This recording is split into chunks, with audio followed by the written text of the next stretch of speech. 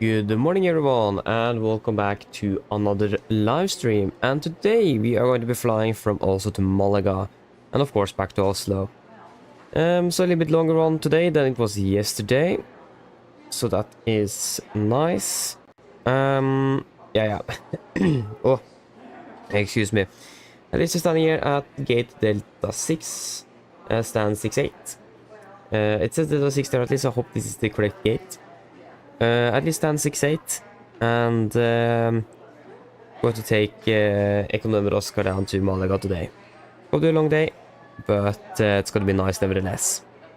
So, before we start off with the briefing, I want to introduce the members, of course. We have Christopher, Spot01, Urxis, Ave Jonas, Unity, and ATC series. So shout out to all of you, and as always, thank you for the support. So then, we are pretty much ready to go. Yeah, so regarding the echo, because the microphone picks up the announcements from both the cabin crew, ground crew, and the from the terminal and the sim. I have tried to fix it, but since it is voices, it is a bit hard to remove it completely.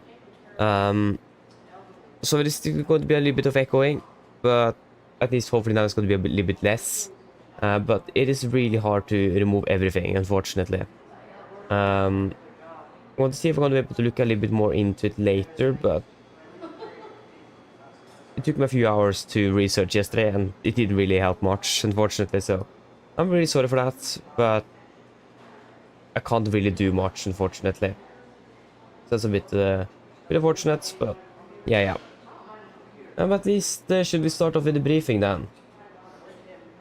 So today, on the 2nd of March 2025, we're going to be flying two sectors between Oslo and Malaga. And we're going to be flying with Lima November Echo November Oscar under the Norwegian Air Shuttle AOC today. And I'm going to be piloting command and also pilot fly for both legs. So for our first flight, we're departing out of Oslo at 1600 UTC, 700 local. With a flight time of approximately 3 hours and 50 minutes with a STA in Malaga at approximately 10:15 UTC. We are expecting flight level 36 primarily today and 37, and we do not have any dispatch remarks for this flight. About 13.7 tons is minimum requirement for this flight, so that's something we can expect as minimum. But again, the final fuel figure is something I'll be discussing after we have gone through the flight plan here. We have Lisbon as our alternate today. We have nothing on the mail. We are expecting 159 passengers with a takeoff weight of approximately 69.2 tons, so about 69.5 then I imagine is what we are going to be ending up with. Maximum share is going to be 9 at the D-log, so it could be a bit turbulent en route today. If you just find D-log here, it's going to be a bit rainy over Spain as well, so I imagine it is around there. Yeah, it is right before Madrid FIR over France, southern part of France, over the Pyrenees, with a 9 starts at Novan after entering into French airspace, and then after entering, yeah, it's going to be in about the middle and south of France then, I imagine, that we could expect the high share value there. Other than that, when it comes to the weather, we actually do have some segments as well. We have one over Lisbon, and we have 2 over Norway. Just going to quickly check those. Yeah, so both of them are not going to be really valid for us. We have one up in northern and a little bit between the east and west. So both of them are going to be with turbulence or regarding turbulence. But other than that, we don't really have anything. And also the Lisbon one is located over the Atlantic, southwest of Lisbon itself. Or actually a bit west, so we're not going to be affecting us here either.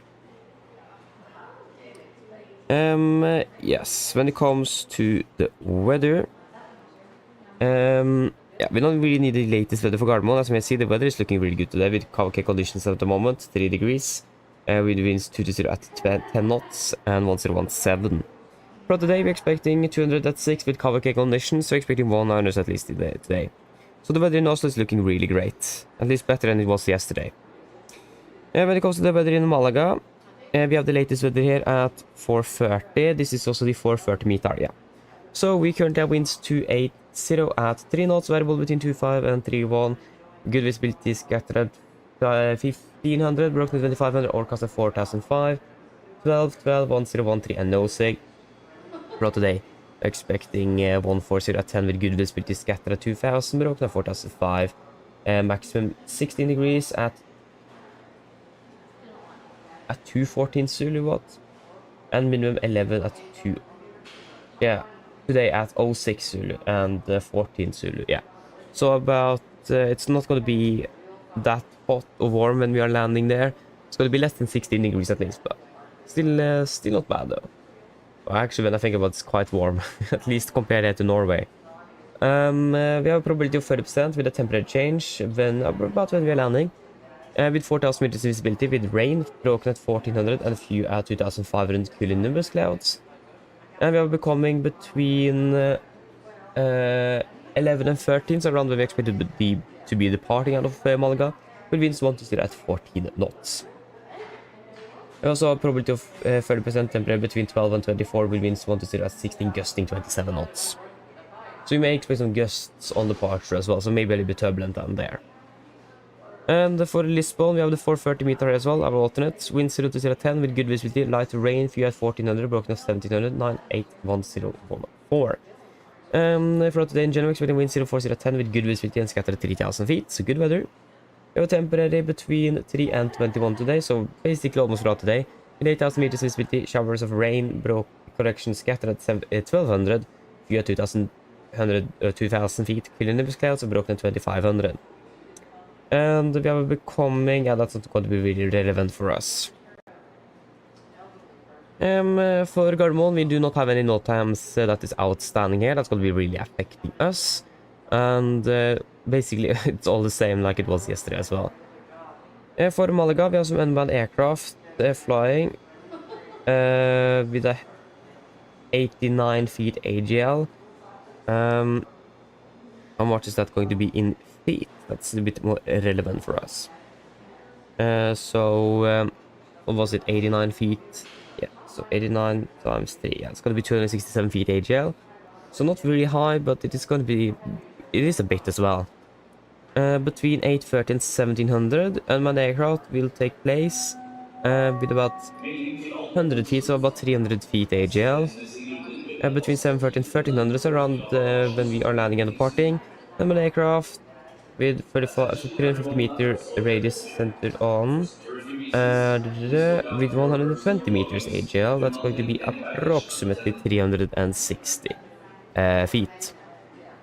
Between 7 and 19 as well, there is going to be some unmanned aircraft flying around with about 60. That's going to be about 180 feet. So yeah, basically the only really notable thing we have is that general aviation that could be really relevant for us. The only notable thing here is that we have some unmanned aircraft flying around when we are expected to be arriving and departing out of Malaga. Other than that, we don't really have anything else significant today.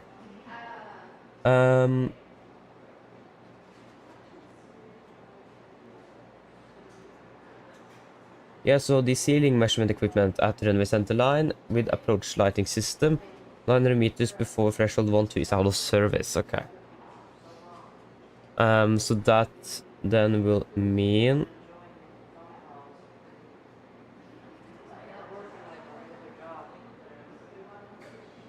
yeah, we didn't approach lighting system. So basically the ceiling measuring equipment at the runway 12 is out of service. So we're getting the accurate height of the cloud at the runway 12 is probably not going to be really easy for them to obtain. That's good to know. The only really notable thing in Lisbon as well is that the ILS category 3 for runway 02 is downgraded to Cat 2 instead. And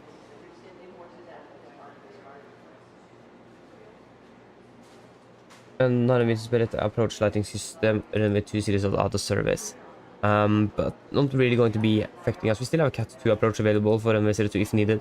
So, but at least the ILS is not out of service, so that is a good start. Other than that, if we go down to the significant weather chart, of course.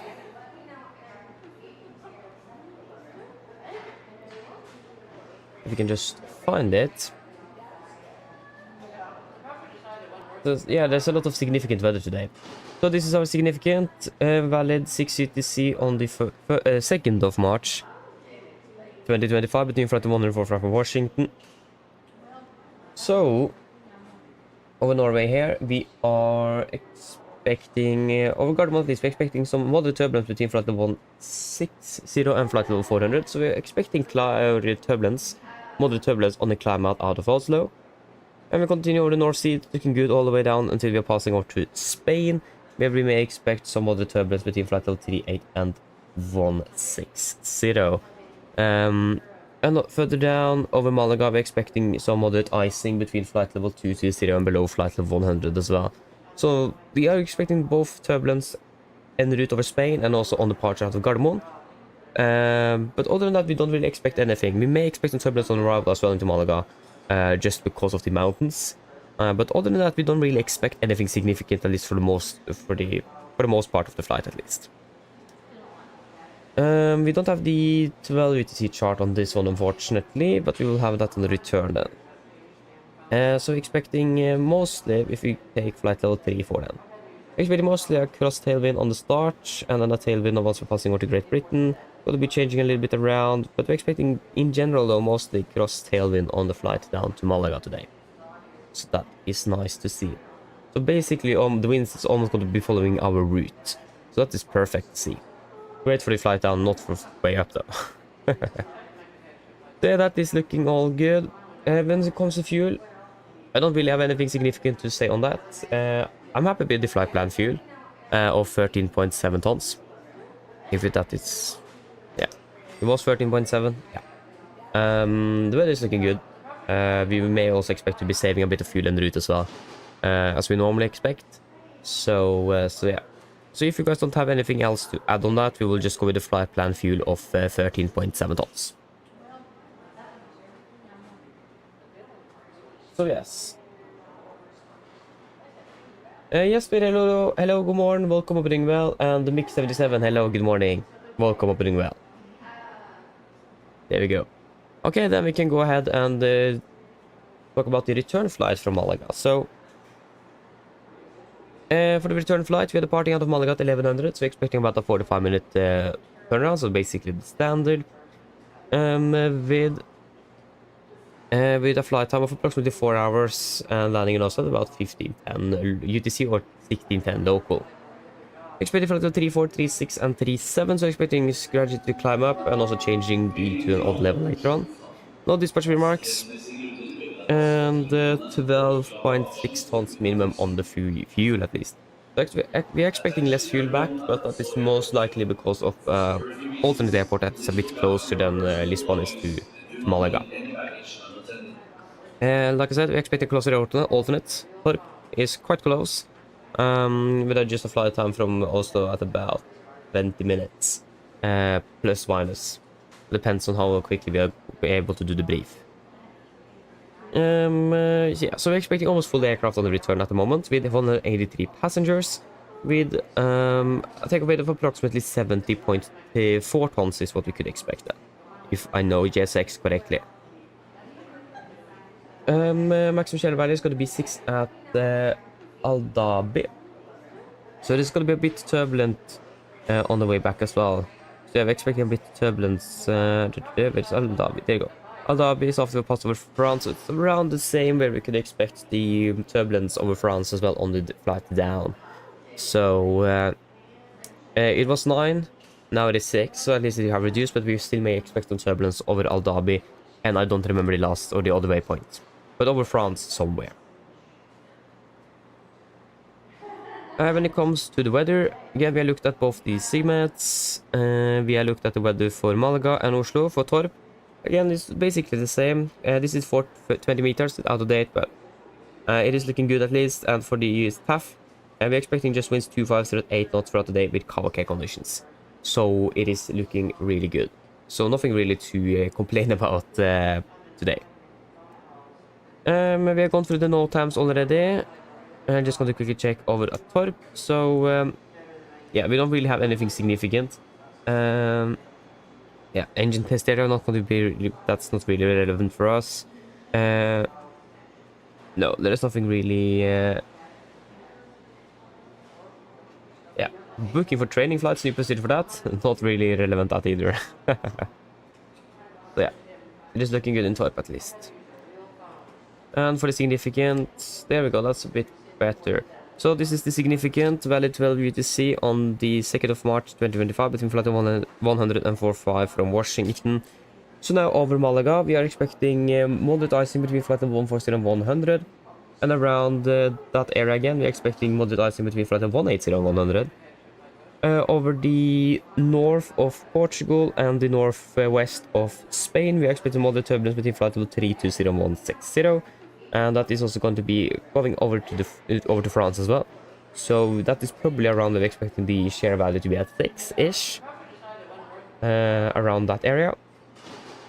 Further north, nothing en route for the rest of France, Belgium, the Netherlands and Denmark. What's coming into Norway, we are expecting moderate turbulence between flight 100 and 160. So that turbulence is still there, and we're expecting that once we're passing over the coast of southern coast of Norway and all the way into Gardermoen.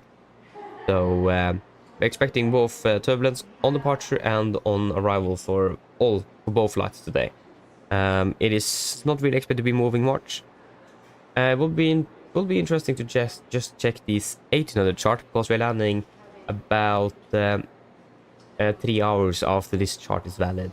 So the weather could expect to be moving a bit. But since it is here now as well, don't really expect the turbulence to be going anywhere in the near future nevertheless. So it looks like the turbulence is going to be standing still for the most part.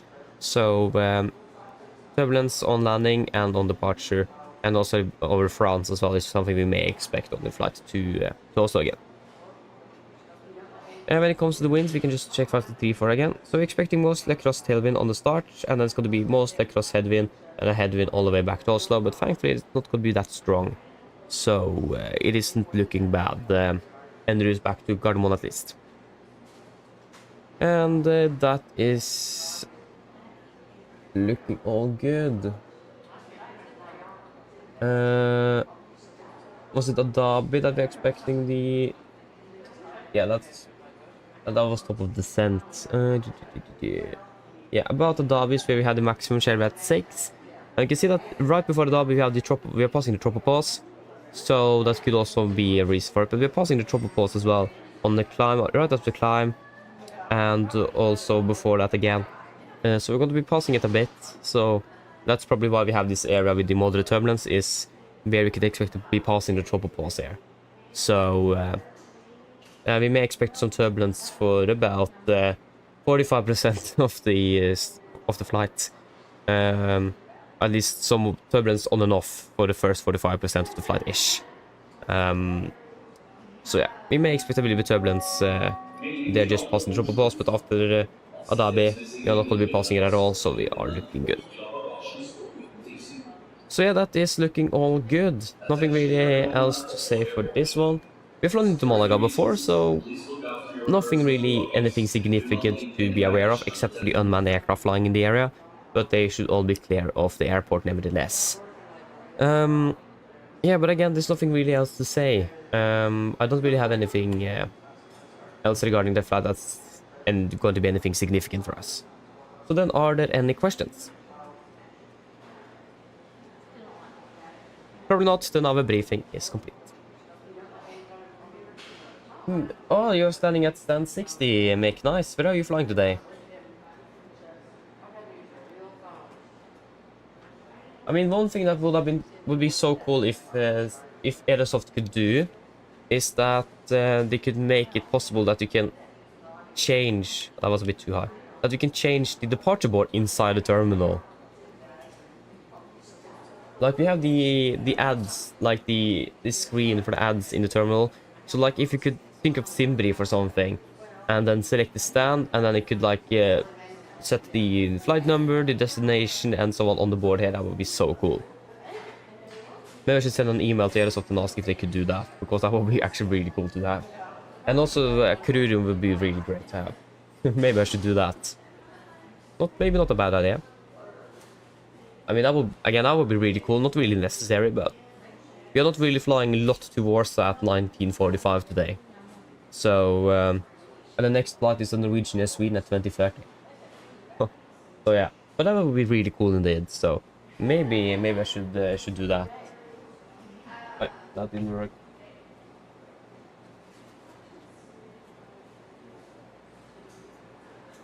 Nice. Yes, we are standing. You're doing that flight today. We were actually supposed to do that, but we don't have it on with Papa Kilo today, or I couldn't find it anywhere. So we were actually supposed to do the Milan flight with the Gdansk as well. That was actually the first flight, but we didn't have the Sierra Echo with Papa Kilo. So that was actually the flight we were supposed to do today.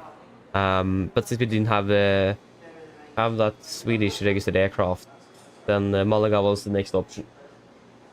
So that was a bit unfortunate. But yeah.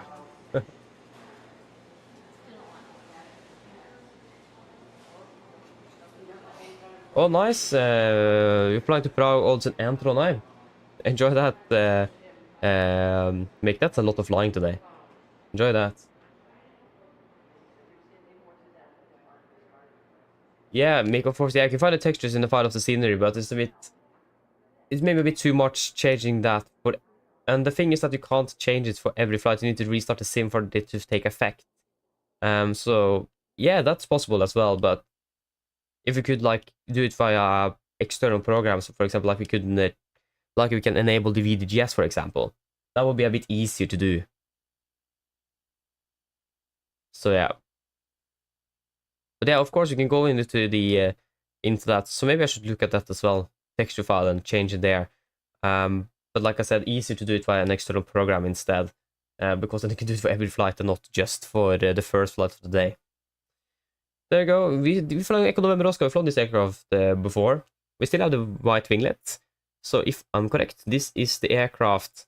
I don't remember which one it was. Either this is the aircraft that collided with another Norwegian aircraft last year, or it is the aircraft that collided with the fence in Gardermoen last year. I don't remember which. But at least we are flying with one of the aircraft with Norwegian that have collided in Gardermoen, so that's great.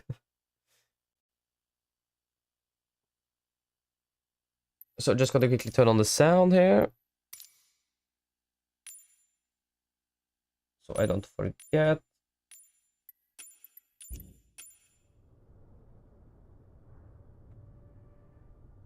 Okay, empty cabin today. Or not today, but for now at least. And there we go.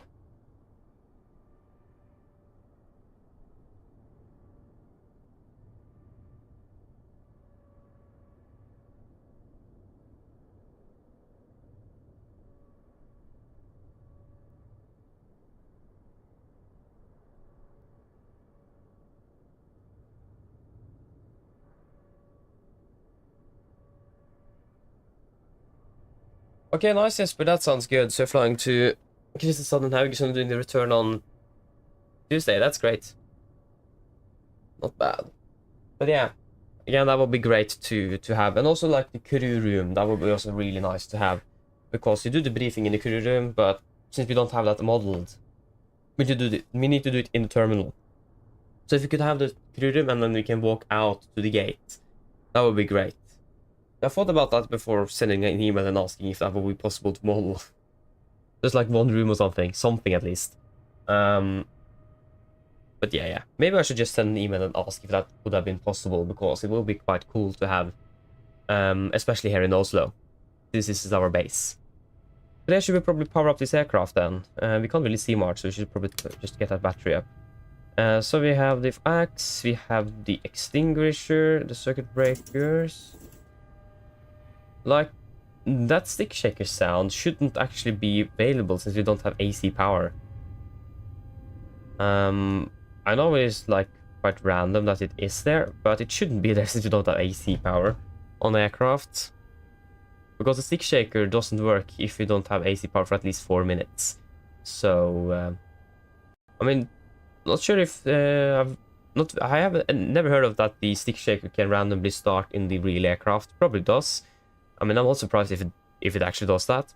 But it shouldn't if you don't have AC power for 4 minutes. So, but yeah, that's like a minor detail though. So yeah, at least everything is looking good, so we can power up the aircraft.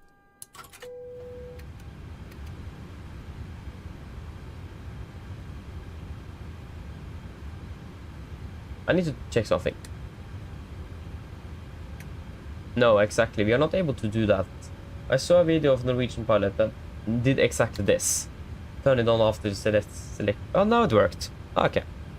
Yeah, that's great. Then it is easier to remember that.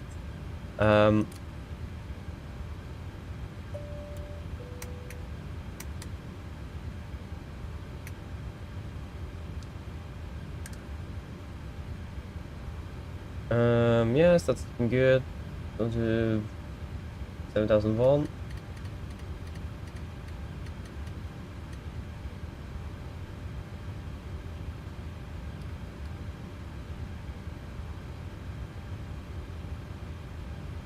Yes. You're looking good here. This is looking good. You should be there. Yes. Wonderful. GSX haven't really been cooperative today, unfortunately, so we'll wait to see how this goes. Should have reinstalled GSX yesterday, but I thought maybe it was just a one-time issue. No, it isn't. So yeah, we'll just see if we can request the refueling without any problems. I couldn't operate jetway and select the ground handler without GSX crashing. So this could be interesting.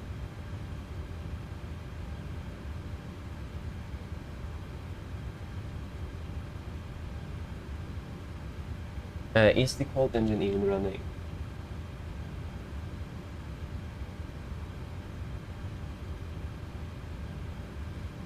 No, it isn't. That's why it isn't working. Just let me start it up first. This is like the problem with GSX. The nice thing with that we have with the external program is that we can install profiles for GSX without restarting the simulator. But the unfortunate thing is that it is a bit unstable. So yeah, but maybe actually the crashes here might not be because GSX is just GSX. It might be because of the latest update there. That's GSX being GSX though. So yeah, can we please just get GSX up and running? I come. Let it load a little bit first. We do the test while we're waiting. So the overheat. Yes, that's looking good.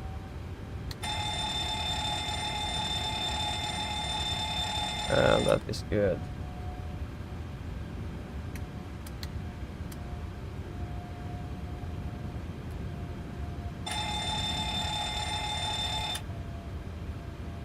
We have 92, 92, and 95 and 95. That's good to see.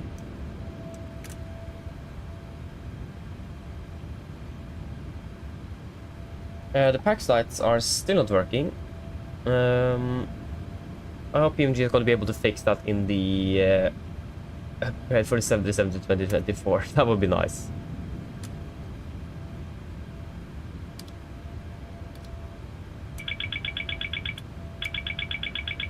And again, we need to wait for DC power or AC power for 4 minutes before that is going to be working. Yes, there we go. It's exactly half an hour until departure.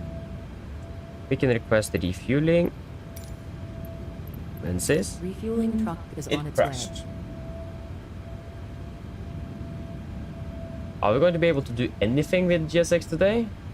Like, it worked quite alright yesterday, except for when we were after landing in Oslo, where it crashed all the time when we were trying to select the gate. I'll just try to run it as an administrator and see if that could help anything.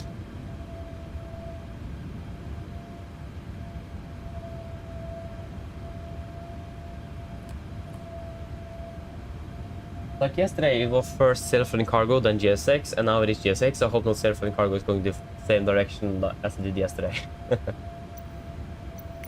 Okay, try again. First refuel. Mensis. Refueling truck is on its way. Maybe it is Mensis that is causing the problem.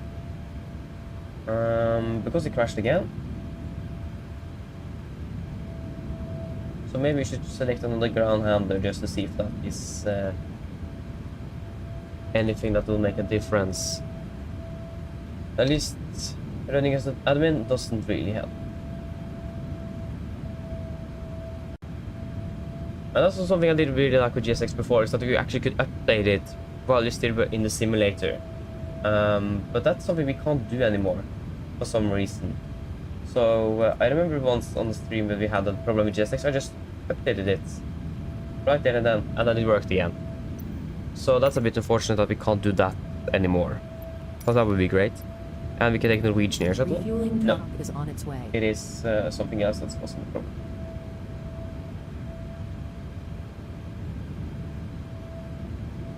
Okay, so then we will just go ahead and request we can just request the PMDG fuel truck then. Why do we have 10.4 tons? GSX just added that without any... Why do we have 10.4 tons? What? That's a lot. We're going to have 13.7 though.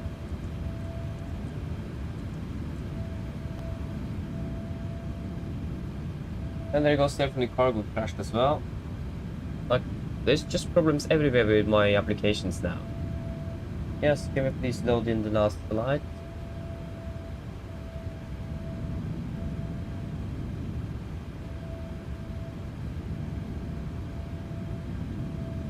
Yeah, that didn't really work. Try again.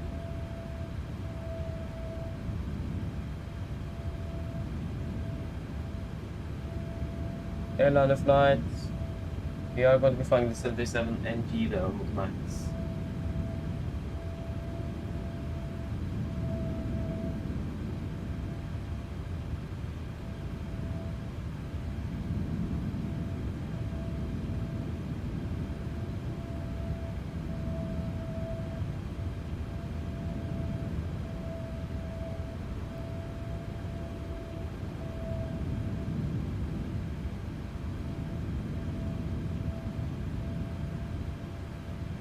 Okay, now it worked.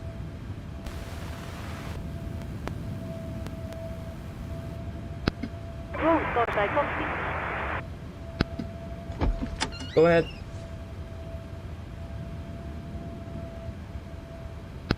Hi, Captain. Microphone check, please. Read it loud and clear. And the fuel truck is start. Radio check IS-Sohvete. Vielä ei kontaktiivinen lieve eli torstaista rouva.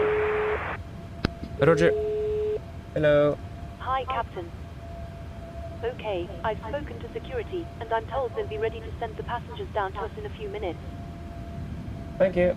No problem at all.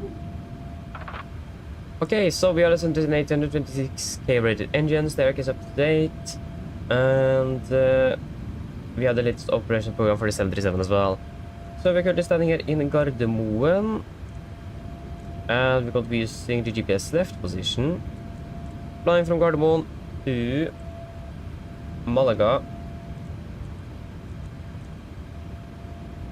We're going to be Nordic 8 Alpha Golf. Nordic 8 Alpha Golf, and we can disregard. Yep, 8 Alpha Golf, departure runway, expecting one on the right, while the Vippa 6 Delta departure.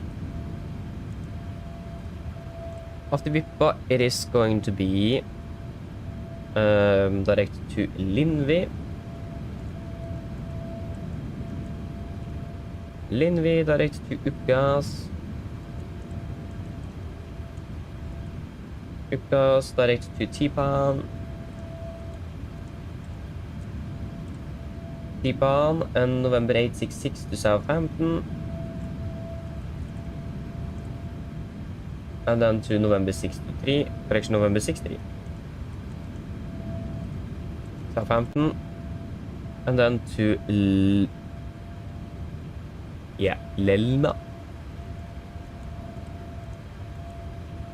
Lelna, and then direct to Novan. Wait, Novam eller Novan? Novan. Novan. That's going to be That's going to be east. No, this is going to be west.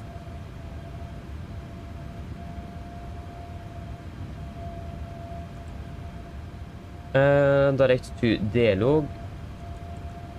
Delog was the waypoint with the Chevrolet at 9, wasn't it? Then to Risa.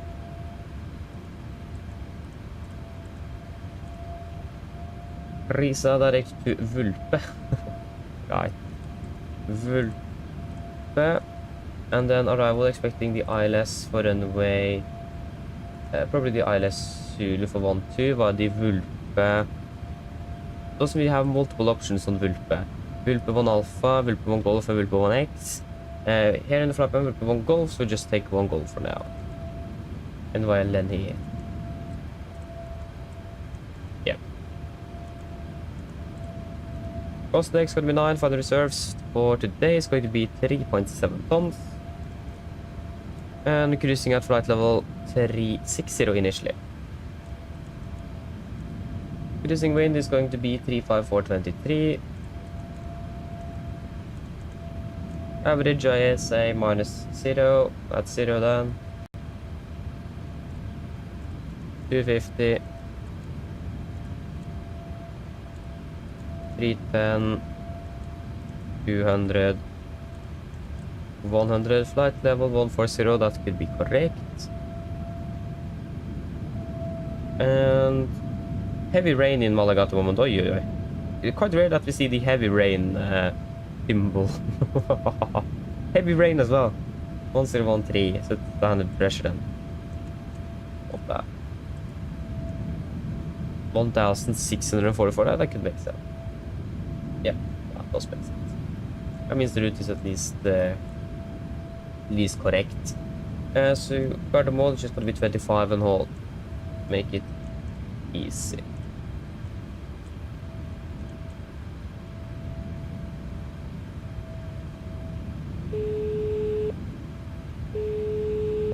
Hello. Hi, Captain. We're ready to start boarding. Are we okay to begin? Oh, GSX crashed again. And I'm getting really mad at GSX. Is it seriously not going to be working at all today?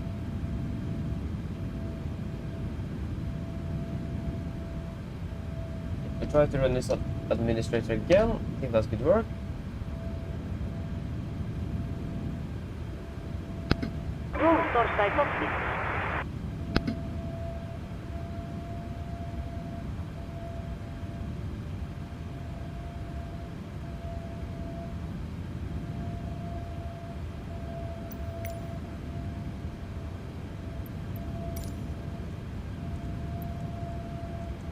I will just use the default from what GSX says. Hopefully that could help.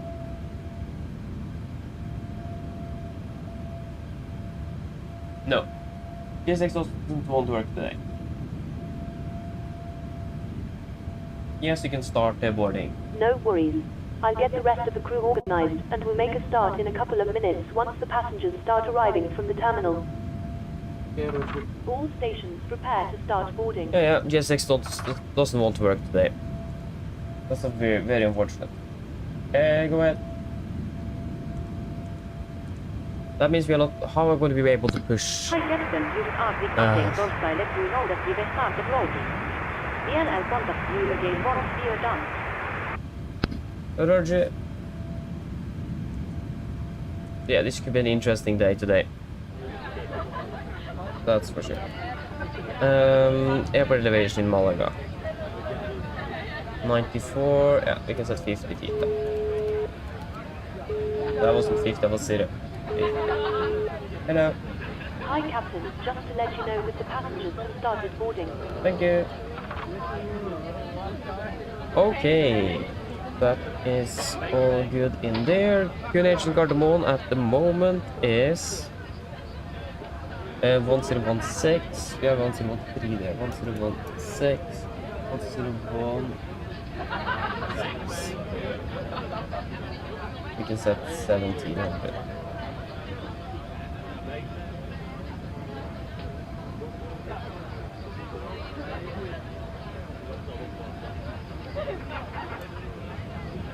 And we have, yeah, that's still one left.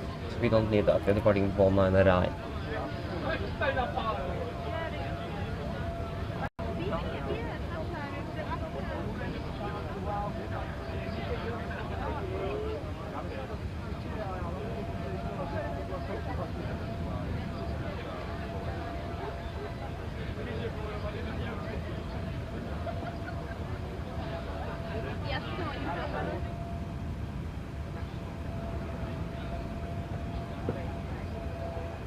At least de-icing is something that we don't need to do today. That is good. That is really good. Get this stuff in the traffic straight away. Okay, then we can go ahead and prepare some charts as always. We want the airport, takeoff mins, parking stands, VIP plus 6 Delta, was 6 Bravo, there goes 6 Delta. Arrival into Malaga, we want the airport, takeoff mins, parking stands, study Vulpevon Golf, Vulpevon Romeo, X-Ray, Alpha, there you go, Vulpevon Golf, and then we expect the ILS Zulu font. That is what we are expecting at the moment. Good. You can do the landing dispatch, so variable 2 knots, 4,500 meters in visibility, heavy rain, scattered at 1800. Broken 4500, broken 50, 600, 12, 12, 1013. So variable 2, 12, 13.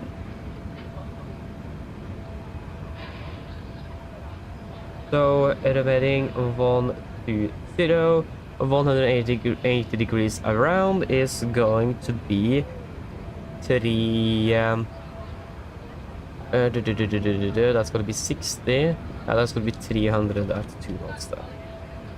12 degrees, QNH 1013. 12 degrees, that means we don't need any anti-ice, but it's definitely a better runway. Yeah, there we go, we can land with maximum landing weight. So that is good. Expecting 1 on the right. Flaps 5, optimum rating, engine, anti-ice off. So dry runway. Yeah. Okay, are we ready to do the briefing then, perhaps?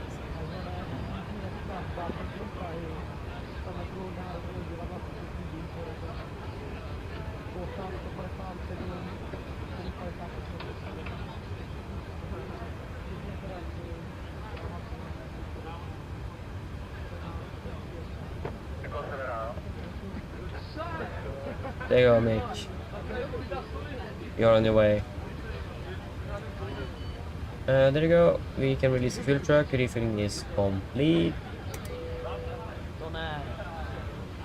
And we need to set the payload though, since GSX doesn't want to work. So zero fuel weight is going to be fuel rate 55,900. 55.9. There you go.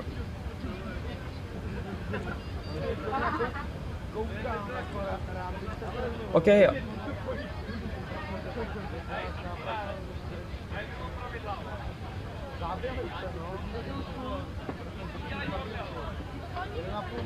Nice, Jesper, that's great.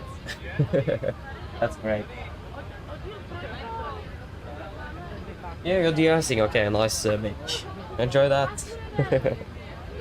Okay guys, I'm ready to do the departure briefing. So we start off with the emergency briefing. Above 80 knots, below 80 knots, we will stop the aircraft for any warnings. Above 80 knots, we will stop the aircraft for fire warning, engine failure, predicting windshield warning, or airplane enable or safe to fly. If I can stop or stop my controls, I will close the first levers, disengage the throttle, apply max manual braking, or verify operation of the RTO. Manual raise the speed brake handle, apply maximum reverse thrust to stop the aircraft. If you can stop, I will verify first lever closed, all throttle disengaged, max braking applied. I'll close speed brakes up, speed brakes slowed up, verify reversers set, and call reverse status. I will call 80 knots, 6 knots, auto brake disarm, and advising C.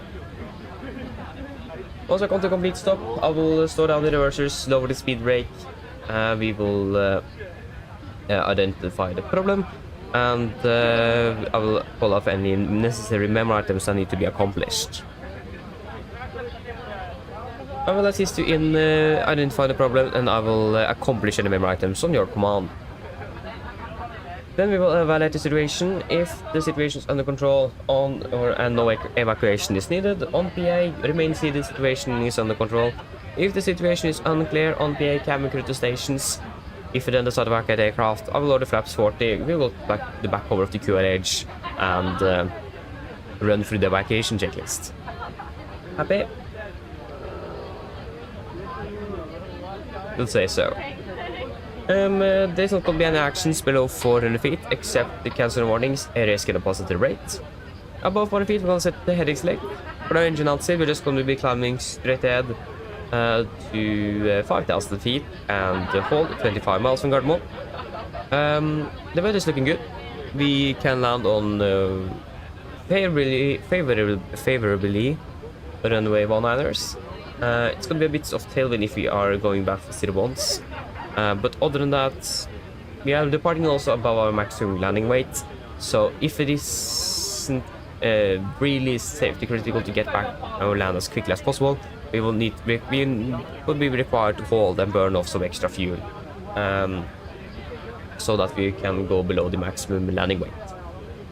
Other than that, the weather is good, so there is nothing really to be concerned of here in Oslo about that, at least. Any questions? Probably not. Then we can go to the route check. So for the route check, we have first the VIP departure and then VIP, of course, direct to Lindve, direct to Uppgas, direct to Tipan, November 866 to Southampton DR, November 63 to Lella, and then to Novan, and then direct to Delog, and then direct to Prisa, and then direct to Vulpe, and then the Vulpe arrival in for runway 12 in Malaga. Ground distance is 1,652 compared to 1,644. That's about 8 North miles difference, so that is close enough. And we expect to be landing in Malaga with approximately around 4.1 tons of fuel. We don't have the load sheet yet or set in the refuel weight, so we will not be able to see that at the moment. Okay, then over to the taxi. So, for a airport chart, 10-9 effective 5th of September 24. We are parked down here, stand 68. We could expect a straight push, going to take a left turn on to Delta. Left on Papa or Victor. Most likely just left on Papa, right on November, and we will go full length for 1 hour right today. There is no hotspots except for on Victor, but we are going for Papa, so that's not going to be really relevant for us. No hotspot, tax restrictions, or any notable no times in Gardermoen today. Marine condition is reported to be good. Just going to confirm if it was 5 or 6. I think it is 6. Since it is clear skies and no precipitation, but it could be 5 as well. It is not cold either, so there shouldn't be any chemicals for de-icing on the runway at least, from what I know. I will double check if I can just get that information. Thank you. One on the right is currently reported to be 555. Good. So that is good to see. And better conditions Oslo. It is really nice. Nothing really to complain about there. So that's all good. When it comes to the SID, we are departing by the VIP 6 Delta departure. This is on chart 10-3 Lima, effective 17th of June 21. So we're departing initially on the runway heading, and I'm going to be taking early a right turn to the heading of 241 degrees to Gulf Mike 442, maximum 230 knots. Then continue to Gulf Mike 607, and then to Nadon, Nedsa, and then to Vipa. MSC in Oslo is 3,000 feet, maximum 250 knots. Below flight 100, unless otherwise instructed. Initial climb clearance is 7,000 feet. and we have a warning as well. So, segment distance from extended ascent line to Gulf Mike forward 2 is less than average flight path. And noise abatement number 2 in use, so that means after 1500 feet AGL, we've got to set speed event, bug up to 220 knots, pre-takeoff flap scheduled, while surpassing 3700 feet on the QNH, we're going to cancel speed and continue acceleration. And we do not really have any threats for our departure today either. So yeah, that should be it. Are there any questions?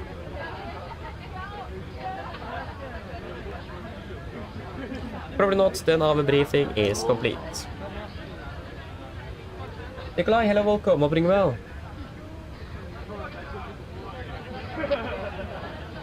Oh, you were going to be flying up to Longyearbyen with the stopover in Tromsø today. Oh, and the simulator crashed. Or it isn't working. Oh, that's so unfortunate. Oh. Yeah. That happens. Like, I have a problem with GSX won't work for me today, for example, so at least we share something in common. So yeah. Yeah, that's really unfortunate to hear, Nikolai.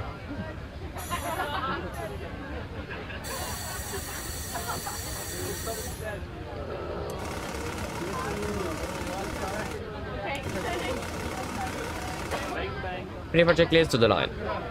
Pins and covers are removed, oxygen test 1%, now transfer on display switches. Normal and auto, window heat. On, presentation mode selector, auto, flight instruments. We're tracking 102 degrees, QNH, 1016, reading 685 feet, that's 685, that's plus minus 0, yeah, plus minus 0. Brake brake is set, engine start levers cut off, and taxi takeoff briefing completed. The checklist to the line is complete. Then we can go ahead and do the PA, so flight time is going to be about 3 hours and 50 minutes, and with some turbulence on departure over southern France, and maybe on the Ryzen to Malaga as well. Mine damer og herrer, god morgen. Mitt navn er Fabian, jeg er kaptein ombord i dag, og på vegne av Norwegian og resten av besetningen så ønsker vi hjertelig velkommen ombord denne flyvningen fra Oslo Gardermoen til Malaga. Flytid til Malaga i dag er forventet til å bli rundt cirka rundt cirka 3 timer og 50 minutter. Vi begynner snart å bli klare for avgang her fremme. Vi forventer å dytte ut av gaten om rundt 5 minutter. Siste kan være setter ned, ta på sikkerhetsbeltet. Også for deres egen sikkerhet og ansvar, så anbefaler det på det sterkeste å følge på en veldig viktig sikkerhetsinformasjon som går fra kabinbesetningen nå, veldig snart. Når det kommer til taksturen vår i dag, sagt den forventer vi alt for lang før vi er klare for avgang. Avgangsruten vår i dag også er ganske så grei. Vi kommer til å ta først sørover, for vi ganske så raskt kommer til å ta en liten høyre sving for å fly litt unna av unnskyld meg.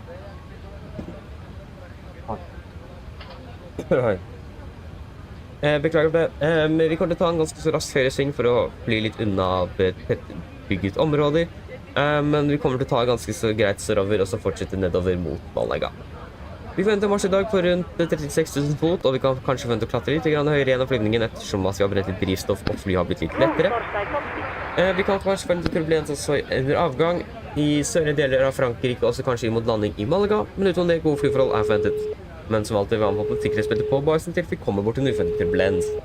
Å være i Malaga for øyeblikket ser ganske så ok ut. Vi har litt grann vind kommende fra nordvest. Det er litt grann lave sikt med noe regn for øyeblikket og 11 grader. Ellers sitter ned, slapp av, så vi var en veldig fin flytur med Norwegian. Jeg skal til annen fisk på den.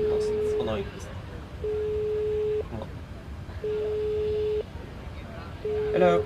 Hi, Captain. Okay, here's the low sheet from ground.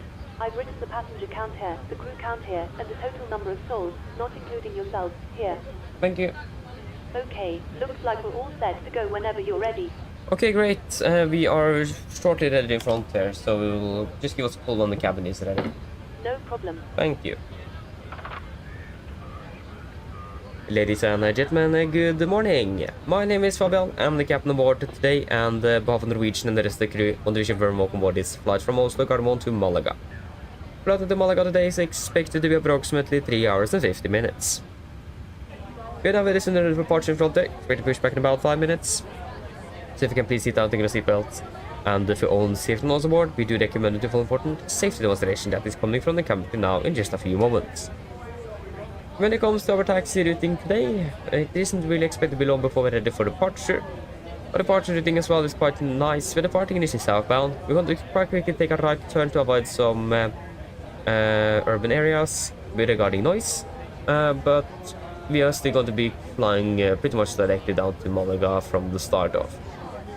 We expect to be cruising at approximately 36,000 feet, and we may also expect to become a bit higher later on during the flight after we have burned some fuel and aircraft have become a bit lighter. We may expect some turbulence on departure, maybe also something on over the south of France, and also on maybe arrival into Malaga. But other than that, for the rest of the flight, it is looking good, but as always, we do recommend to have a seatbelt on just in case we encounter some unexpected turbulence. And the weather in Malaga at the moment is looking quite alright, with just a little bit of wind coming from the northwest. It is about 11 degrees centigrade, and a little bit lower visibility at the moment with some rain as well. Otherwise, sit down, relax, and we hope you enjoy this flight with the Norwegian. Thank you.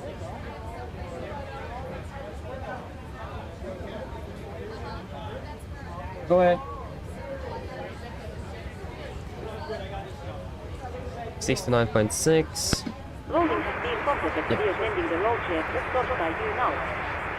We are waiting for you Pushback closely. Now we can fire Only again. the keep on light and pictures on the LL contact you Pushback taking Pushback. Roger. And 19.4.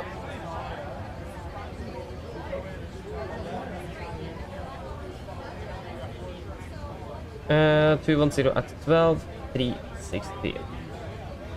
210, 12, 3, and 1016. Full length, yes. Calculate, that's going to be a takeoff 131.91.4. Takeoff 131.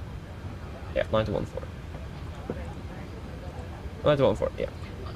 Flaps, 5, trim, 6 units, 43, 44, 50, 43, 44, 50.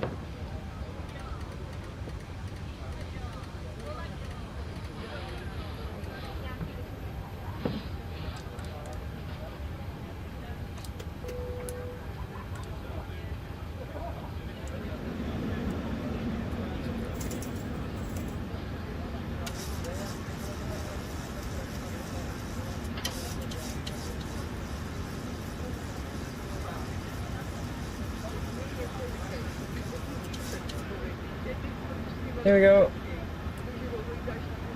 For checklist, below the line. Here we have 13,700 kilograms on board and ramps on, passenger descent set, auto brake, RTO, CDP make cars completed, takeoff speeds 143, 144, 150, MSP 150, 0 to 7,000. Correction, that's going to be 100. Sorry for that. They landed on 01, yeah, they landed 01 yesterday, this aircraft from Gran Canaria. That's why it isn't 192 and 192. There you go. MCP 150, 192, 7,000. The project is complete. Cockpit ground.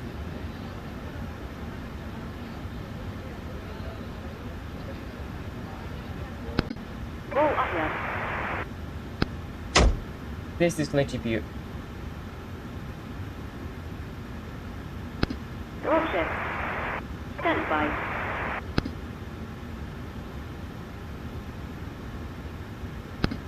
Roll cover has been disconnected. Thank you.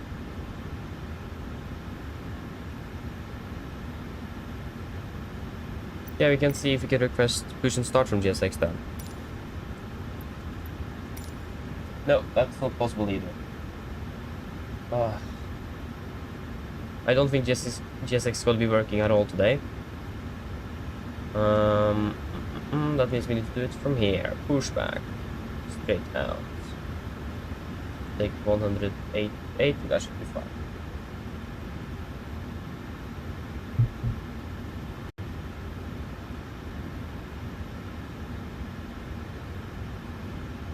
There we go. We are ready. Clock is exactly on time, so we're pushing about 1 to 2 minutes behind. That's fine. Need to close the door.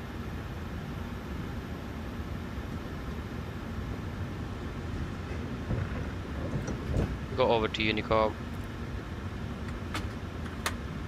And we can start. Ground, flight deck. Go ahead. Beacons on, brakes released.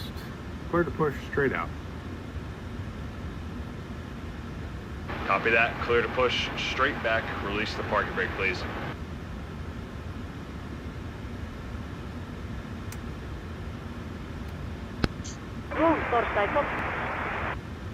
Go ahead. Go ahead. Go ahead. Go ahead.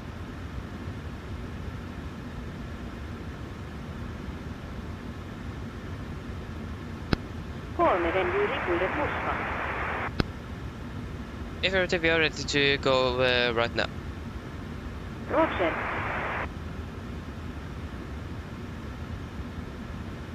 Okay, before start checklist, flight door is closed lock, doors windows, closed lock, anti-glitch light on, transponder, altitude off and rudder atrium free, and 0 before start checklist complete.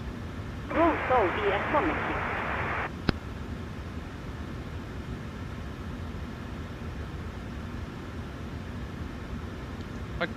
Brakes released.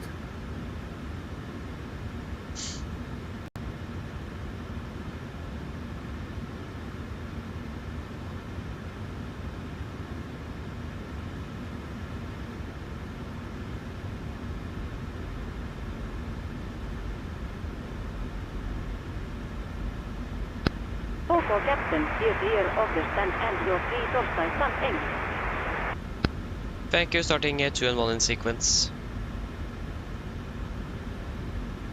I forgot announcing pushback. Yeah, that's fine.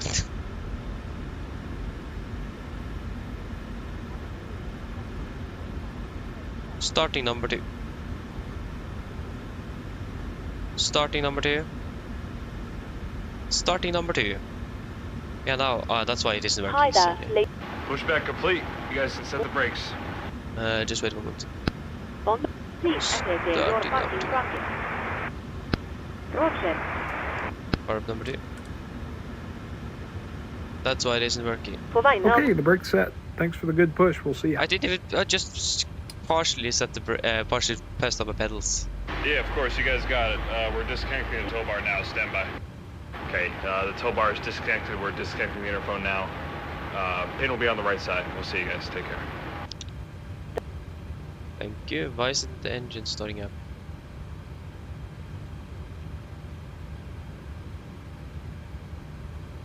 That would We'll abort the engine, start. Parking brake set. stand by. Please keep your parking bracket on while we monitor engine startup and disconnect the tow. Off. Should the cap Det är ju upp och running, så why isn't you starting?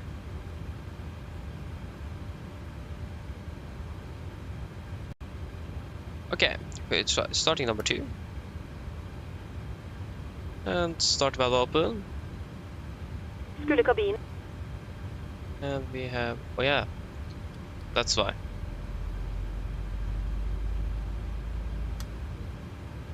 Got to switch over, that's why I didn't see the M2. In the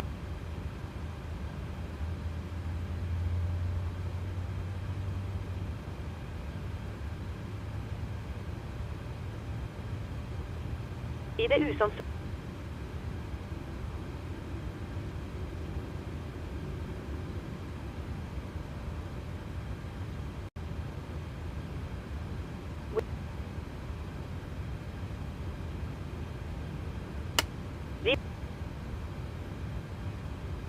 There we go. while Starting we wait number 1. Starting number 1. Roger. Target number 1.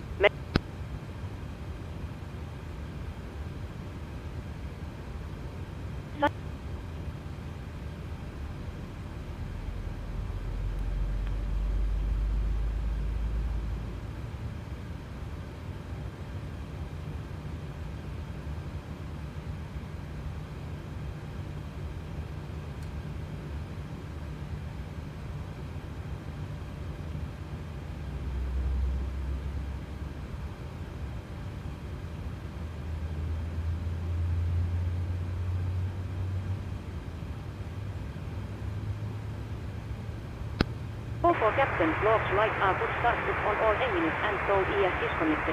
Nouse here ES please your foot torstai go. DNL get also get disconnected now, so have a safe flight. Look out for the thin straight ahead and VNL see you next time. Fuck you for the help, Pinch-Ted. Have a good day. See you later. Bye.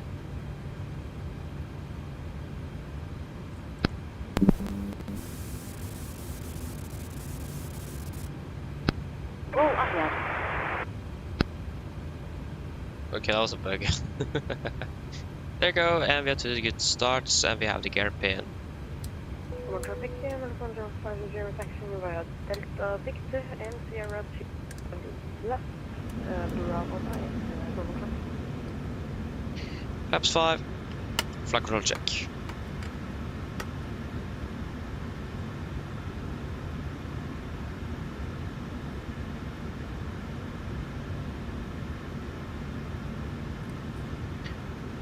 Before taxi checklist. Generators on, probate on, anti-ice, off air compress packs, auto isolation valve, auto engine start switches, continuous, recall checked, engine start levers already 10, flight controls checked, ground equipment is clear, flaps 5 brown, 5 green, APU off before taxi checklist complete.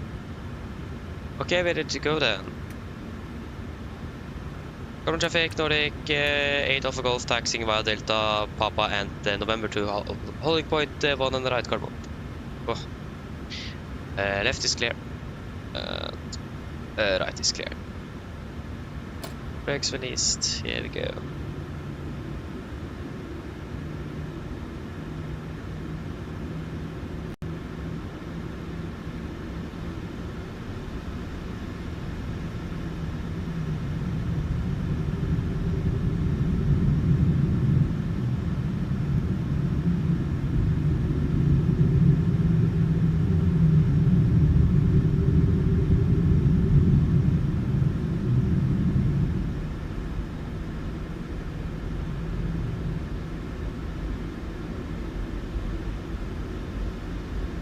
I should probably push significantly longer back.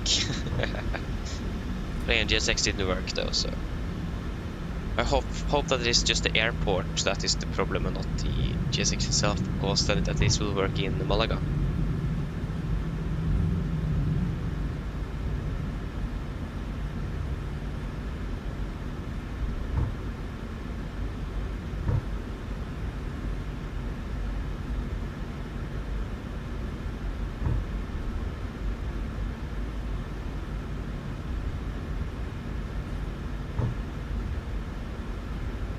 Right is clear, left is clear.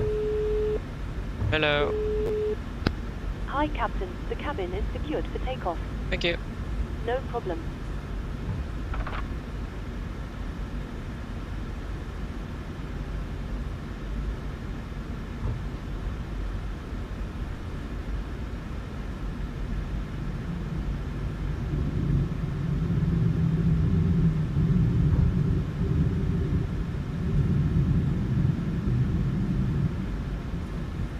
Left is clear. It's clear, of course. Nice.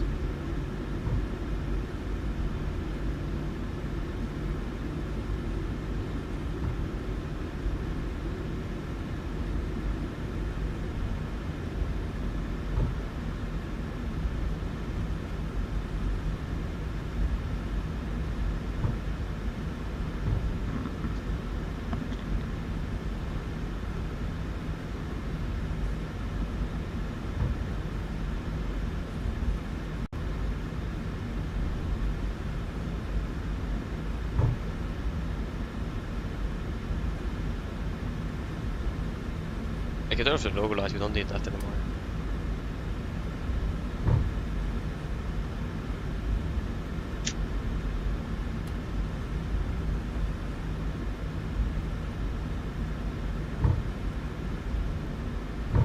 Left is clear and the right is clear.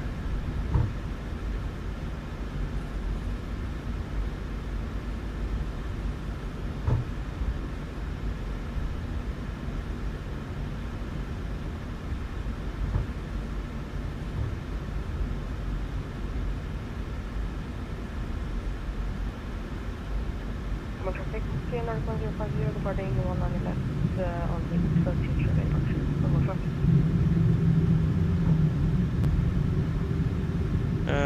Right is clear, left is clear.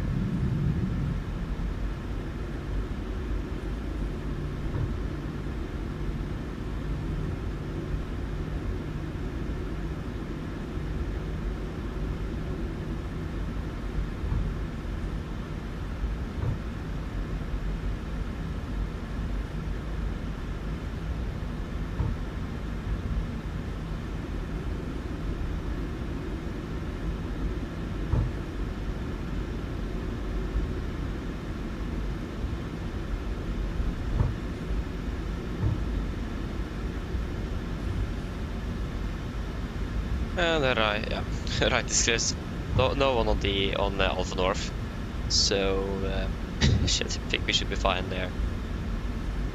We're going full length.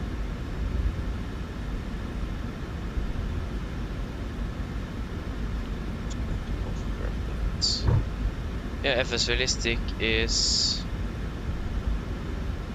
it even running? Yeah, it is.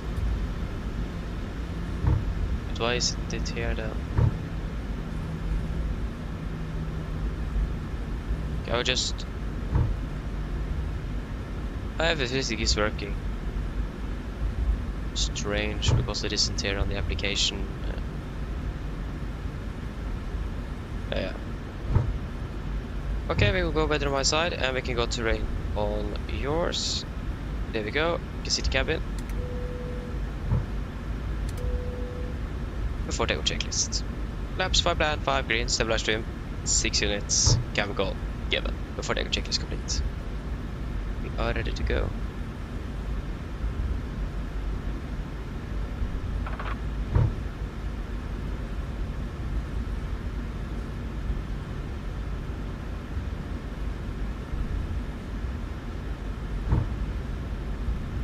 Approach path looks clear for one on the right at least. Don't really see any traffic.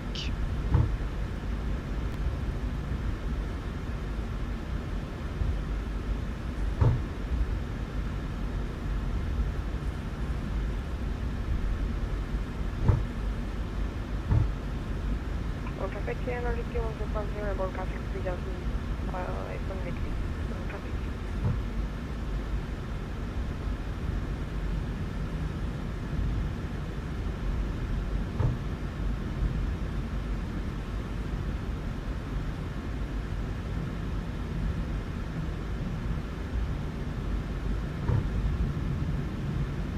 And the right is clear. And left is clear. Corner traffic, Nordic 8 Alpha Golf, landing up departing 1 on the right to Alpha 9 Carbon.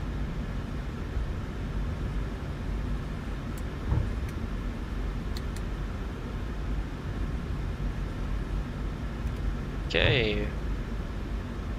Are we ready then?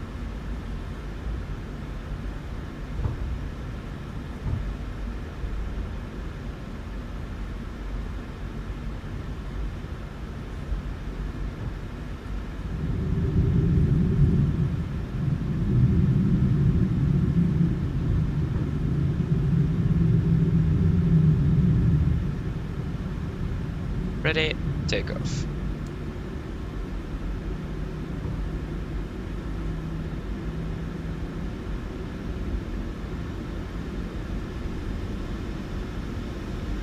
Stabilized, setting thrust.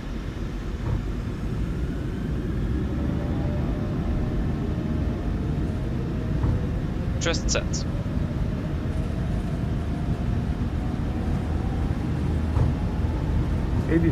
Checked. I'm not from this connector center by the way.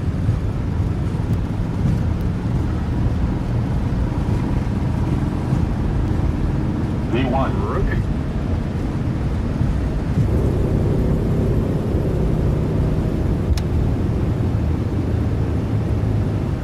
Positive rate. Gear up.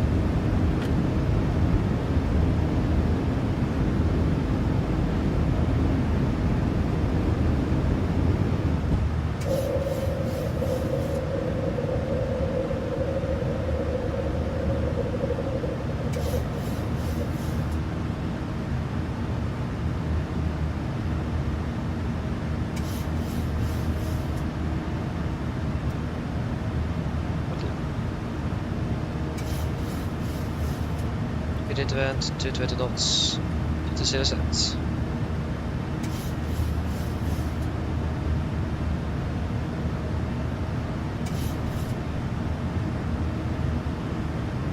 Flaps 1, speed checked.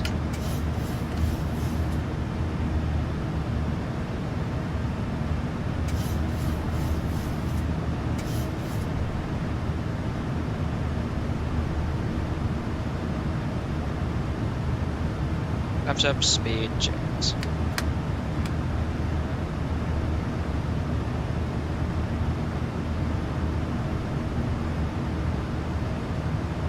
Cancel speed.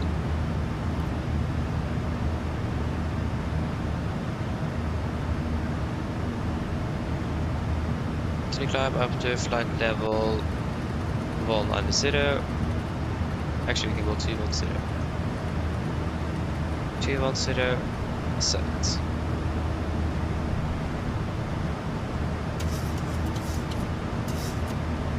Set standard, standard.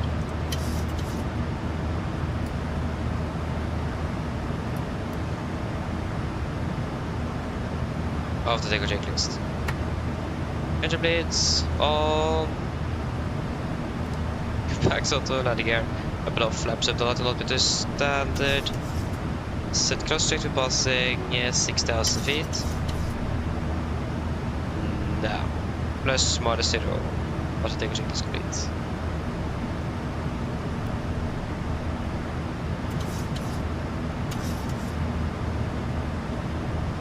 Look at turbulence. You can proceed direct to Vippa confirm execute.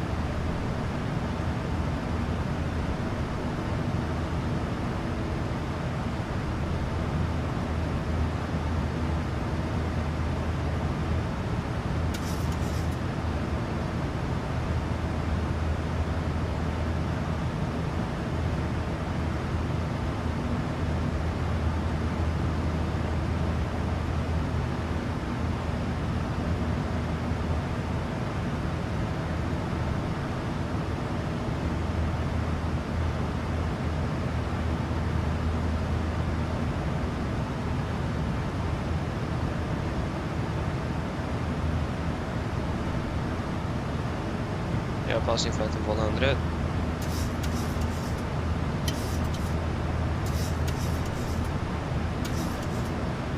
Come on, eh?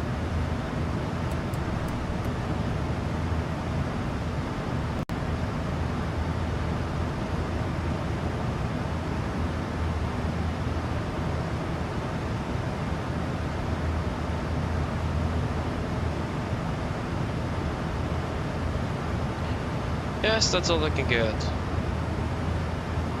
Beautiful sunrise as well, not bad. Okay, so we can delete you. We're landing at 10:03, so we get a landing ahead of schedule, so that is also nice to see. Continue up to flight level 36. 360 set. I will have the seatbelts on for now, since we're expecting turbulence in this area nevertheless, even though it feels like it is quite stable. You're like 1 minute behind schedule. Yeah, that happens, yes, but... And then the aircraft is suddenly behind schedule and it's not scheduled, yeah.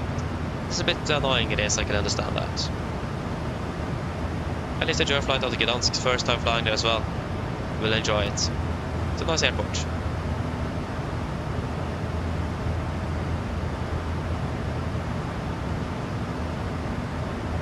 So yes.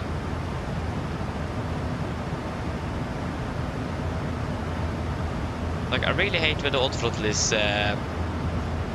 overridden by my physical thrust. It's a bit annoying.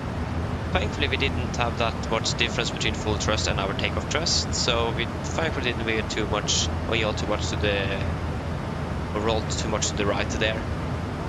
But it's always the left.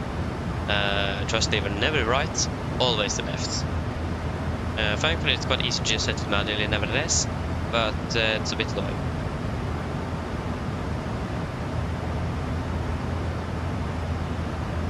Also, one thing that's a bit unfortunate is that we forgot to turn off the APU bleed. And that is not necessarily a good thing. If I'm correct, we may have damaged the APU bleed now, because there's no physical stop. So if you advance thrust on the engines, like it is generally though, if you have the APU on, there's no physical stop, so then bleed air might escape. Or there is a stop, but it's quite easy to overwrite it. So bleed air from both engines, or at least from engine number, is it engine number 2, isn't it? No, engine number 1, may go into the APU bleed. That could damage it because it is a bit higher pressure from the engines. So yeah, that's great. But if I remember correctly, it's just when the APU is providing bleed air that's that's significant, because then if we get the dual bleed light, if we just turn it on now, we will not get it. So that's why we have the dual bleed light up in the overhead, is because of that. But the APU is not running, so that means we should be fine, hopefully. But the air is quite stable up here though, actually. It's a bit interesting. We are expecting turbulence, moderate turbulence as well, so that should be something you should feel at least, but don't really feel anything.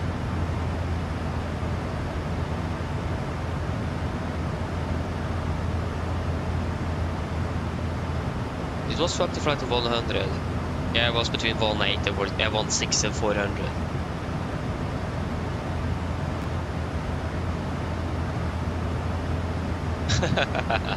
Nice, yes, but she went to bed at midnight and then we woke up at 5:30. Ay.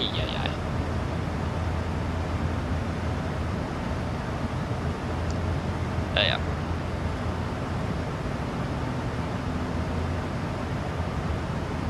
Oslo to 200 as well. Presentation is still good. Yes, it is. Just quickly check the temperature. It's a bit hot in the cabin. On the auto position, it always is a bit hot, especially in the cabin. Like in the cockpit, we have experienced like 80 degrees for some reason. So yeah. Yeah, I can understand that, Jesper. I can understand that. Yeah. Sleep is important, isn't it? Minus 32.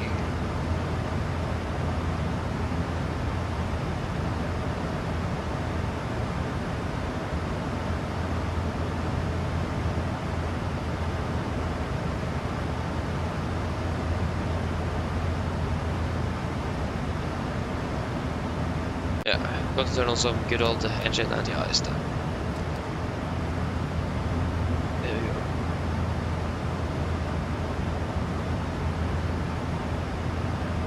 go. Yeah, you are in the turbulence, exactly. We don't have that turbulence. We are in that area, but we haven't really noticed it, unfortunately. Okay, so that means we can just turn off the seatbelts then. No point in having them on if we are not really encountering anything nevertheless.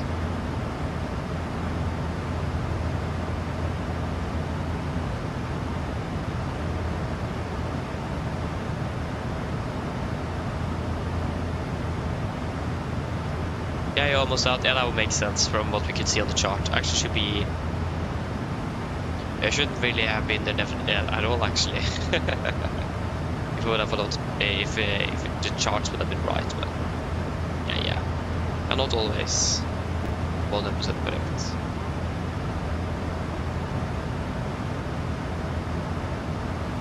Nice.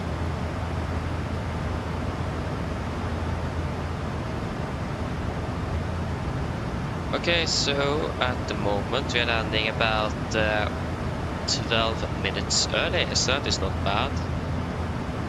Our schedule is 15, isn't it? Yeah, it is. It's the weather like in Malaga now. Yeah, some light rain. But I mean, the weather is still good though, so don't really have anything to be concerned of. Unless I think it's minus 40 degrees, we can turn off and anti-ice that. There we go.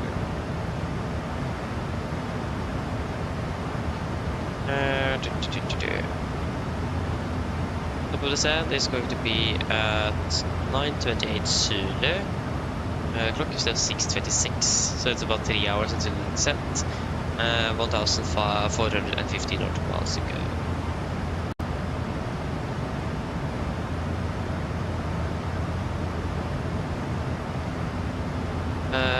When it comes to the altitudes, you're going to be changing over to an odd level at Gasku, and then an even, and then again at Southampton. I will probably just maintain an even level then until Lelna. We're going to be changing to an odd level. No point in switching every 2 minutes. It was just like a 20-minute span in between, maybe even less than that. No really point in actually changing at the level.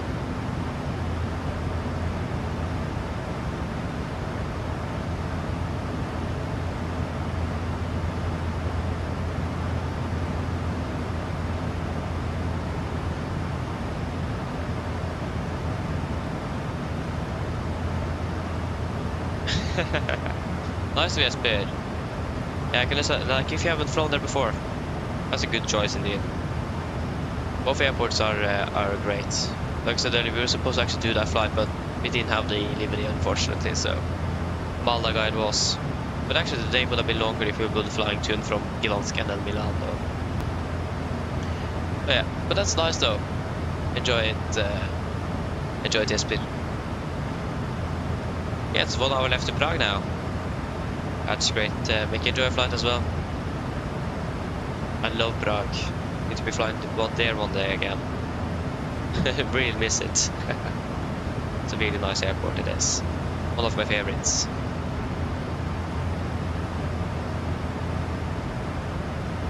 We can think about fuel checks. So, we have been flying for about 15 minutes if we go to the data here. So that means we should do the fuel check at about 6:45.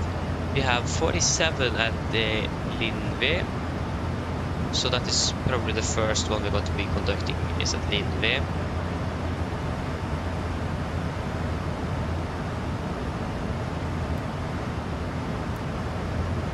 And then we're just going to finish up the turn here, and then we're going to be continuing with the fuel checks here, so we remember those.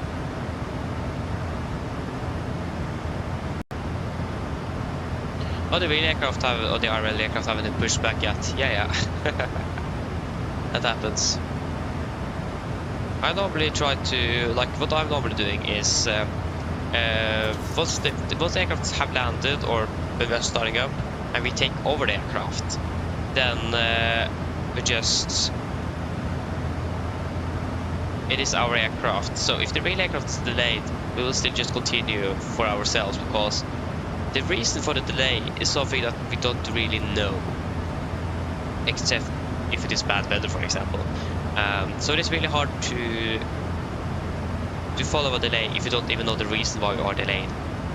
And suddenly the delay is gone, for example. So following the real aircraft exactly like that is really hard. So we go past in front of 300, just going to be quickly doing a check. Yeah, that's looking good. So that's why we are not really following the real aircraft, if you understand what I mean regarding that, because of this. It is just impossible, or not impossible, but it's really hard to know the delay. So why are we going to be delaying ourselves if you don't even know why? So yeah. So we normally try to just fly. So if you're going to take over an aircraft and it's delayed in, that's something else. But if it is delayed further than that, we will not really follow it because of this. I mean, if I would have known why the aircraft is delayed, that would be something else. But since we don't really know, can't really follow that either. It's a bit hard. Like especially giving a giving the reason to the passengers why we are delayed. So yeah.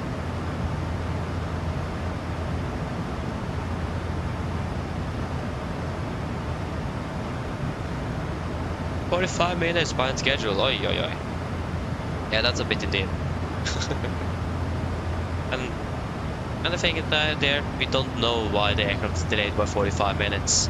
So yeah. So that's normally, for example, yesterday we were delayed by a half an hour. The real aircraft wasn't. So it isn't easy to follow it like exactly on time either. So that's why we normally don't follow the other aircraft if that is delayed, because we just don't know why. And hard to, like, we tried that a little period not too long ago, but then suddenly oh, excuse me. Oh yeah, like suddenly the aircraft was delayed, it was pushed back again, and then thought, yeah, now it is pushing back. We did that, and then no, it is delayed by another hour. So it is impossible to know. So that's why we're not really doing it. So we did try that a period, but I've given up on that. It just doesn't really work out. So we will find the 15 here. There you go. We found a 14 at least. At Vikov.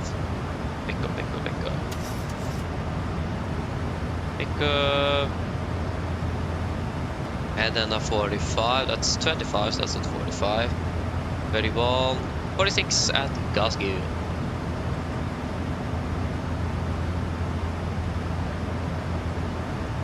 After Glasgow. Where is Glasgow? There is Glasgow. And then again it's going to be 15. We're 28, so that means we can take Lena then.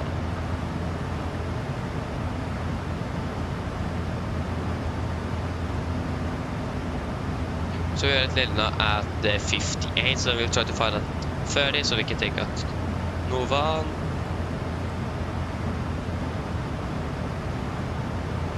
After Novan, it is going to be, we are at Novan at 28, yeah, so about 30.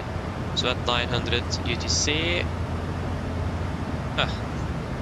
Not Krisa that, we will take a Delog and then Krisa after that. So now we basically have the fuel checks all in, so we are hopefully able to remember it, because that's something I'm quite easy to forget. So, and that is not really favorable since we are required to do it. And it's always nice to find out if you have a fuel leak on board, isn't it?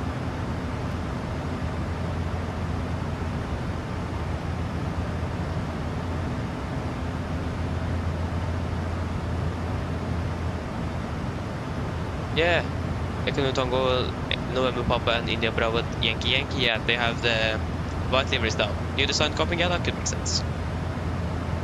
Probably going to have the new design after they have done some good old heavy maintenance. That's normally when airlines paint their aircraft, is when they're doing the COD check. Where else did they go?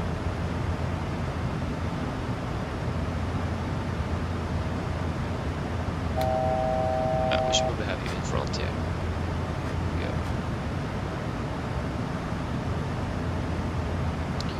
We're car 2, hello, welcome, hope you're doing well.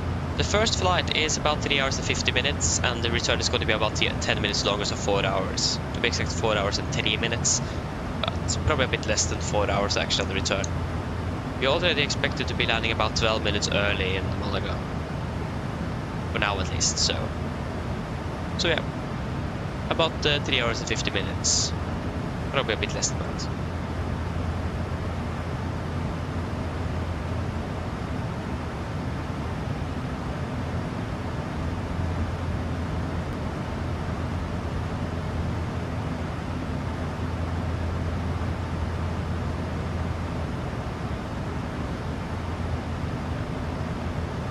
Yeah, there we go, we are leveling off. It's good.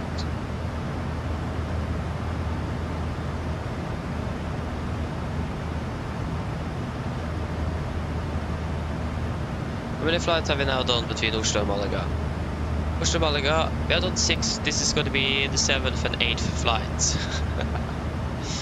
I've done so many flights between Oslo and Malaga, but like it isn't that long ago since we like had done no flights between Oslo and Malaga, and now we've done almost 8. So we're flying quite a bit to Malaga recently. I think we flew to and from Malaga one day, and like 3 days after we flew to and from Malaga again. So that's great. I mean, Malaga is a nice airport though. I do really like it, so don't really have anything against it.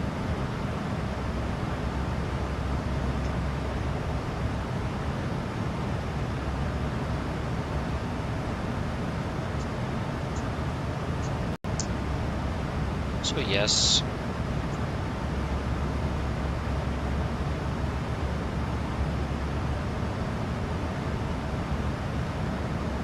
So at Lindvi, we are there at 47. Yeah, so in about 30 minutes-ish. Yeah, now I want to check how many flights do I have in and out of Oslo on Volanda now. It is a bit too much, isn't it? 784. And the clock is 7:37 local. Yeah, it is. Nice. So yeah, a bit too many flights. Yeah. That is fine. Almost 800 flights out of Oslo. I think Bergen is the next step, 104. The flights I have between Oslo and Bergen on Volanda, 88. Also a bit too much, but like half of them is like with SAS just from Oslo to Bergen. Actually no, half of them are with Norwegian. There's just a few of them that is with SAS. Actually almost none of them in the AX, so that's a long time ago. Yeah, it is actually the minority of the flights that is with SAS.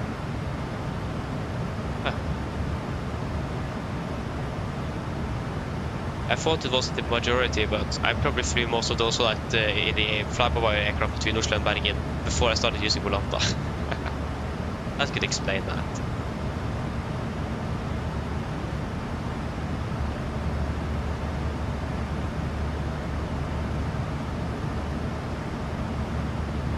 Yeah. That is nice.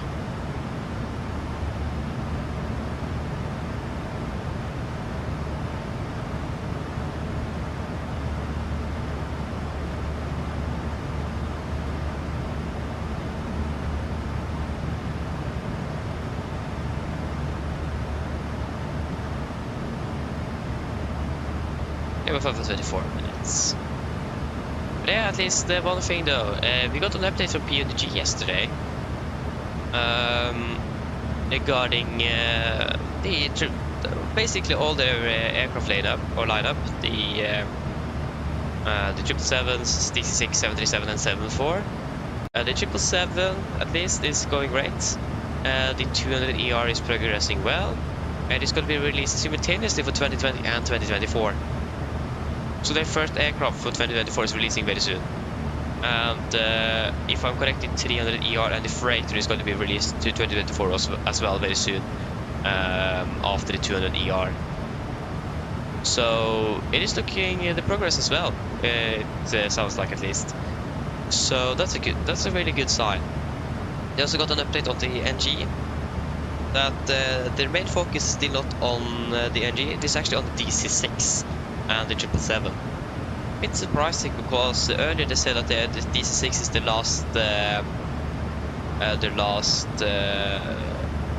like the 77 would be the priority number 2, and the last priority is the DC-6. But it looks like they've changed. Oh, excuse me. Ugh. Probably need to be a little bit sick, maybe. I don't know. But at least the main reason for that is maybe probably that the PMDG are going to be updating the 77 significantly. At least have a significant update for the aircraft. So I mean, prioritize the DC6 over that instead. That it might be a bit quicker, and they might also have get some experience on the new platform. It's probably a good thing. But at least on the 77, they are working on the cabin, and it's going well with that from what I've read at least. So a new cabin is coming, the door is coming as well, so that's going to be functioning soon. What other things? Yeah, they also said something about the Max. So it is still on hold. They are still working on something outside of like the flight simulation thing, something a little bit more professional or something. They didn't say what it was. But when that is finished and they can set that aside, they're going to be continuing on the Max. So the 77 Max might not be too far away, might be closer than we actually think. At least that's what I hope for.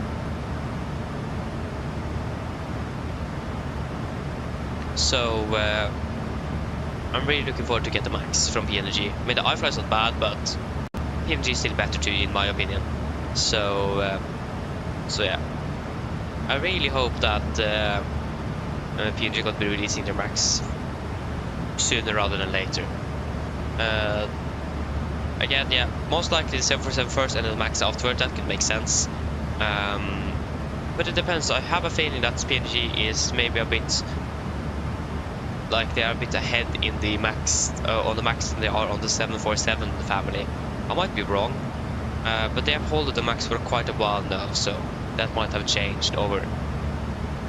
But also like working on the 77 NG update and on the Max at the beside each other will probably be a good idea as well. I'm not really good at software development, something. I don't really have a lot of knowledge in there. But like since the Max and NG basically shares most of the same systems, it will make sense as well to update the NG and then work on the Max alongside, especially regarding systems. But I might be wrong here, so take that with a grain of salt. So yeah, I mean that will make sense from my point of view, but I might be incorrect as well. Again, I'm not a software developer, so I don't really have much knowledge in this area. But at least the Max is hopefully coming as soon as they have done their other project and set that aside. But yeah, most likely the 747 is coming first nevertheless. But still really looking forward to the Max with PMDG.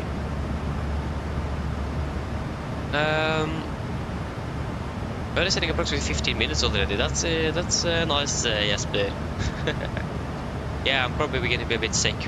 I have at least one of my younger brothers have been sick last week, so I'm probably going to be feeling a little bit of it. But I don't really feel anything now, so yeah, but probably yes. And yes, I did enjoy the Max yesterday, but at least I enjoyed it, but there was some things here and there that could have been working a bit better. But that is mainly because it is I'm used to PMDG and not the iFly. The iFly is still a bit buggy, but other than that, it is working. It was great. I really enjoyed flying the Max, but that's the Max in general. I still want the PMDG Max instead of the iFly. I just like PMDG better. And there's some system things that isn't even working in the iFly that I was really surprised of. Like for example, if we go to the FMC here and we select a random waypoint, if we take Southampton, like at the moment we'll be arriving in Malaga at 10:03. If we take Southampton there, boom, 12:17. That doesn't work in the iFly. The progress page is not going to be updated when you update the links page. That is actually that's actually really annoying. I'm actually really surprised as well that that isn't working, because that's something you're using all the time in the real world, and we as well is using it all the time. So I was quite annoyed that it didn't work, because managing the arrival when you can expect to be landing is a bit harder when you can't get that. You need to execute it for it to update. That's a great downside with iFly. There's things like that isn't working. The systems are not up there like PMDG. PMDG is much better on systems, and to be honest, the graphics in the cockpit much better on the PMDG. The iFly is a bit light grey, a bit too much of it as well. So I think still the PMG is much better than the iFly, but at least we have a max aircraft. It isn't bad. It is working really great. I did really enjoy flying with it. So if you get any schedule with Max, we're still going to be using the iFly until PMG have released their Max aircraft. So I'm not going to try to avoid flying with the Max at all. But still prefer the PMDG over the iFly. But that's personal opinion though. So yeah. Oh yeah, the simulator crashed. Oh, that's unfortunate. The split. Like X-split as well. That's really interesting. That normally I haven't really experienced that before. Oh, that's annoying. That's really annoying. Oh, yeah.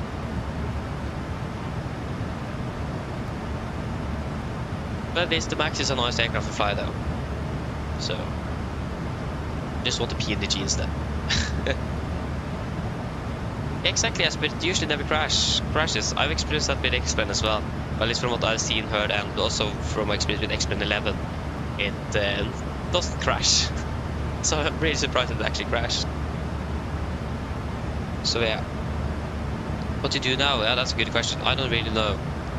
Like, you could just spawn up in Gdansk and fly back, but then you will miss the approach though. So it's a bit more up to you what you're going to be doing.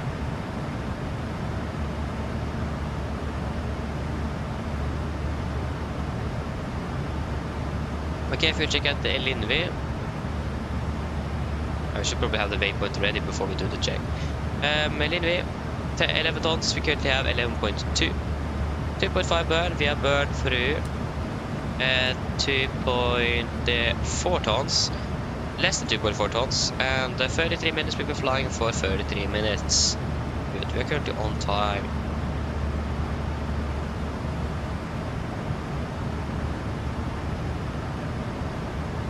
Now the IRL is behind with 1 hour and 5 minutes.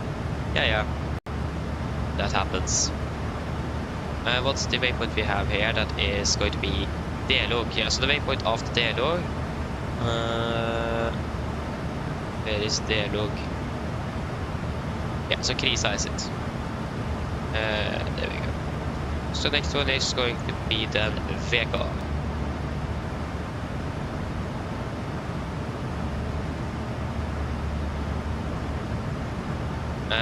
Where is Vekov? There you go, there it is. On November 866.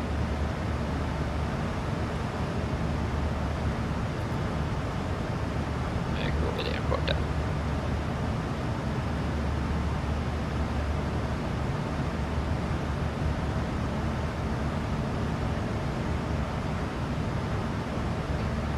Yes, but I mean the approach, I can agree. It's the approach that you want, not the departure. I mean, you could start off again and then you'll just be delayed, but that means you're going to be having a really long day though. Going to be like almost 2 hours behind schedule.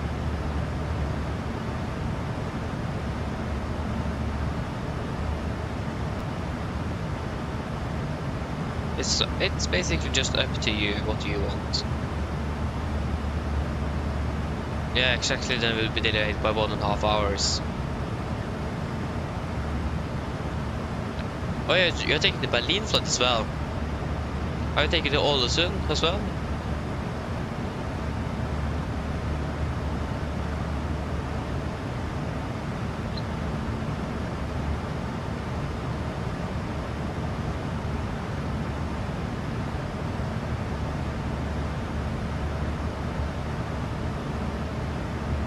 Oh wait, it's not going to do the Ålesund flight. Ah, and it's the I think the crew that flew the Berlin schedule last week, a week ago, also flew to Ålesund.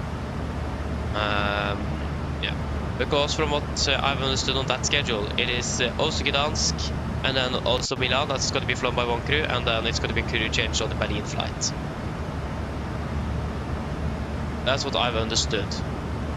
And like I said as well, the last week the aircraft also flew to Ålesund, so I think the Berlin crew also flew to Ålesund, but might be wrong on that. But it's a bit hard to find out where the crew changes are here. It could be between Oslo and Gdansk. or after the landing from Gdansk. It could be between Oslo and Berlin as well, or like Milan and Berlin. It could be between. It is not really easy to find out. Like the longest turnaround is between Oslo and Gdansk, I think. No, it's the same. That is not even. That is definitely not harder. Oh, easy to find out.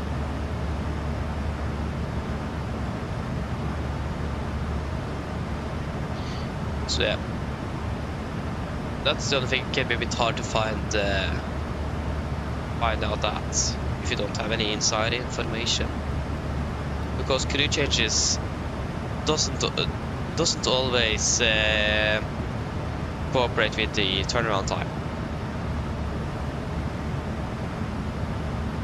So yeah, it's really hard.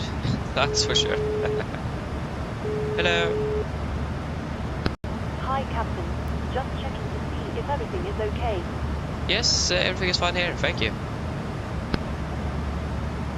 Why did you open the cabin utility? What's that? Call me if you need anything. Of course.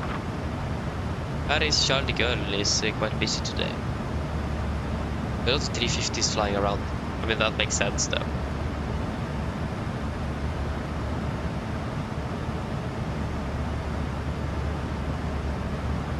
There we go. Still raining. Yeah. That is not too bad though. Could have been worse, couldn't it? Could have been thunderstorms. Yeah.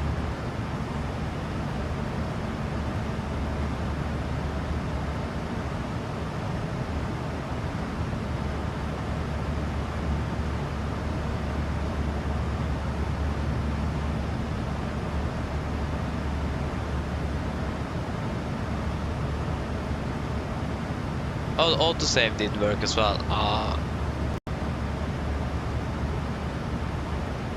That's a bit unfortunate.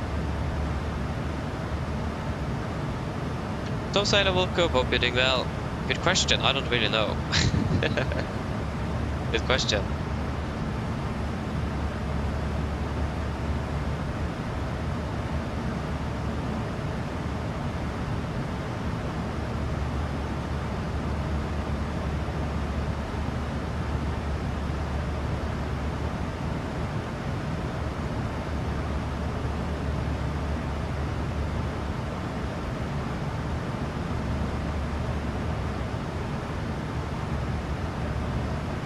Country in Europe.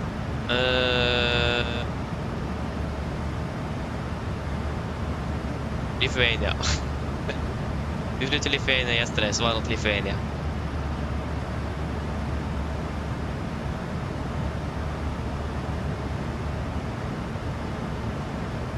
Yeah, understandable, yes, but understandable.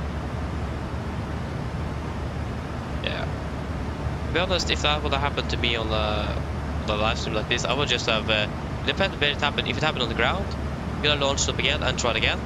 Then we just would have been delayed. Technical issue. If it would have happened in the air, I would just have cancelled the rest. So yeah, for me it would have depended where it happened.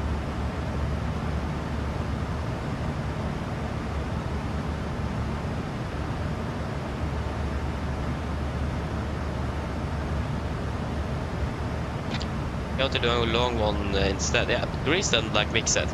Greece. That's a long one.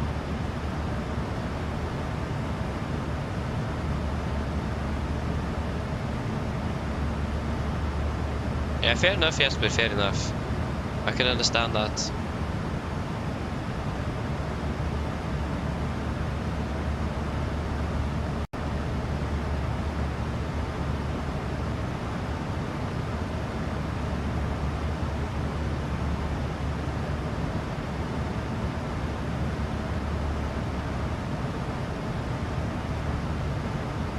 Yes.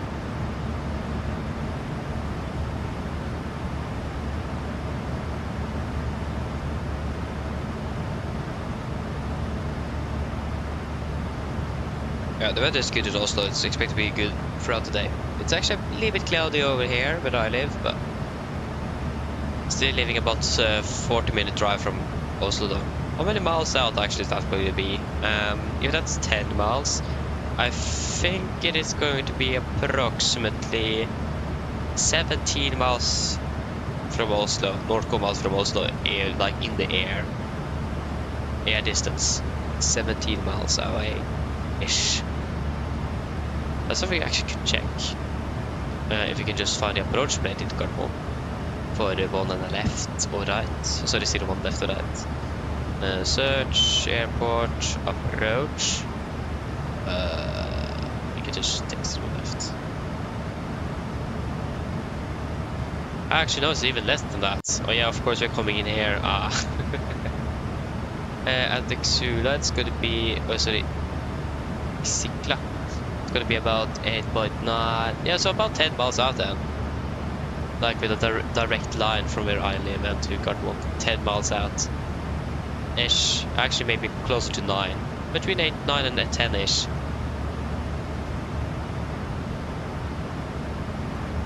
Ogras is... How many miles out is Ogras?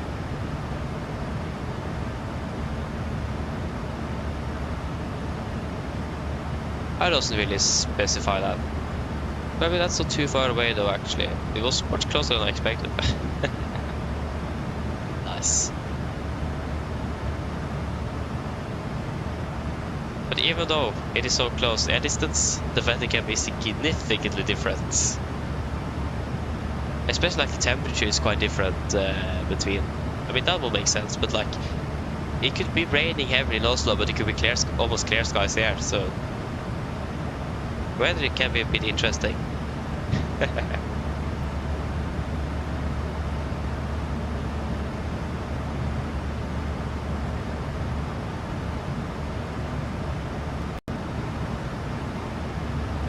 I expect to be burning about... Oh, sorry.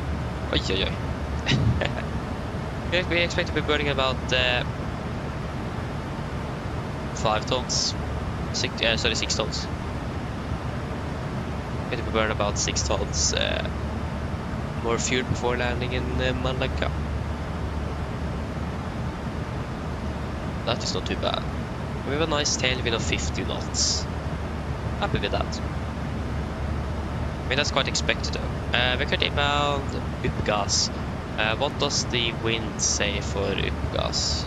Is it... Yeah, that was the wrong way. It's down. Uppgas. Uppgas. It is going to be big. Yeah, it's going to be the same at 3638. It actually may be a bit strong winds the higher we go. Some places, but it depends really on the direction though. If we have stronger winds but there is a headwind instead, then it doesn't really help us, does it?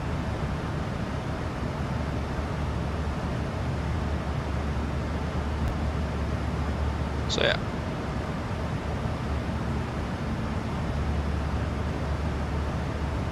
Yeah, okay, slow modding into there. Sounds like a good idea, SP.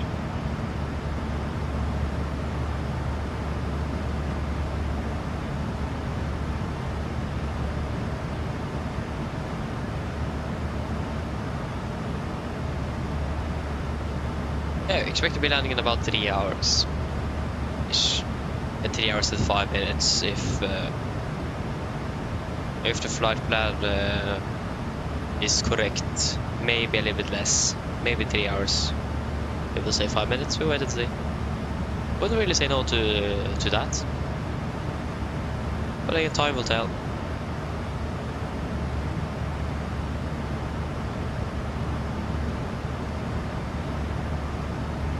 At least the weather is good en route all the way into almost into Spain. Like we saw on the significant, we're expecting basically just a little bit of moderate turbulence in the south-ish of France. And also we have the Cherbourg dialogue at 9 over France as well. So it might be a bit turbulent over France, but or southern France-ish. But don't really think that's going to be affecting us too much, nevertheless. Should be quite fine with that.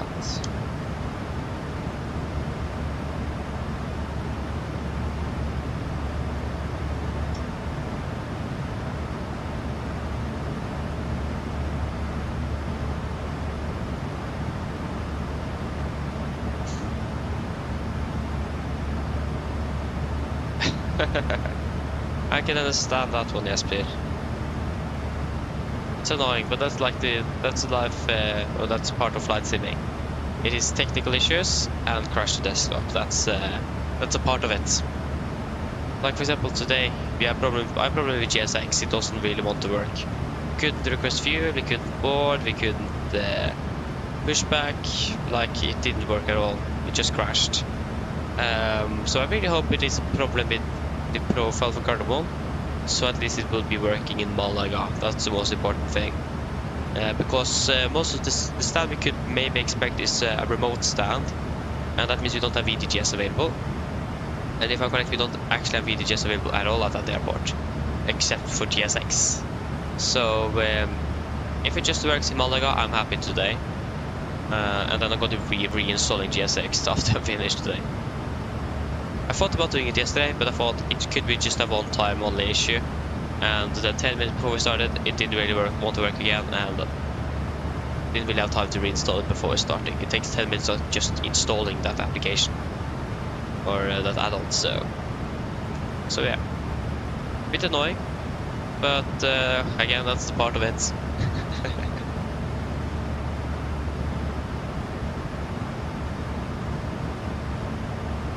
The engines don't want to start either. Oh, that's also not so good. Got really too much without those. Or without them is probably more correct, yeah. Without them. But that's unfortunate.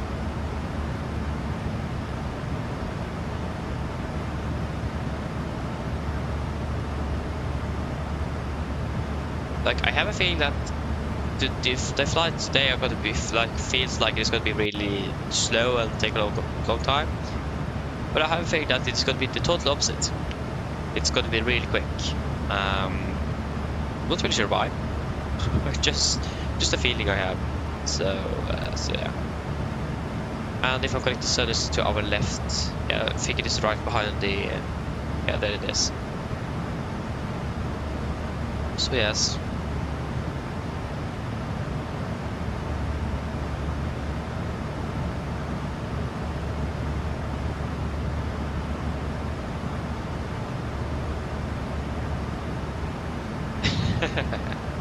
Nice though, yeah. I mean that's a nice thing though. It is a bit easy to do exactly that in X-Plane and in Microsoft, because you have the map. You can just grab the aircraft and move it all around the world like you want. In Microsoft, you need to just go into the slew mode and then have the VFR map to be able to just follow via that. So that's a good thing with X-Plane. It is much easier to do exactly that what you're going to do now, yes, but in Microsoft. That's something I did really like with X-Plane, is that map. Especially if you're like going to do some training or something. It is easy to move you around. Move yourself around.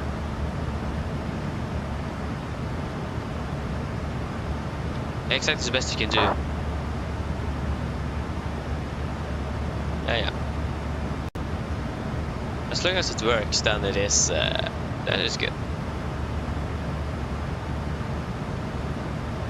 I wish that Microsoft also did have something like that. That would be really nice to have, but I mean, I'm not gonna really use it, or not using something like that at all, to be honest. So I'm not quite sure if this would affect me or help me in any way, but it is a nice thing to have if you really need it.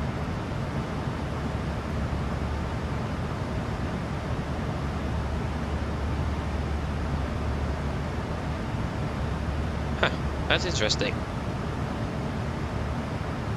Yeah, that's really interesting.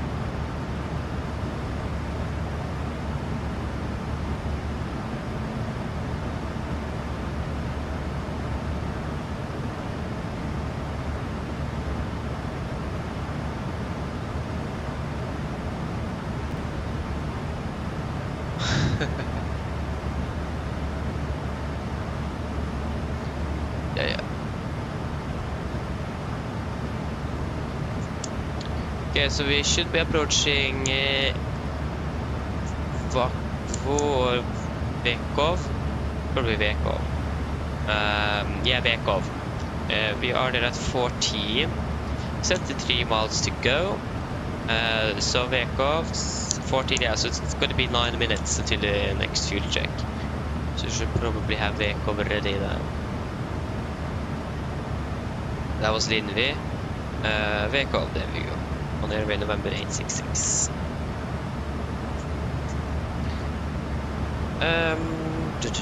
Yes. No, not to send. Wait for that. Hello. Hello, I was just wondering if you were hungry. I'll get you something to eat if you like. Yeah, that would be great if you just have something small. I would really appreciate that. Is there anything you guys want? Something really small. I'm still a bit hungry.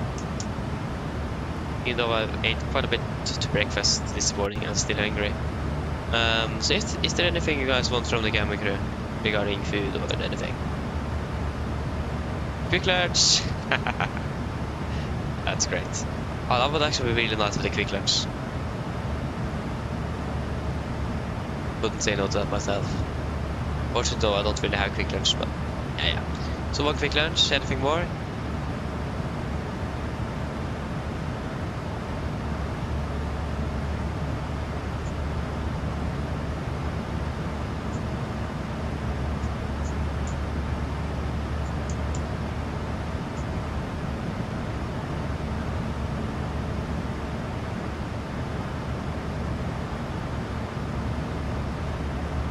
Yeah, Mickey will be able to request it later on. Now, unfortunately, now it's just food, so yeah.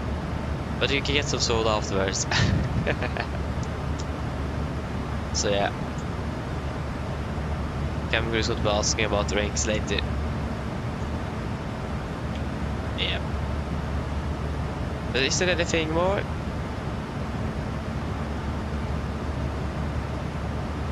Anything more? Prepare for the person standing here waiting for like 5 minutes.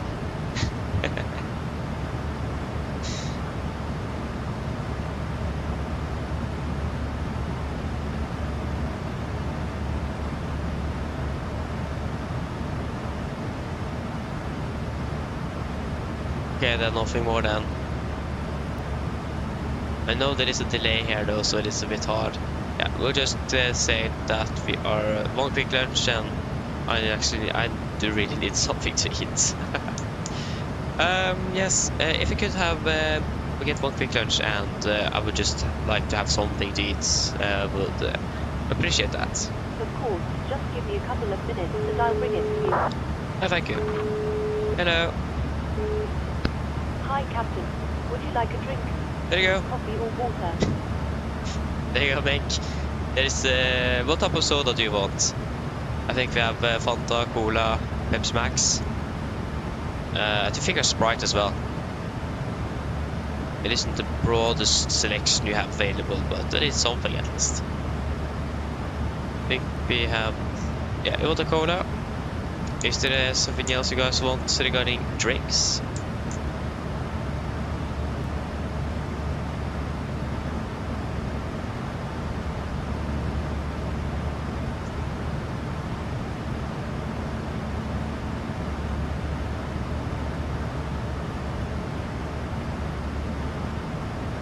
No?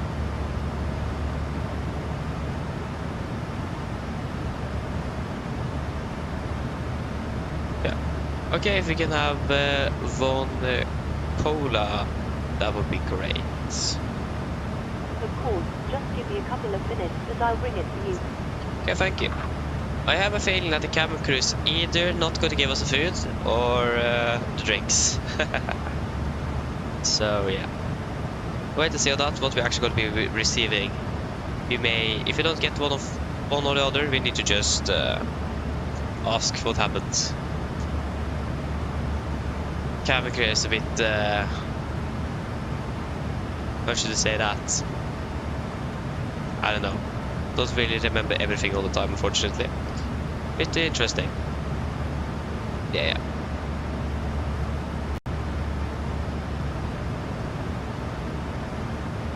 We'll be conducting the fuel check shortly as well. Clock is 10. Yeah, it's going to be less than 4 minutes until we're going to conduct that. Is is that correct? That we want to conduct the fuel check? Yeah, I mean, that would make sense. Like, you could also say do, but conduct sounds a bit more professional. Yeah. Not bad.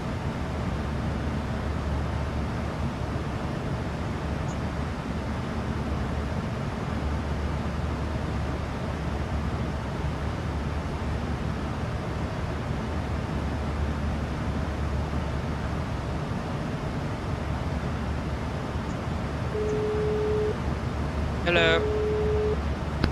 Hi, Captain. Your drinks are ready. There is a storage compartment in our galley. Thank you. No problem. So yeah, there you go, Mick. There is your cola ready in the galley. You can just collect it when you are ready. And like I said, we haven't received the food, so I have a feeling that the cabin crew have forgot. So yeah. Oh wait, it's back on. Hello. Hello. Hello. Hello. Hello. Is it intercom damage or something? Hello. Why did the PA open? Hello. Hi, Captain. Your food is ready. It's in the storage area, so feel free to collect it whenever you're free. Thank you. No problem. Oh, okay, they actually remember the food. So now the food is ready as well. Yeah. We need to do the fuel check before we can eat anything.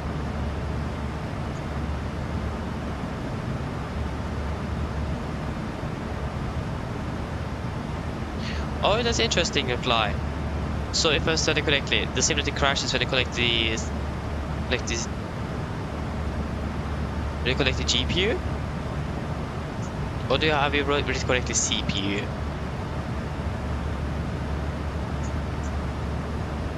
And if that's the case, that the simulator crashes when you collect the GPU, what is what are you using for the GPU? Are you using GSX, PMDG?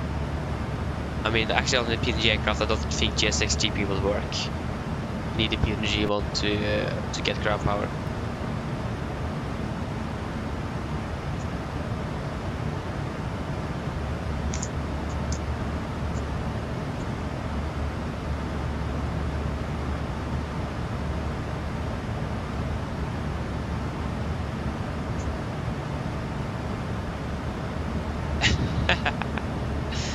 Nice, yes, but how was the approach? Did you enjoy it? Hope you did. I mean, did you do the ILS or did you do the RMP? I know that one of the runway doesn't have an ILS available, but I don't remember which one. I think it was runway 11. And then runway 28 have an ILS. Oh, it's visual, nice though.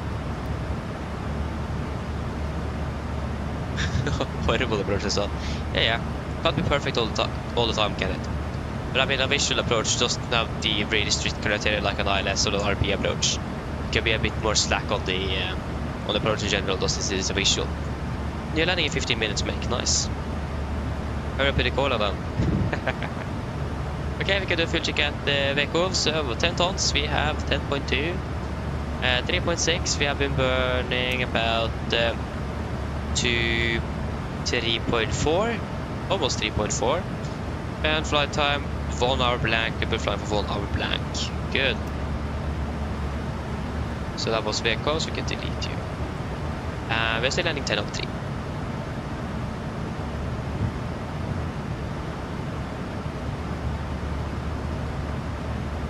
Yeah, yes, but that's interesting. Like, have you like installed a lot of plugins or sceneries add-ons? Because maybe some of those have or may cause the problem.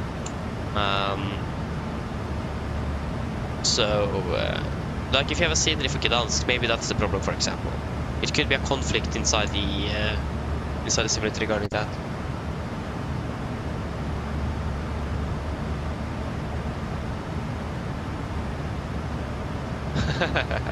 Nice to say. For ahead of schedule as well. That's bad. That's not bad. That's good.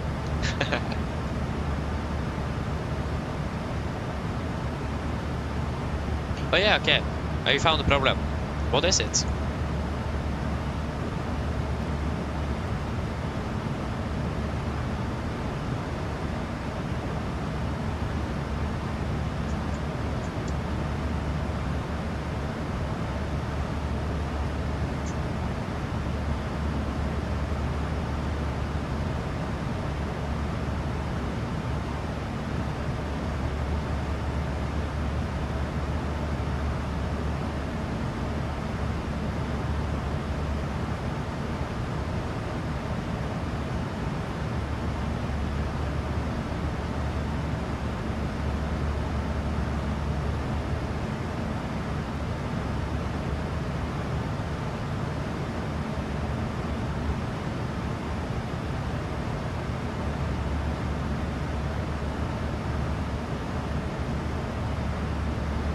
Yeah, exactly, was a shader that caused it, yeah.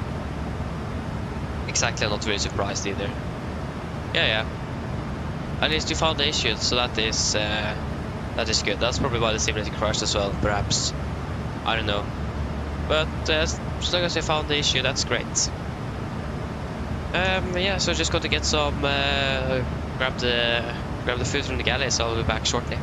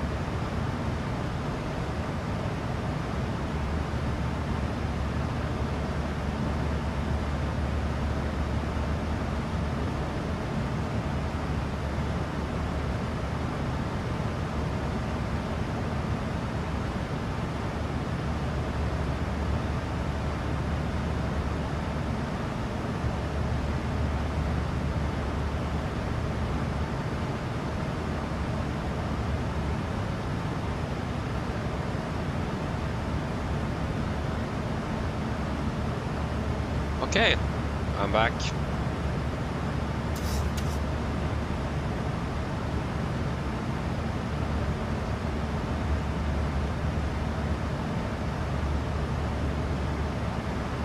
Still landing 10:03, and I don't really think much of this is going to be changing for the next 20 minutes-ish. Maybe when we're turning more over to over English Channel and over to France, it might change a bit more, since we're expecting changes in the wind direction as well. It might happen sooner rather than later as well.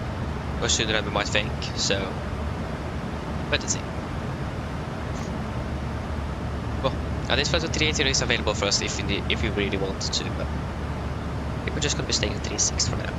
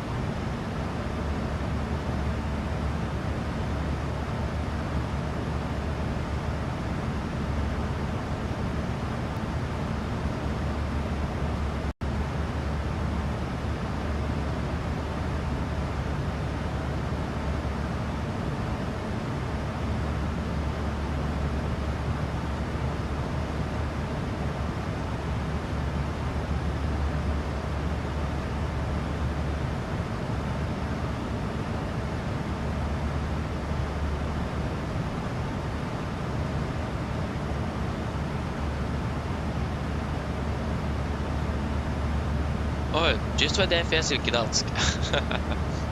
Because of the chaotic flight there. Do you have a scenery for Gdansk, Jesper? At least if you have that, we'll explain it, but... Very surprised though that you just get 20 FPS in Explain. That's more like you could expect in Microsoft Flight Simulator. But I mean, the amount of frames you have doesn't really matter too much. Between 20 and 30 is actually quite alright. The most important thing is that you have it is stable. But I mean, if you have more than 30, of course, that's good as well. It will feel much smoother. But as long as the performance is stable, then it's good. So yeah, that's the challenge that I've had the most, is that my performance isn't always that stable. But as long as it's stable, I'm quite happy. Okay, you do have a scenery for Gdansk. Yeah, that's probably just that the scene is not very good optimized. It could have been a bit better optimized, perhaps. I could explain that. I don't have a good PC. I mean, also that also does explain it. Yeah. One day, SB. One day.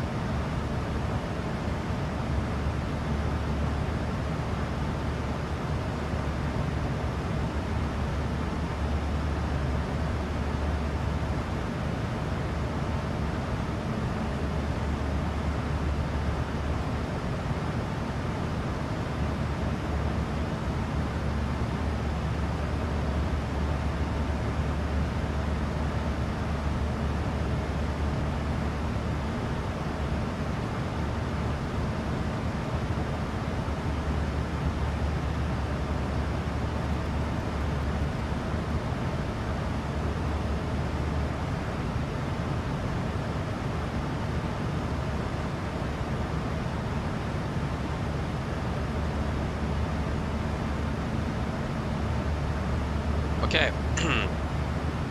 Yes.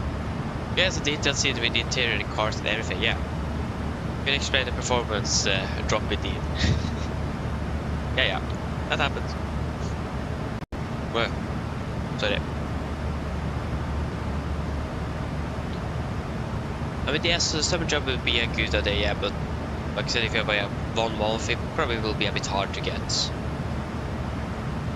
I mean, you could also work outside of, or like, but you don't have school as well, though. If you like find a good job, for example, where you could be working all the months you are home in Norway, and when school starts again in August, for example, continue working in weekends or something. I mean, less time for flight simming, but at least you will still earn some money, though. So that's probably not a bad idea. I mean, it depends a bit, though. 1 day over there. Exactly, Tom. So that's a good, good motivation with that. 1 day.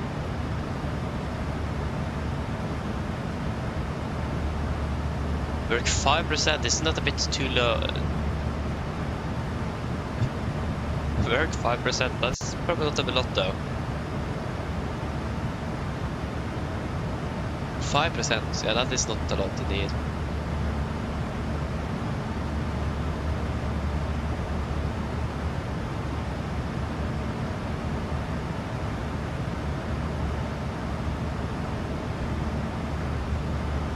Yeah, like it depends though, especially your age and yeah, but primarily your age. I have ended that have a work beside school as well, where they normally actually work after school during the evening. But it really depends what type of education you're going, your age, and so on. So, and also the job, of course. So you could be working both in weekends, but you could also be working on normal weekdays as well, if you have time to do it.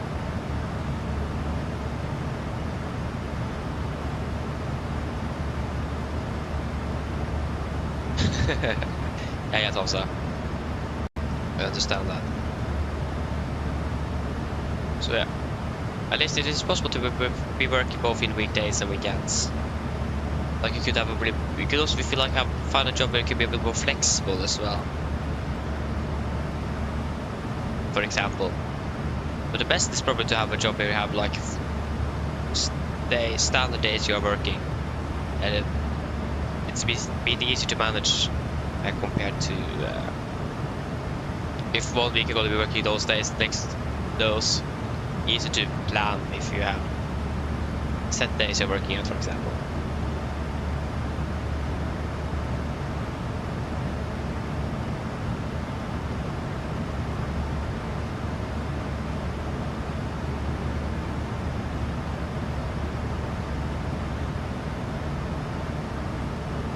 Oh, plantation.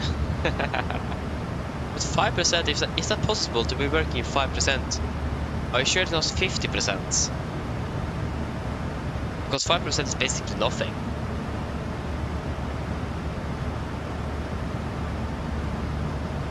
Is it possible to have a 5% job?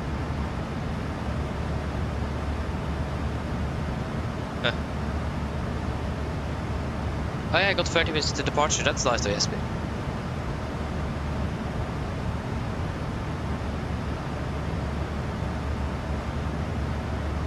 5%, okay. Interesting, I never heard of that before. I heard of like 50%, maybe sometimes a bit less, like 40%, but normally 50% or higher. But 5% is something I've never heard of before. Huh. That's interesting. Learned something new then.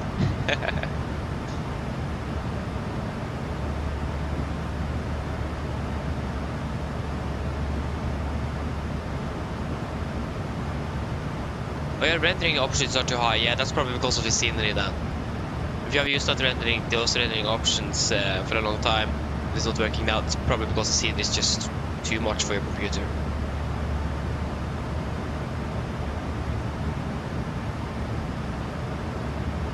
It might be.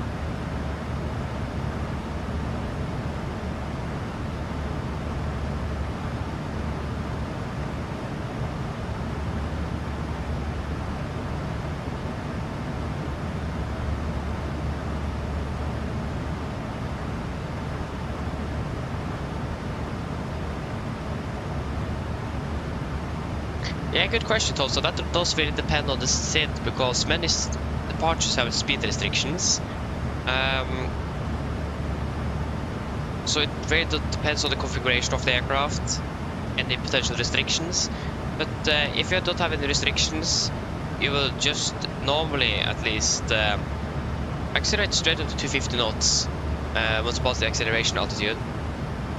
But you can't accelerate straight up because you are still configured, so you need to retract the flaps before you can then continue. So you will just, for example, go up to 220 knots, and then once you have retracted the flaps and the 250 knots is actually, I think, yeah, in the 77 you can actually be flying at 250 knots with flaps 5.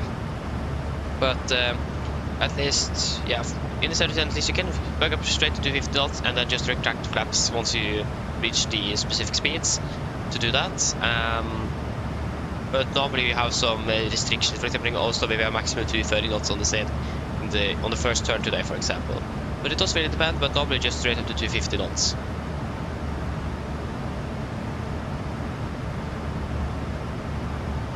Okay, Oxat 6 Delta. That's going to be, if I remember correctly, it's going to be a maximum 230 knots. We can actually check that on the charts there. So the Oxat 6 Delta departure. No, that was RIB, sorry. Oxat for Alpha 6 Delta is down here. That was the same with our departure, yeah. So for the Oxat departure, you have a maximum speed restriction on the first initial turn here. But after that, you don't have any other restrictions except for 250 knots below flight of 100. That means after you're past about Golf Bike 442-ish, you can accelerate to 250 knots. A bit before that as well. The maximum 250 knots in this turn. But after that you can accelerate to 250 knots. So, yeah.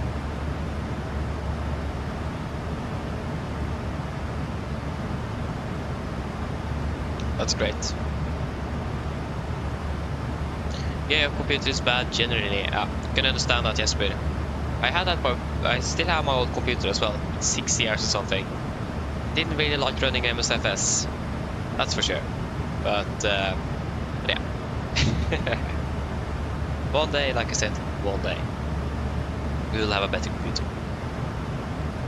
Where's the sun now? It is still back there. Yeah, landed in Prague. 152, nice. On center line and everything, on aiming point. What was the G-forces as well? Need to look at everything to determine if it's good landing.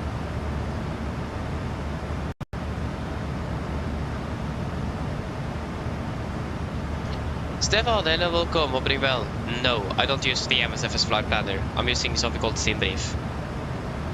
So, not using Microsoft's flight plan. Oh, 1.02, that's really good. Then we are talking just good smooth landing in it. If you have 1.02 on the G, that's great. I mean, if you manage to land with less than 1 G before, that's really interesting to be landing with less than 1 G.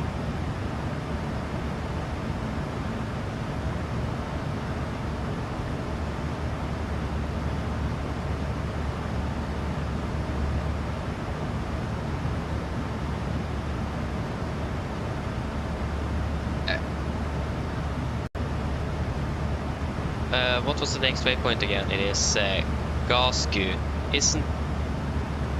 Doesn't it want us to be at an odd level at Gasku and then change at Southampton again? Yes. And like Southampton is right afterwards, so no real point in changing the like there is, how many miles is it between those waypoints? 20? No point in changing the altitude if you're just going to be climbing up the descending. Probably not even going to be able to reach that altitude before we need to descend again. So no point in doing that at least. We have a direct tailwind as well. Another country, Turkey.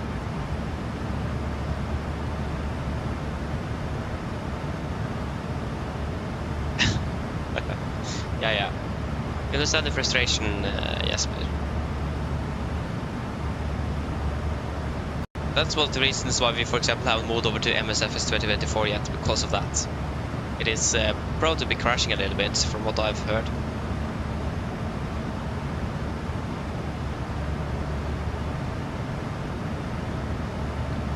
I would have been able to pick up an ILS up here. I mean, why not? We had about 50 dB out of this ILS. We are actually approaching it as well. Don't know which airport it is though. Okay. It's a bit too far. Bosnia then. Bosnia-Herzegovina.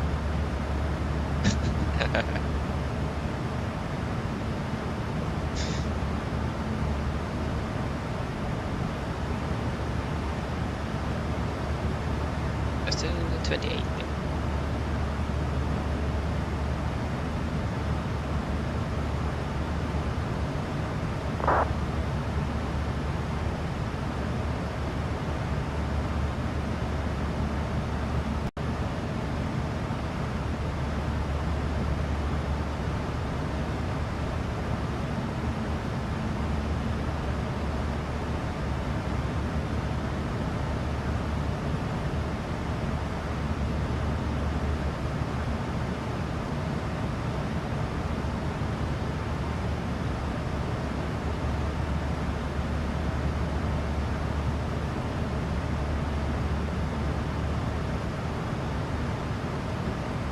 Innsbruck. Yeah, go for Innsbruck then. Why not?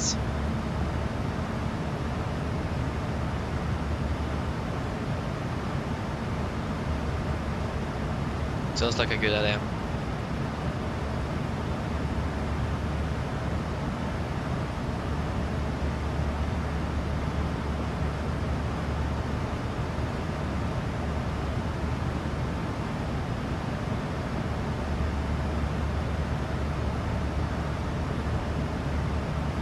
Finners, hello, welcome, opening well.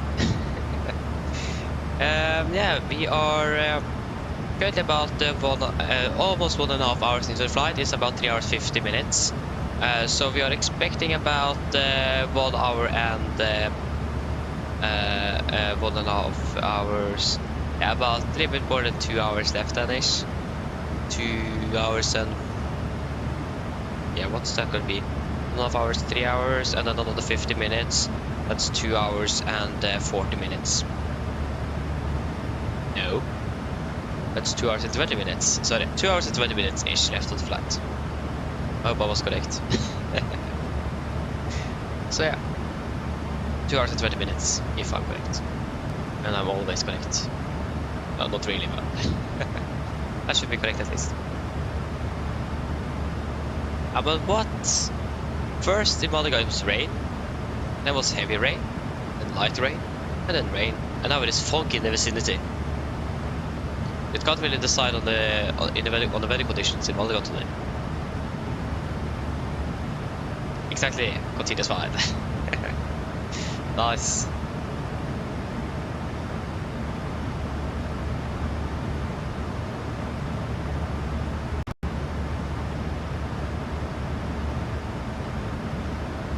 Oh, that's interesting.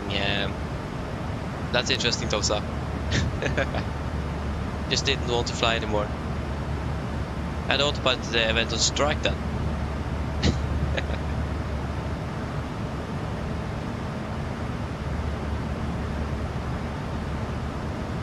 Oh, there's so many A350s flying around. It is insane. I mean, it makes sense. But there's still a lot of them. Like, really a lot. And there's somebody flying with Sunny class as well. Why is that so popular suddenly flying around with?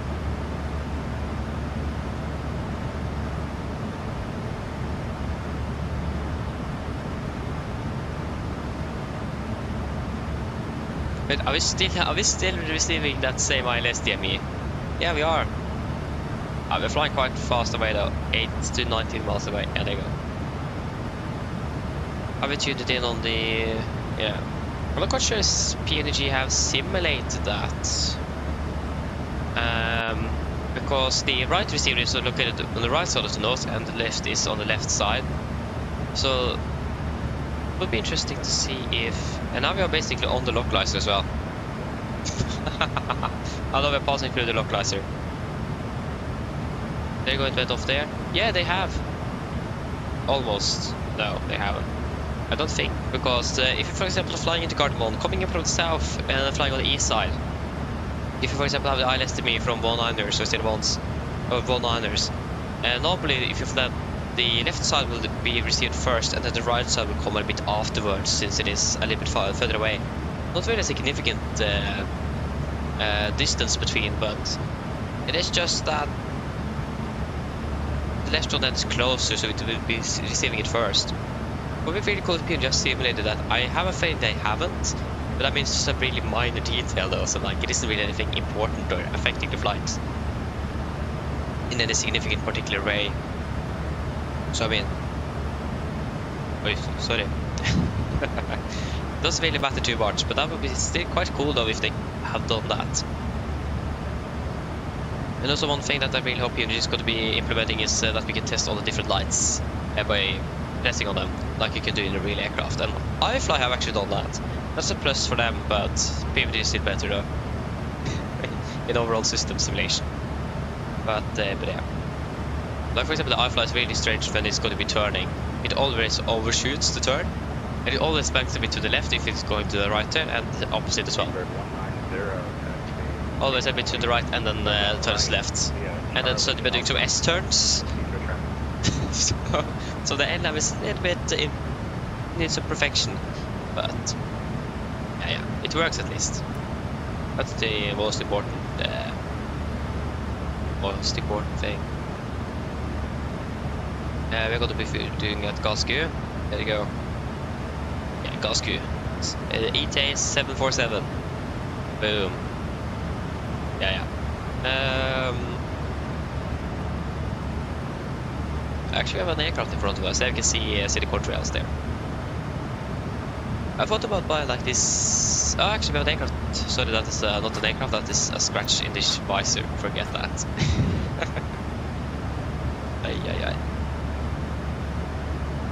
But yeah, I thought about actually buying sim effects from Panel 42 because it will have some really nice effects. But the thing is that I don't know. Most of those effects are not going to be really visible from us. It was quite expensive as well. but yeah, wait and see. One day, because we will have better contrails, we will have the Northern Lights. I already have that, but that one is a bit more randomized. The sim effect is using real data, so yeah. Hello.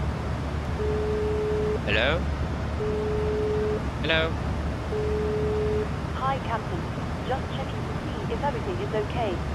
Yes, everything is fine here. Thank you. Yes, everything is fine here. Thank you. Herlighet, altså. Oi. Great. Yeah. If you need anything more, just give me a call. Of course. There's so many aircraft flying around here. I have a feeling that this is an A350. Well, you can't really see it, but we can check on the radar.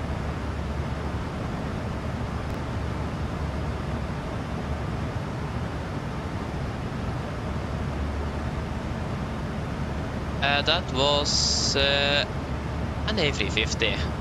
Who would have guessed? The other one, actually, the first one was an EasyJet aircraft, an A320 CEO. So, yeah. But who would have guessed an A350?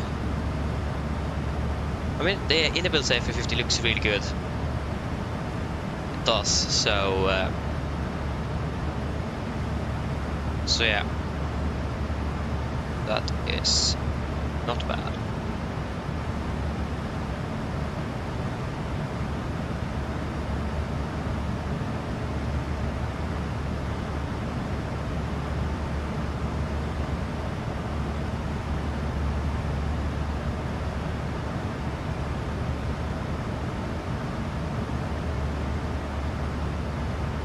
Okay, so guys, go.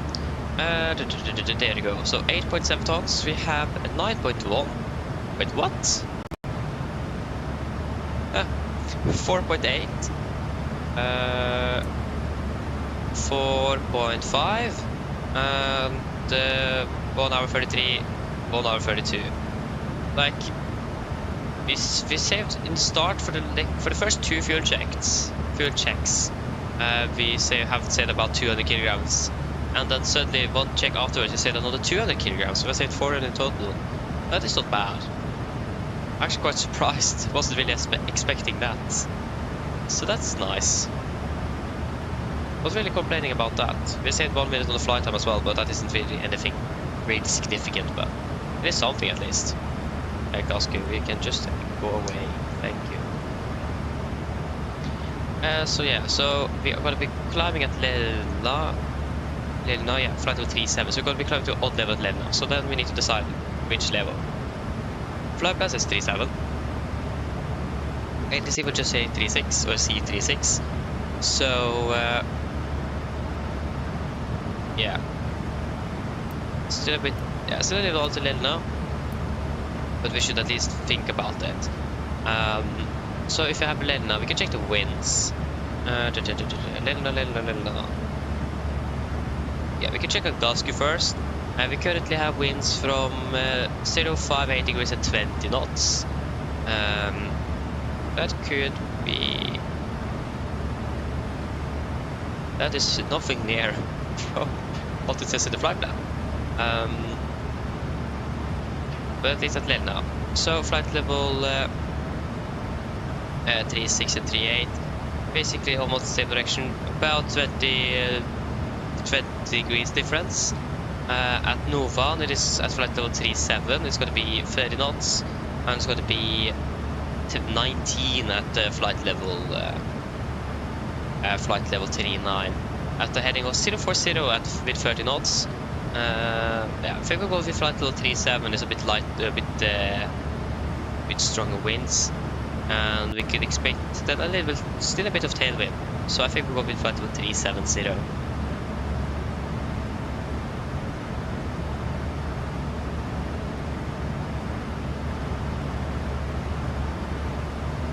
We just type in 37. We can climb up to 39. We are able to do it if I saw correctly.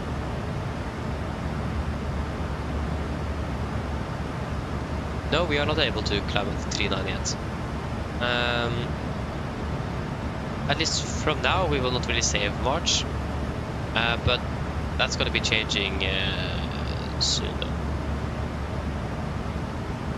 We can see that since we are now changing the direction, the wind direction changes, and we can see that on the schedule of arrival at another minute. Yeah, we're going to be able to climb up to flight level 370 in about half an hour. Oh, sorry, 39. So that's not going to happen. Yeah, that's understandable, Jesper. It isn't really easy to know why it crashed now. Yeah, I mean, that just happens. Can't really do much, unfortunately. But, like, in the middle, like in between Mallorca and Barcelona, over the sea, there is a picture of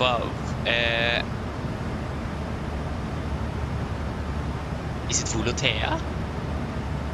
Volotea aircraft, an A320, on the ground in Barcelona, just in the middle of the sea. So that's a bit interesting. Didn't really expect to see that. Like, it should be recognized when the picture was taken, and it doesn't really matter when you then upload it to Volanta. It should be there. So yeah.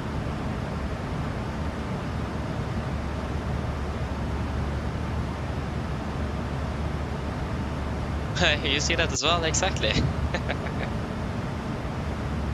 It's a bit interesting, but it's probably just a bug.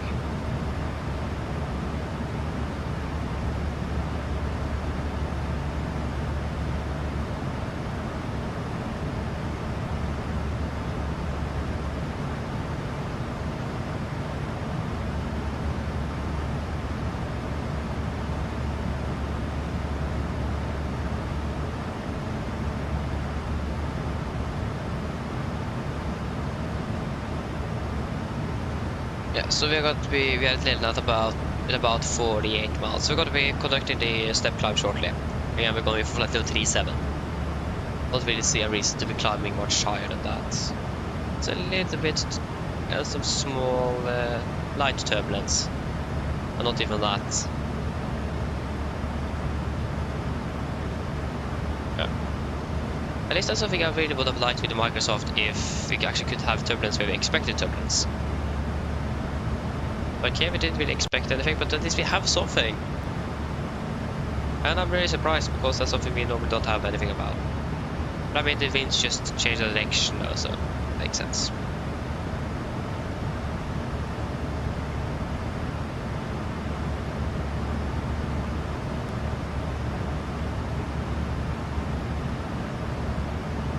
Yeah, yes, but I did have 88 flights between Oslo and Bergen, yes. And the majority of the flights is with Norwegian. And to be honest, I probably have more than 100, but on Volanta I have 88. I did fly a lot between Oslo and Bergen, like every day of, came home from school, loaded the sim, started in Oslo. This was before I started really flying properly. Every day fly by AMD Neo, and I just flew from Oslo to Bergen. Finished of the day, next day, Oslo, Bergen, and I did that all the time. I never flew back from Bergen, I always just flew to Bergen. So that was what I did at the start, and I have probably way more than 100 flights between Oslo and Bergen. But on Volanta it is 88. But I did fly a lot between Oslo and Bergen before I started using Volanta. Oh yeah, yeah, 69 flights between Oslo and Bergen. That's also quite a lot, Mick. That's a lot. That is a lot indeed.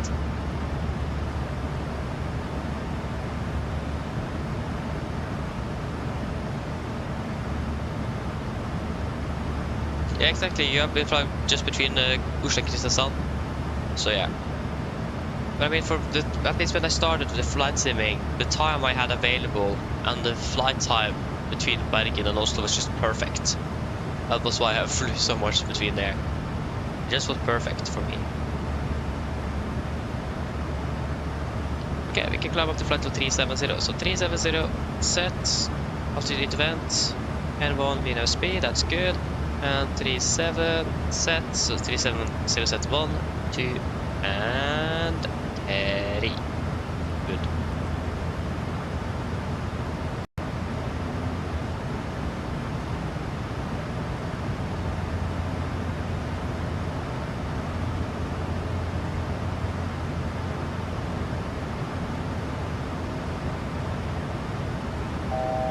And the mouse can go.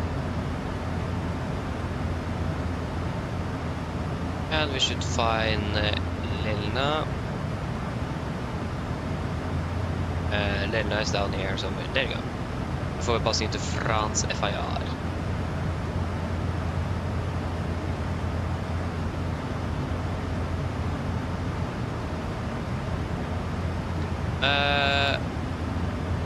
When I flew between Bergen and Oslo, if I started the ramp, no, I just started at the gate. I just loaded up the aircraft and then always started in Golden Dark, and then I flew that way. So yeah. So I did something completely different from what I'm doing now.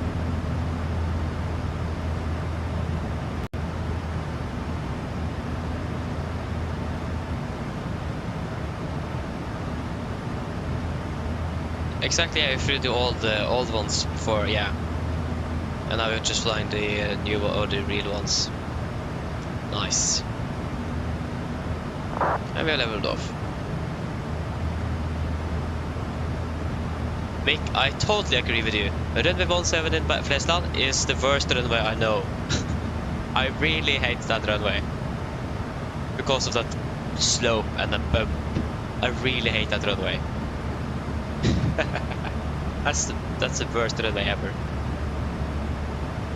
It's impossible to manage good landing on that runway. Always going to be hard.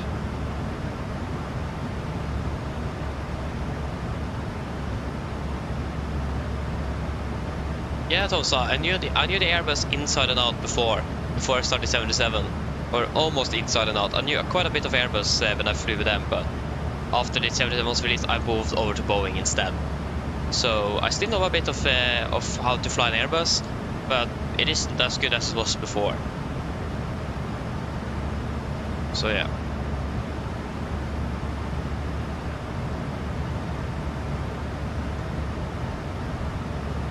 You always land on the 17. Exactly. But I mean, I still hate that runway though.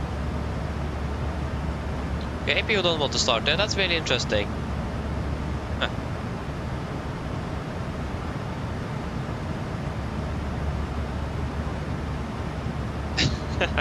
Yeah, maybe I do that on some, maybe I do. But again, I haven't flown with Aeros in a long time, and to be able to remember anything, I need the aircraft in front of me, because I don't know everything by head. So I need the aircraft in front to be able to actually remember. Okay, we can do a fuel check at Lelna, so that's going to be 8.3 tons. That's 8.7, 5.3. We have burned 5, sorry, 4 point. Yeah, about 5 tons, almost. 4.9 to be exact, a little bit more than that as well. And 1 hour 45, we've been flying for 1 hour 43. You can see that the winds change direction all around there. I was in the winds of 320 degrees. We're expecting winds from the northeast. We have it from the northwest instead. Great. That's interesting. Yeah. And now we're landing on 3 AM. Bad.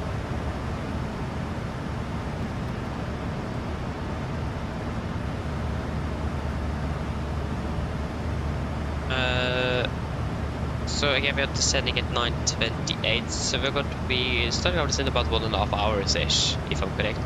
8:58, 9:20, yeah, that's 1.5 hours.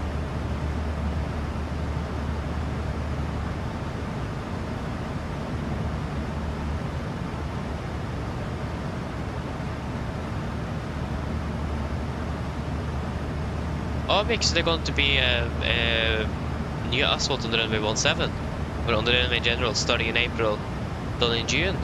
Ooh, that's interesting. Hopefully they're going to be able to clear that bump. They probably do need more than just asphalt to be able to clear that. But yeah, that's nice. So they're going to be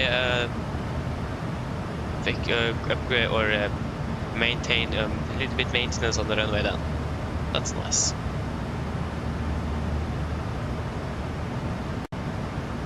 Yeah, so basically the entire runway, exactly. But it's not going to really be able to clear out the bump though. You need to fill up the gap to be able to do that, and that's going to be a lot of stone that needs to be required. That runway needs to be closed for a long time, so I don't think that's going to be happening in the near future, unfortunately.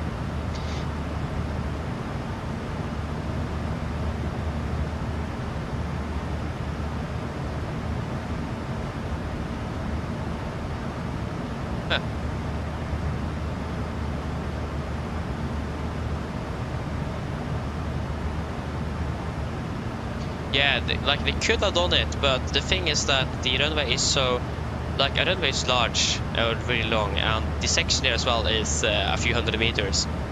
And to be able to fill that up, you need to fill up the ground with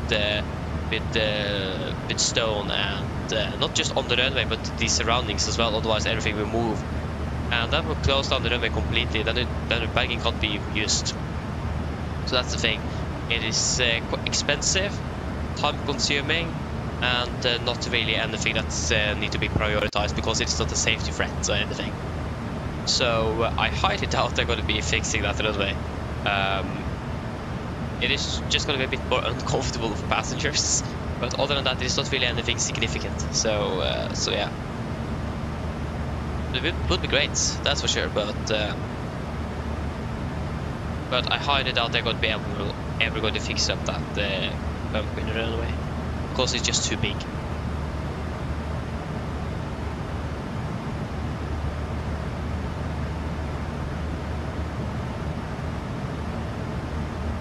Oh, that's interesting. Nothing works. Maybe just start to restart the computer. That could probably help. That's just normally that could help, but I don't really know. So yeah, that's really unfortunate that nothing is working. I don't really know for again. We're expecting base 040. It's completely different direction.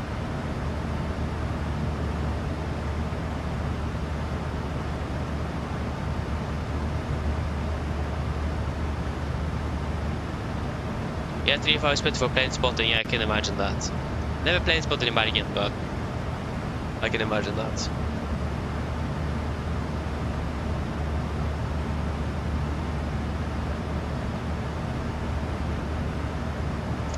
Thompson note, if when you check the flight controls, you just check the elevators, ailerons, and the rudder. That's the only 3 you check.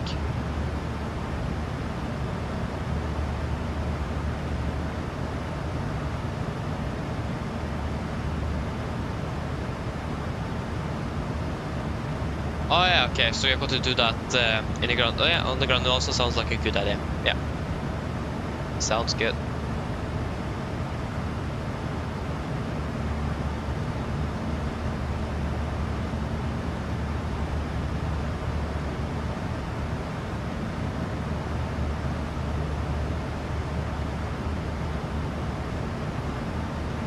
So yeah, that sounds like a good idea.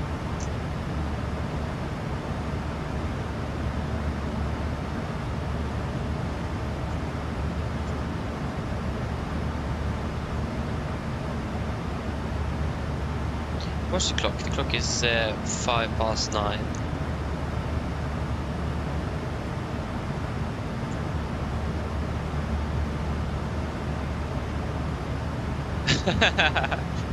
Yeah, the runway in Ålesund. The runway to... what is the runway designation in Ålesund again? I think it's the runway facing south west. I mean, you have that quite steep hill there, but the thing is that it is at least before the third aiming point, so the runway is mostly flat, at least at the aiming point and later on. It is a bit bumpy, but it isn't that bad compared to the runway 17 in Bergen, where basically the aiming point is downhill, and right after that the runway starts going up again.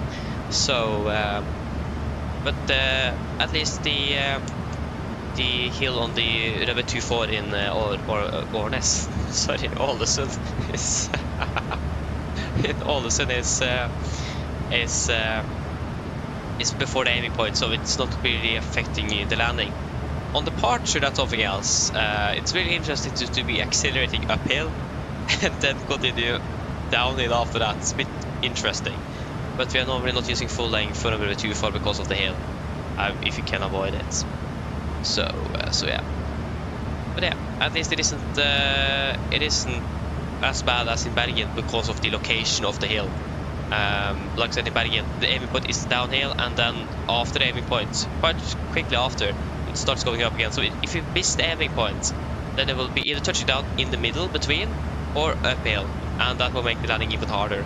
So, but again, the aiming point in 24 or in almost at Årnes again. Sorry, Ålesund is at least before the aiming point. So yeah, we are not going to be landing uphill at least. It is mostly flat, exactly on the aiming point. It's downhill afterwards, but and it's mostly flat. Yeah. Greit, eller welcome, opening well. Welcome.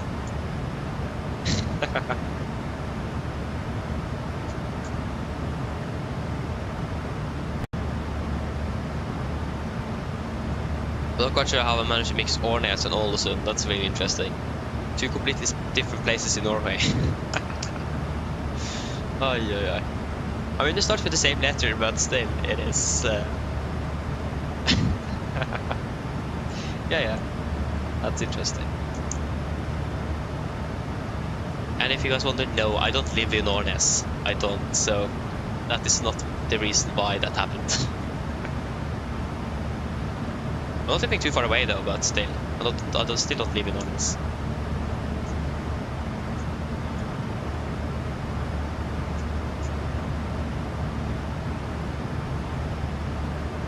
Oh, nice, Chris, you're doing the 350 from Köben to Tokyo.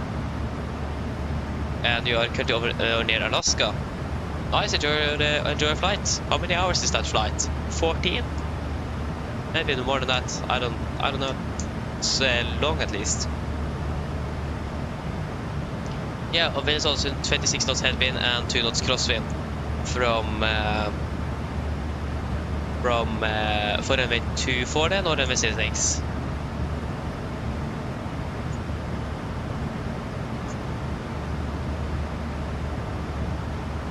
Sirius is 9 hours and 45, planes is 12.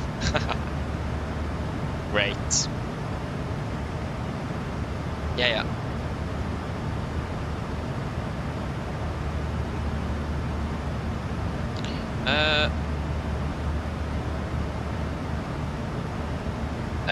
How fast does normally go over 1,000 feet to climb? What do you really refer to? Sorry, 10,000 feet.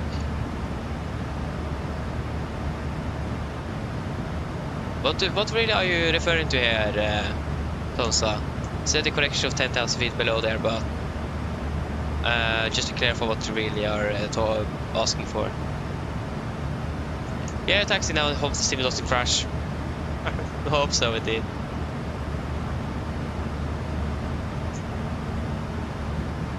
Yeah, runway 24, yeah. Normally, if I'm correct, runway 24 is in use in almost. Oh, why? Why am I mixing those two places? Hold the suit. There you go. What? Strange. Yeah.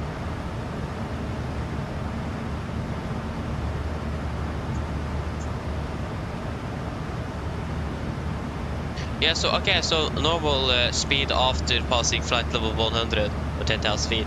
That really does depend on the cost index and the altitude you're going to be climbing at and the weight of the aircraft. Those three factors are the main factors regarding how fast you will be climbing.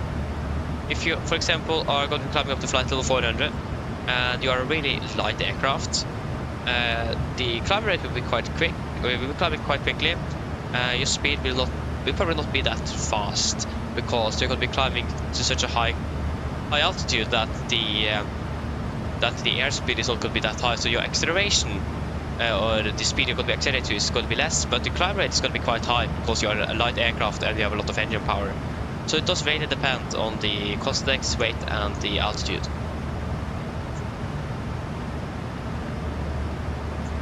So cost index 10, flight level 380, weight 50 tons. Then you're quite light, 53 tons actually, yeah. So you're quite light, so I will expect you to be climbing at maybe about between 2,000 and 3,000 feet a minute in the start. The airspeed is a bit unsure about. You will probably be about a little bit more than 250 knots.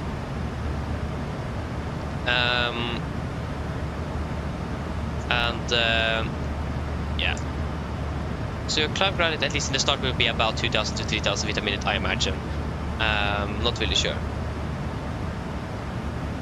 Yeah, exactly, you're doing 2,500 feet per minute, yeah, so not too far away.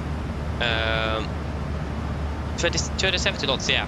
That was yeah, normally also you can be accelerating a little bit faster and then the aircraft will just gradually slow down the speed so you are within the flight envelope up at the higher altitudes. But it does really depend on the aircraft type as well, how it is programmed to work on the acceleration, for example. It does really depend, so it is always going to be different. Now, if you just have 53 tons, then you're quite light. You're flying the 20 Neo, aren't you? Then you have the same engines as we have.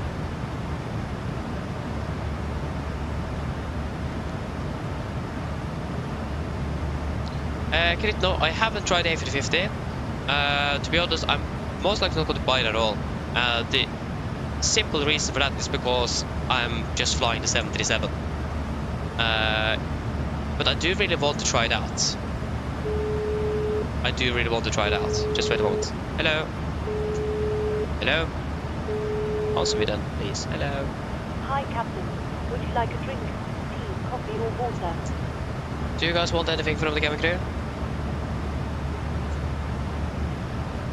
Is there any drinks you want?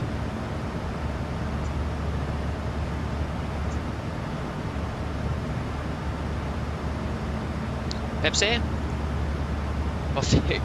Coffee? So one Pepsi, one coffee, and one Fanta. Oh, I drink cola already. I think I didn't pronounce it correctly. Yeah. Coffee with milk. Yeah. So Pepsi, coffee with milk, and Fanta. Sounds good. Anything more? I have my trusty good old water bottle. Bottle of water. Water bottle. That's something new. Okay, if you can have one Fanta, one Pepsi, and one coffee, that would be great, please. Of course. I'll go and get it for you now. Just give me a few minutes. Thank you. Yeah, the cola was great. That's great. Good to hear. But yeah, great. Like I said, I really want to try the A350 out. But the price of the aircraft, it is more expensive. I actually thought it was going to be. I thought it would be about the $50 range, but it's more it's closer to 70, 80. It's like on the pair with the 77. Like I said, I really want to try it out, but I don't really fly beside flying here, so that means I don't really have a lot of time flying that aircraft. So just the thing that I'm not really too much into Airbus, and that I'm not going to be flying with it a lot, doesn't really make it up for the price of the aircraft. So, but like I said, I really want to try it out. And maybe I will buy it in the future, but for now at least, I have some other things I'm prioritizing as well. So, but yeah, I can agree, it looks really good. I think Amir from Phoenix, so this is not Phoenix's statement, this was from his own opinion, that the A350 wasn't good. Regarding the systems, there's some things that this simulator so on. But I mean, we don't really have any other good A350s, do we? And it looks good. Like I said, I want to try it out, but for the price and the time available that I have to actually use that aircraft doesn't really go up. So yeah. But I really want to try it out. Hello. Hi, Captain. I've made your drinks. They're waiting for you in the galley area. Thank you. No problem. There you go. Drinks are ready.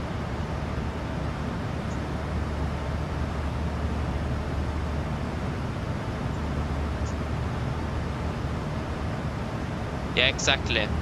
It is, and you also, I think, enables of making the ULR as well in the future. So you'll get the ultra long range of the 900 in the future. So more variants is coming, and we'll probably also add a freighter in the future when Airbus have made that one, I imagine. So you get it for both simulators. You get two good A350. You get two variants of the A350 and a high quality A350 as well. So it is definitely worth the price. But for the time I have available to actually fly with that aircraft, yeah, and that I'm not really into Airbus. So I imagine if I'm buying it, I will just be flying 2 flights with it and then never again. so yeah, but I can agree, it looks good and sounds good as well, and I really want to try it out. But yeah, but again, let me know. Maybe I will buy it in the future, but for now at least, that is not first priority. It is mainly the FMC from Refueling and a physical iPad that is on the list. And also the update for the 77 from PMDG, but that is available. Because that's going to be, they're going to be charging for that. Not a lot, but need to have, yeah, I think it is going to be like maybe $20 or less. I don't think it's going to be a lot, but it's going to be something. And I'm happy paying for an updated 77. I'm happy to do that.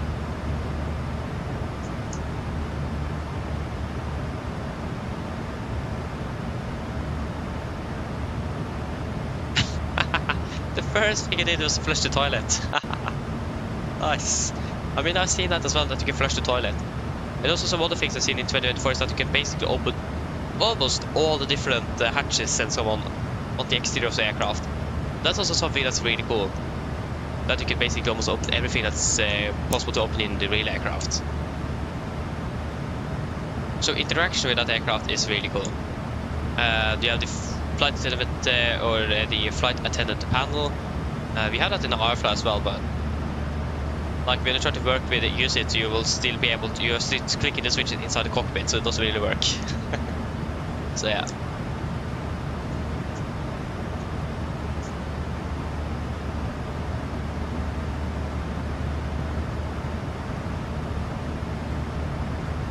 Yeah, it also like Grit says, the 777 freighter from PMDG is good, and also the MD-11, but they are quite expensive as well.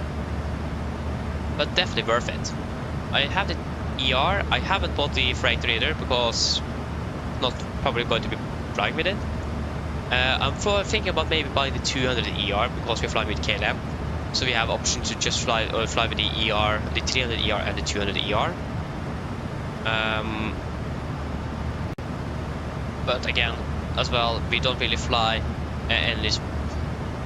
Quite rarely we have special streams as well, so if it's going to be worth it buying it, that's something else. So yeah.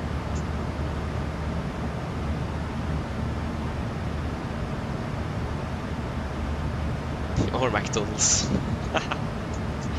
yeah, understandable though. We have the A300 as well though, Tosa, from Builds. That's also a freighter aircraft. The A300. That's an Airbus as well. If you have, if you said that you're able to start with the A310, then it's basically almost the same.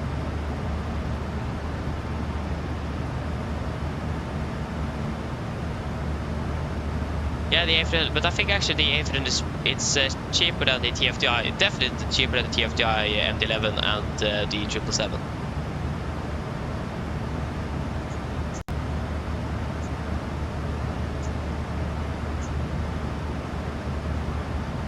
Yeah, the 740. Can agree, it's going to be a great aircraft. If I'm going to be buying it, that's another story. But yeah, I can agree on that. It looks good from the reviews I got from the Classic. And it's really cool that they're actually making the Classic as well. Or like the 100.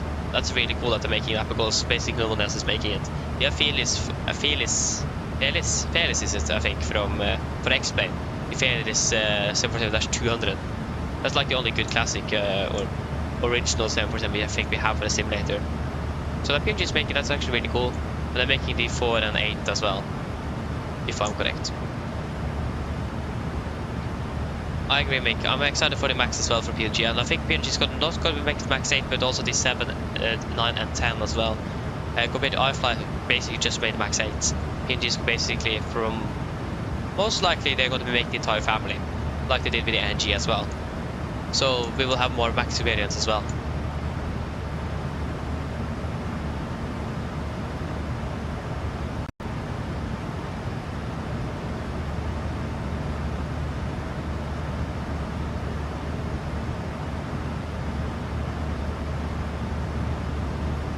Exactly, yeah, it's an old aircraft, so it's a resemblance of Boeing, yeah. It can be a bit similar flying a Boeing, especially like if you think about how Airbus is flying around today. But it's still an Airbus though, there's still some similarities with the new aircraft as well, in systems and so on, so yeah, but I can understand that. I mean, Tom said that's understandable. But then you will have at least a high quality aircraft. Yeah, I can understand that you don't want to spend 500 on an airplane.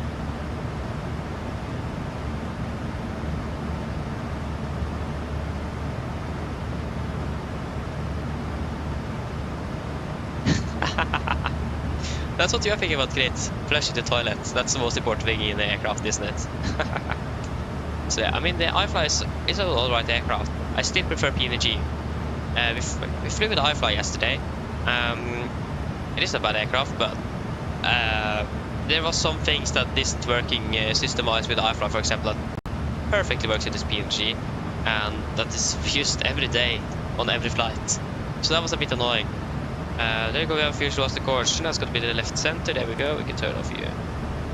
But other than that, it is a great aircraft. I really enjoyed flying with it for sure, but still prefer PMDG though.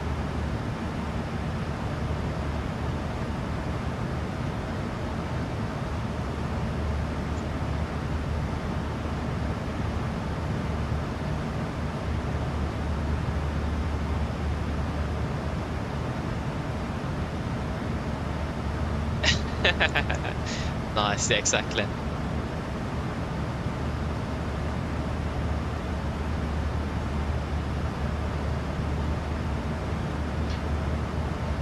Oh, nice, that's great, Jesper. I understand. Practice makes perfect. Then you just need to practice.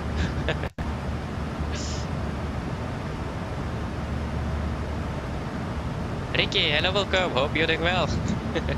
Whoop, whoop, pull up. And then wind shear as well. Ay, ay, ay. That was a lot at the same time. Up at flight level 370 as well. Oh, nice.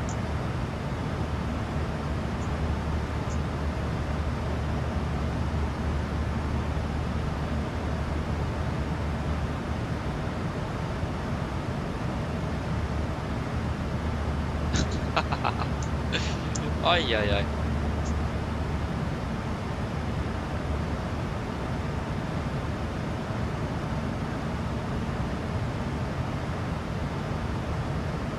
Okay, now if we have pull up, terrain, to low terrain, wind shear, stall, traffic, and engine fire as well. Ay, ay, ay.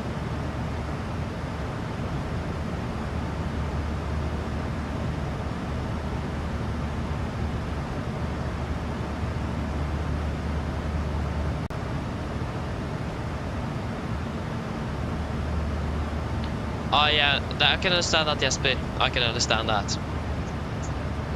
I remember when I was, when we were like from 1st to 3rd grade, or 1st to 4th, I don't remember which year, but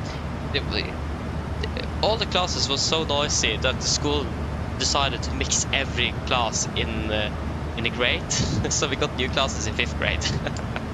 That was much better. It was much quieter, but so that was a thing they did. So I can understand it can be a bit hard to concentrate if it is a lot of noise. I can understand that.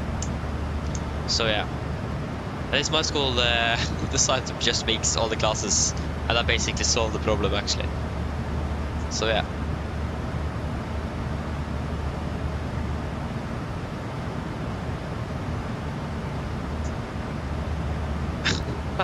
Runway too short as well.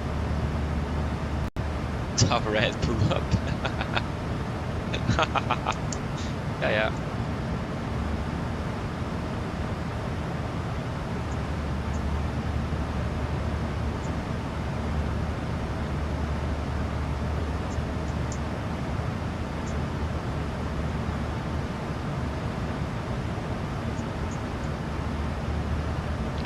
A lot of warnings here. Too low gear as well. Ay, ay, ay.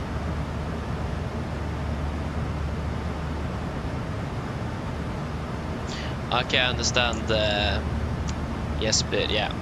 Basically 7.8. I was from 1st to 4th was A, 5th to 7th was B, 8 to 10 was E, and then now I'm A again. So I imagine that next year is going to be B then, if it goes the same, the same pattern. Like we were so many that we were 7 classes in my grade from 8 to 10th grade. We were A, B, C, D, E, F, and G. So yeah, we were quite a few on our grade. Like we were like almost 150 just our grade, and 100 of them came from where I live, and the 50 rest from like 3 different schools in the vicinity. So that was a bit of a gap there. Yeah, yeah. Okay, we have a few more scores. That's the right center pump. So that means we are finished with the pumps. Or at least with the fuel there. Category C aircraft. Then I'm category A then. I'm a small Cessna then. Yeah, yeah. Last year I was an A380 then. Since I was in E. Yeah, yeah.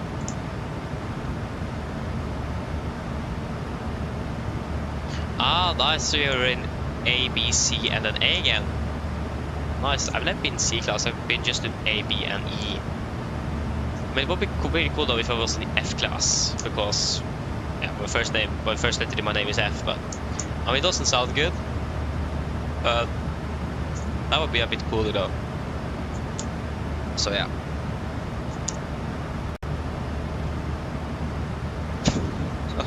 Okay. It's interesting.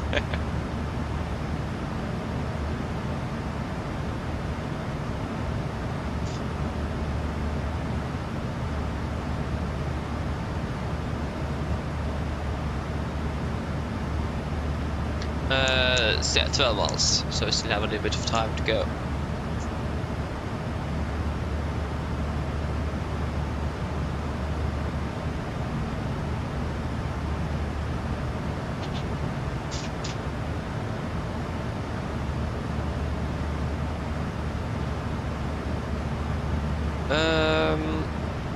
Yeah.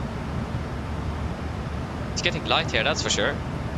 So, on with the good old trusty sunglasses.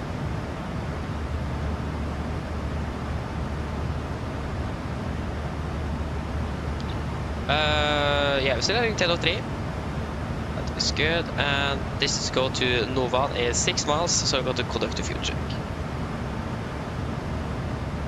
So Novan, fuel check, 7.1 tons. We currently have 7.7.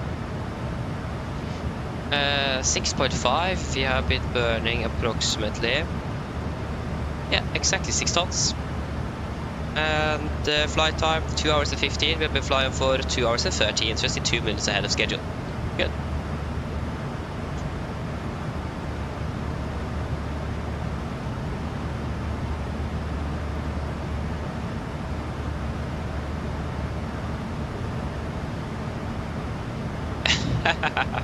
Nice, Grit. So we're still in the dark, and it took off in the dark as well. Yeah, yeah.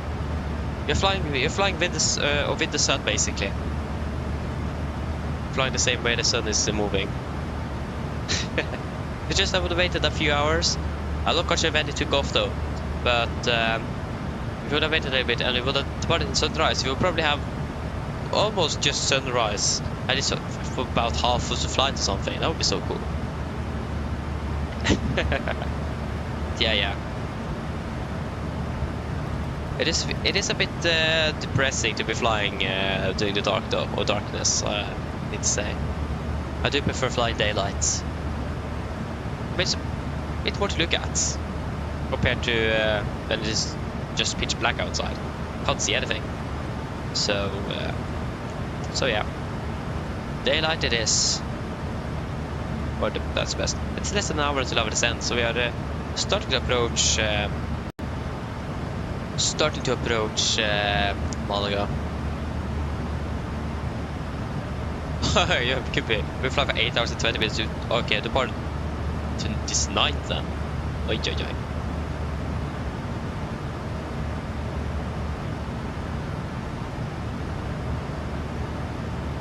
Yeah, great.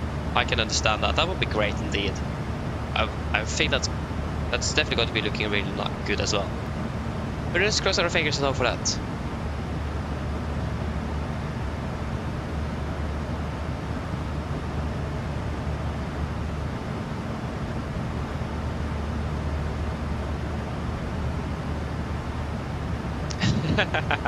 I can understand that as well, yes, but yeah. Like, it isn't really anything. Like, it is quite alright if you like have, again, a good vibe, if there's someone to talk to or just having a lot of fun. That is really nice and okay, but if you want to look out, then it is something else. But also the thing is that when it's dark outside, it's normally also evening, and that means you're also tired. That's the thing. If I wasn't tired, it would be quite alright. But it is just the fact that you also are primarily tired at the same time doesn't really help too much. So yeah, that's the main challenge, is fatigue.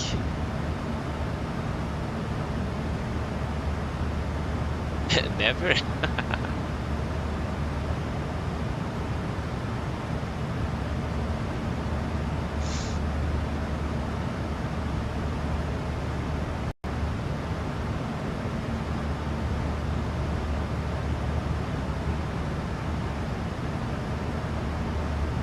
Yeah, I can understand that, Jesper. I mean, if I would have done a long haul flight sitting here and doing nothing and just listen to music and have something to eat, I would probably have, boom, fall asleep. Like, I can do that, like, randomly. Like, for example, if it's 1400 in the 2 in the afternoon and I'm just sitting here and just feeling a bit dizzy and I'm just watching something, for example, or just having the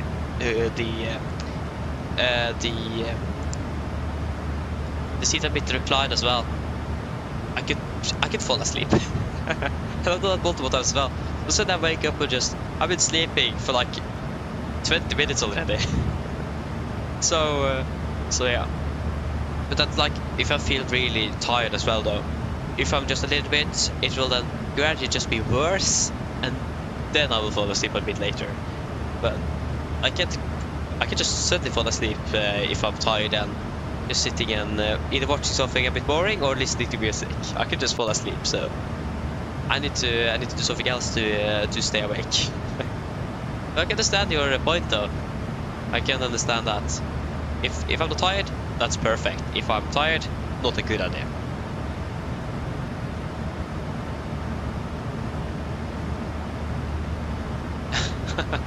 Nice.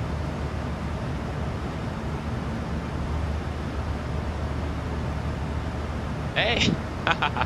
Almost past the North Pole, that's nice though. North Pole.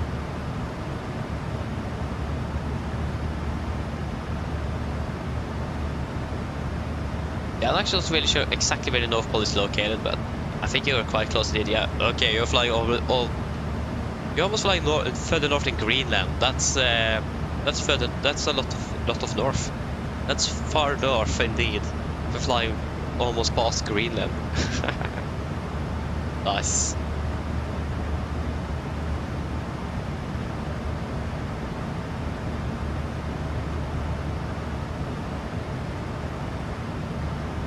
Yeah, exactly. Yes, but exactly.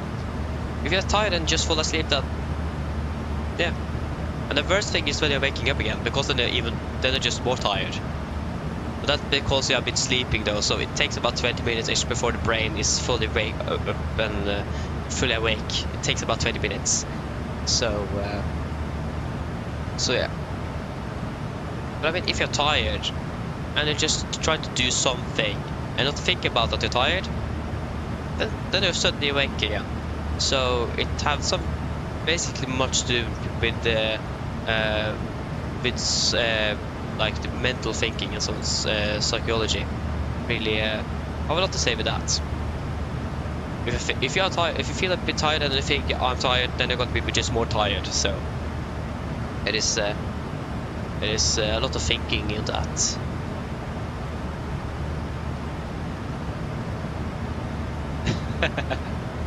Yeah. I mean, at least the time passed by quite quickly, but the thing is that if you sleep from 15 to 23, it's going to be impossible sleeping the rest of the night though. So I've been sleeping for 9 hours. So yeah.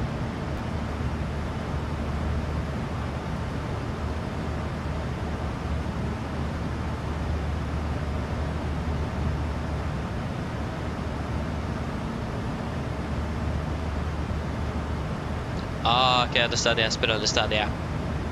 Exactly, and also changing your sleeping schedule like that is also a bit challenging. So that's why, for example, being a long-haul pilot is quite can be a bit challenging. Not just a jet lag, but we have different like the sleeping schedule is changing constantly. So this is probably why long-haul pilots don't fly as much as shorter pilots does, because normally shorter pilots are able to sleep in their own beds between their schedules, compared to longer pilots where you need to be sleeping at a hotel away in a different time zone and everything. It is just what's the correct word for that? Yeah, good question. What is it? Okay, I'm going to double check what it is. I can't remember it.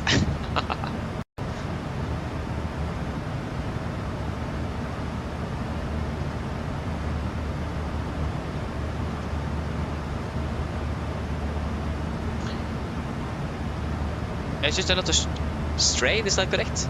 A lot of strain on the body because of the sleeping schedule and so on. So yeah, I can understand that longer pilots like fly just 3 or 4 flights a month, maybe a little bit more than that. I have a lot of days off, but when I first are working and out flying, I may also be flying a bit as well.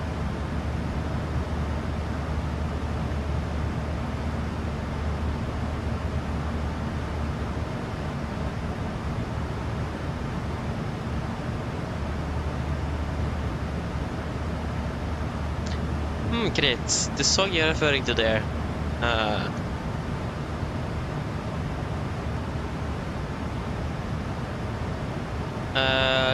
I can't. I don't think that. It's nothing that really. No, I don't really catch anything. What song are you referring to?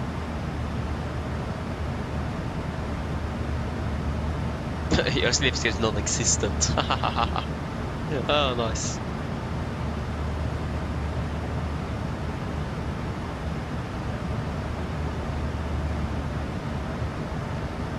Right. Ah, yeah. Exactly. Jesper. I can understand that. I also try to not go to bed too late in the weekdays, especially if I'm flying early morning the day after or the next day. And I will go to bed like I could go to bed like at 20 or something, even 19. No, actually, I think 20 is the earliest I went to bed before a flight. Because sleep is quite important. So yeah.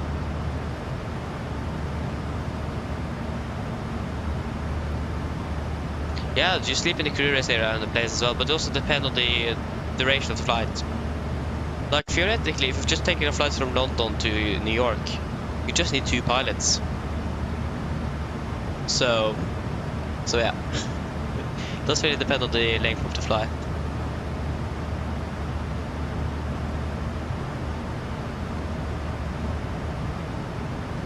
Well, I think 6 minutes bad due to headwind. I mean, 6 minutes isn't that bad though. Yeah.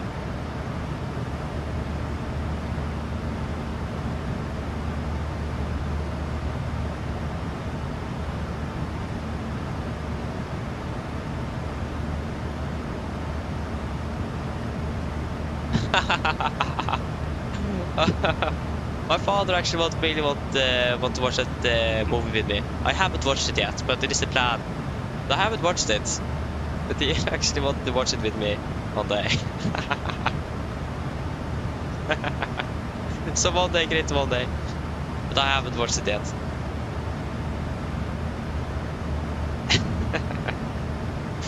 So yeah, just in that time first.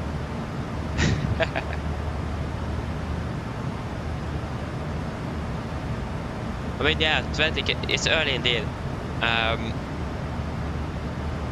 just the thinking regarding sleeping at 20 when I think I need to fall asleep now, otherwise I'm not going to be having enough rest for the flights the next day, does really impact. Does really have a negative impact, because it was once when we were going to be flying to Munich. I went to bed at 20. I couldn't fall asleep for 4 hours. At 12, I gave up, cancelled the flight, and played with a friend instead. I just totally gave up. I couldn't fall asleep. So just laying there and just think about need to fall asleep doesn't really work. so yeah. So going to bed early is also a challenge, it is, but it is important with sleep though. So yeah. Yeah, exactly. You want to restart your computer, but if you have 60 minutes, it's still plenty of time on the ground though, so you should be able to do that.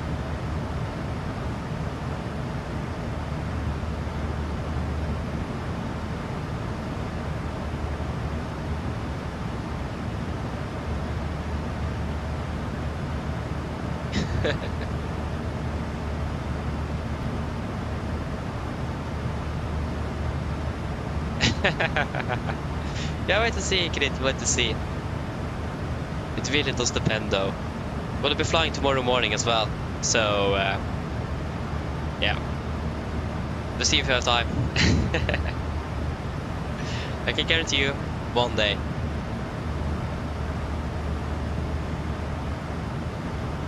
Yeah, you got about 5 hours of sleep.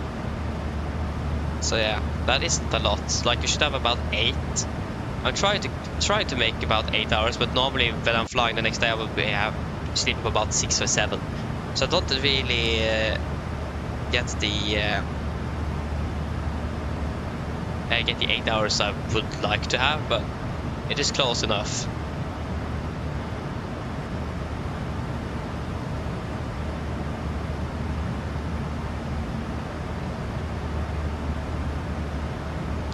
Yeah, 22.15, wake up at 6. That's not bad. That's not bad.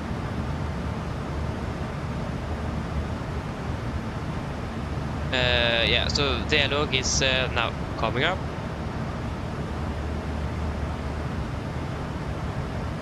Around 8. As long as you have around 8 hours, then you should be fine.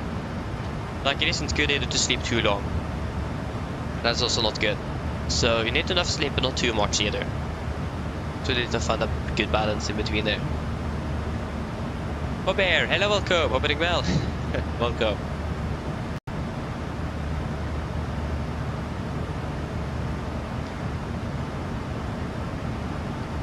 Yeah, it's called short ops because it's short flights. It is, if I'm correct, short ops is about 1 to 3 hours. Ish. I think it is from basically up to 3 hours, and after between 3 hours and or up to 2 hours, I think it is, and between 2 hours and 5 or 6 hours is medium haul, and beyond that is long haul. I don't remember exactly the numbers on it. But yeah, it's because it is a short operation. It's a short flight basically. Yeah, I think about 5 or 6 hours is medium. Yeah, it is surprisingly high actually.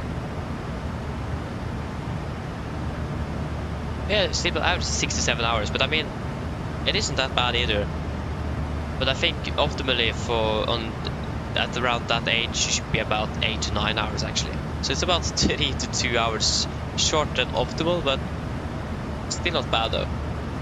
Like, there's people that is like going to bed at 3 in the morning and they have school the day after, so they sleep for like 3 hours or something. So that is definitely not a good thing. Yeah, they look 6.5, 7.1, 7. We have burned 3.6. Oh, sorry, 6.6. And 2 hours 21, 2 hours and 29. Good.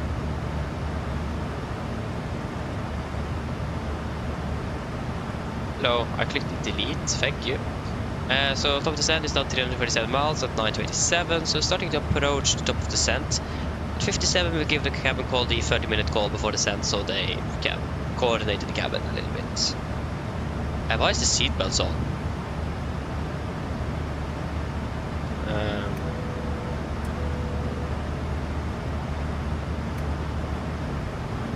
Like, self-fly car just completely stopped synchronizing with the simulator.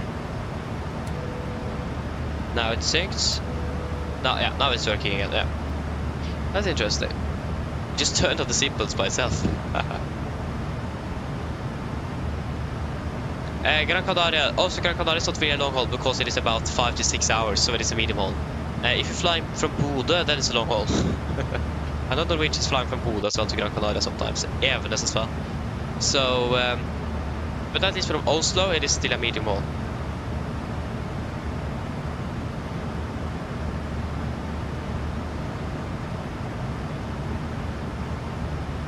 Yeah, I want to go to Oslo, Bodø, Oslo later. Sounds good.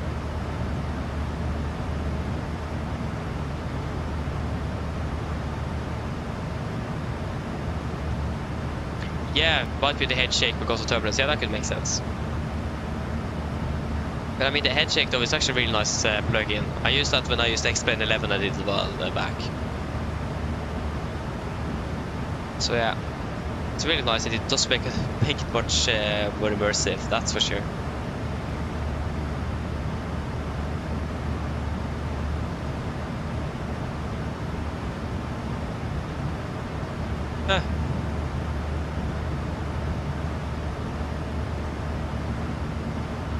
Yeah, that's interesting. So everything is looking bad. I don't think that could be the head shake then. But I mean, if it looks blurry, that could be it. But that's strange. Maybe it could be that as well, but it is maybe it could be the shader again as well. If you haven't disabled all shaders completely, it could be because of that as well. I don't know.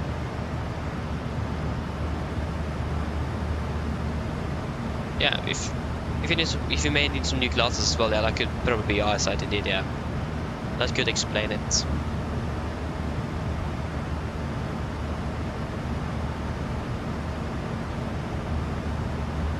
Yeah, so we got 40 minutes until descent.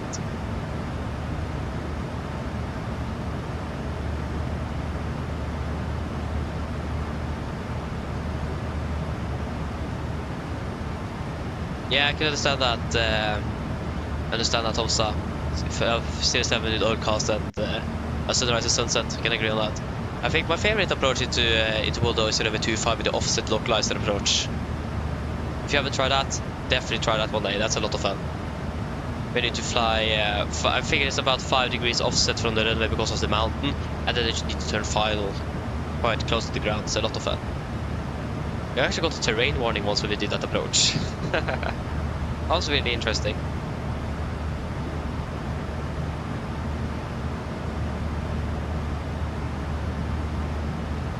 Yeah, it was the head shake, yeah. Exactly, it was that. Yeah, localizer, so toss up. When you have an ILS, the glide stop at the localizer, so basically a localizer approach is just that you don't have the ILS. That's basically what it is. Or like the glide slope. So then we will using VNAV for descent. That's basically what it is. Just but it's still not a precision approach, then it goes to a non-precision since you don't have the vertical guidance. So yeah.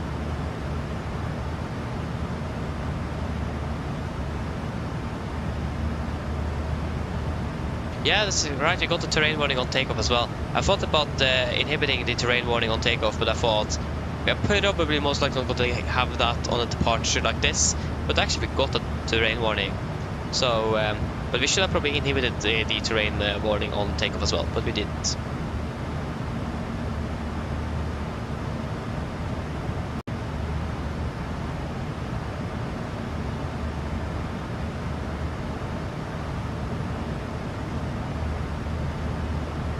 Yeah, I agree with you, Krit. Also, Bold is one of my favorite airports there, especially for runway 25 there as well. Same runway, runway direction. 25, the localizer offset. It is one of the best approaches. It's a lot of fun.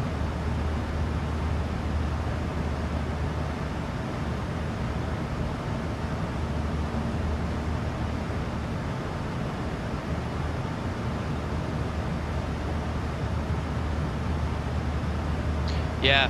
What CPU? Do you know what CPU you have now, Jesper?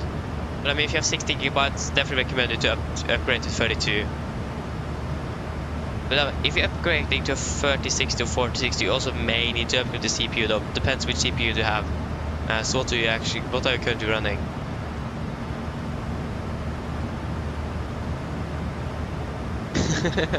Black Friday, yeah, but that's more than half a year though.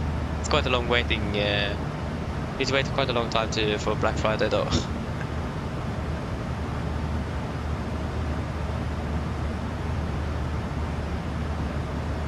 Yeah, screens as well is not very expensive, especially if you don't really need want the best screens out there. Quite cheap indeed, yeah. It does really depend on the like. You don't really need a high like with a screen with a high refresh rate if you're flying a flight simulator. I have a screen like 165 Hertz. I'm not even close to 60, so I don't need such a good screen for a flight simulator. But the resolution is something that you should definitely think more about.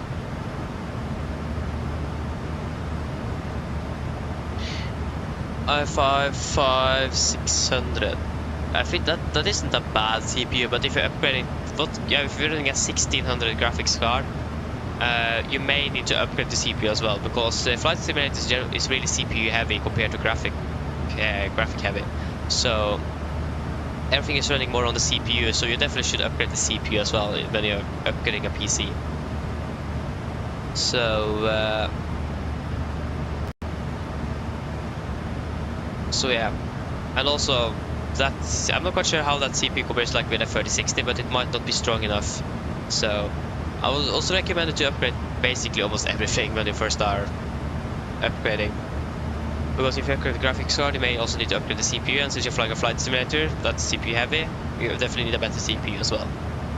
And of course, a little bit more RAM as well will make a difference. But it all depends a bit as well.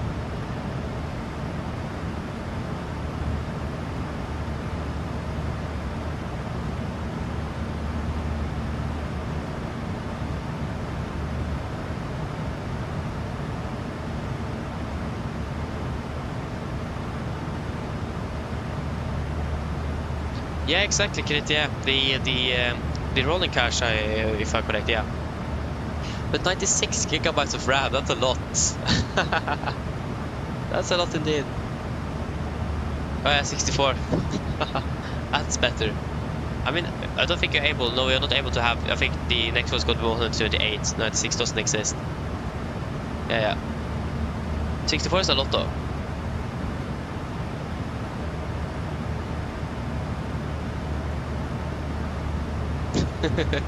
Let's see if it would be way better indeed, yeah.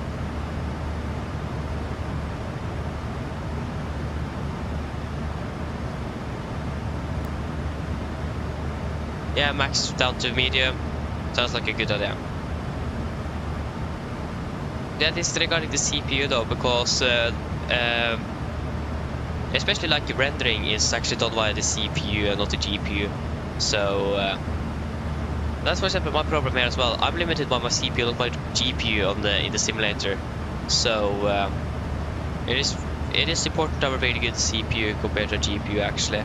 But you shouldn't like have an overpowered CPU and a low and not such a good graphics card, because that will limit the potential of the CPU, because the graphics card is lacking behind. So you need to find a good balance in between. It can be a bit difficult.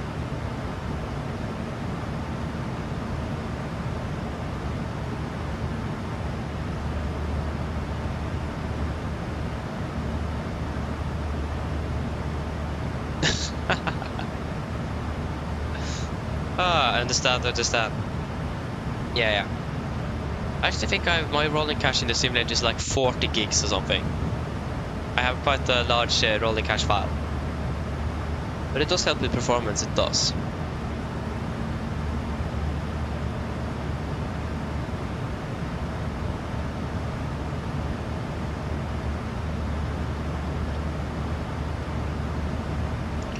Yeah, nice to fix the graphics, that's great. That is good to hear.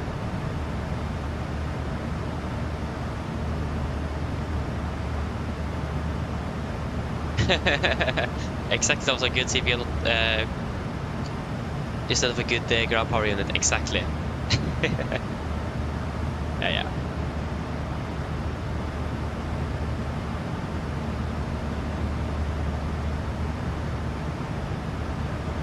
We're still landing on 3, so we're still landing a bit early. But what star do we actually have planned for? And what could we expect? Clock is 55.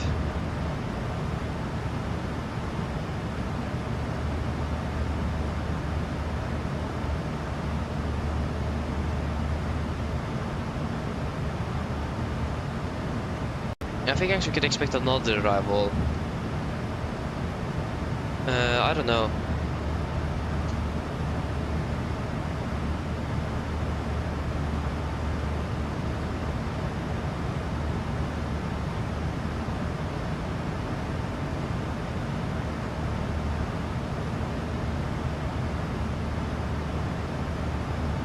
Oh no, that's the wrong airport. Gardermoen is not Malaga, is it? Malaga.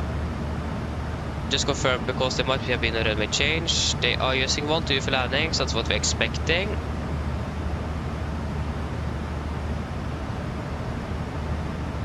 Yeah, it looks like they're using the other Vulpa. Yeah, they're using the other Vulpa arrival, so that means we're going to be changing the Vulpa one.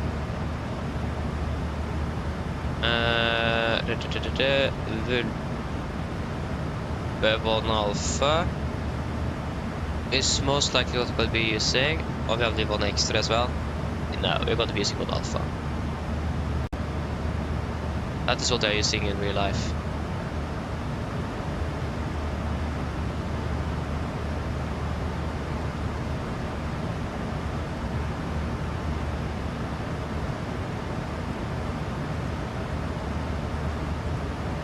I actually saved more time by changing that. That was a bit surprising. Oh no, sorry, forget that. We added another minute. Yeah. We could expect a direct nevertheless, but I'm a bit more accurate on the timing. We'll just call the cabin crew to let you know that's 30 minutes until the set.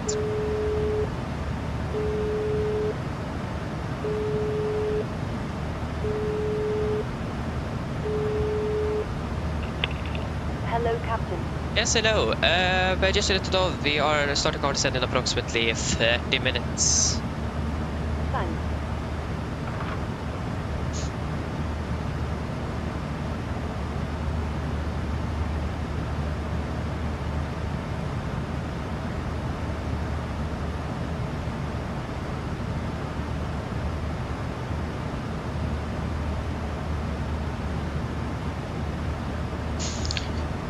Yes.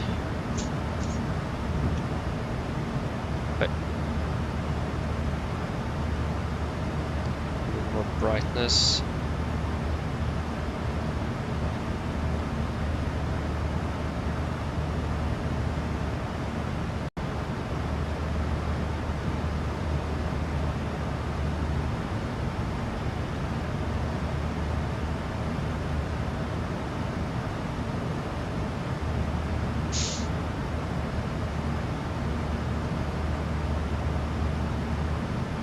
Gosh, that's light.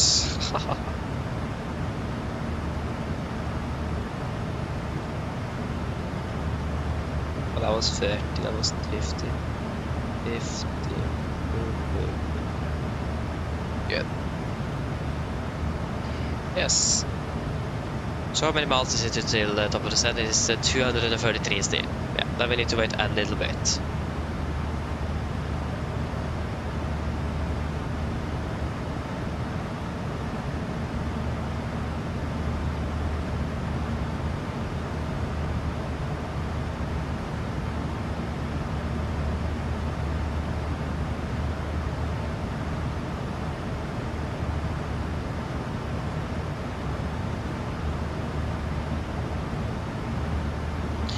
Blah, blah.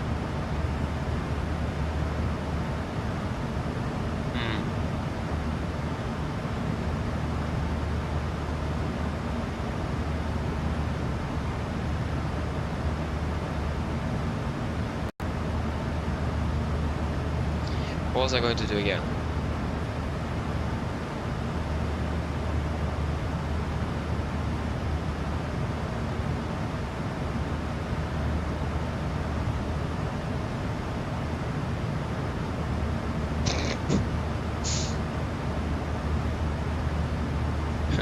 Yes. VPN, no.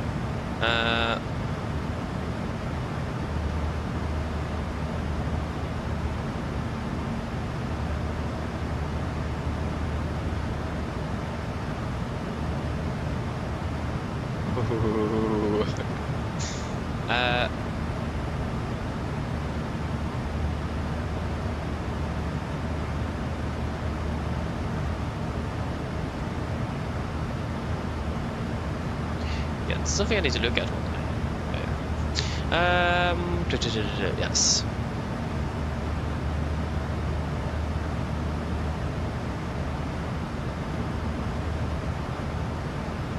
Oh, Manchester tomorrow. Sounds good. Yeah, correct. Yeah, they fly to Bergen as well, perhaps. Yeah, that could be it.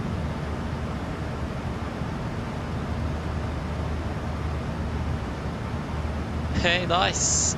I kept in about 75 hours of Oslo Norwegian. That's cool. That's great.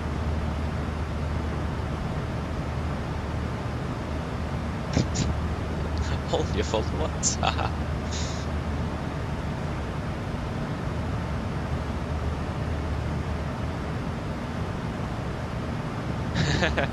Yeah, indeed. They're looking for a new leader. They are. Maybe we should apply a deed clit. I mean, there were some qualifications they needed to have, though, to be able to apply. At least to get the job, but that would be cool indeed, though.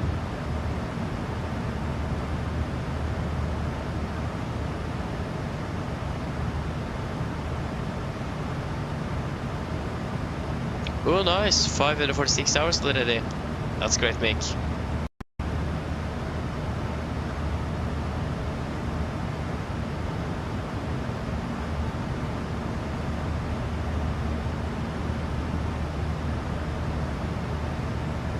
You have 125. That's good as well, though. Yes, but that's quite good. How much do I have?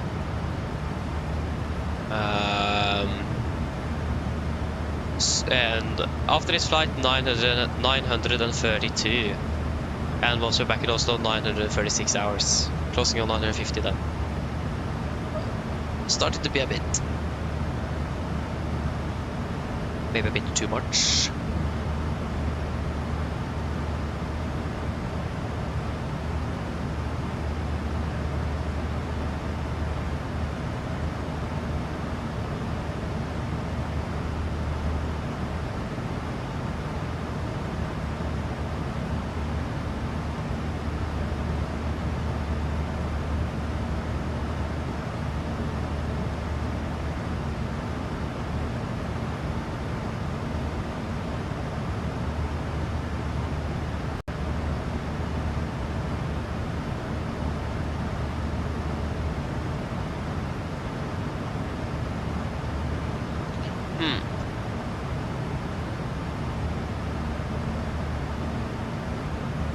You're flying almost every day and you have 550 hours of optimal in a day. Oi, oi, oi.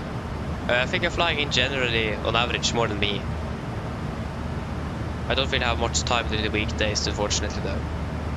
So yeah. That's a little unfortunate. That's how it is as well.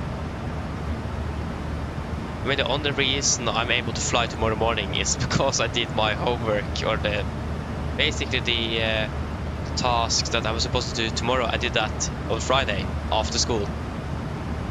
That's the only reason I'm able to fly tomorrow. So yeah.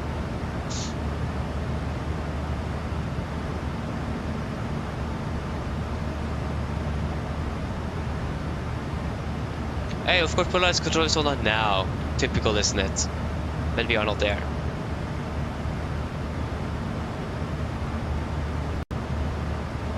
Yeah, I started in autumn as well. Yeah, exactly. You haven't been flying on Watson for very long either. That's really impressive.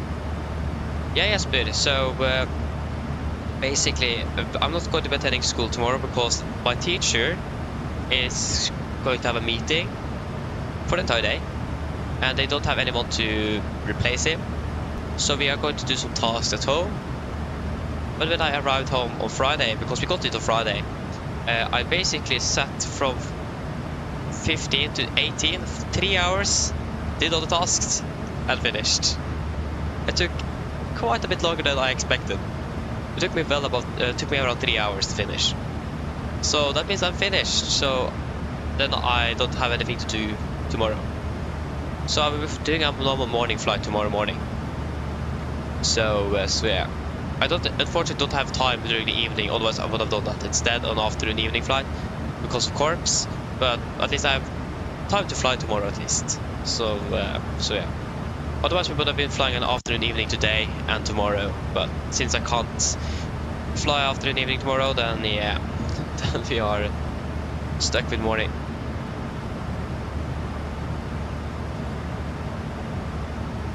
No school tomorrow indeed, that's correct.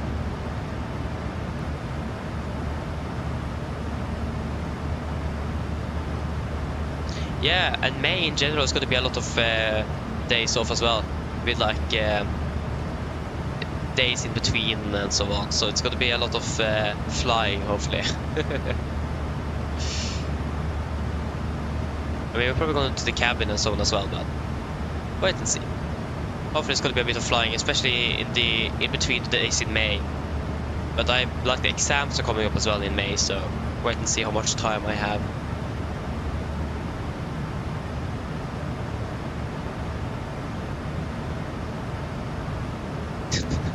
Yes, Easter is in April.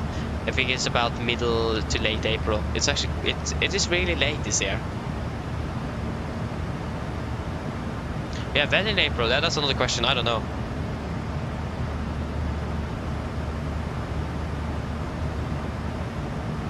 Yeah, of course, 17th of May is a Saturday this year. That's a bit unfortunate, but a good thing is that we have Sunday off as well.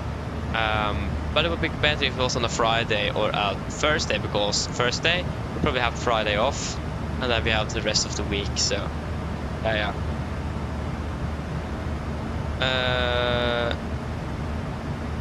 Yeah. Yeah, so Easter is like from this. It starts the 13th of April. That's Sunday, and then 17th of April to 21st of April. So yeah, it's quite late. It is in the middle to last, or to late middle, around middle late April. So it's really late this year. Again, 17th of May is on a Saturday. That's really unfortunate. I mean, 8th of May. I don't think we have a day off on 8th of May though. But 1st of May, that's a day off, and that's on our first day. So hopefully we have a day off on that Friday as well. That would be nice. Wait and see. That was the wrong task. There we go.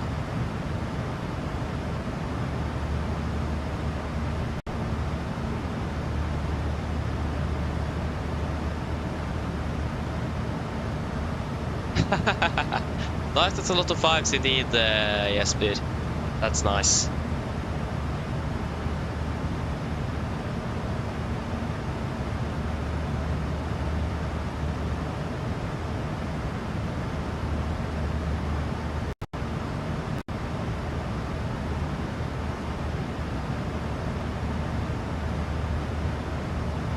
Yeah, that would be really cool indeed, Grit. I'm not quite sure why the army doesn't do that. Or the Air Force is more correct. That would be so cool if they actually did some more formation flying around in the fighter jets on the 17th. They probably do that somewhere, but that's not really much. At least I haven't really noticed anything. But in general, there's lots of other things happening that day though, so it's maybe a bit too much as well. I don't actually know. If it is an F-35, it's never too much. You can always have more of those.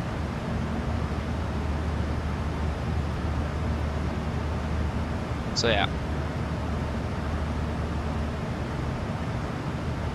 Oh nice, turning to 19. 15th of May. That's great.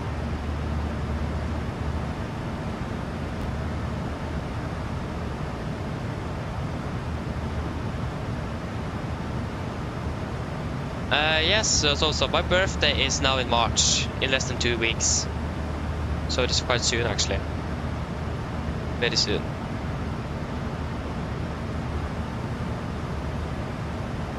It's the 12th of March, basically. The same day as Norway closed down with the corona pandemic, if you guys remember that. That was the 12th of March. Best day, isn't it? I remember that day. Ay, ay, ay. That year as well, I think I also was 12 years old the 12th of March 2020.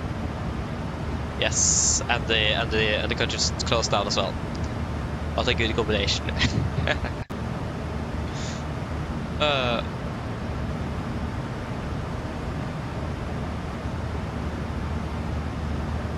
lot of twos indeed, yeah.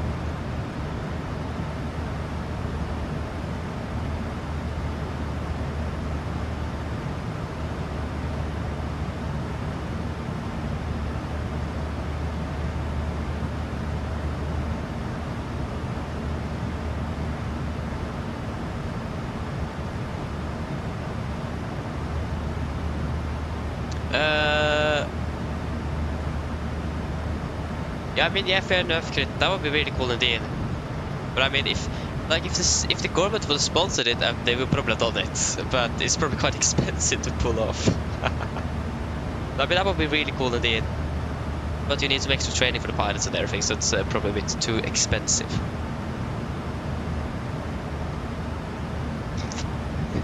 Very random indeed, but that's great to hear that you like a yoke though. That's great, SB. Yeah, we should probably start preparing for our approach. So, runway 12, so there you go. So that's going to be 118. 118. Oh, this is 19, there we go. 118. And that was not 118. 118. 1055, so say for the one on the left and going then. 11055. 11055.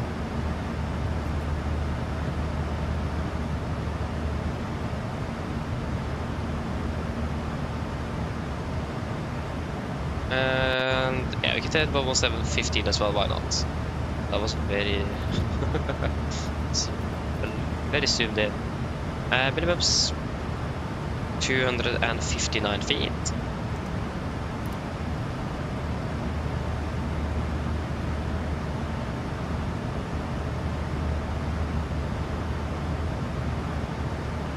Yeah, 259. There we go. 259. Is there anything else we need to? Yeah, we need to do the landing calculation, of course. So yeah, that's going to be 4.9 tons, 5.9 tons, so that's going to be 1.2 tons, so that's going to be then 6,700. 6,700, landing runway 12, that's not going to be a wet runway anymore, is it? Hopefully it's not fog in the vicinity. Ah, it's raining. 8,000 meters visibility with light showers of rain. Lots of clouds as well, so it's going to be wet runway then. So that's going to be 310 at 1 knot. Oi, that's not basically no winds. 310, 1, 12, 15. 310, 1, 12, 15. With flap 30, auto brake 3, and all operational. Calculate. That's going to be 148 minus 5 is going to be 143. 144 is also perfectly fine. With auto brake 3 and normal reverse thrust. That is good. See, really dim. Yes, that should be most of that. Do we know where approximately we're going to be parking? 1801 is our return flight. Terminal D. At least gate D, something like that. Do we have approximately that's terminal 1, 2, 3? Yeah, but where is D? Okay, just wait a moment.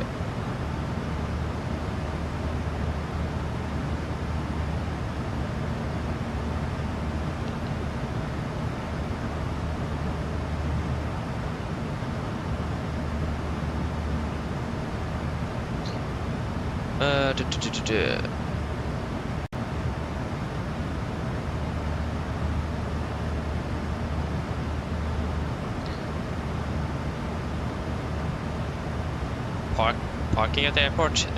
Wait, was the winter park? What? It's the first thing I see. Hello. Hi, Captain. Just checking to see if everything is okay. Yes, everything is fine, thank you. Just give me a buzz if you need anything. Of course. Flight number. Why can't I do anything? Norwegian. Where are you? A lot of Ryanair though. Delta Airlines, no. Norwegian. SAS, no. There you go, Norwegian to Helsinki. Oslo Gardermoen. 1801. This is just D. Boarding gate D. But where is the D gates located in Malaga? So approximately where it is. Main points of interest departure.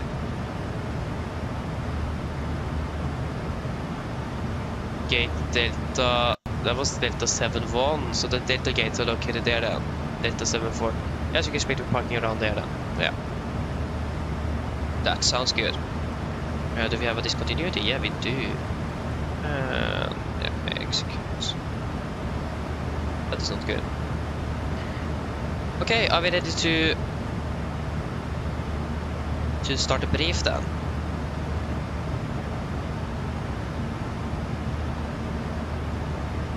Almost. Okay.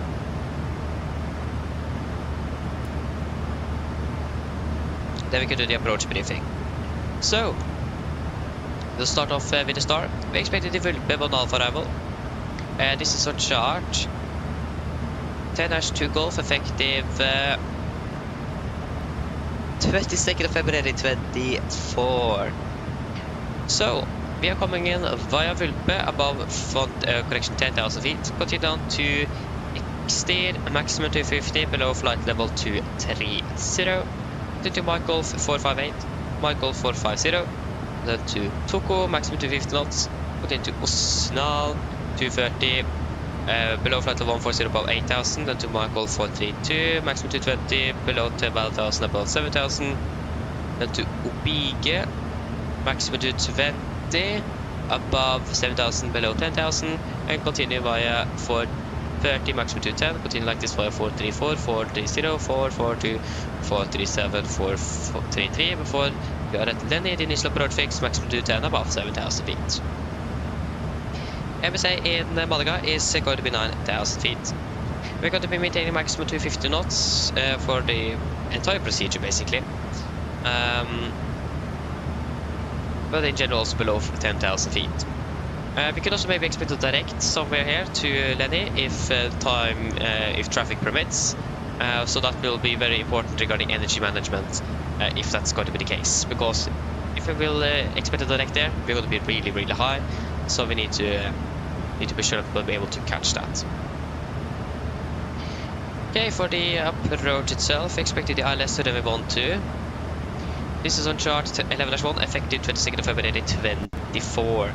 So coming in by Lenny, again maximum 210 above 7,000 feet, initial approach fix, and then to Osket, maximum 210 7,000, and then to Nekta 210 6,000, then to Divak 210 5,000, and then to Gafax, maximum 210 5,000, correction 4,500 feet, and then into Nitox initial fix, maximum 210 above 3,000 feet, and we're going to be approximately 10.9 miles out from the ILS, or for the ILS. The weather is 118 degrees, ILS means 110 is for 55 India Mike Golf, so 118 is set triple and 11055 is a set triple with Malaga VR on standby on number 1.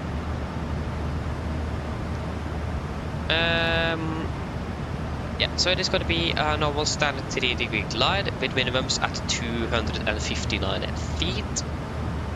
Initial correction transition level is flight level 140, and for the mist, if we need to go around, we're going to be climbing on the runway heading to 1.7 DME from Malaga VR, then left to intercept and follow radial 102 Malaga, climb to 2000 and await ATC instructions. So otherwise, but await.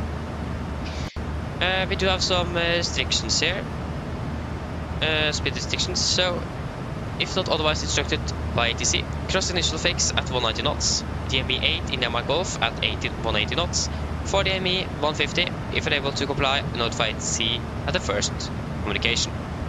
So we need to remember those speed restrictions to maintain, or to be able to maintain those. Yeah.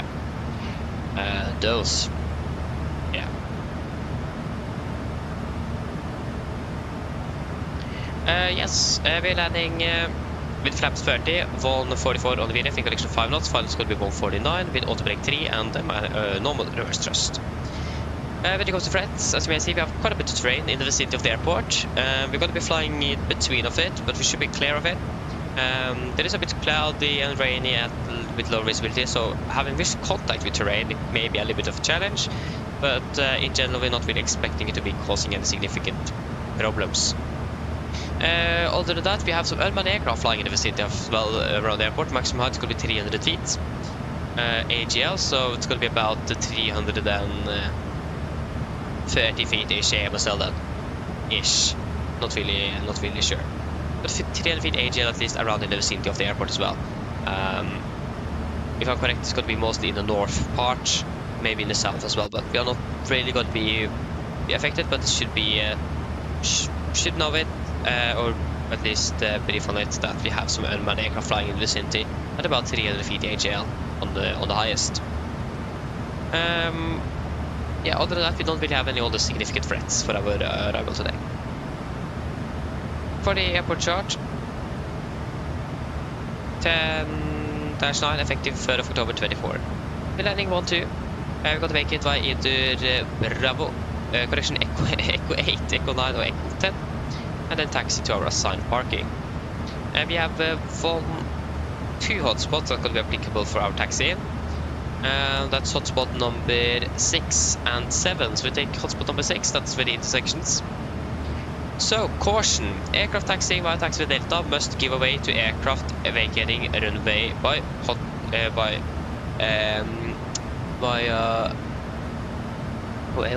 what does that stand for again? High-speed taxiway, Echo 8, Echo 9 and Echo 10. And Alpha 7 over here, over 8, over the with Lima 3 there. So, caution, possible congestion of traffic on taxiway Lima due to pushbacks from nearby stands which invade taxiway Lima between intermediate holding position Lima 3 and Lima 2. Special attention should be paid to the intersection with ramp 8. Taxi by taxiway Lima, if the aircraft must enter ramp 8, make sure in advance that that the run up to your stand is clear and that there are no aircraft pushback which could block your way. So we are not really expected to taxi in at ramp 8, but we should at least pay special attention and be cautious between Lima 3 and Lima 2 because of congestion with traffic, especially regarding pushback. Other than that, we can go to the parking stand chart. 10-9 Bravo. So again, we got to taxiing that via Delta. We can expect Lima by Lima 3 or crossing over to ramp 5 or ramp 8, and then down by which exactly is Bravo, and then in for one of the stands here, stand 52, 49, 45 or 42 ish. Somewhere around here is what we could expect to be parking today. Not really 100% sure. Yeah, other than that, we don't have any other hotspots, taxi sections, any other notable note-tabs that we haven't talked about for the Malaga. One other thing actually is that we have the measuring equipment for the cloud layer over at runway 12 is out of service. So having an accurate cloud layer over runway 12 can be a bit difficult to obtain, but we should at least have the general should be still applicable for runway 12. Other than that, the runway condition is wet, so we're using auto brake and normal reverse thrust for that. But other than that, there's nothing really else to say. Any questions? Probably not, then our briefing is complete. And we go to the fuel check at Krisa, so that was perfect timing. So, Krisa, 4.9, we have 5.6, that's 700 kilograms. 8.6, we have burned through approximately 8 tons, almost 8.08 to be exact. And 3 hours 13, we'll be flying for 3 hours 11. That's good. So then we are finished with that. So the set checklist. Presentation, landing altitude set to 50 feet, recall checked, auto brake 3, landing data, VRF 144, minimums 259 feet, approach briefing complete, the set checklist complete. And once we are ready, we can descend down to flight level 200. 200, set.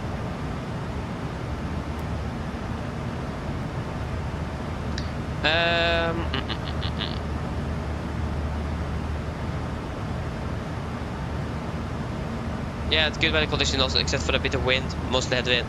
Yeah, exactly what we experienced on departure as well. Actually, we got a bit more cross headwind on departure, but still nice weather conditions indeed. Can confirm that outside my window as well. Sun is shining.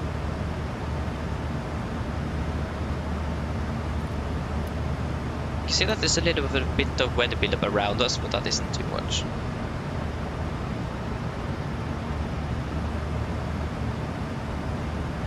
Tom, so yes, I have heard someone declare an emergency before.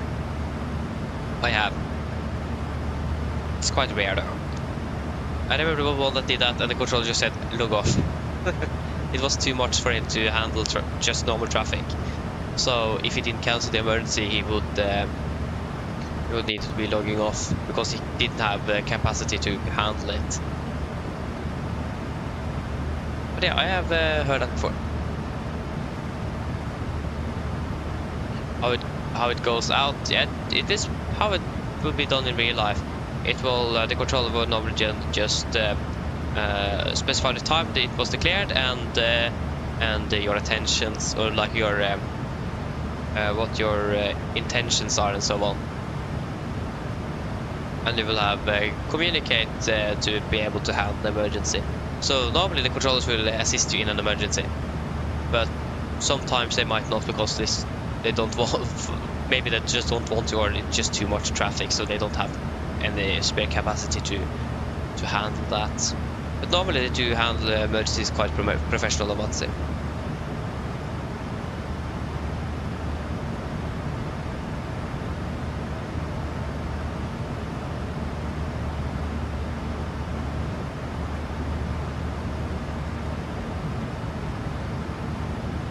Yes, indeed, it's good indeed. Don't really complain.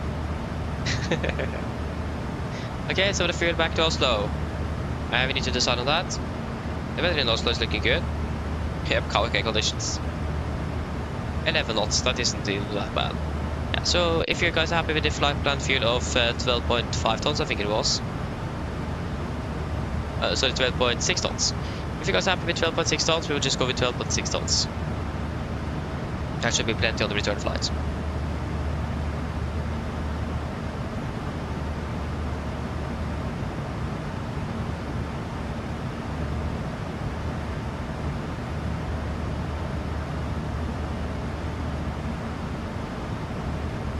Tom's, I will just continue because we don't know the reason why they have squawked 7700. Like I said earlier today, we normally just separate us from the real aircraft. When we take over the aircraft, this is our aircraft and it goes how it goes. Because if the real aircraft is delayed, we don't really know the reason why. So it's really hard to do that, and if it squawks 7700 as well, we don't know why they're starting our descent now as well. So it is just better to just continue. There's no point in us declaring an emergency that we don't know what the emergency is. So we just continue. So we are basically not really linked with the real aircraft because it isn't really easy to do. I think we're the only one into inbound Malaga in the close vicinity. But fair enough, most people are probably sleeping still as well.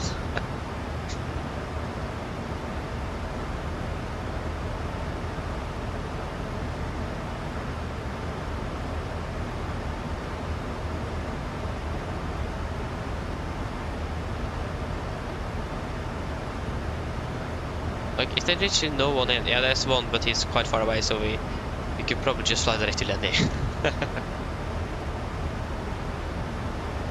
Like, we're currently landing really early. If we would have taken a direct to Lenny, for example here, we would have landing at, say, 10 minutes. I don't think we're going to be doing a direct right there because we will be just way too high. We have done that before. It's a bit tricky to manage that. So we'll just find a nice... if you, for example, take from Toko and then to Lenny, for example. So erase. You can just find Lenny. And Toko is, yeah, so Oslo. Boom. Then we at least would have a little bit extra track miles. I mean, in real life as well, you would expect direct if possible. I think we should do that if you guys are happy with that. Yeah, there's no one else flying in.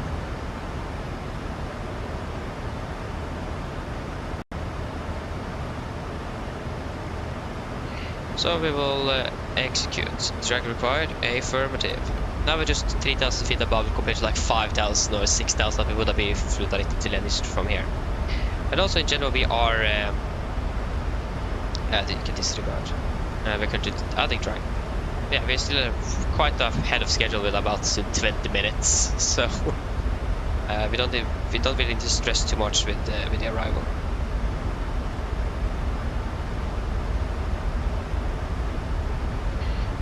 Skål, Kjell, welcome from the MD Radeon flight deck. Hope you're doing well. You're still addicted to the FedEx ops, aren't you? Nice. If I ever needed to declare an emergency, or if that's what you're saying, Tomsa, if that's the case, no, I've never declared an emergency. Never. I've actually never really encountered any emergencies, so yeah. Yeah, I got to do a PA once we pass flight level at 300 here.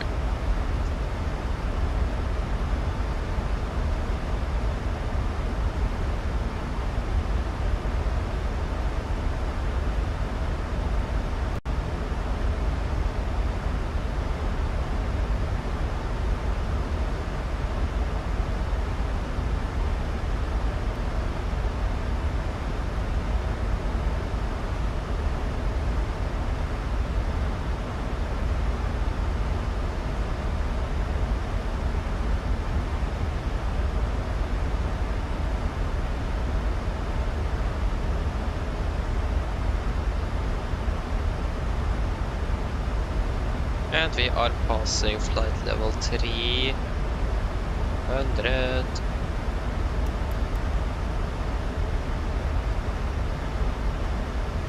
Yes, that's good. Expect we're landing in about 25 minutes, and yeah, that's the wrong airport. Yeah, now it isn't raining anymore, but come on, can it be decided in Malaga? Mine damer og herrer, dette kaptein som snakker.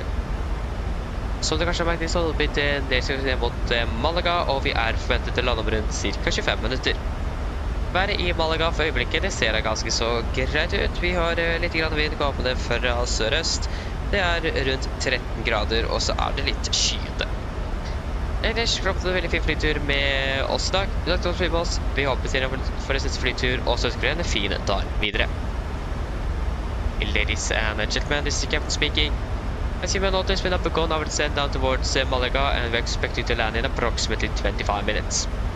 The weather in Malaga at the moment is looking quite good, with just a little bit wind coming from the southeast, about 13 degrees centigrade, and a bit cloudy. Otherwise, we hope that you enjoyed this flight with us today. We thank you for choosing us. We'll see you again on the next flight, and we wish you a pleasant day. Thank you.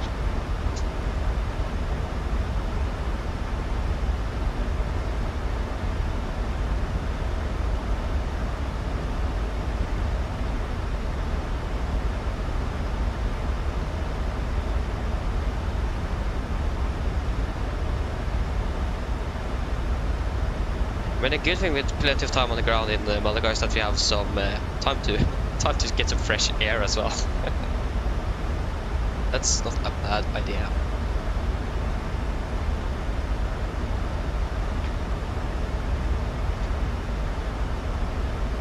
Yeah, we are starting to catch the selected, so we can continue down to flight level 150, right over the transition level. 140 set. Last time we flew to Malaga, I think I forgot that the transition level was at 140, so we continue down on standard pressure to like 10,000 feet, and then, well, of course, we are past the transition level like 4,000 feet ago.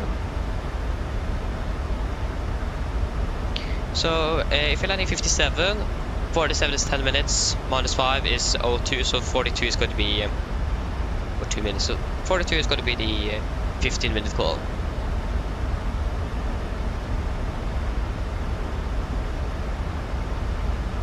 Oh, nice, you're flying to Anchorage and Seoul today, from China as well.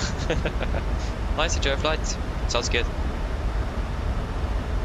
Sounds like you really enjoyed the MD-11. I mean, the MD-11 looks like a really cool aircraft to learn and fly as well, though. It's a bit expensive. I mean, I would have probably bought it and flown with it if I didn't fly the 737 as much as I do. Same with the A350 as well. But yeah, I'm just locked in on the 737, so when you almost know this aircraft inside and out, then it is a better idea to stick with it, isn't it? There we go, we catch a decline path already. I didn't notice.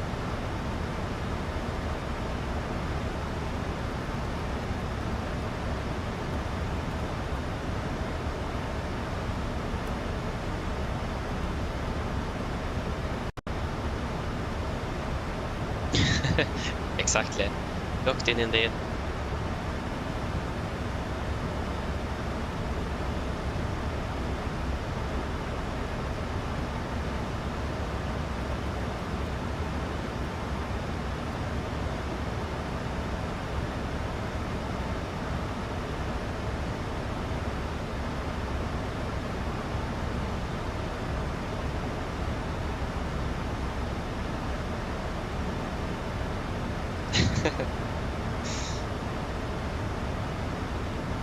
Yeah, so we're still landing 57. So we're still landing about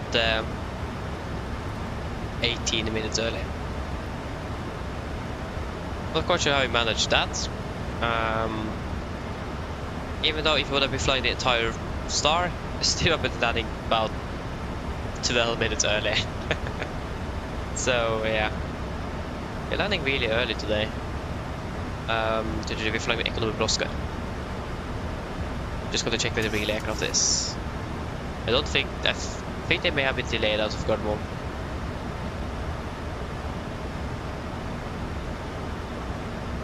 They departed at no, actually departed before us. They expect to be landing at 53. They're landing before us. Like we are landing early. They are landing even earlier. That's nice. Next we catch the glide. We're passing flight level 200, and pressurization is looking good there. Yep. And then what's the temperature? It's gonna be quite hot in. Not really hot, it's 13 degrees. It's manageable.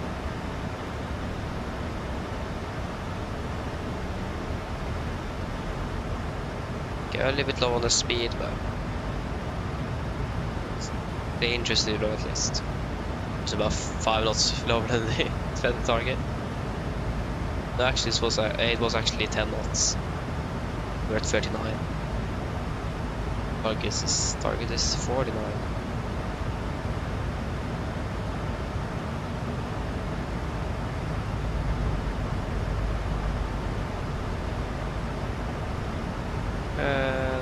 Actually just have it, so we accelerate a little bit.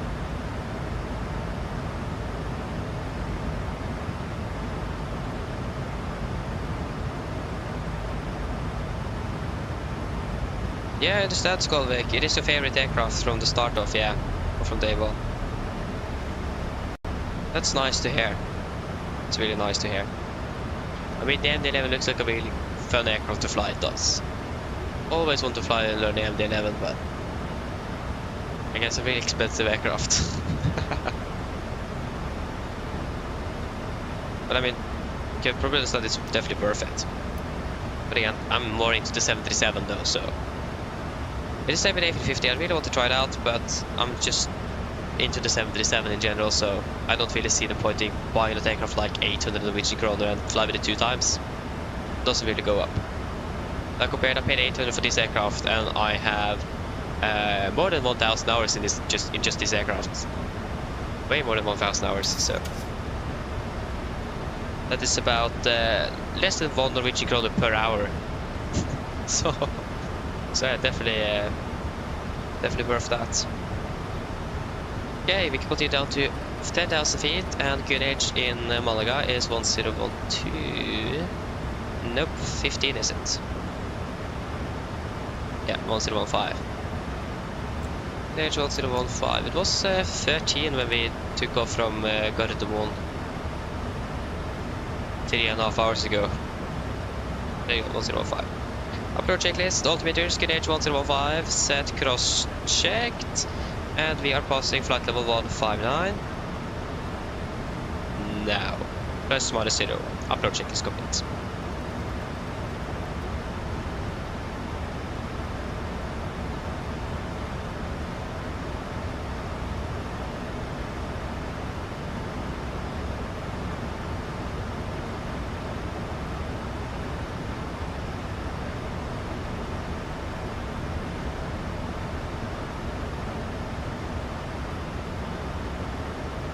Yeah. 350 to 400 hours in the Neo, exactly. Like for example in the flight simulator itself, I have about 6,400 hours. But like airtime in the 737, it is well above 1,000. But time in the 737 in itself is probably about 1,500. So we've been flying a lot with these aircrafts.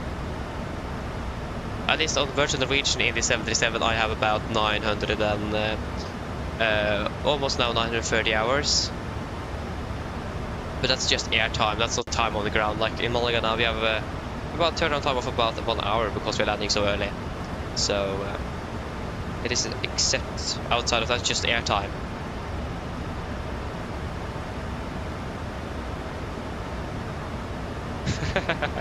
Nice, the 1000 feet below you. I mean, you're still above the minimum requirement for separations with terrain, so you're fine. I mean, it depends the altitude you are at though. That does really depend a bit.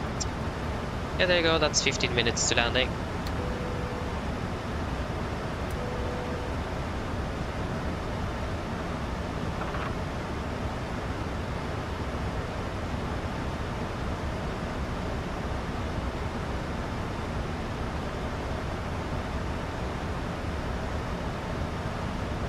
Yeah, exactly. So it is where it is the 737, then the 787, now the MD-11. It does vary a little bit, yes it does. But I mean, I've been flying the 737 now for 2 years plus. So not really been flying anything else. So yeah. Exactly.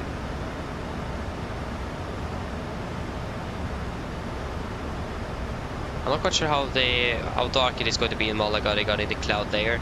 I don't think it is going to be that dark, but we should be prepared to lower the brightness of this place a bit further once we're clearing or passing the clouds there.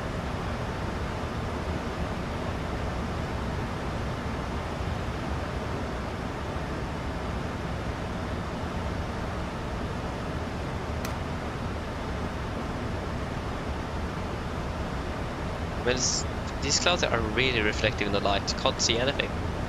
Like, at least it feels like it. What's it to the TAT? That's plus 2 degrees. Yeah, on with the anti-ice. Engine anti-ice on. There we go.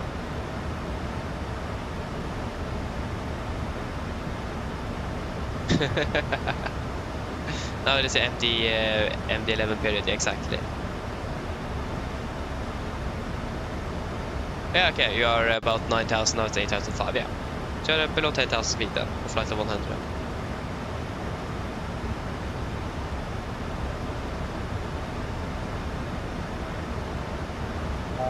First to go, continue down to 7,000 feet.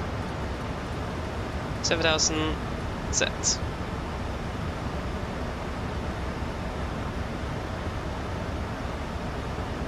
And they're really going to fly a bit more off the start than we are doing. Yeah, that's fine. So we're currently about landing, aren't we? Yep, it's maximum 210 knots, is it? Maximum 210, yeah. We probably need to extend, we may need to extend some flaps.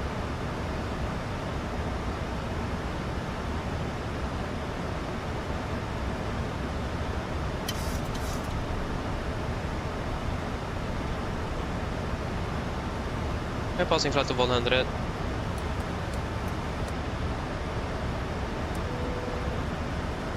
The presentation is still looking good. Yeah, nothing really outstanding there. And we can turn off engine anti-ice. It looks like there is quite a thick cloud layer as well over Malaga. It looks quite dark over there. At least below the clouds. We'll wait and see. As you can see, we have some weather build-up on at least that's going to be south east of our route. We have some yellow or amber clouds there, but nothing really significant nonetheless.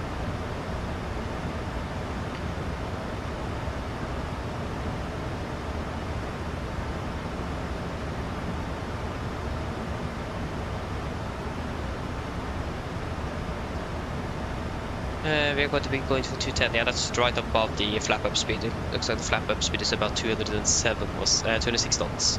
So that's above the flap-up speed at least. Or the up speed.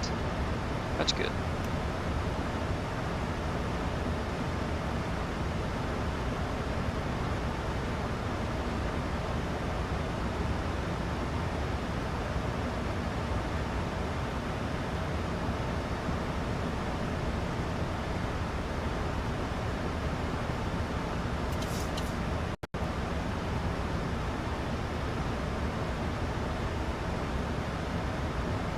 So the through here now is +6. Still not warm enough. We're not flying through clouds at least yet, so. Hello. Hello? Hi, Captain. All passengers are seated and secured for landing. Thank you. No problem. Cabin is ready.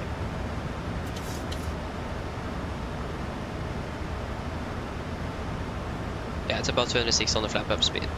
Okay, go speed into that, maintain 210 knots.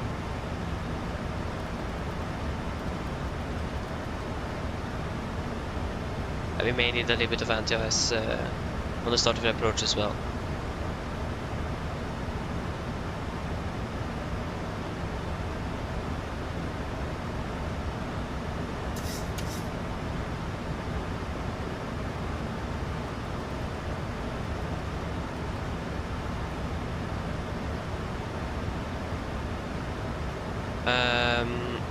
Yeah, we don't need to start that fast. Now go. Continue down to 3,000 feet.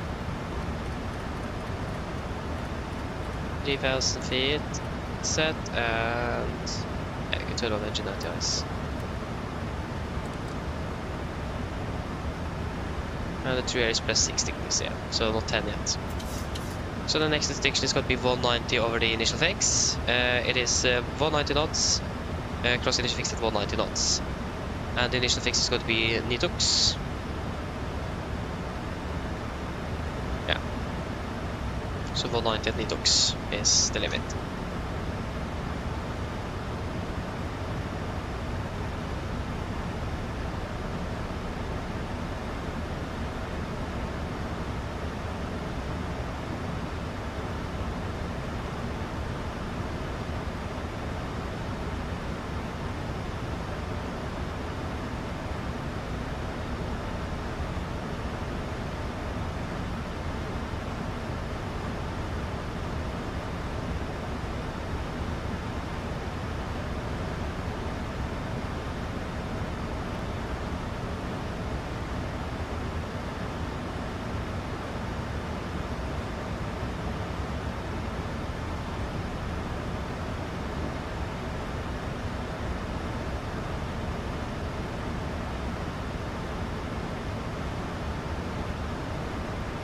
I can turn off engine anti-ice. There we go. We're a little bit fast though, it doesn't really maintain 210. Currently maintaining 224. It's a bit turbulent as well. Yeah. Was expected.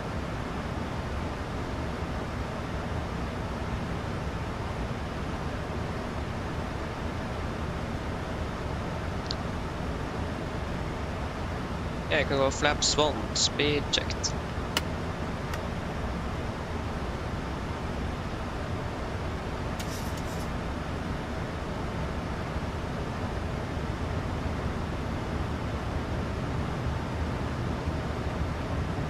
Yes, we have the ILS alive, we are currently 17 miles out.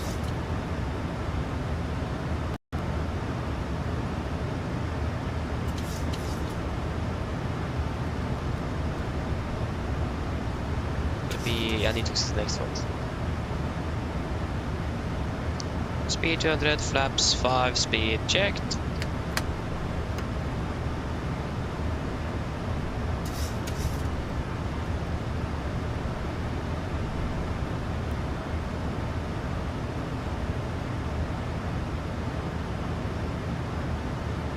It was actually a bit clearer than I expected. I thought it was going to be a bit more clouds over here.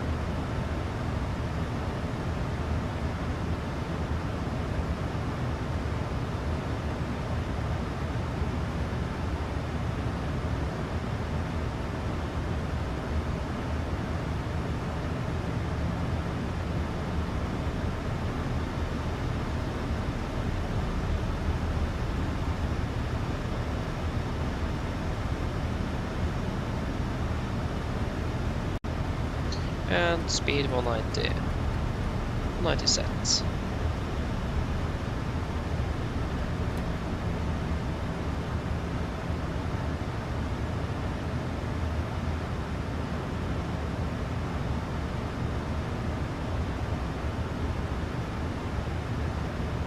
Thousand to go.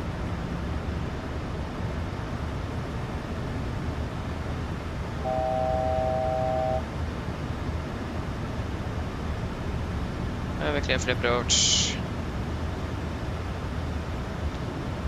Class was captured. Local class captured. Better wedding 118. 8 and 2000. This approach up to 2000 feet set. And the next restriction is 180 at 6. DB 8 at 180. 2500. Malaga traffic, Nordic 8 Alpha Golf, established ILS 1210 miles out, Malaga. Speed 180. 186. And runway in sight.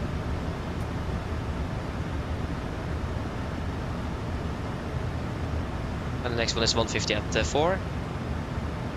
The moment is actually 160. It also is 160 at 4, but here's 150. 10 is lower than usual.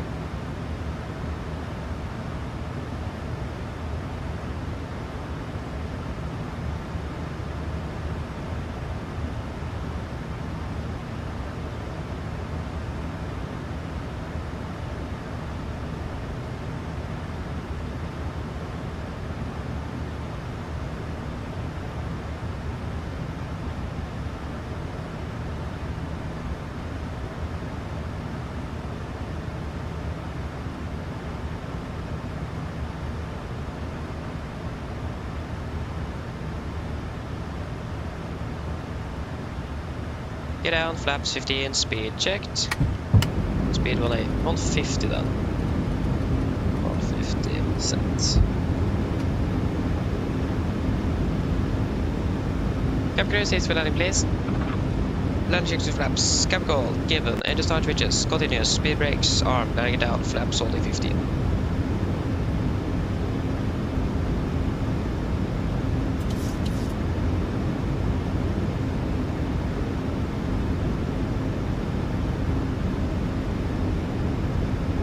Yes.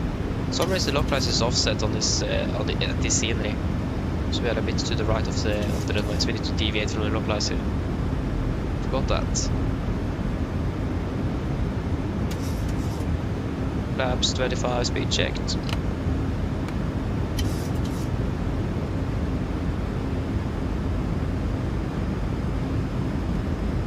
Flaps 30, speed checked.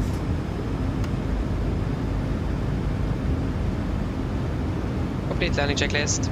Flaps 30 plan, 30 green light. Landing checklist complete. Malaga traffic, Nordic 8 Alpha Golf, short final runway 12. We approach 12,000, we are stable, clear to land. And 1000. disconnecting.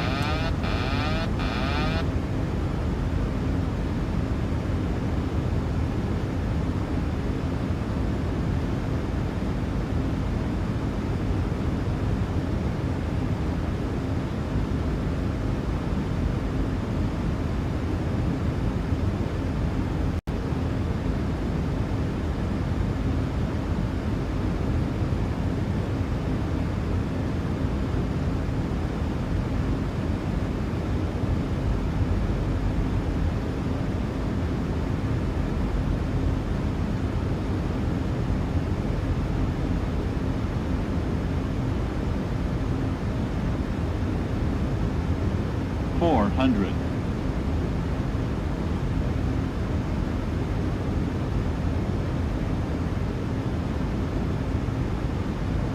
$300. Approaching minimums. Contact.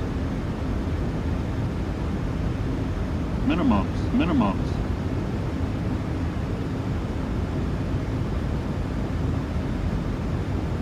$100. 50, 40, 30, 20, 10.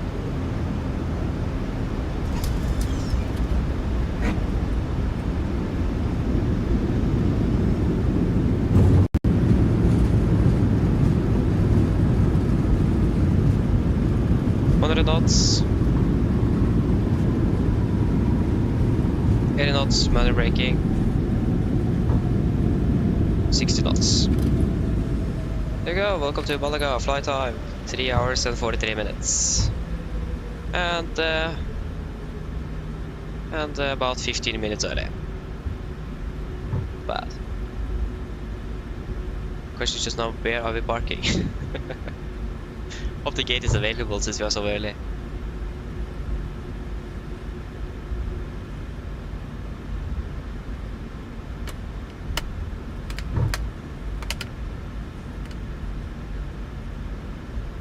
At least it is going to be the correct goal park at the terminal, so a gate and not a remote stand.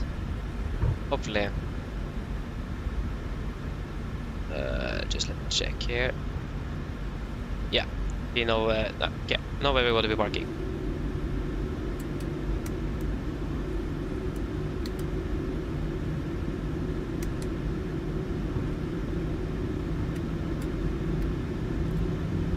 Left is clear, the right is clear.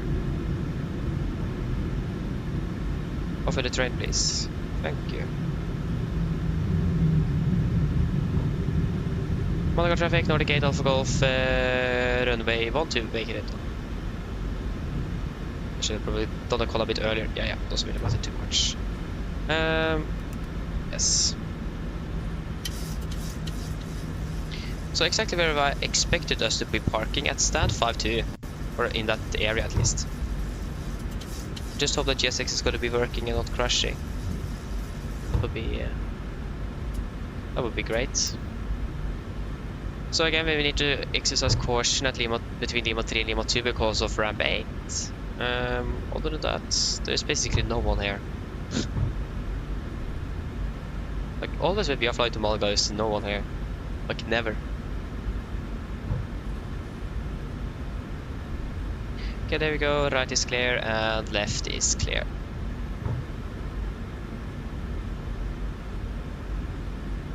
Stand 5-2. 8. 5-2. No. Imagine Norwegian's Menses.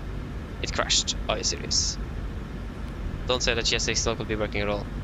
Okay, left is clear and we are approaching Lima 3. Okay, I'll just try to run this administrator and see if that works.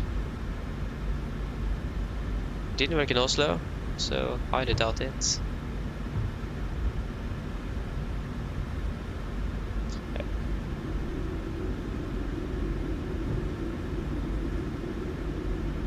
The thing is that I can't fix it while the simulator is running.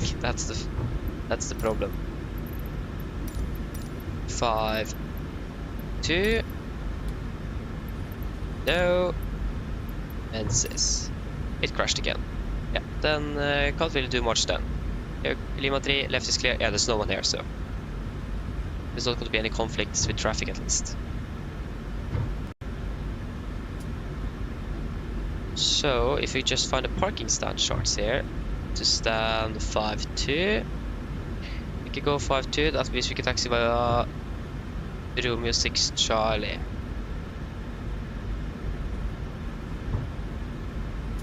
Is that the taxiway? Is the taxiway actually called that? Yeah, it is. But that's probably the intersection there. Papa 88. At least before Lima 1 there should be a left turn to the stand. And we can get a little bit.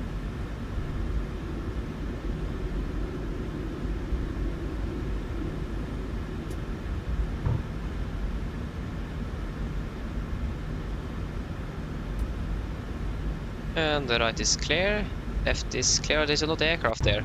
I hope he's not at stand 5-6. And they go Romeo 6 Charlie. Oh, sorry, 5-2. I think he's actually parked at stand 5-2.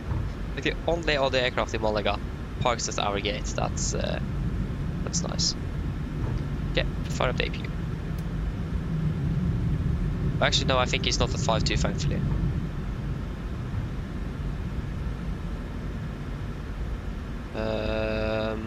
Or maybe he is. No, I think he's at 5-6.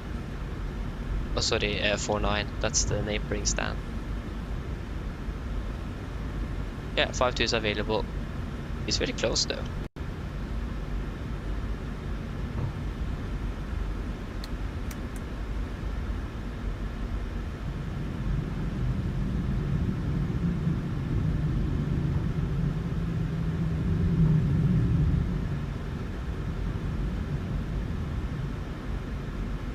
Okay, we have a VDGS here, but it is GSX, so it isn't activated.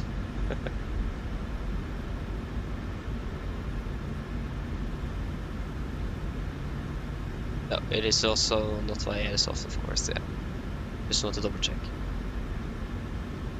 I'm quite sure we're going to be stopping. We can stop around here then. Park brake is set. Let's go to check. Yeah, okay. That should be fine. We can shut down 1 and 2.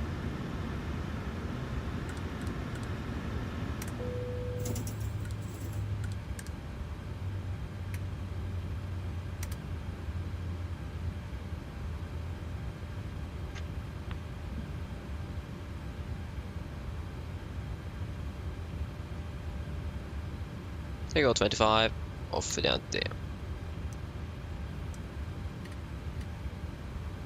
What's the initial climb here in Malaga? Transition altitude is 13,000, so we can set 13,100 then.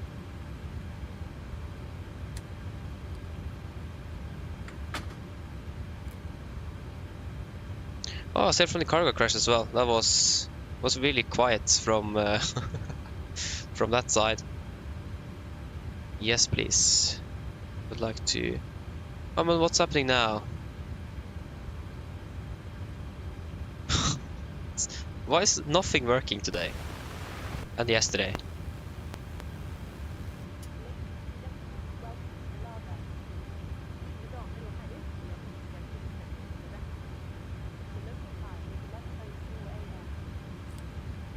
Does deboarding work with GSX? Menzies? No, nothing works with GSX, so forget that. Then we will go through here. We can request, first of all, because it's chocks, request ground power. Hello, thank you. Request ground power and jetway connection.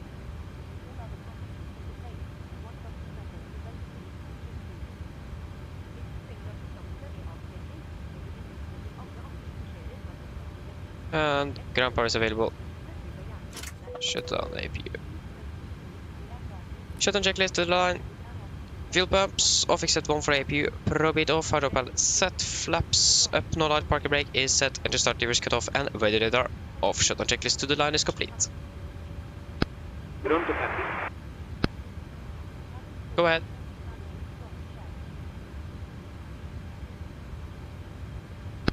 Captain, microphone check please. Read loud and clear. Is no, the doors is not opening by itself. Copy, Captain. Ground power is available. Stand by.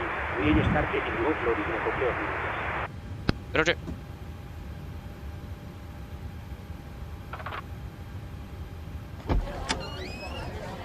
Yes, the forward door is open. Good.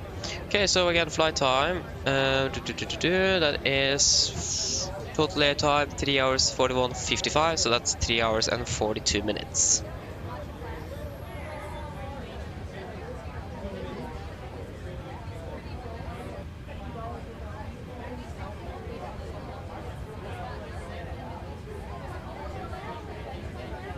We managed to do this flight about 3 hours 42. The schedule was 3 hours 50. So we managed to save up about 18 minutes. That isn't bad, but if we manage that on the way up, then how much I'm going to be able to save on the way back? Oh, sorry, the way... Why is the VDGS working now? Huh?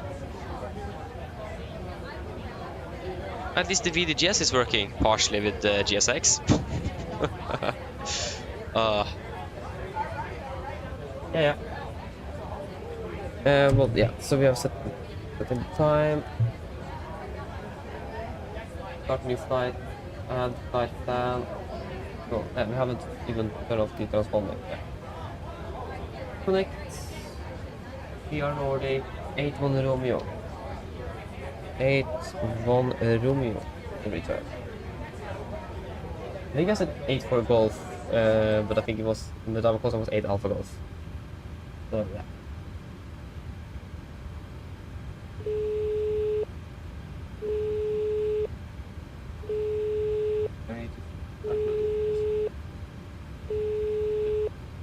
Captain. That was quick. All of the passengers have been offloaded. Fantastic landing, by the way. Much appreciated. Thank you. If you need anything more, just give me a call. Of course. Like, that was really quick. How many were we? 155 passengers. Then the deboard like in 2 seconds. Yeah. Okay, shutdown checklist below the line. Technical log completed, EFP completed. Shutdown checklist complete. There we go. It is about 50 minutes until our scheduled time of departure out of here. So that is nice.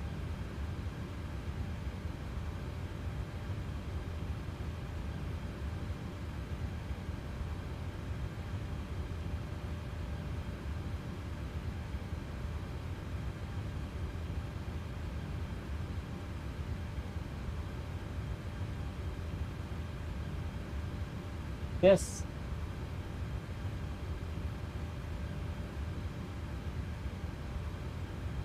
Okay, nice. Enjoy landing in Seoul then, Skolvik. See you later. Don't make it too hard. Now it says it's raining again. I don't see any rain at all. It's clear skies. Wait, what happened with the cloud? Like, it was that... There is definitely something wrong with the default weather in Microsoft Flight Simulator, that's for sure. Why is it clear skies? It is supposed to be raining. Oh, it's really annoying when the weather in the simulator doesn't work. It even says here on the meter in the sim. Light showers of rain scattered at 2,000 feet. View at 3,000 kilometers, broken at 3,005, temperature 13, with 10 with 1015 no 6. Yeah. And here we are with clear skies. At least the temperature and the QNH is correct, but that's basically all of it.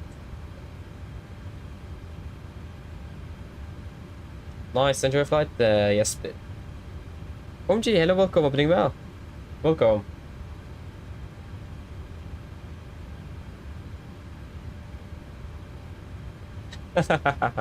Fastelavnsboller, nice. Enjoy that, see you later then.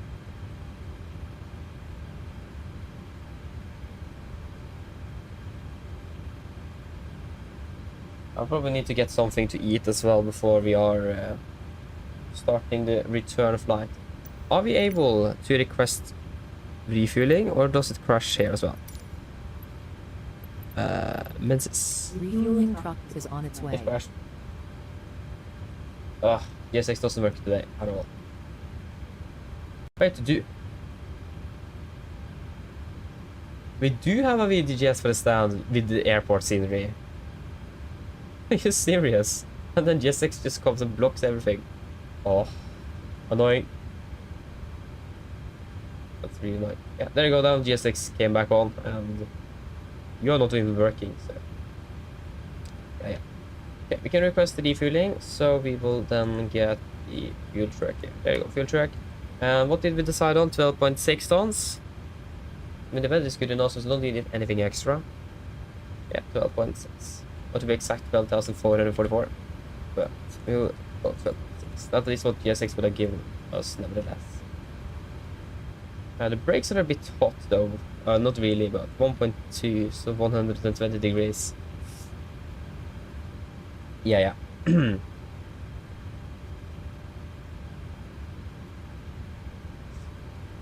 just start refueling, and then I'm going to get some lunch before we are starting to prepare for a return flight to Oslo. If we depart a bit early, that's going to be a good option or alternative. Wouldn't really say no to that. So that is definitely going to be the goal. So we should not take the time on the ground for granted, like I normally do. Yeah. There you go, and we can start refueling. There we go. I'll take a little time to refuel this aircraft. But yeah, then I will just go ahead and get some food, so we'll be back shortly.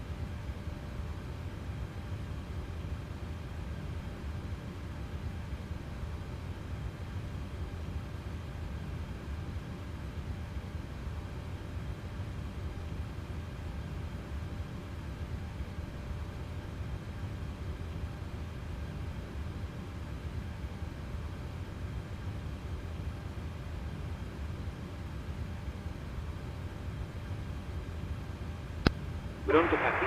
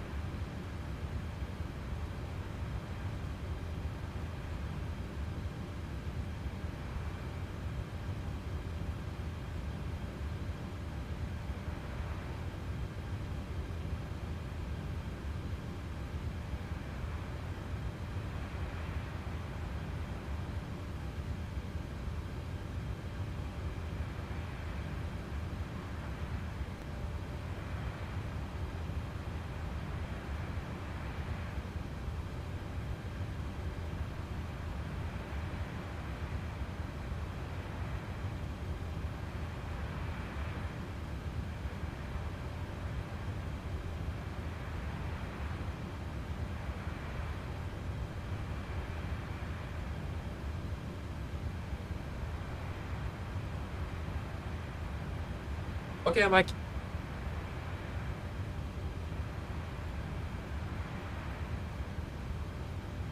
Extinct. Hello, welcome. Opening bell. Ooh.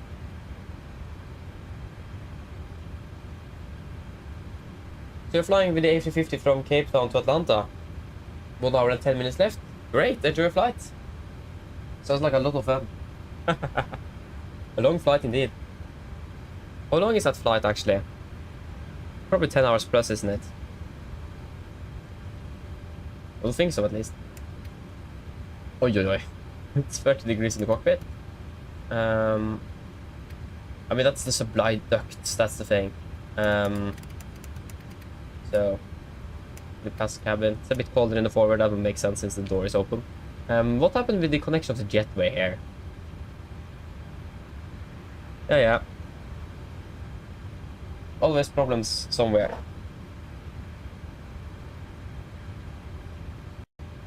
I'm just gonna quickly finish eating my food and then we're going to start preparing for the flight very soon.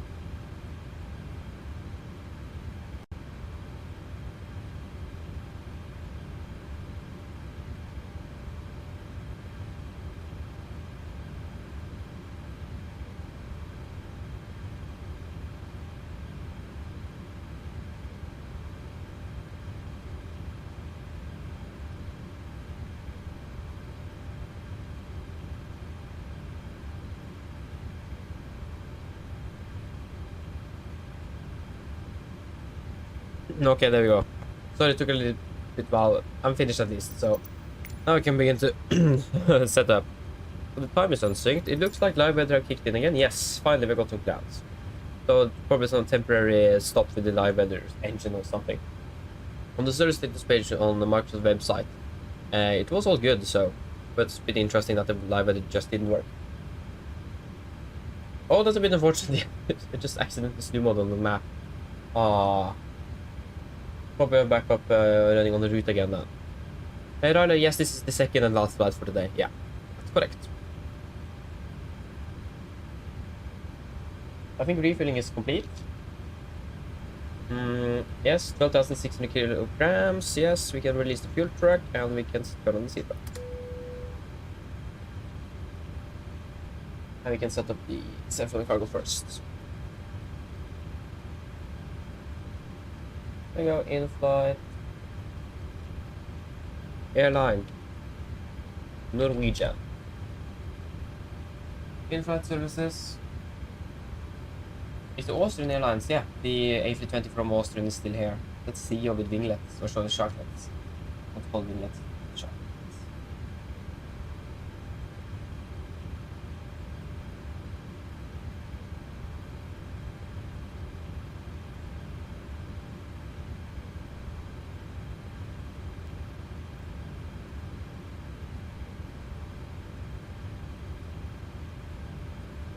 Yes. Start flight. So we are going to be flying from Malaga, Lima Echo Mike Golf, to Gardermoen, Moon, Echo November Golf Mike. If you can just put in Malaga first. There you go. Echo November Golf Mike. We are going to be Nordic 8 Romeo. 8 1 Romeo. Go ahead. Where is this aircraft flying? I think it's flying to Trondheim after we finish. Microphone check, please. Read the landing clear. Booking Captain, radio check complete. We are in contact John with the ground keepers arrived and we are ready to start loading. Roger. Hello. Ground to taxi. Hi. Okay, I've spoken to security, and I'm told they'll be ready to send the passengers down to us in a few minutes. Okay, thank you. No problem. So in Malaga, if I'm correct, they are using runway 13 for departures. They're using 12 for arrivals at least. Here is Malaga. Then we have an overpassing aircraft. Geneva to Gran Canaria. No, sorry, that wasn't Gran Canaria, it was something completely different. Yeah, so we have two here from Malaga to Manchester, departing runway 13, and this is a Valair. It's a private jet from Lisbon to Malaga, landing runway 12. Yeah, hopefully, yeah, just the ADBS data is a little bit broken. There you go, now we finally got the rain as well. Exactly the weather conditions we are actually expecting. So runway 13 for departure, it's gonna be via... I need ground calls again. I need the calls again.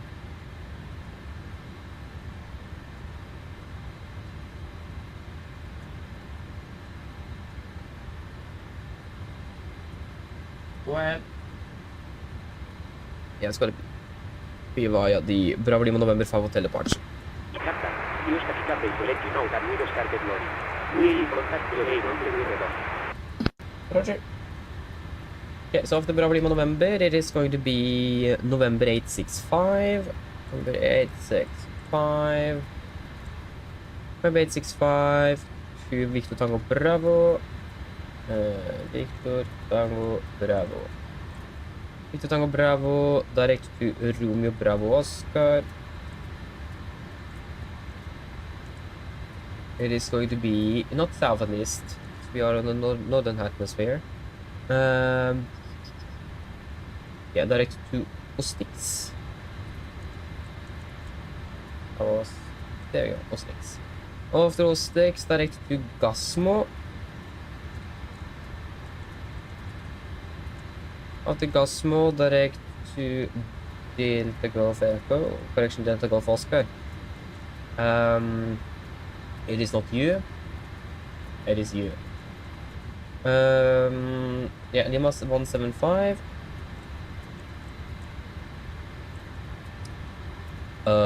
Maybe that was the wrong... Oh, so it's 176, so that's why it was working. Well, Lima 176 to Lusem. Lusem, and then direct to Lulut. Lulut, direct to Adabi.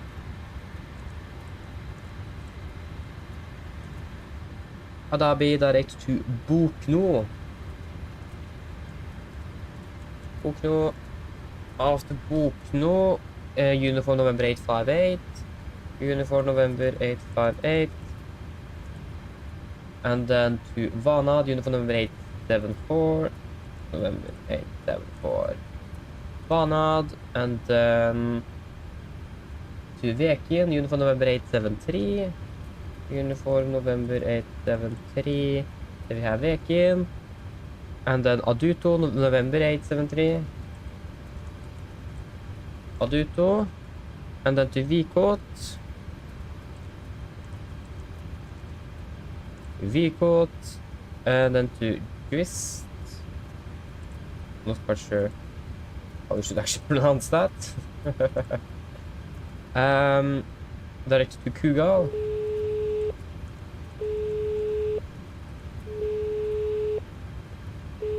Hello.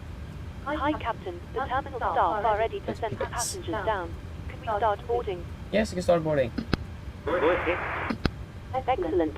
We'll get started then, and I'll let the rest of the crew know we're ready. It might take a few minutes for the passengers to start arriving, though. Okay, thank you.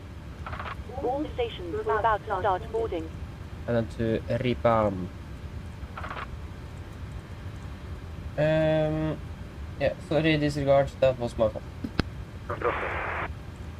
Yeah, so expecting one on the right in Oslo, by the Ripam for Mike, by Bava transition. Also, next to the 9 final reserves for this flight is going to be 2 tons.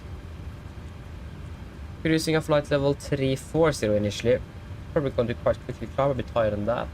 We're going to be quite heavy though. 336, well... 36. 12. Average ISA -0. So, 30,000 is correct. 250. 310. 200. 100. Flight level 80 in Oslo, that should be correct. QNH in Oslo or something else. That is currently 1315.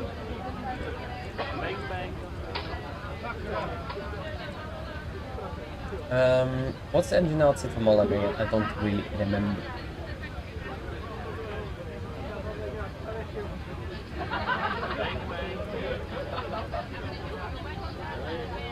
We want to just 25 and hold. Then we just need to find the altitude to be climbing up at as well. The higher we go, the better it is, but if you have an engine failure, we have quite limited climb performance. So yeah. Now we got really dark here. Like we went from clear skies to almost nothing. So yeah, at least the live weather looks like to be working as it should now. That's a good start. Like we have the same problem in Oslo if it is, for example, foggy in the morning. Sometimes it's just clear skies. Yeah.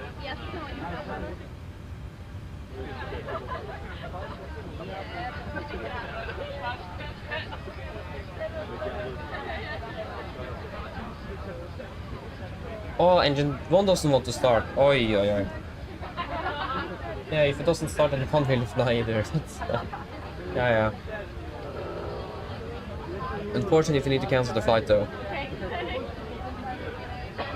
That's really unfortunate indeed. Yeah. Again, that's the charm with flight siming, isn't it? Technical issues everywhere. It is really great when everything is working as it should, but for the most part, it is always some sort of problems.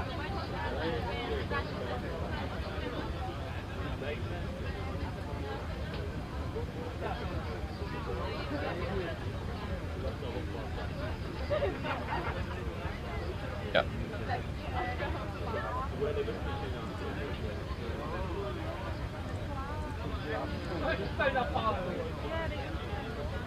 Execute, there we go. So that's already there, so we're expecting flight level 340 initially, and then elevation also 700 feet. 3, 4, 5, 6, 7. Yeah, that is all looking good. We'll probably just get payload in since GSX doesn't work. The zero fuel weight that we're expecting is 57.9 tons. 57.9. So, yeah. And we need the part. So, pin, yes, SID, we don't need the VIPA 6 Delta. Star, we don't need the Vulpe 1 Alpha. Arrival, we can have the ILS in case we need to return back to Malaga. SID, we do want the Bravo Lima November 5 hotel departure. And for Gardermoen, we are currently expecting the repump for mic arrival in for runway.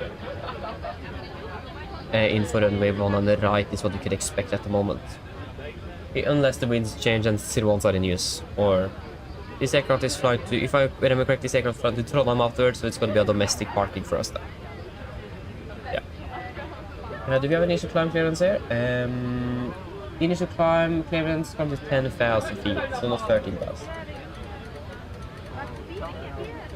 Okay. And we are pretty much ready for the departure briefing. Winds at 210 at 11:15.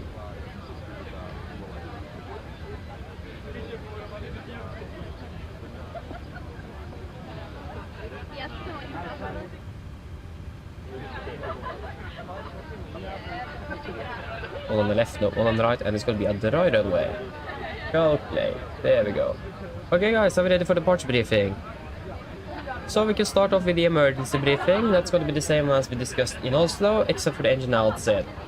So for the engine outside, we are just going to be climbing straight ahead to 25 miles from Malaga and Hull. We're going to be climbing over the sea. So we are all good regarding terrain in the vicinity. For some reason we don't have an MSA sector here. Do we have that on the... I doubt we have that on the airport chart. Just let me find an arrival chart here. So we have hopefully a bit more sectors. No, maybe have that on the approach plate. Hopefully. Yeah, we do. So we're going to be climbing straight ahead. 25 volt, and the MSA is going to be 4,200 feet, so we will be climbing up to about 5,000 feet. Again, we're going to be climbing over the sea, so we should be all fine with that. So again, straight ahead, 25 hold, 4,200 feet. If we need to return, we need to land on the runway 12. That's the runway in use. The current wind doesn't really favor anything else. Otherwise, we will have a 30 knot tailwind. So, but unless it is really really necessary to return immediately, then we will go for runway 12 or divert to a close by airport. Weather conditions is all right. The visibility is quite good. But again, we have the tailwind for the other runways. We can't really utilize anything else except for runway 12 or 13. Yeah, other than that, there is nothing really else to say regarding the engine outside. Yeah, we are departing above our maximum landing weight. So we are required to burn off some fuel before we can potentially return back for a landing. Unless, again, it is really safety critical and we just need to get the aircraft down on the ground as quickly as possible. But if we do that, then we're going to be landing overweight. Okay. So then, for the route check, of course, I forgot to actually be prepared for that. That's going to be ready in just a few seconds here. Okay, so for the route check, we start off with, there you go, with Bravo Lima November, and then November 865 to Victor Tango Bravo, direct to Romeo Bravo Oscar, direct to Ostix, direct to Gasmo, and then direct to Delta Golf Oscar, and then Lima 176. to Lucem, direct to Lulut, direct to Adabi, direct to Bokno, uniform November 858 to Vanad, then uniform November 874 to Vekin, and then uniform November 873 to Aduto, and then November 873 to Vikot, and then to Juist, direct to Juist, and then it is direct to Kugal, and then direct to Pipek, Mike 609 to Ripam, and then the Ripam arrival in for Gardermoen. Ground distance for this one is going to be 1653 compared to 1649, so that's 4 knot difference. That is good. And we expect to be landing in Oslo with approximately 2.4 tons in the tanks. And we have a final reserve of 2 tons plus alternate fuel. Ladies and gentlemen, welcome aboard. So for the taxi, While you're being seated, please remember that all mobile telephones and other for the electronic devices, we can start off with the parking such as charge. laptop computers, 10-9 Bravo. So park down here at stand 52. Preferably we would have pushed facing northwest. We will hopefully check, or hopefully GSX will cooperate so we can use that. If not, we'll just do a standard straight push with the PMDG push in the FMC. Then we got the taxi up via Romeo 6 Charlie, and then on Lima 1, and then continue via Golf 10, and then continue up via Alpha. Over to the airport chart. This is chart 10-9, effective 3rd of October 24. So again, we're taxiing then via Golf 10 here, and then continue up via Alpha to holding point runway 13. We'll go for holding point Hotel November 3, so full length today. We have 2 hotspots available for us, or applicable for us. That's hotspot number 2 and 3. So hotspot number 2, caution. Bearing in mind the incompatibilities of the holding bay of runway 13, all aircraft proceeding to runway 13 shall initially taxi up to the corresponding intermediate holding position Alpha 3. Possible disorientation area, pay special attention to markings and ATC instructions. So again, normally you would taxi to holding point Alpha 3 and hold there until further notice from ATC. But we don't have an ATC at the moment here, so we're just going to continue to Hotel November 3. We can take 2 as well, but we can just take the... We'll wait and see. Okay, and then hotspot number 3. Caution, when instructed to taxi via taxiway Alpha to runway 1331, holding position, do not enter taxiway Echo 4. Echo 4 is the rapid exit from runway 13, so we need to be cautious so that we don't just continue straight down there, that we actually take the right turn onto Alpha. Other than this, we do not have any of the hotspots, taxi restrictions, no times. The only notable things that we have some unmanned aircraft flying around in the vicinity of the airport with about 300 feet AGL on the maximum.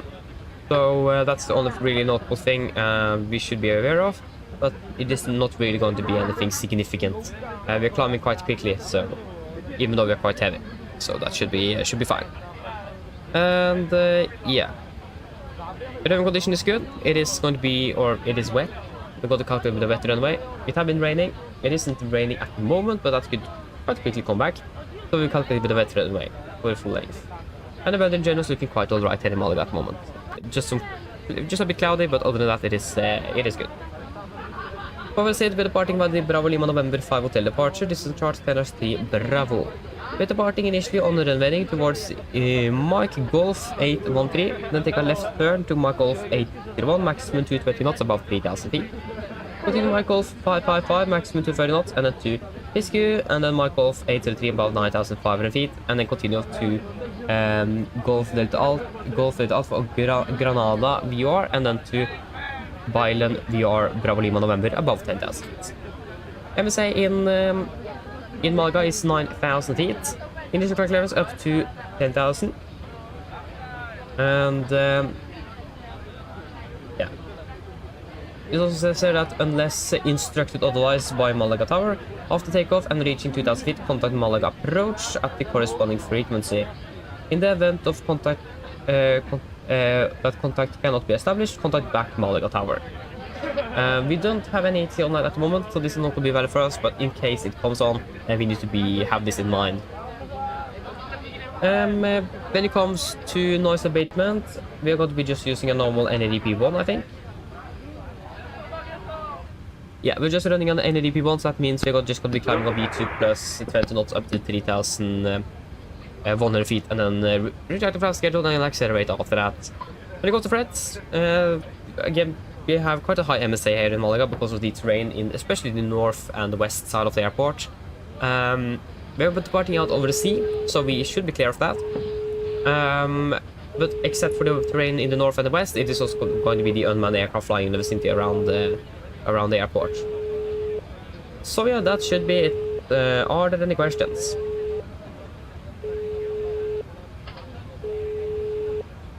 Probably not. The now briefing is complete. Hello. Hi, Captain. Okay, we've received the load sheets for the ground. There's the passenger count, the crew count, and the total souls count. That's yourself, of course. Thank you. Okay, looks like we're all set to go whenever you're ready. Okay, great. We're very soon ready in front there, so give us a call once you're ready for departure. No problem. Thank you. Okay, pre-flight checklist to the line. Pins and covers are removed, oxygen test 1%, night fails on the display switches, no auto, wind speed. On presentation mode, select your auto flight instruments. We are tracking 041 degrees, QNH 1015. We are reading about 45 feet.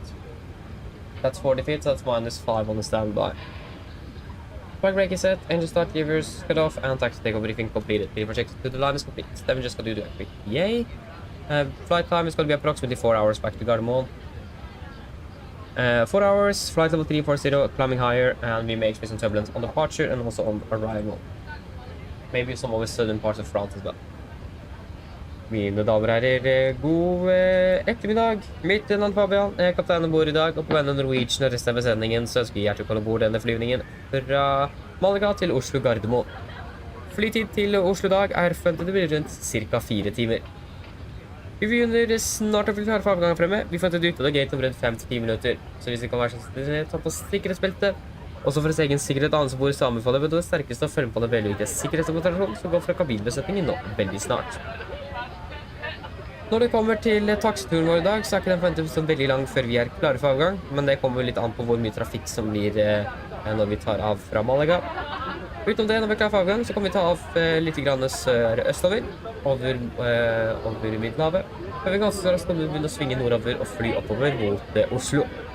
Vi forventer marsjhøyde i starten på rundt 34 000 fot, og vi kan forvente å klatre litt høyere gjennom flyvningen ettersom vi får litt drivstoff og flyet er litt lettere. Vi kan forvente turbulens under avgang, kanskje litt over sørlige deler av Frankrike, også inn mot landing i Oslo. Men utenom det så er det forventet gode flyforhold. Men som alltid anbefaler jeg på sikkerhetsfeltet på bare som tilfelle vi kommer bort til en uforventet turbulens. Været i Oslo for øyeblikket også ser ganske så greit ut. Vi har litt grann vind kommende fra sørvest. Det er for øyeblikket 6 grader også ser ut, så det skal være så ganske svirt og skyfritt i tillegg.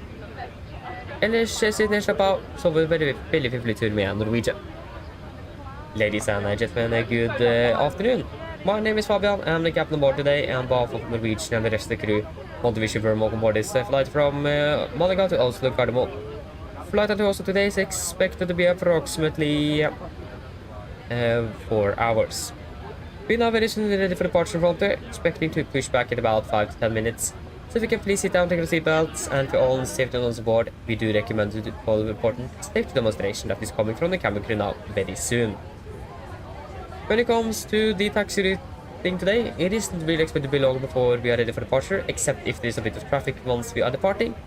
Other than that, when we are ready for departure, we're departing initially a bit southeast over the Mediterranean, before we quite quickly go to take a left turn to the north and continue up towards Oslo. We expect to be cruising at approximately 34,000 feet in the start. We may expect to be climbing a bit higher though later on, after we have burned some fuel and the aircraft have become a bit lighter. We may expect some turbulence on departure, maybe a little bit on the southern part of France and also on the arrival into Oslo, but for the rest of the flight we are expecting good flying conditions, but as always we do recommend to have the seatbelts on just in case you come into unexpected turbulence.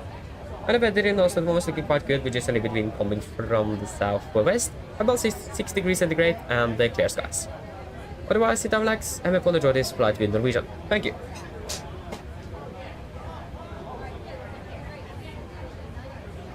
Go ahead. So 110, 110, 13, 14,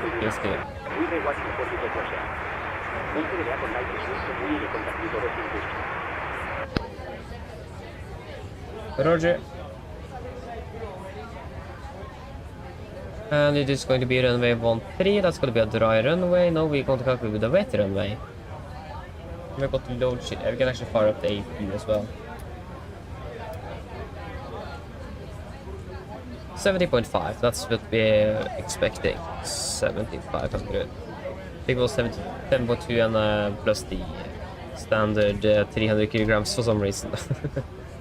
And we're just going to double check just to be on the safe. Exactly, 70.2, 70.5, yeah. So, that's going to be takeoff 132.93, takeoff 132.92.8. Yeah, that's within limits. Flaps 5, trim 6 units, going to be 42, 45, 51. 42, 42, 45, 51. And NADP2, so 3,000 feet on the acceleration height. 151. And we are pretty much ready to go. The Austrian Airlines is at least gone. On with APU. Get some fresh air into that cabin.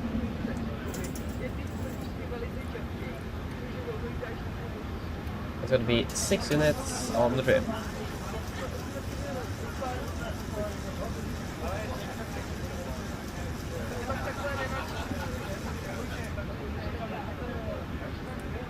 Okay, pre-flight checklist below the line. Fuel, we have 12,600 kilograms aboard, pumps on, passenger signs set, auto brake, RTO, CDP makers completed, takeoff speeds 142, 145, 151, MSP 151, runway heading, forgot that. Oh, it's gonna be 132.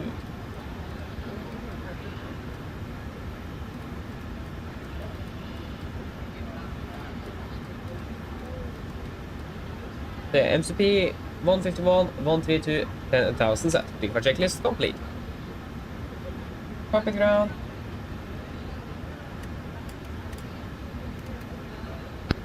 Can you please disconnect the GPU?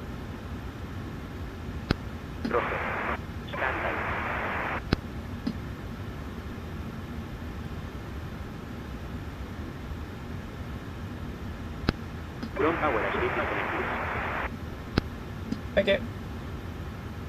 Yeah, we'll try to see if GSX will work on a push and start. I highly doubt it, but we'll just try. No, it didn't work. So that means we need to use PMDG now. Go over to Unicom. And we can close the door.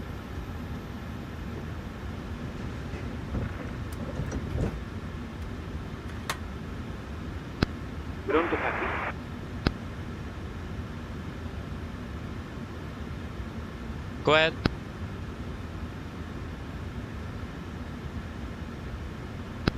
Before start checklist. Lock the door is closed locked. Doors and windows. Closed locked. Anti-collision light on. Transponder. Altitude off and rudder and aileron trim free and 0. Before start checklist complete.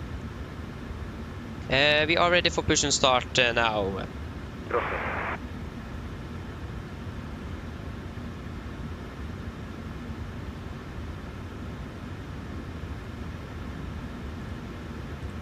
Pushback. How many meters? Yeah, we can take 100. And we can start. Go ahead. Beacons on, brakes released, clear to push straight out. Captain RB, hello, welcome up to the well, and Stoffer, hello, good morning. Opening well. That clear to push straight back. Release the park brakes, please. Okay, we are ready.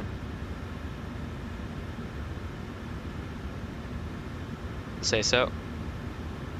Vi har en Unico.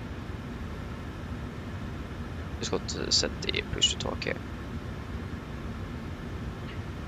Malaga traffic, Nordic 81 Ruby push start out of stand 5-2 Malaga. Back brakes Brakes released. released. Or he says it for us. That works as well.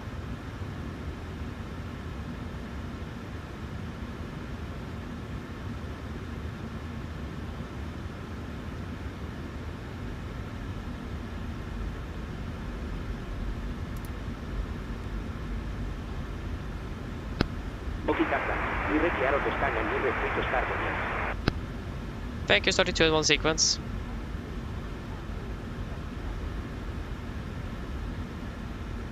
Starting number 2. Roger. Okay, firing up number 2. Good morning. Hi. On behalf of the crew.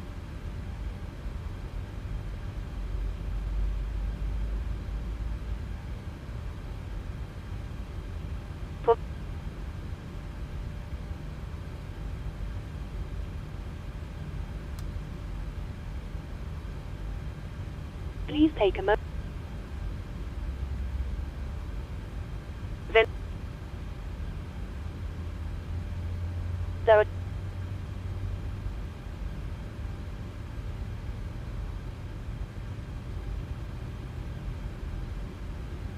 are two nerds.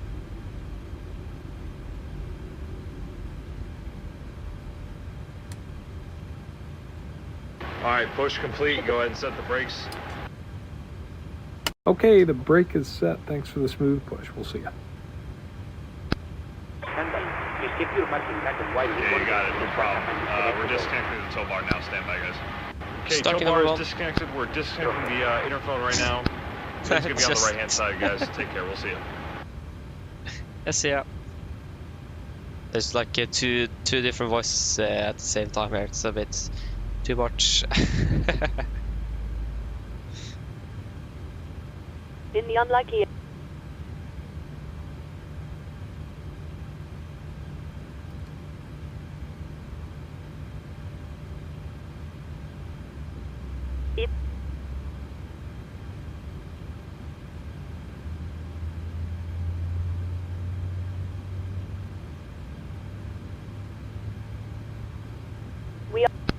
Okay, Captain. Looks like a good start up on Alex and tow is disconnected. Proceed with speed so you reboot to go. We get ourselves disconnected now. Suave as safe flight. Look out for the things that ahead, and we'll see you next time. Deep. Tack för hjälpen, Struted. Have a good day. See you soon. Bye. Please take a moment.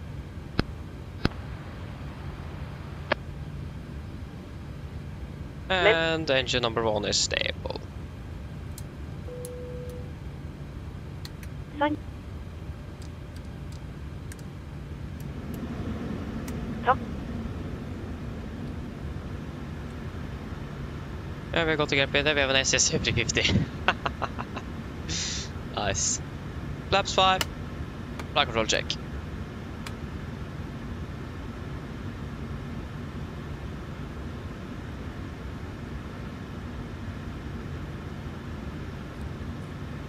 Before taxi checklist. Generators on, probate on, anti-ice not required, air compress, packs auto, isolation valve auto, engine start switches continuous, recall checked, engine start levers auto to 10, rocket also checked, ground equipment clear, flaps 5 black, 5 green, APU off. Before taxi checklist complete. We go to taxi via Romeo Charlie 6 to be exact. So yeah, we are taxiing via, of course it crashed. We are taxiing via Romeo 6 Charlie, Golf 10 and Alpha.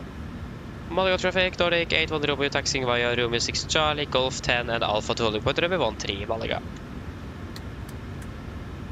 And right is clear, left is clear, brakes released.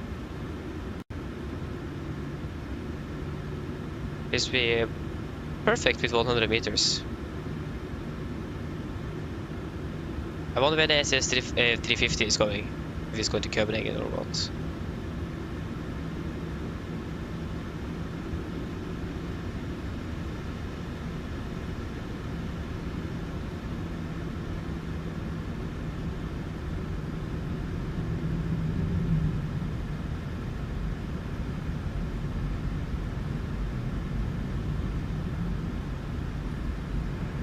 Malaga traffic, Iberia 7 Whiskey Golf, taxi to holding point runway 13 via Romeo 9 Charlie, Lima and Alpha.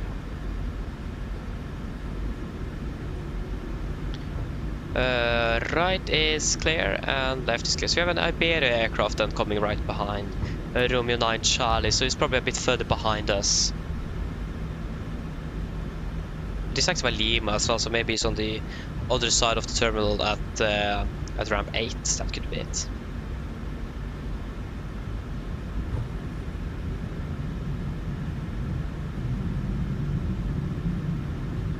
Right is clear and left is clear. At least I don't see him over there. We can look at the charts also over on Alpha here. Let's go to taxi over to Golf 10.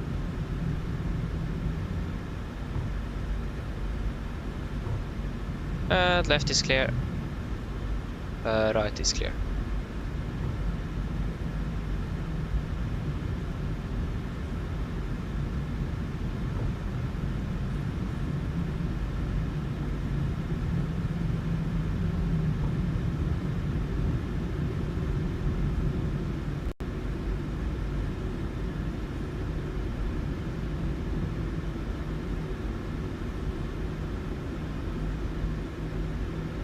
Romeo 9 Charlie. Yeah, that's over here, over on the remote stand, yeah. That's right.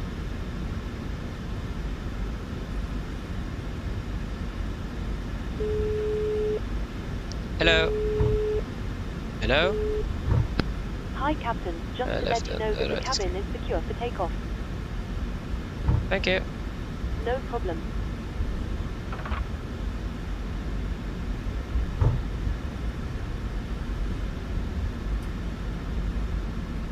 Okay, we'll just switch over the ILS frequency. We don't need it for the move on to inactive. There we go. We got the VOR instead. Yeah, I mean Malaga VOR is also a nice. Don't really need it, but left and right is clear.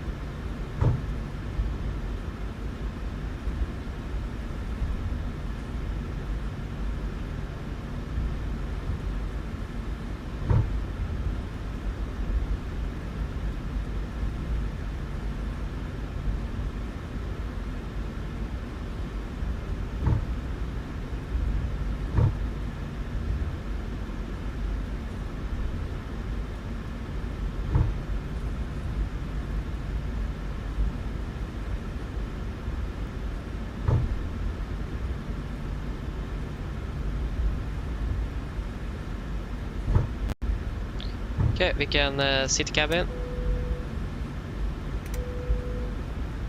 before takeoff checklist.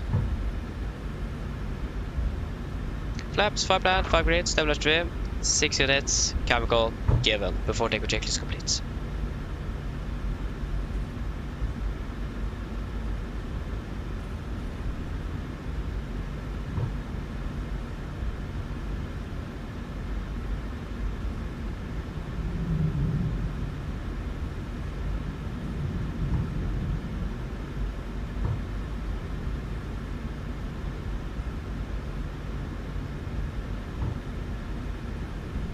Do we have anything? No, maybe we should switch over so we don't have the VOR on. We don't really need it. Maybe distraction as well. So 1105. Boom.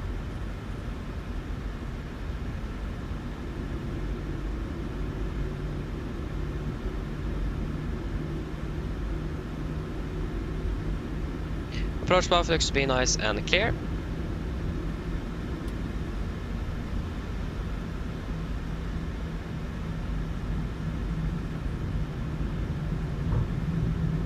And the runway looks clear as well. Oh, it's an A350 behind us. Malaga traffic, Nordic 81 Romeo, landing up departing runway 13 Malaga. Is that the EPA aircraft? Yeah, it is. It's a 350. Thankfully, we are able to depart before him. Otherwise, we would wait here for like ages for wake turbulence. Okay, we'll go weather on my side, and we can go terrain on yours. And are we ready then?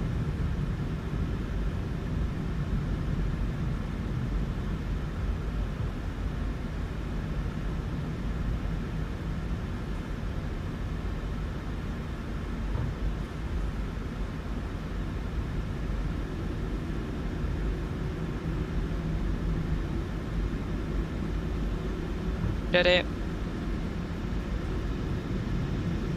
Take off. Stabilized. Setting thrust.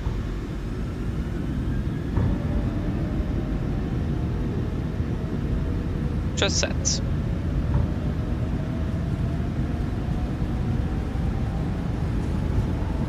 Knots. Checked. Alex traffic on VVSF Whiskey Golf, lining up runway 1.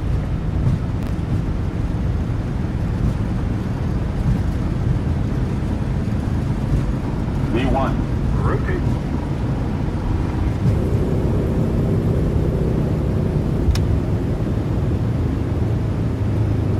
Positive rate. Gear up.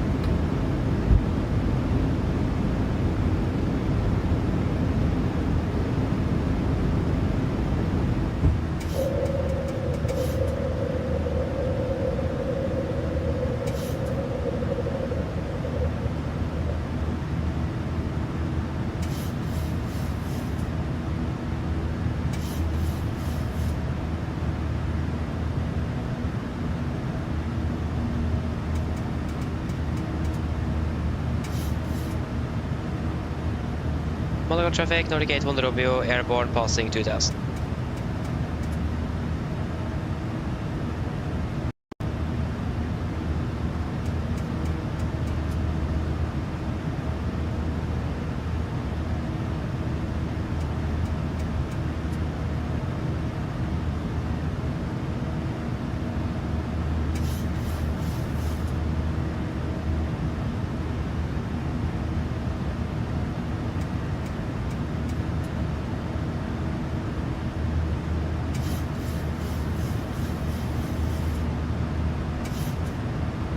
Perhaps one speed is checked.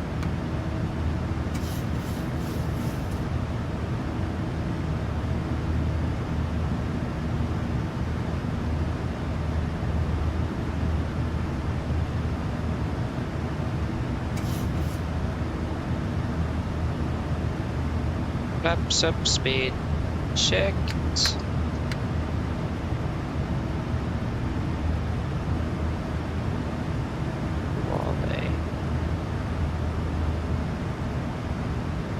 Alex traffic on VVSF Whiskey Golf, taking off runway 1.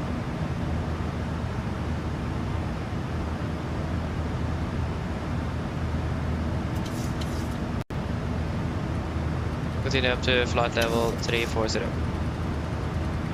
Traffic. Yeah, traffic. Yeah, that's a false alarm. We don't have any traffic around us.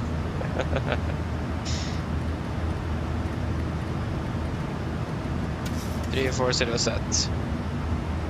Cut standard. Standard.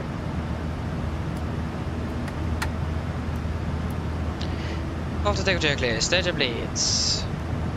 On, packs, auto, landing gear, up and off, flaps, upload and orbit to standard set. Cross check passing 7,300 feet. Now, plus minus 0 after takeoff checklist completes.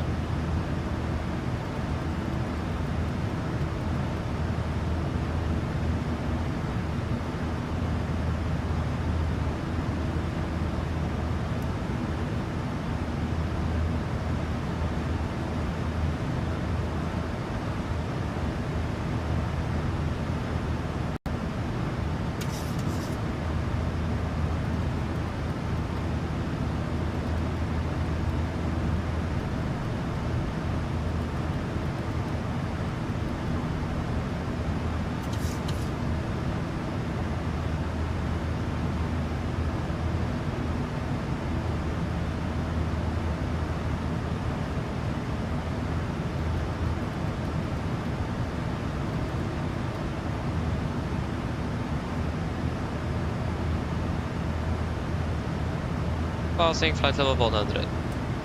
For correction of 10,000 feet. Utilization is looking all good. Yes, it does. Good.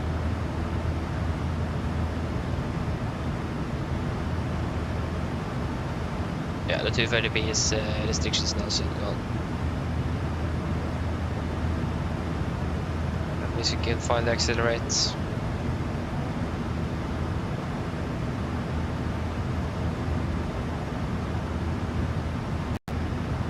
There we go.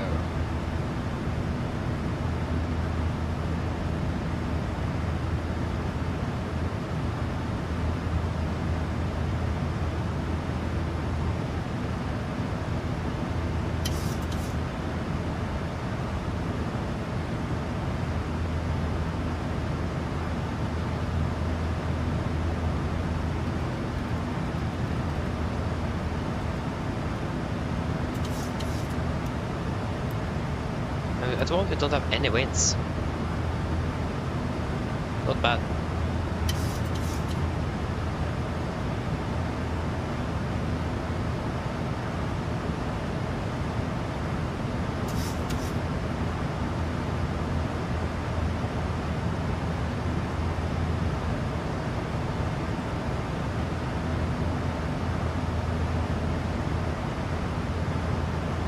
There you go, and we can turn off the signals.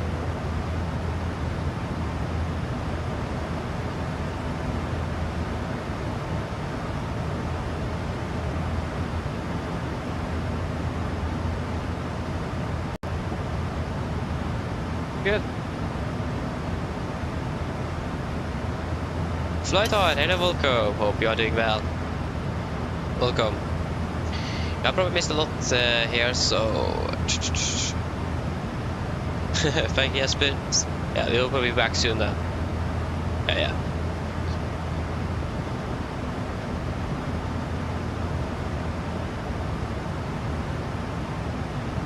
What scene I'm using for Malaga, if I'm correct, it's the MM simulations. I'm going to double check because I don't remember.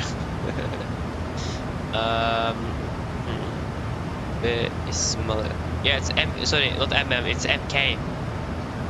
MK Studios Malaga Airport is what I'm using. Where did MM come from?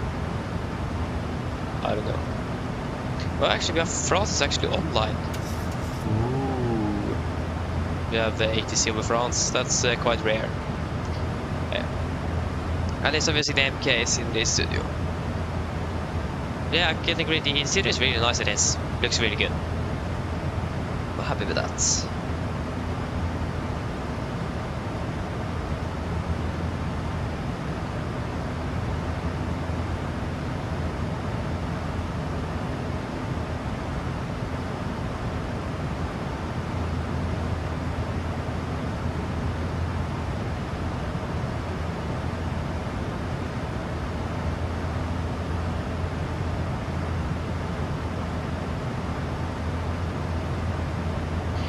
So yeah, we're quite heavy, that's for sure. Gross weight about 60. Wait, have we burned that much already? We pushed back with 70.5 tons. Now we're at 69.2. We have burned already 1 ton of fuel. Ish. That's nice. Actually, yeah, we can climb all the way up to flight at 360 though. Well, we don't have any winds, so we can wait with that decision until we have more information. At least regarding winds at the different levels.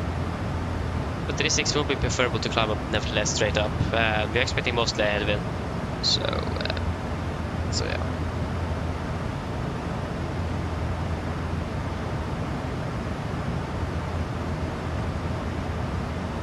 And we are passing a flight level 200 very soon.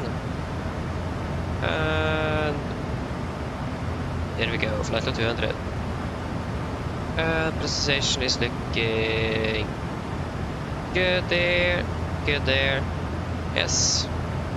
What's the temperature in the cabin? A little bit warm. Try to cool it down a little bit further. Cockpit as well is a bit warm.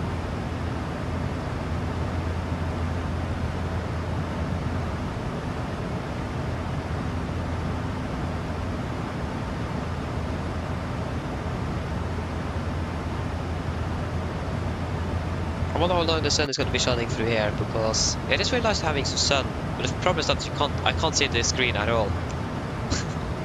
It is impossible to see anything.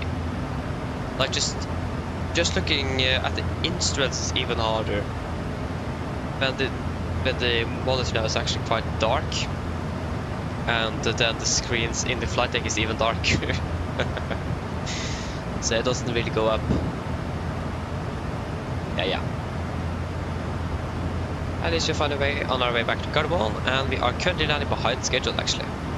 It's 7 minutes. That is not good. I mean, we departed basically on time though. We could have departed a bit earlier from Malaga. That's for sure. Just check here, the rail aircraft. They're probably all well on their way. Either they're well on their way or they are delayed because of those slot restrictions in Malaga. They are well on their way.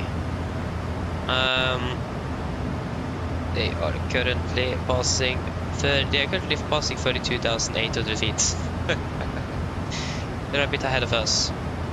And it looks like they... Yeah, it looks like we may fly the same route as well. Maybe they were flying over Great Britain, I don't know. Where did actually they fly on the way back down? We flew over England? Yeah, they flew the same route as we did. I'm probably going to be flying the same as we are doing now as well. Favorable regarding winds. That is the big thing, winds. Approach, we don't need the ILS Zulu 12, that's not really relevant anymore.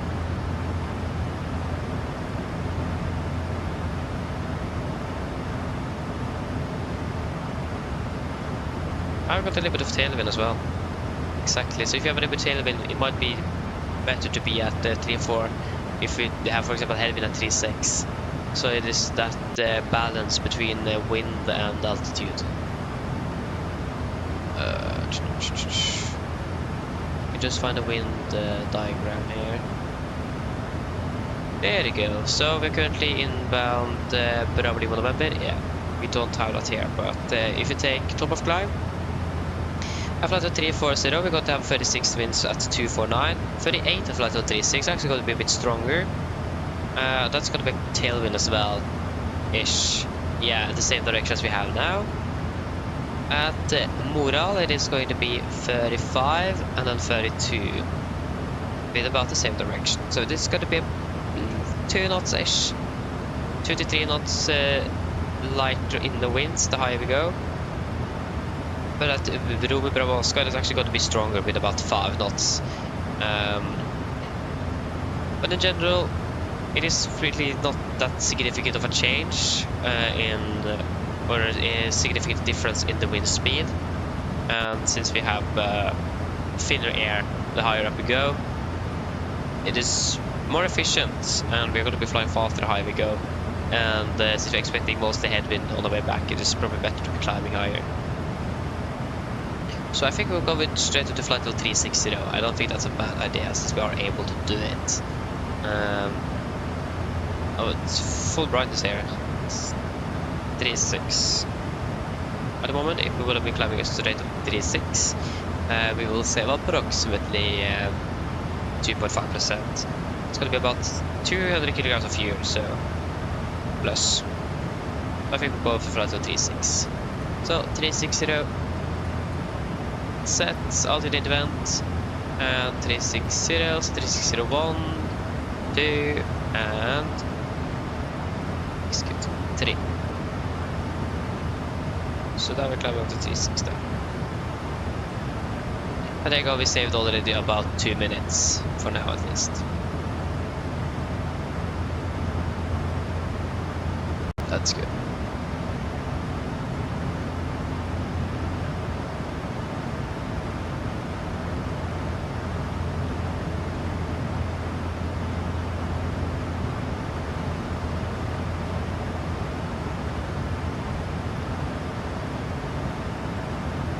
Starting out at top of climb, sorry.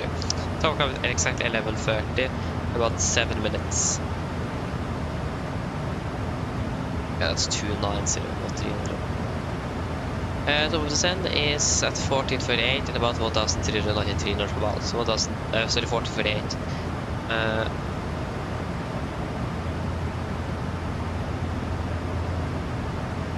Yeah.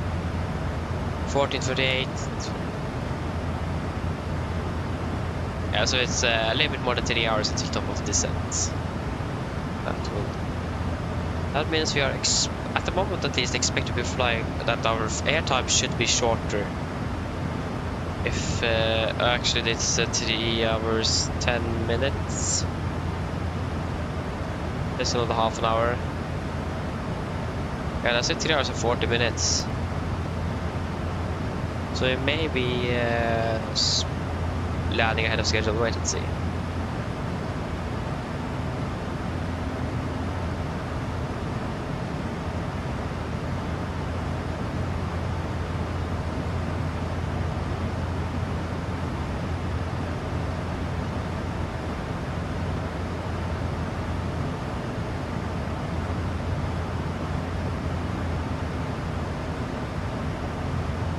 I got password to 300, so over there with you and the presentation. But it's still looking good. Yep, it does. I can also just check the temperature quickly. Forward and aft is looking almost as if it's a bit warmer in the aft, so we just lower that a little bit, and the cockpit as well. So less than 25 degrees at least. Yes, but welcome back, welcome back. Avance, hello, welcome, hoping well. I hope I said it correctly. If I didn't, sorry. I hope I did. At least correct me if I didn't.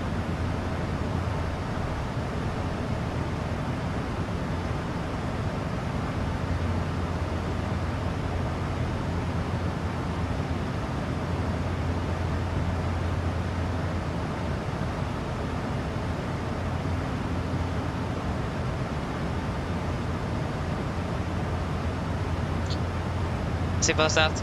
Okay, good, so I said it correctly. Good to know. That's great. Yeah, excited for the rudder pedals that's coming next week. I understand that, Jesper.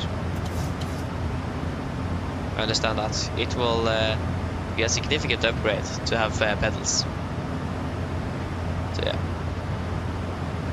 Yes, that's correct. I'm from Norway indeed. Det stämmer.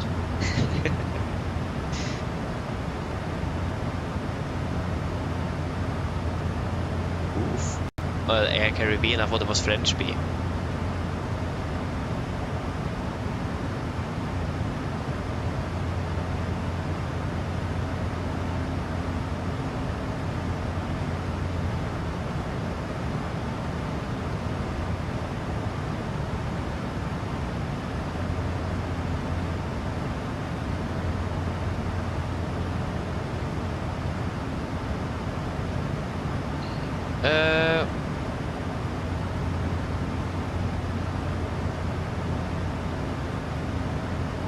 Slimpan, hello, welcome, very well. No, I haven't had time to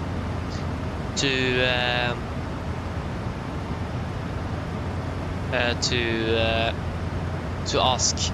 There have been a bit too much going on the last days, so I thought about doing that actually either when I finish today or tomorrow if I have time. So I haven't tried it out yet, and I haven't even asked. So that's something I'm going to do hopefully very soon. But there have been a bit too much regarding school and so on the last week. So yeah.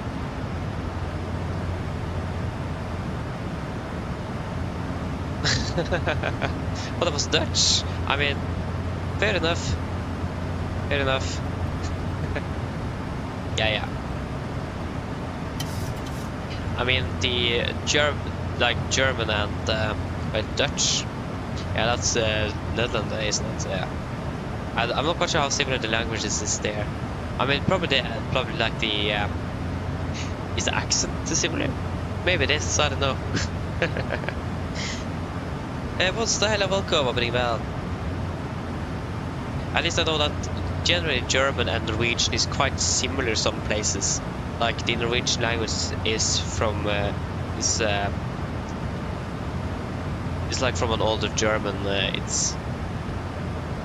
Yeah, if you understand what I mean. So there is some words that's actually really similar in the modern Norwegian and German. It's quite funny to listen to German and then suddenly like you hear a Norwegian word. It's a bit it's quite funny actually. There you go, 1,000 you go.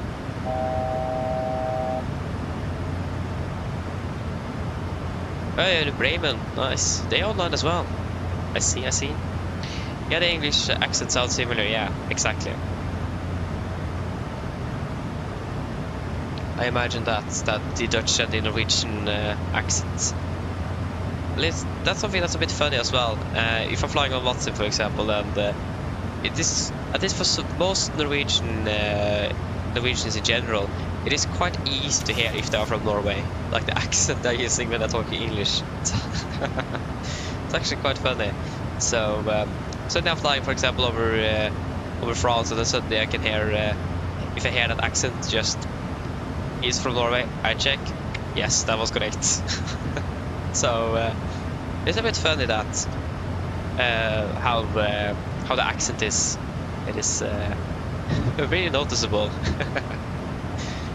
Like in general Scandinavia as well is quite recognizable, but it is something special about Norway or Norwegians in general regarding the English accents. So yeah. Hey, nice one. So I fly to Malaga next week with Norwegian. That's great. When next week are you flying? Are you flying to the weekend?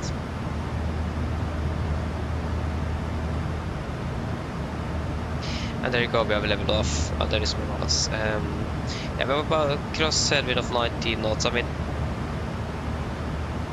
that's expected with the headwind. I think I said 1 minute already. We'll see, we probably need to increase the cost index on the flight back to Oslo to save up some time. We'll wait to see what we are going to do with that. We need to do some fuel checks first. We're going to do a fuel check here at Moral. Sorry. Yeah, it was Moral at 34. Yeah. Or yeah, so we need to do a fuel check at least at 40 Danish. I could do a fuel check at Mexin. Then we have that's at 39. So we'll make it easy to do all the rest of the fuel checks. Or we can do it here at Moral 34 and then do it every year. Yeah, that's probably easier as well. Yeah, that's probably much easier. Yeah, Moral, where are you? There you are, Moral. So then just remember to do the fuel check then in 22 miles.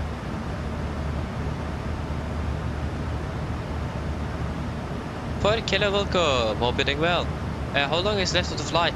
It is approximately 3.5 hours plus. Ish. Something like that. We'll wait to see if we're going to be need to add a bit of that or not. At the moment we're landing about 6 minutes behind schedule, but yeah.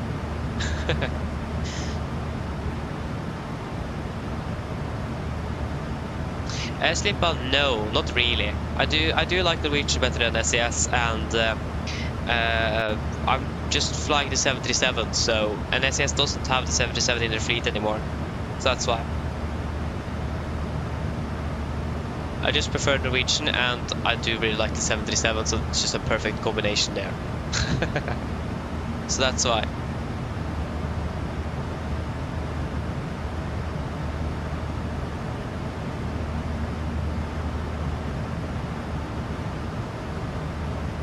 Hey, nice, Jesper, that sounds good.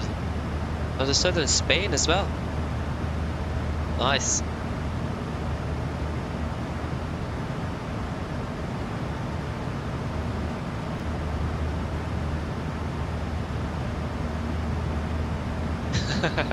Yeah, infinite flight. I mean, you like it, so that's great though.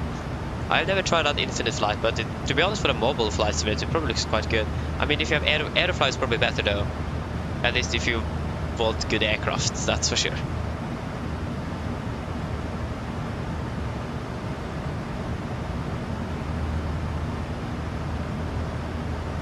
It's gonna be the best 3 hours of the year. That's great. That's good.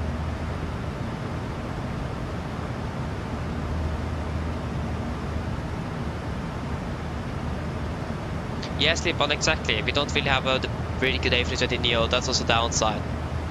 So NSS is retiring all their CO aircraft as well. I mean, both the inner builds and the Flabber is not bad aircraft, but they're not on Phoenix level. So yeah.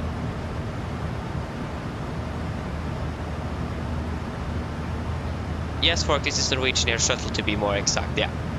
So, in general, just refer as Norwegian. That's correct.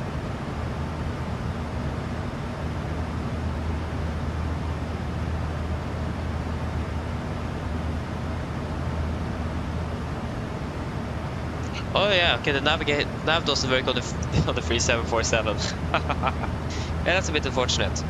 Okay, there you go, fuel check and morale. 10.3 tons, we have 10.3, so we're on there. 2.2, we have burned 2 tons.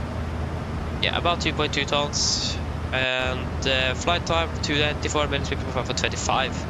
Yeah, we just passed it, so yeah, that means we are generally doing right on spot. So that means we got to check. We need to find the different waypoints for the fuel check. So the next one is going to be exactly at 1200. Just wait a moment here. 12. That is going to be 11:49, 55, 56. Yeah, 12:02 is good enough. Delta Golf Oscar. And then it's going to be 12:30, 12:22. Yeah, it looks like it's going to be Lulut. Yeah. Lulut, and then another one at 13. We can do at Vadum then. Vadum.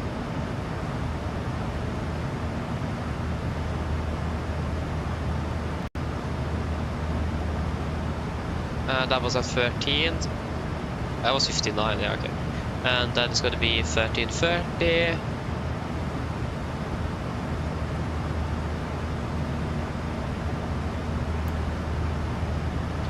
$30:20, $30:24. I thought it said 42. Yeah, so at Vikot then. Vikot.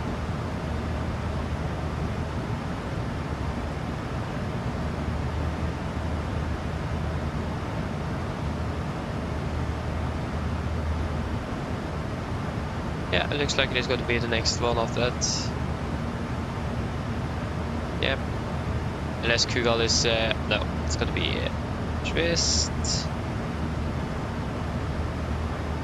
And that Kugal at 14 also, yes, it's going to be 14:30 the next one.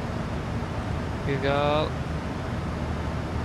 Yeah, so about PBX then I imagine. Yeah. There you go. So now I have the next few checks in, so hopefully I don't forget that. Yeah. We have some weather bit bad as well, so it might be a bit turbulent, but I highly doubt it.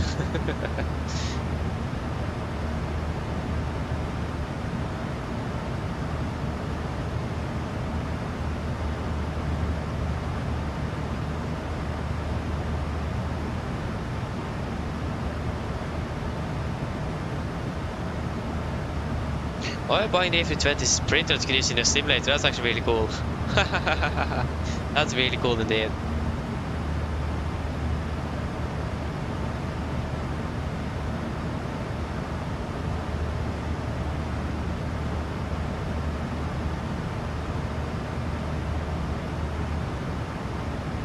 You're a Ryder guy. I mean, fair enough, fair enough. I can understand that.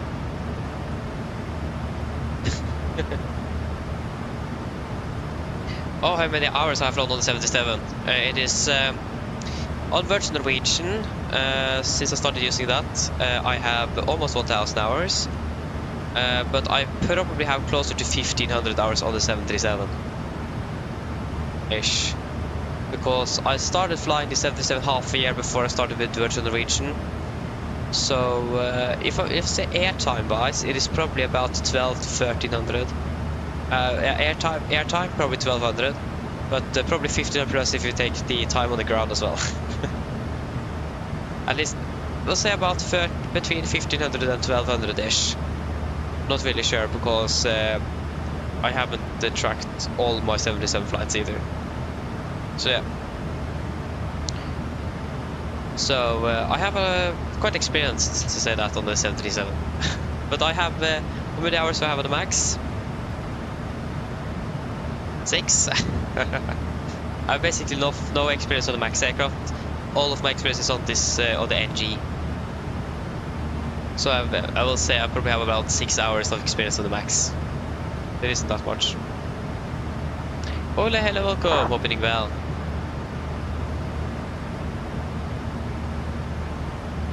So yeah, a little bit less experience on the max, but still waiting for the PMDG max to be available.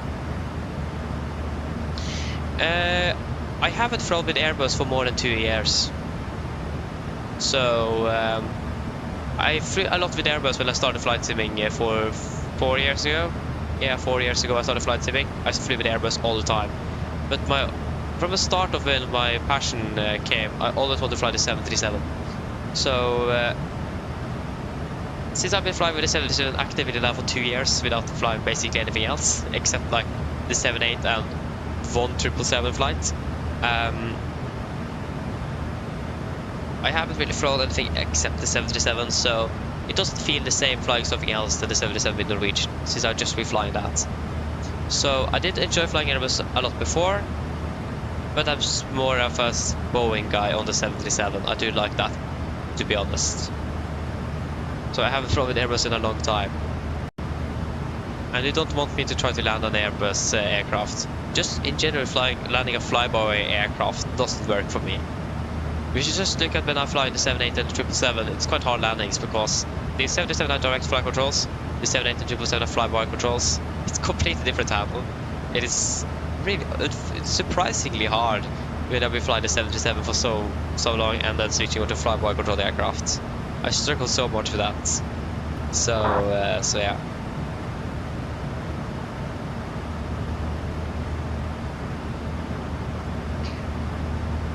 So yeah, I haven't really flown much with Airbus, but I've tried a few times, but it just doesn't work. I just can't fly it anymore. So yeah, but I do remember a lot of the systems and so on though, but I'm really not actively flying Airbus now.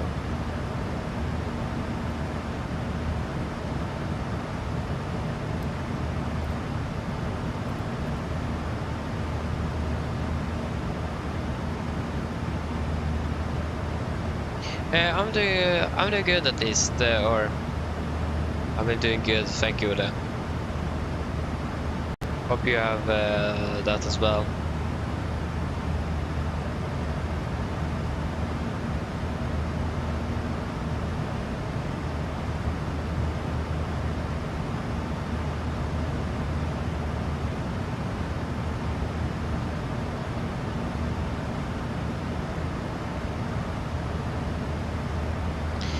Oh yes.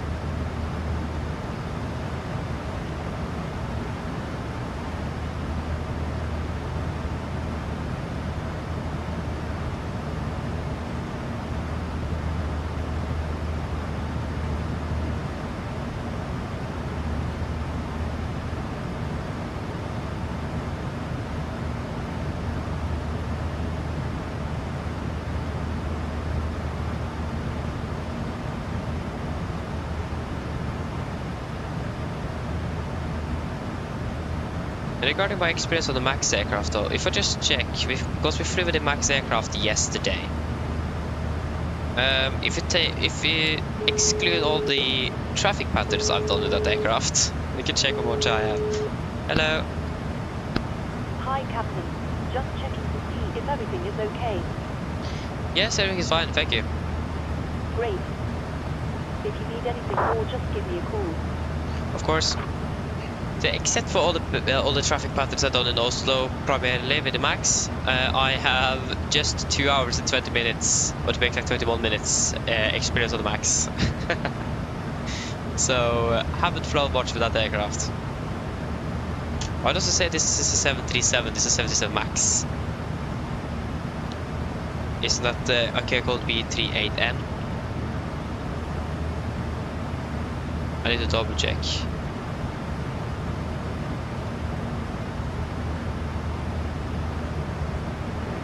Envelope 806, 10 miles, 6 left. B38M Max and the IATA 7M8. Yeah, exactly. So 38M. So yeah, 2 flights, 2 hours and 21 minutes is what I have. So have a bit more experience on the engine. Yeah, I can understand that. Yes, but I can understand that.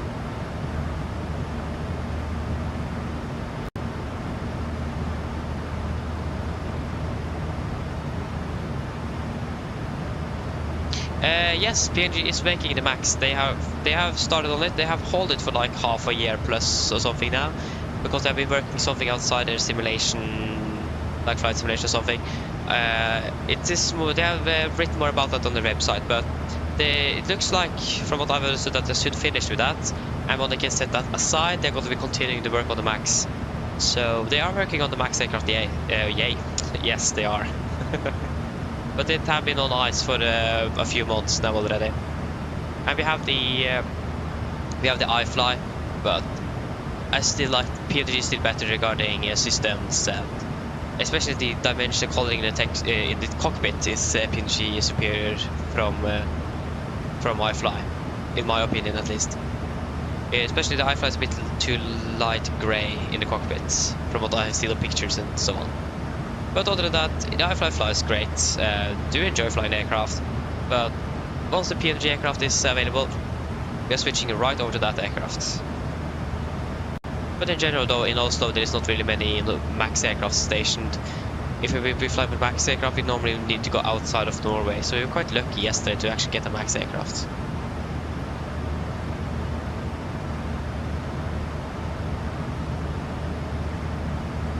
Yeah, I can understand that. The thing is that we don't know when PMDG is going to make their Max, because they're currently finishing up their 777 lineup. They're soon releasing the 200 ER, both for 2020 and 2024, and the 300 ER and the freighter is going to be updated, and the LR is also something we are pending on waiting for. And then they're currently making the 747 as well, the classic 400 and the Dash 8. So either the Max is coming in between those or after the 747. I think the original plan for PMDG was to release the Max in between the 777 and the 747, but since they've been holding the project on ice for a while now, it probably is going to be released after the 747, I imagine. We'll wait and see on that. It depends how long they've actually been working on or how long they got before they hold the project. Yeah, exactly. They're doing the, like I said, the 100, 400 and the Dash 8.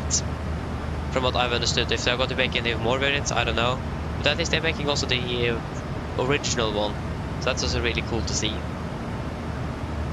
Because we don't really have many good... we have the Felis for X-Plane, the Dash 200 for the 747.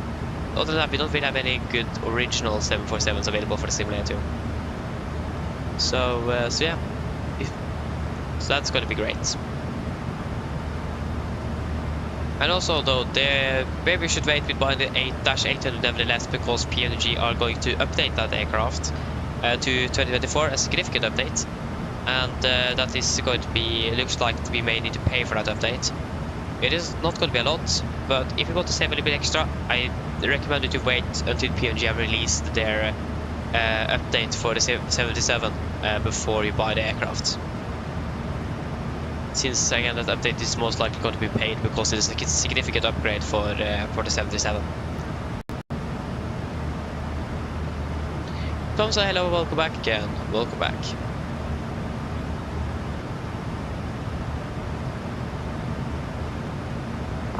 And also with that update, though, they are going to make the aircraft compatible with 2024. We're going to have a further detailed cabin, functional cockpit door is something we have been missing. And so things like that is something we're going to be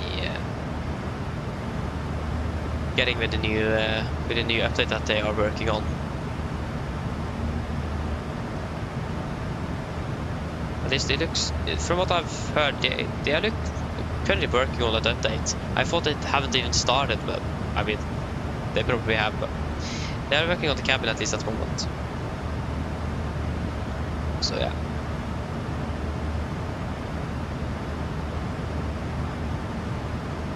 So there's some exciting things coming in the future. But mostly now waiting for just the NG update for my PMDG and the Max 8. And the Norwegian, I think, as well have bought or ordered Max 10s as well. So once Boeing have certified those aircraft and Norwegian getting or did be delivered those aircraft, it's gonna be a lot of fun flying the Max 10.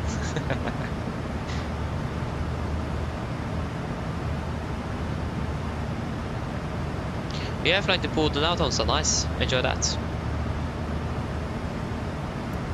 Bodø is a really nice airport to fly into. You'll definitely enjoy it. I mean, you've probably flown into Bodø before, though. Yeah, you have, haven't you? Yeah. I mean, Bodø is nice, though. Can't really say anything else than that.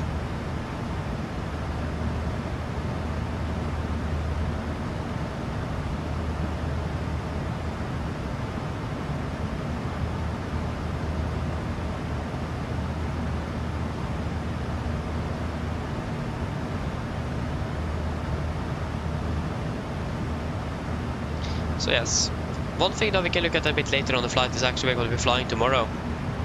It might be a possibility that we can find that out before we finish today. All the schedules are already available, so we can just pop it in and randomize and see what we're going to be flying. But the final result is going to be there when we know which aircraft that's going to be conducting those schedules. Like I said, we were actually supposed to fly to Gdansk and Milan today, but Romy Papa Kilo was available for the simulator. So then the second option was Malaga, and that's where we are flying now. Bit unfortunate, would love to fly to and from Gdansk and Malaga, but yeah. At least we got a bit shorter schedule today, and since we're going to be conducting a morning flight tomorrow as well, it's probably a good idea. Get some proper rest.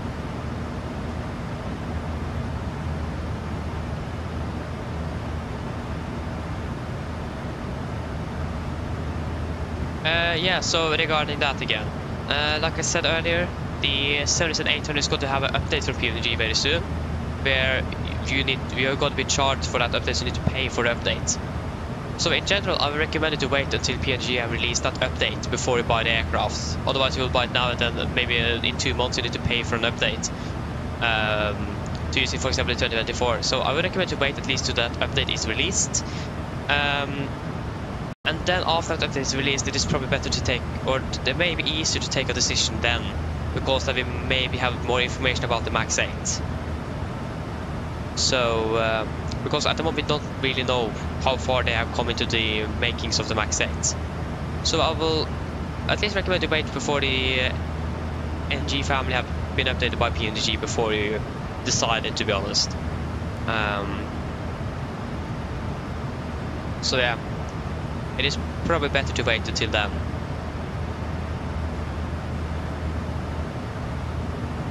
So again, so you don't need to pay for update as well, because if you then just buy the aircraft after update, you don't need to pay for it. So yeah, it's going to be quite a significant update as well.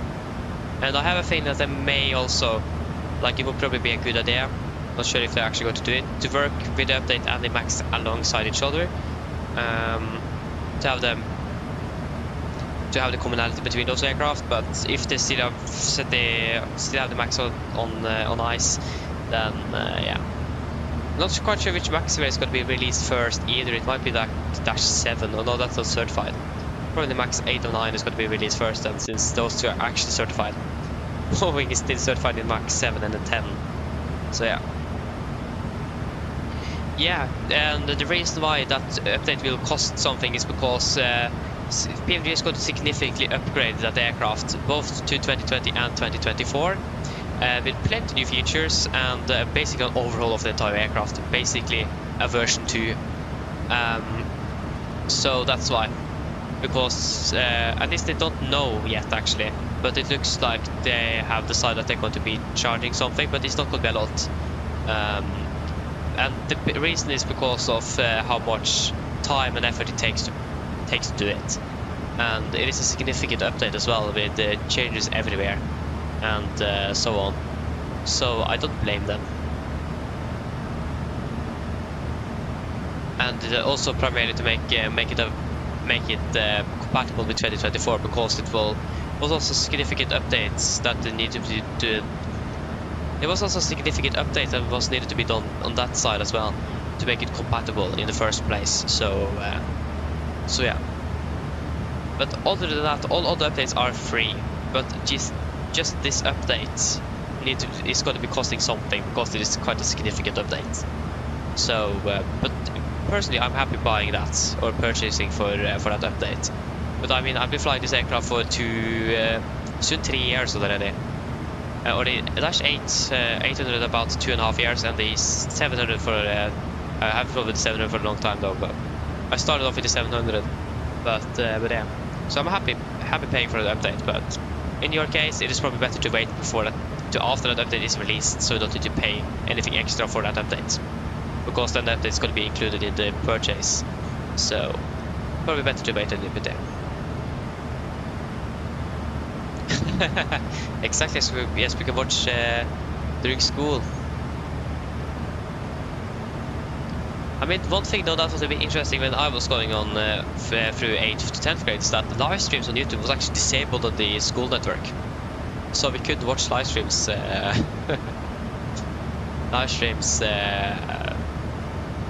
when we were in class. I hope that's not the case for you then. So yeah, that was something a bit interesting. I mean, it makes sense, but still quite interesting. Oh no, just 5 minutes points good, so we catch up a bit, or catch up a lot. That's great.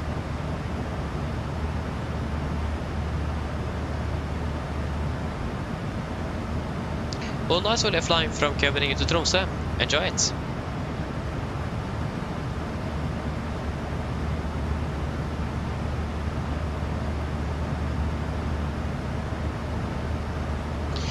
Tom's a good question. So Neo again. You should be going into settings, and that's where I'm lost. I haven't used that EFB in a long time, so I don't remember where it is. But it should be like a SimBrief ID or a SimBrief username. You just type that in or enter it in. So I don't really know. But if you go to Flyboy's website, you might find something there.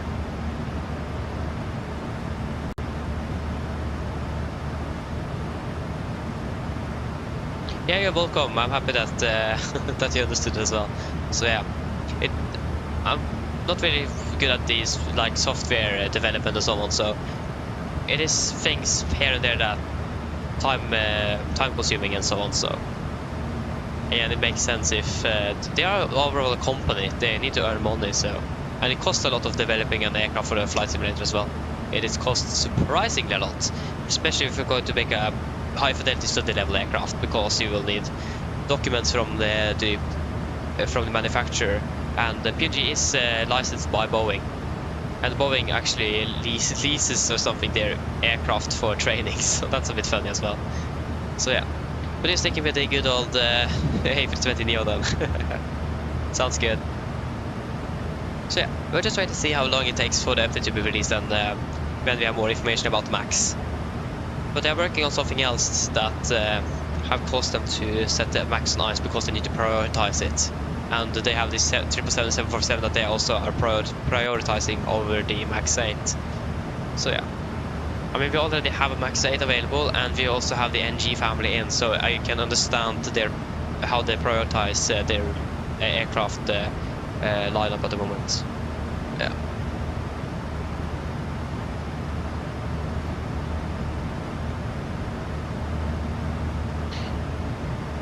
What do we drink tomorrow? That's a good question. I don't know.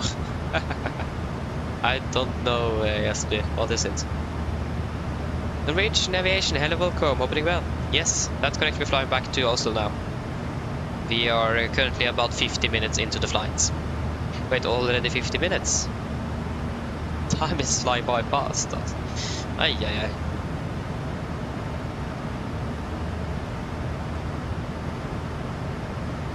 Coffee number 2. Nice. How did I guess that? They go 50-50 in, so we have saved 2 minutes at the moment, en route. And we could now expect a bit of tailwind over France. At least with the current direction and this current direction of the winds, we may expect a bit of tailwind on as we're passing over France. A little bit more tailwind than we have now, at least.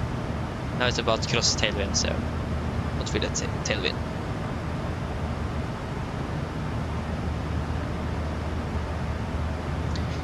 So yes. Was something I was going to look at, but I have forgot what it is.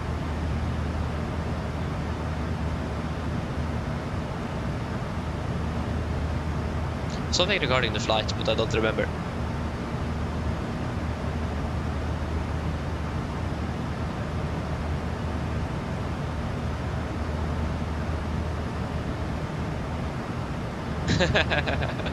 Nice, Jesper. It is going to be. We are going to be finding out on this flight where we're going to be flying tomorrow, because the schedule is already up on flight radar. But the final result is not going to be there before tomorrow morning. But we can find out what we can expect tomorrow already. Just going to conduct a fuel check here at Delta Golf Oscar, so then we can decide or find out where we're flying. I mean, it's probably going to be around the same time we started the last 2 days, and then further on. But I'm going to be limited when I need to be finished, so that is also a little challenge there. So, if you have a flight now, and I found out later on that that doesn't work, then it's going to go to the next one. So it is not the final result, but it is at least something that we could expect. Like, it doesn't matter if I do that now or do that in a few hours. The result is still going to be the same.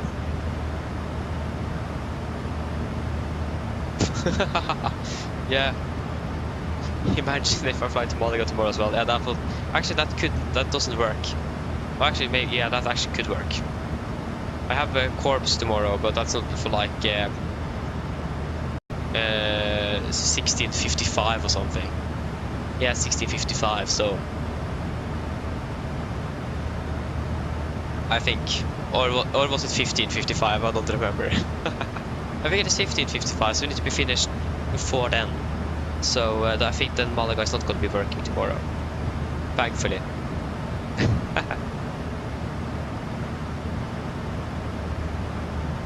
Okay, we're going to do a fuel check at Delta Golf Oscar. Where is Delta Golf Oscar? There we go, Delta Golf Oscar, so 9.1 tons, we currently have 9.3. 3.3, we have been burning to 3.2. At 52 minutes, we will fly for 52 minutes. Good. So basically on time on the fuel burn, but we have saved a little bit of fuel at least. That's interesting. We're still landing 15:15 in Oslo, so wait and see if we're going to increase our cost next. But if you're landing 5 minutes behind schedule, doesn't really matter too much. We could expect saving up to closer to 10 minutes on a shortcut on the arrival, so we should be fine. I don't really see a reason to increase the cost next any further at the moment.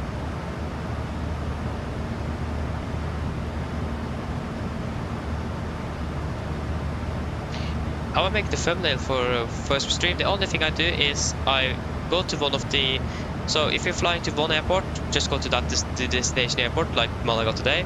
Or if you're flying to multiple airports, it is the first airport, the first destination I'm going to. I just land, record it with a replay tool, and then find an angle and a position, and then just take a screenshot. Not really harder than that. Hello. Hi, Captain. I was wondering if you'd like anything to eat. Anything from the menu, or maybe a snack. Is there anything you guys want from the cabin crew?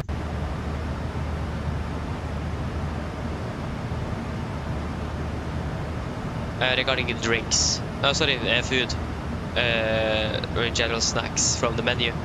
Quick lunch? Everyone's quick lunch. Quick lunch. I mean, quick lunch is really, really good though. I mean, it's more suitable for skiing and so on, isn't it? Yeah, Norwegian. Coffee is coming soon. I imagine there's going to be a drink service very soon. If not, we can just call them up. But now at least it's food or general snacks. At least one quick lunch is on the menu. Is there anything else? I think I'm happy for now. If I want anything later, I could just call them though, so.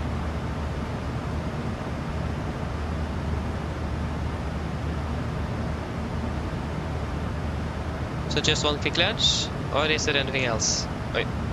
Almost disconnected autopilot there.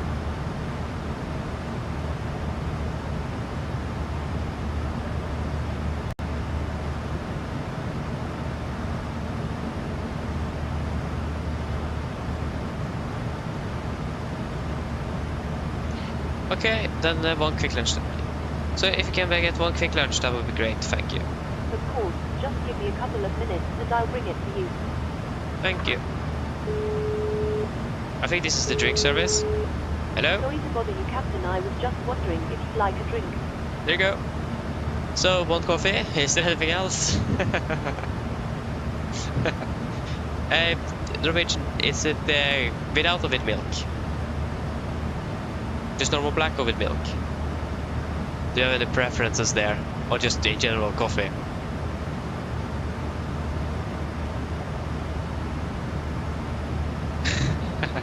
Or is there anything else you guys want from the menu? With, okay. So 2 coffee with milk.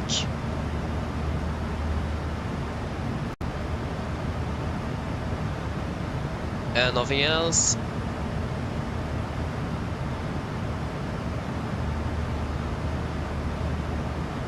No. Okay, if you could have 2 coffee with milk, that would be great, please. Of course, I'll go and get it for you now. Just give me a few minutes. Thank you.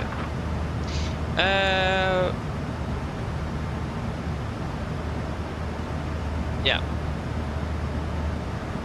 No, Norwegian. My winter break was last week. The only reason I'm able to fly tomorrow is because my teacher's going to a meeting. We don't have anyone to replace him. We got some work or stuff to do on Monday. I did that yesterday on Friday, so I finished. So that means I can be flying on Monday. I couldn't fly on Friday nevertheless, so I sat 3 hours doing homework to have time to fly on Monday instead. So that's basically the only reason I can fly on Monday is because of that. Yeah, I can understand that you wish that, yeah. Most of the liveries for Norwegian is older ones because X-Plane and Cebu is a bit older in general. So I can understand that, yes, please.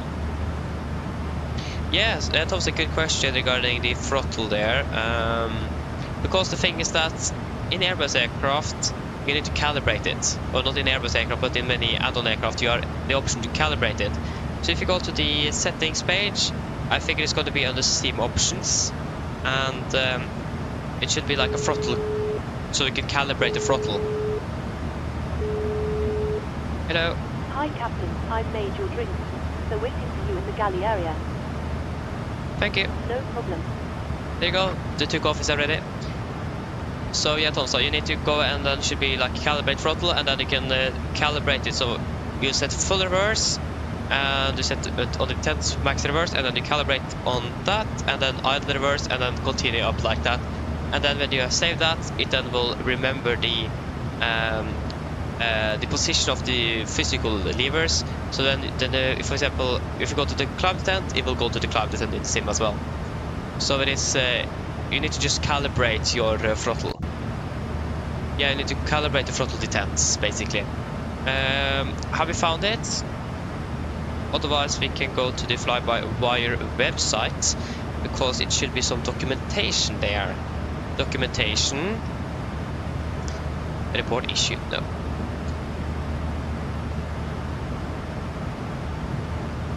Yeah, hello. I went to documentation. Start here, and then it's going to be the A52NX. Hardware.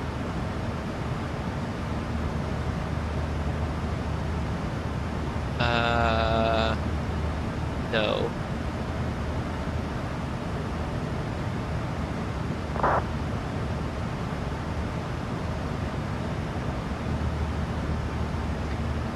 Oh, this is something new that I've never seen before. Quick controls. That's something new that I've added on in the tablet since I've been flying with the not the iFly, but the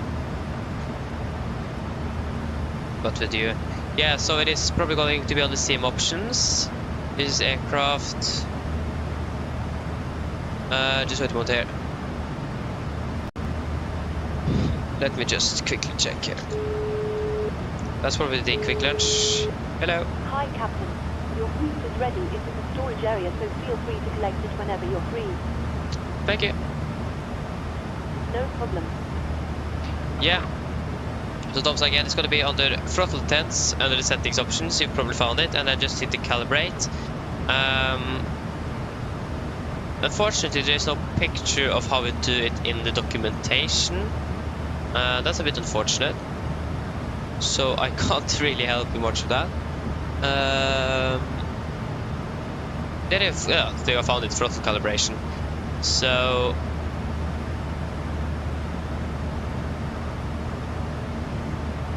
at least just say something to us if you haven't managed it yet, then I will help you out.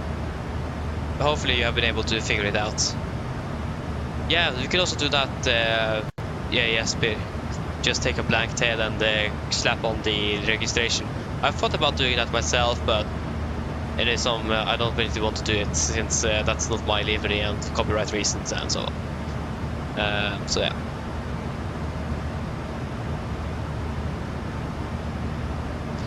Norwegian, yes. I have the 777-300ER. We have done one flight with it. The special, 1000 special out to Johannesburg from Amsterdam. And the next special, the 1501, is going to be with the 777 back from Johannesburg to Amsterdam. So yes, we have done one flight to the 777. We were actually supposed to do the 787, but the 777 is just more high fidelity aircraft compared to the 787 we have available. So yeah, but the 78 and the 777 series have type rating, so legally we're allowed to fly both. if you have type rating for one of them, the only thing you need to go for is a difference training. So yeah, so that's why we did the 777 on that one. Yeah, exactly, Jesper, and that's the problem here as well. I don't really know how to do that myself, on switching the registration on the outside of the aircraft, so I'm blank there myself.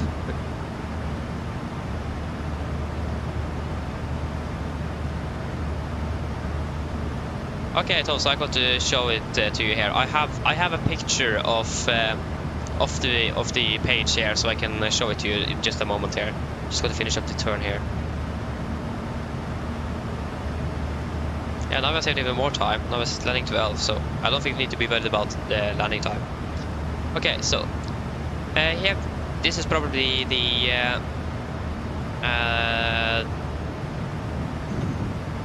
page you're on. So first of all, you need to have if you're using the first of all the Airbus quadrant, you need to just enable toga on axis and reverse on axis. And this independent axis, you probably don't have 2, so just select 2. So just say something when you are confirmed that you have done that. Just want to see the PFD here.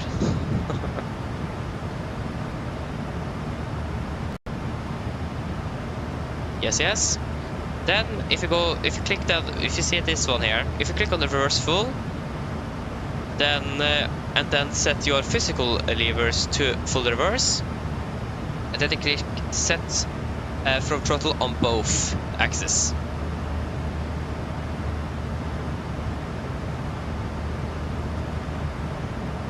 Then you go to reverser idle. So then you set your reversers to idle, so that's going to be a little bit behind the idle descent once you have like opened the reverser lockers on the throttle, if you understand what I mean. Click reverser idle here, set the physical throttle to reverse idle, and then set from throttle on both. And then click on the idle, set your physical to idle, set from throttle, and then climb, set it to the climb descent, click the same, and flex, set it to the flex descent, the same, toga, set it to toga, and do the same again. So then you will calibrate all the different detents that you have in the aircraft. And just confirm when you have done all of those. Check here. Still no hints.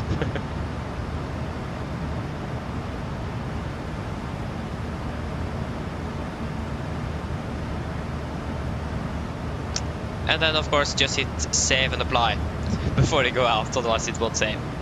And after that, just check and then it should work. If not, then it will just go through and try this again. So I hope that was understandable.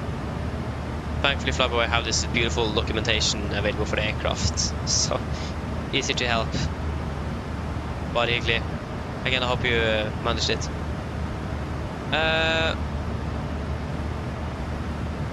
Economy Broscar. Yeah, I think Economy Broscar is also one of the blank tails, yeah. If I'm correct, it is. It also have a blank winglet though.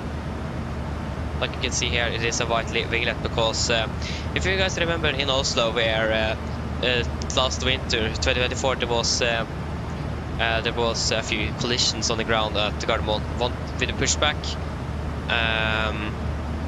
where the aircraft hit the winglet on the fence at stand 39er on pushback. The other one was one Norwegian aircraft was going to be turning around or turning out from the stand, and then they hit the stabilizer, or the horizontal stabilizer of another Norwegian aircraft. I'm not quite sure which accident this aircraft was involved in, but it was involved in one of them since this left winglet that is out, and both of those aircraft lost their left winglets. So yeah, it is one of those aircraft, or one of these aircraft have been involved in one of those, if I'm correct, but I don't remember which one. But you guys probably not heard that on the news and so on. Oh nice, you're going plane spotting in Oslo tomorrow. Can you stay excited then? Enjoy that. I hope it's going to be good weather as well. Overlaps, it says overlaps. Yeah, what was that again? Yeah, that means you're overlapping.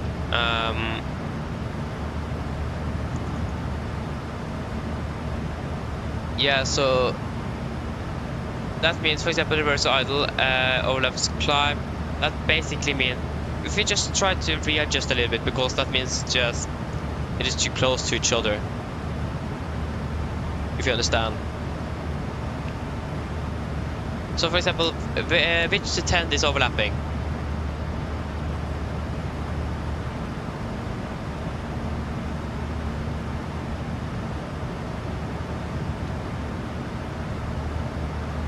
Which tents?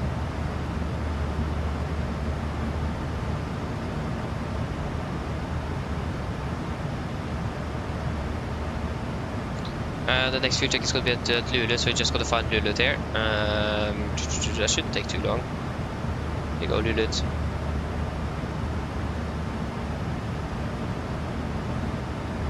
Yeah, okay, so when it comes to overlapping, as you can see here, it says down here, so here in this case it is reverse idle.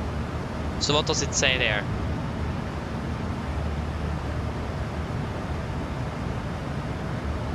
Oh, this aircraft is actually going to Alta. Oi. From Trondheim and then up to Alta. Nice. And no, we're not flying the same route as the real aircraft. Yeah.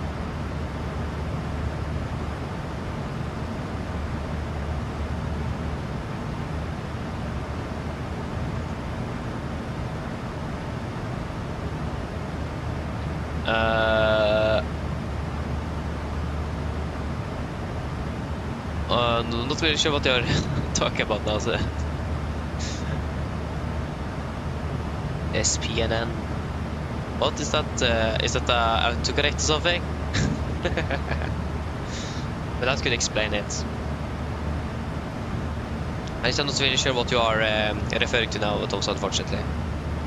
Yeah, 26 miles. Yes. To go to we actually have an aircraft in front of us as well. Okay, it's above us.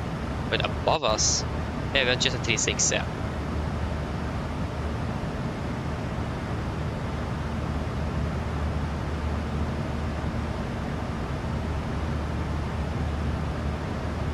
Center control over Paris went offline, so that means we are not expecting any ATC then. I mean, we have the girl approach, but... Malaga Polaris has been on the Navi, but not for a long time. 3 hours and 15 minutes. It's okay, Tosa. Again, just what what detent does it say down here? Like in this example, reverser idle overlaps with climb. What does it say for you? Which two detents is referred to in the example?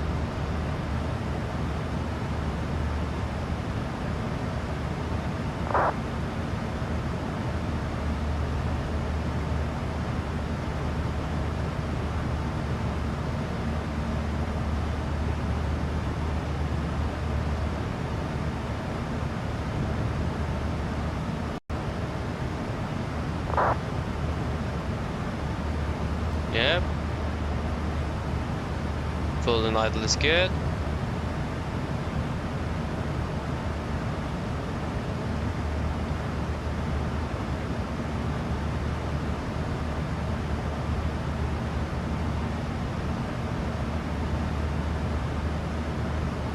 Okay, so it is idle that is overlapping with climb.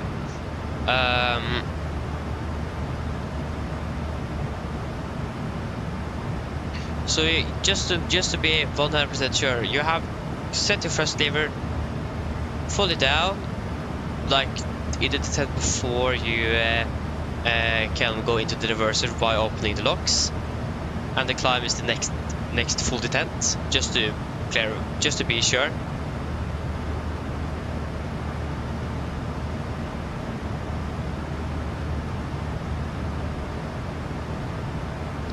Because then, since it overlaps, that means that the idle detent is going to be above the climb detent, and that doesn't work. So that's like the problem then.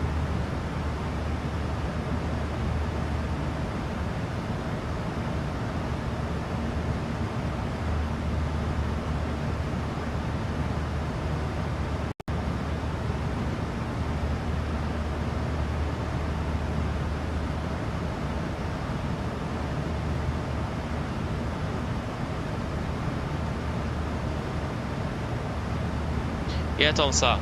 Okay, so, but at least when you're calibrating, you will just set the physical first lever to idle and then click set from throttle, because that's what you're trying to fix here. If I understood you correctly there.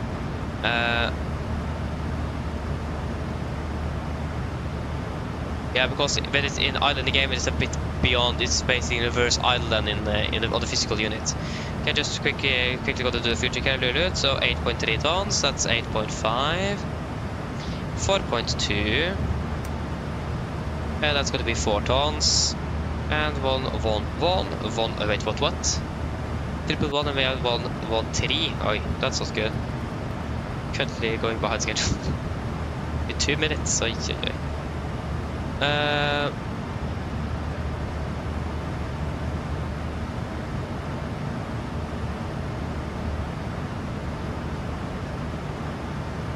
Go with the white line.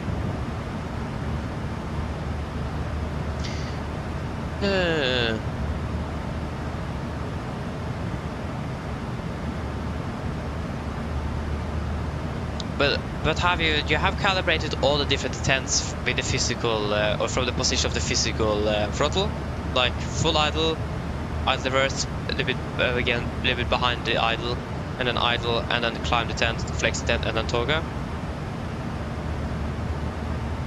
Because it's quite normal to get the overlaps once you are in the middle of the configuration, but when you are finished with it, then it shouldn't be there. So you need to remember to set all of the detents, otherwise it won't work.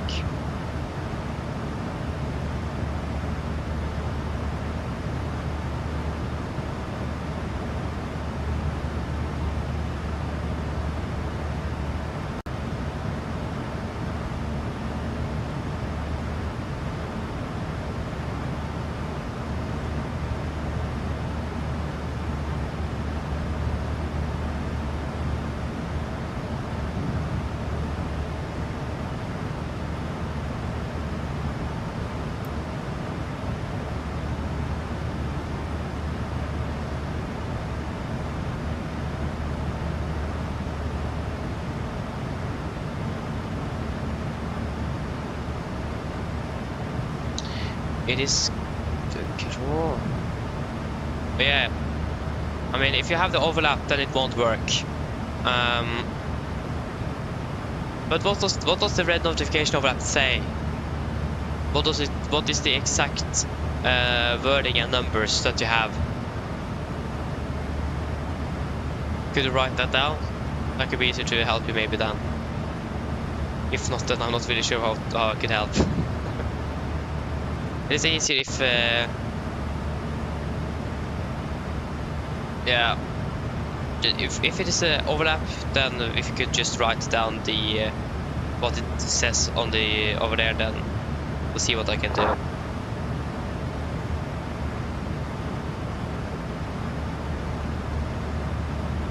Yeah, do that. It will probably be easier to help you then if you do that. So.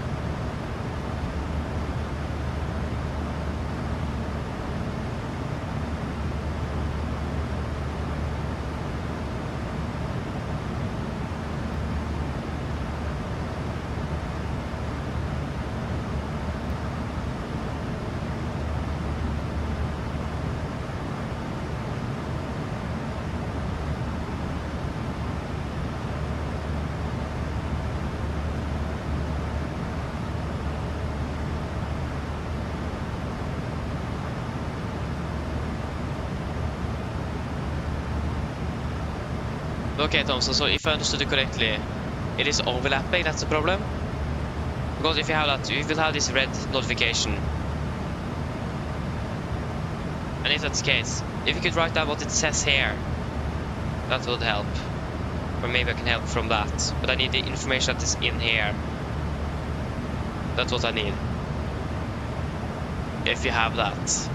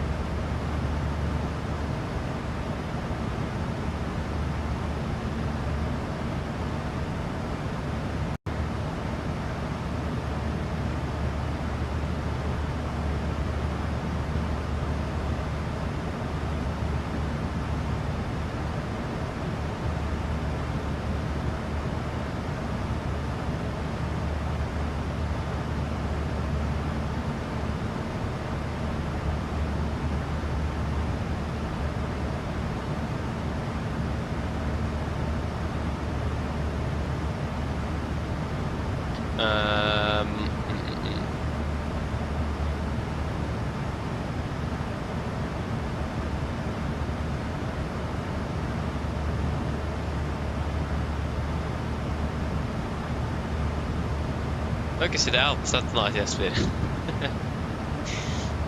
Nice. Yeah, so when they set it from...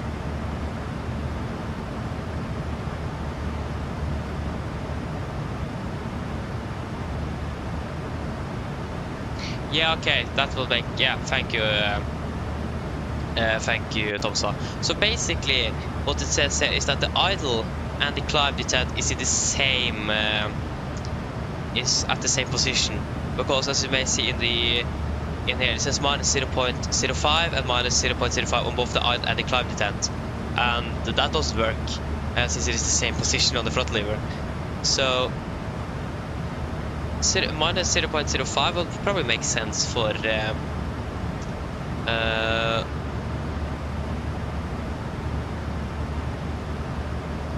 yeah, so then set it to climb and then set.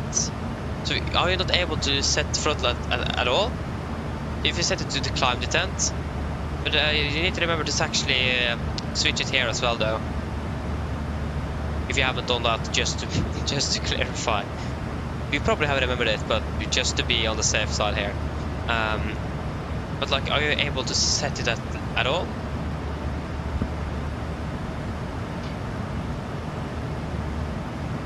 Yeah, so you have set the climb descent, and then move it to the flex descent, set that, and then go to the toga and set that as well.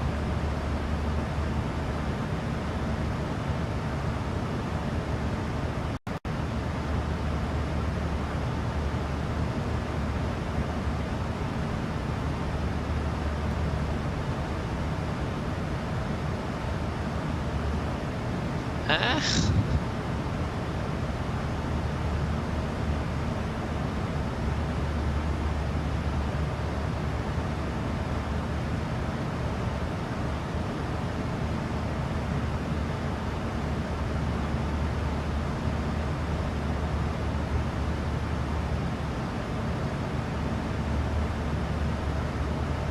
don't give up, Tosa. That doesn't help.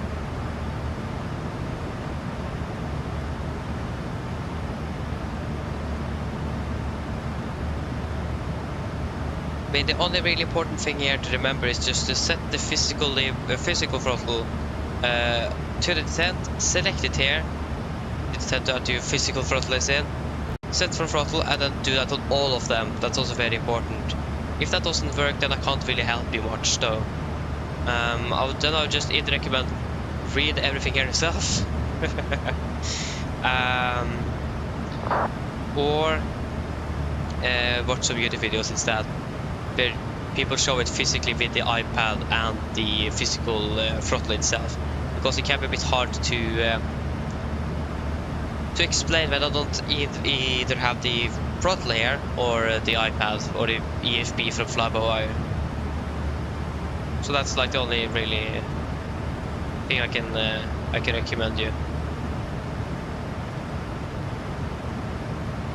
I can understand it can be a bit difficult in the start. I mean, I'm used to doing that when I flew with Airbus. So I need to do it on all the Airbus aircrafts.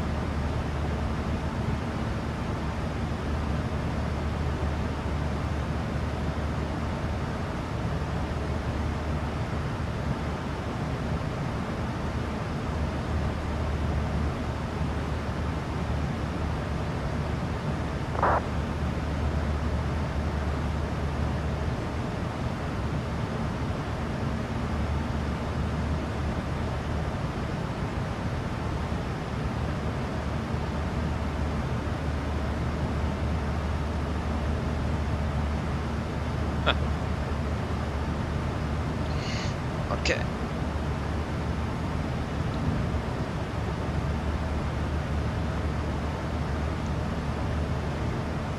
Okay, should we probably check out where we can, or where we potentially can fly tomorrow?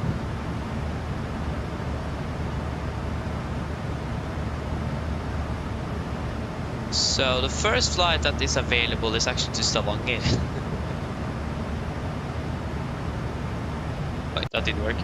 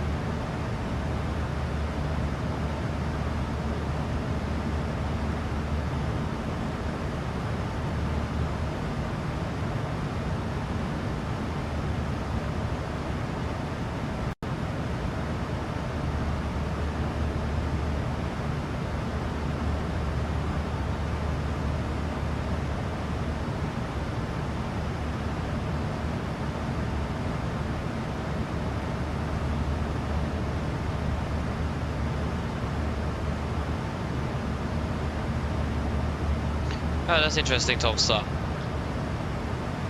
That's really unfortunate here. I mean, again, like I said, the only really recommendation I have for you then is just to search up YouTube videos that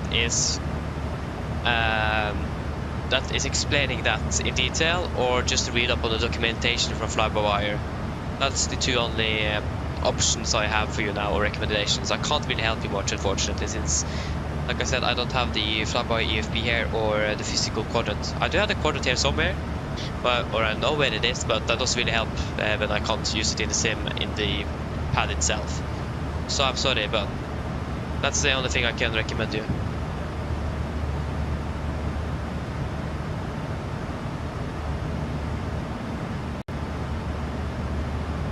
Oh, nice, you've managed to fix it. That's good.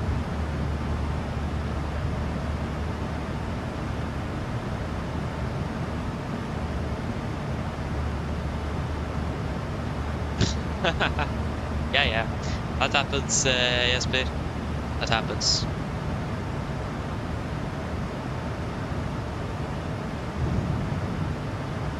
Yeah,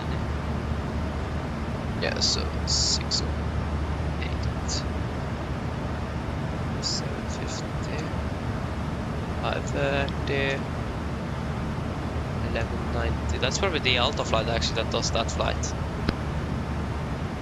No, I didn't want a PA. 1052.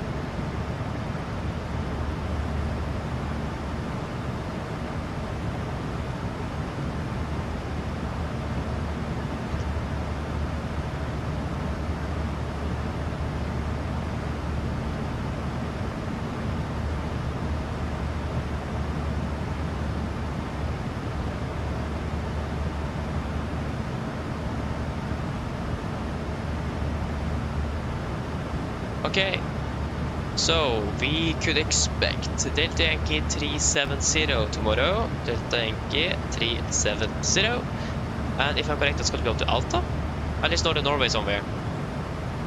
That is going to be Tromsø. Departing at 8:30. 3rd of March. We just checked that schedule 1 week ago. That could probably give us some.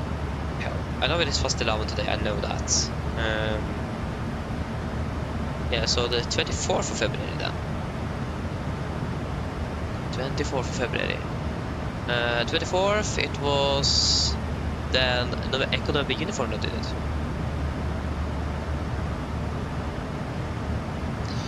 Uh, 24th of February, February 24th. Ah. Oslo, Oslo, 750. Yeah, so it's an inbound aircraft from Oslo that does that flight. Nice. But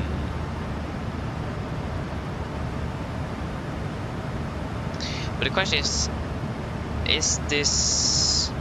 Oh wait, this is the aircraft. This aircraft actually flew. Oh yeah, this is the aircraft that flew Gdansk, Milan, Berlin, and then Ålesund. They landed way behind schedule, 0044. But they're landing 750, departing 8:30, that's 40 minutes. Between Oslo and Stavanger afterwards, 12:55, 30:45, that's 40 minutes.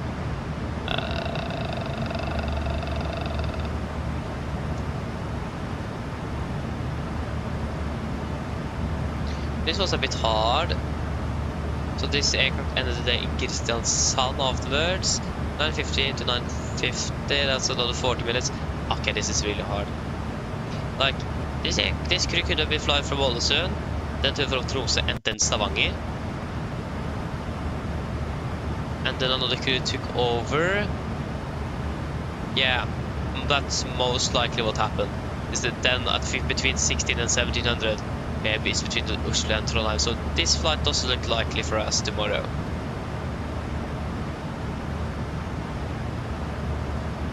So it does look like Tromsø is going to be an option.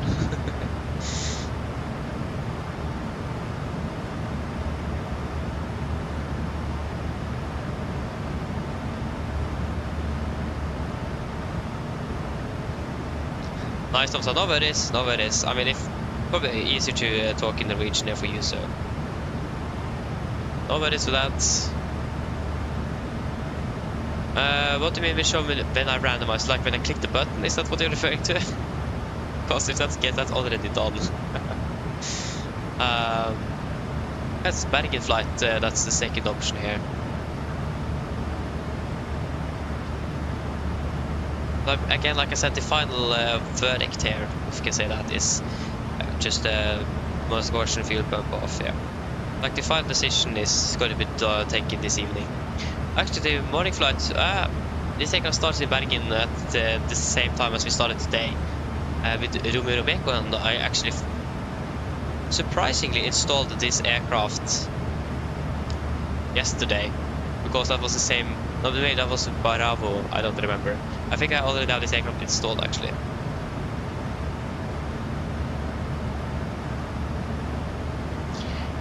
So at least we have this schedule here, Oslo Bergen tomorrow morning, pre-takeoff 602.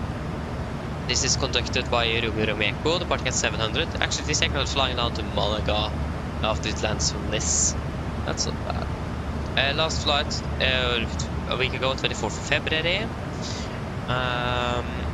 If again, that was then conducted by Echo November Mike. If you find 24th February. Oslo Bergen Oslo 9:25, and then they fly down to Krakow, and then yeah. So that schedule then is to from Bergen and Krakow. So that is the second alternative, and that is also going to be possible to do.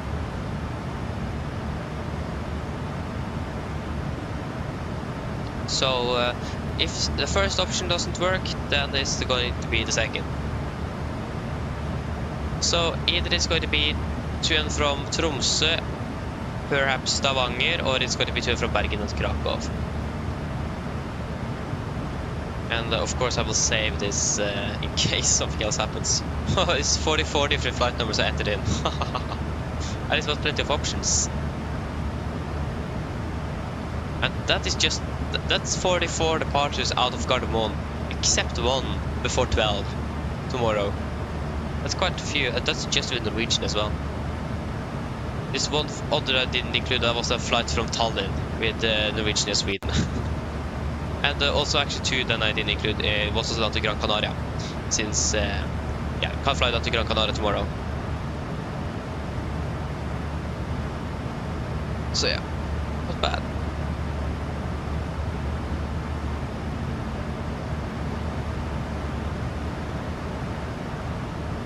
So then we know approximately where we are going to be flying tomorrow then.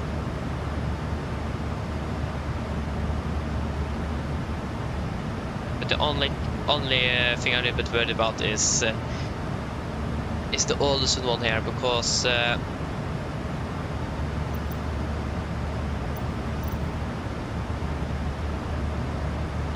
crew here that's coming in from Ålesund, because they're landing from Ålesund in Oslo at 7:50 and they're departing at 8:30. That's 40 minutes. And then the aircraft departs to Tromsø, but it's like back to Tromsø, it lands at 12:55. Departing to Stavanger at 13:35, that's another 40 minutes. And then for the lands from Stavanger about 15:55, it then takes off to Trondheim at 1700. So either there is a crew change from the Ålesund flight, so the Ålesund flight lands, so the crew from Ålesund lands in Oslo, and it's going to be a crew change, and that crew does the Trondheim, the Tromsø and the Stavanger schedule, or the Ålesund crew does the Tromsø and Stavanger schedule. It isn't impossible that the Ålesund one does, but it depends if that is a crew that I highly doubt that was a crew that flew inbound the day before, because they landed almost 1 in the morning. So most likely the Ålesund crew does all of those flights, but there's a possibility of a crew change there as well. So this is a really hard thing, because again the turnaround time doesn't really always say when there's a crew change. You need to look at the entire schedule. There you go, we have a fuel master caution. That's the right setup, so you can turn you off. We're landing at 15:15 still.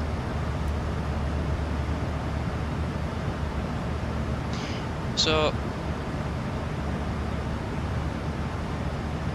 like flight time wise, or like duty time wise, legally they are allowed to do all those 7 flights. So yeah, and again it's a 1 hour turnaround time between the Stavanger and the Trondheim flight, so there's definitely going to be crew change there. And that crew is also going to be flying out to Kristiansand as well, ending the day there. So that could make sense that it's a crew change there at least. So we can exclude Trondheim and Kristiansand, but for the rest there it's a bit more uncertain.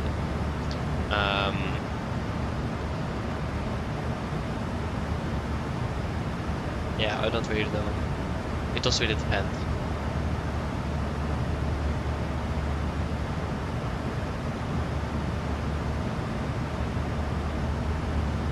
Nice, you're landing exactly 12:55 there. Zulu, nice.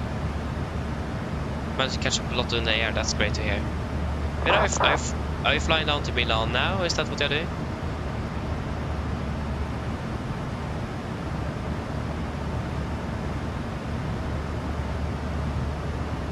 Yeah, the real aircraft is flying over the English channel. And we are not.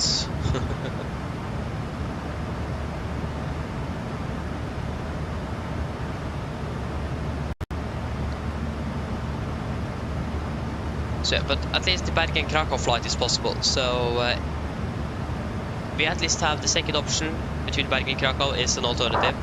But we wait to see if it's going to be. But I highly doubt it's going to be Tromsø and Stavanger, so most likely Bergen and Krakow tomorrow. Since I don't really know if there's going to be crew change between this Tromsø and the Ålesund flight. It does really depend on which crew that flies that Ålesund aircraft into Oslo tomorrow. There's a really dark grey cloud over here. Like really grey as well. Is it going to be raining or something? I mean, that could explain at least that cloud. Why do we have 3 different... Oh, sorry. Yeah, we can cross out of you, we don't need you. And we do not really need you either. Yeah, tomorrow it's not forecasted to be raining anything. So why there is, so... It's going to be warm next week. Or hot next week. Hello. Hi, Captain. Just checking to see if everything is okay. Yes, everything is fine, thank you. Give me a call if you need anything else. Of course. This is Oslo Lufthavn, Gardermoen. Tomorrow it's going to be up to 9 degrees maximum. Thursday it's going to be 10 degrees. And then it's going to be a little bit colder again the week after that. But in general though, it's going to be quite warm next week. With no precipitation.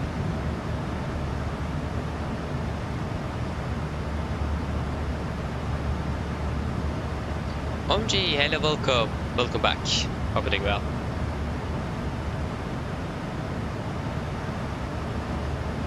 Uh, 15, we're currently still landing 5 minutes behind, but with the direct we're expecting into Gardermoen, and we expect to save that.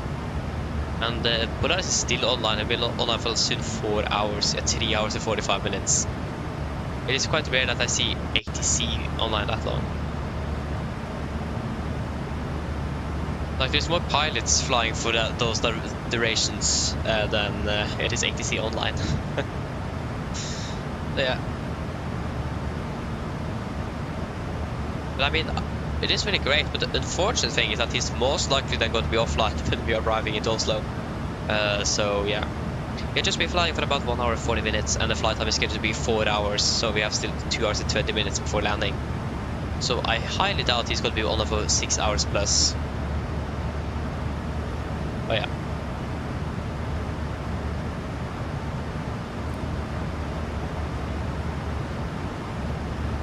And top of the stand, Smalls 757.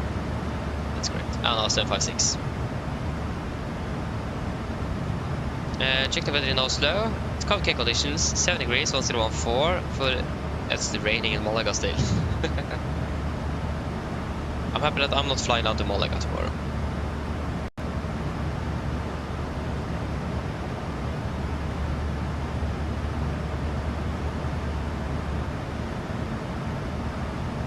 Yeah, I can understand that, Tom, so I can understand that, yeah.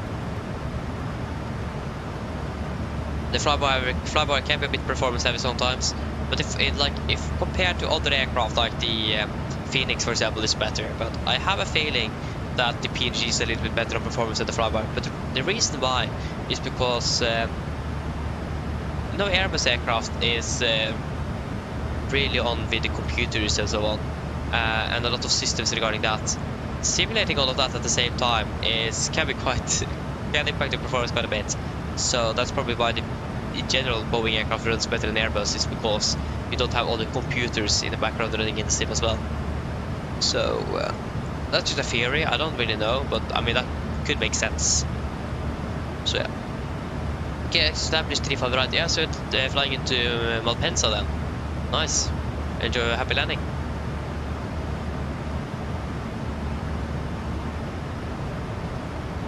100 millimeters on Tuesday. Oi, that's a lot. 100 millimeters. That's quite a bit of rain indeed.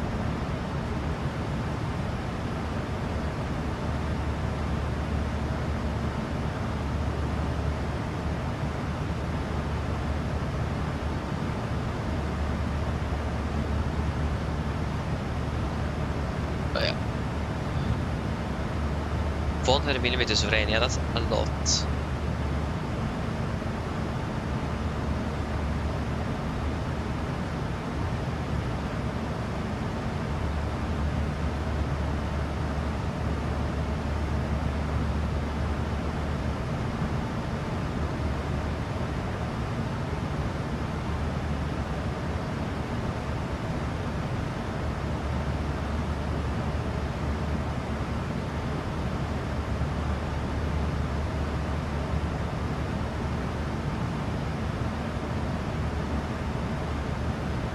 You know, playing Microsoft Lag Simulator.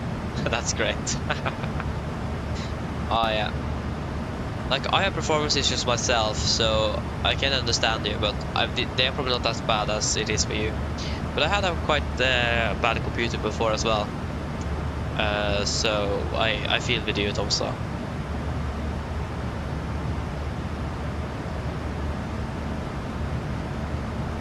Ah, you we live near also, yeah, not a big surprise indeed. I mean, it would make more sense if we lived in Bergen, but yeah, it's still not the biggest surprise. That's a lot of rain indeed, though, 100 millimeters. Oh, it is OMG. Which scenery are you using for Gardermoen?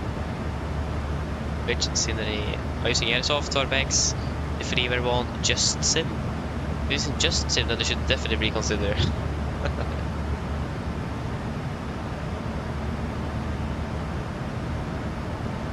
Oh yeah, no idea. Like, okay, so like, have you bought a scenery for? Have you downloaded anything? It's an add-on at least. For the modern interior, did you download it or did you purchase it? That's the question. Flugen, hello, welcome, hoping well. Hope I said it correctly. If I didn't, I'm sorry. Oh yeah, so download it, so then you probably have the freeware one from flightsim.to then, if I'm correct.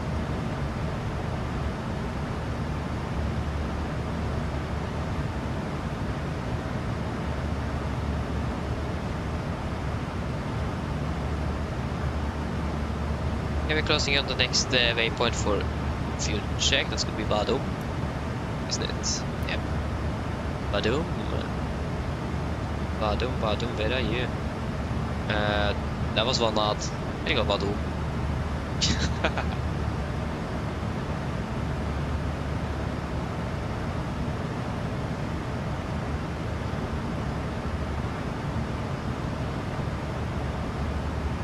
At least one thing we could. I can at least not expect clear skies into Gardermoen, that's for sure.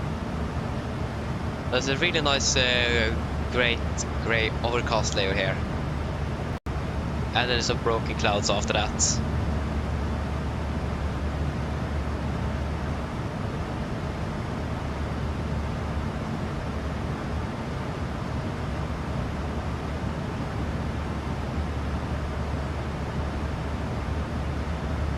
Oh, nice.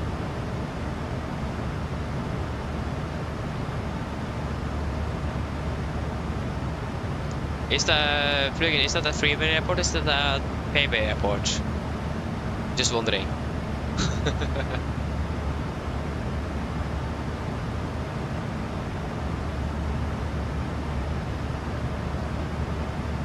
Time models. It sounds familiar. I could check.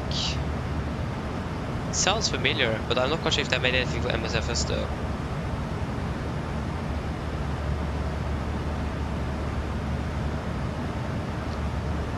They probably have. Oh, okay, just $25 is not bad though. Oh yeah, they have made sceneries. That's why I recognize the name. They have made like Beijing and so on, Orlando, Manchester as well. So they made sceneries for Microsoft Flight Simulator as well. So that's why I recognize the name.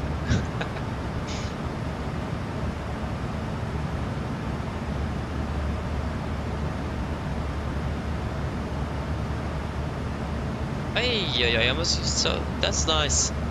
Just winds at 25, gusting 40 knots, and rain. Sounds like a normal day in Vigra to me. Sunday, hello, good day, welcome, opening well.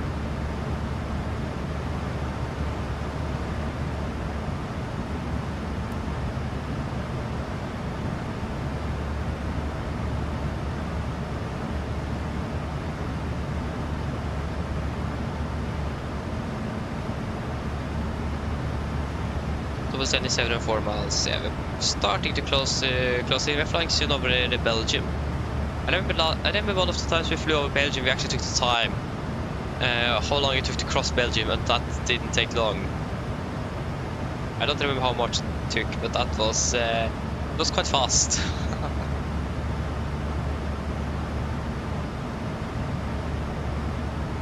I mean, Belgium in general though isn't really a very big country, especially like not between the north and south. From east to west is a bit longer, but yeah, if you understand what I mean.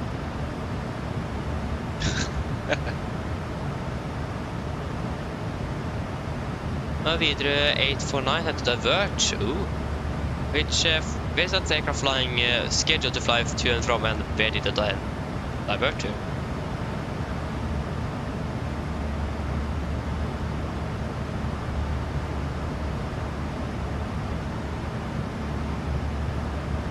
Oh, you had some thunderstorms last night. Yeah. Couldn't sleep as well. That doesn't really make it any better then. Thunderstorms as well. I've really had that here for a while, where I live at least.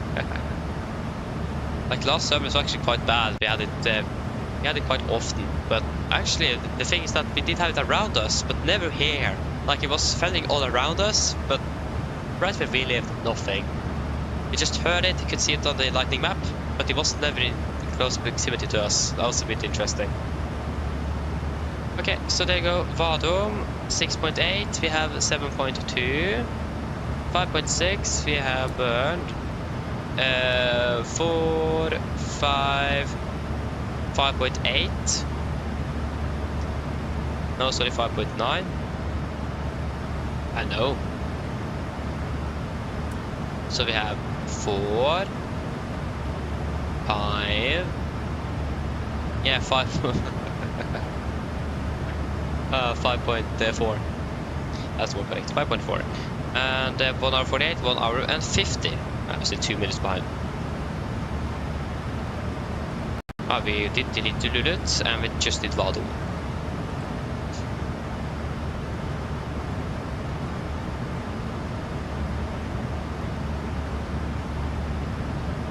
Okay, I understand. So and it haven't verified any diversion. Okay.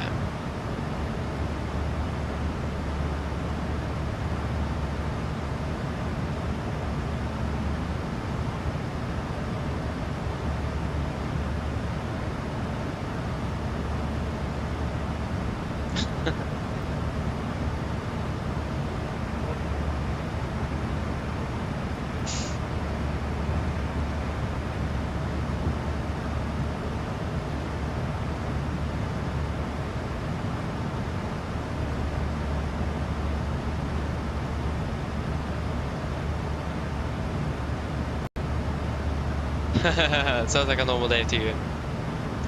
Yeah.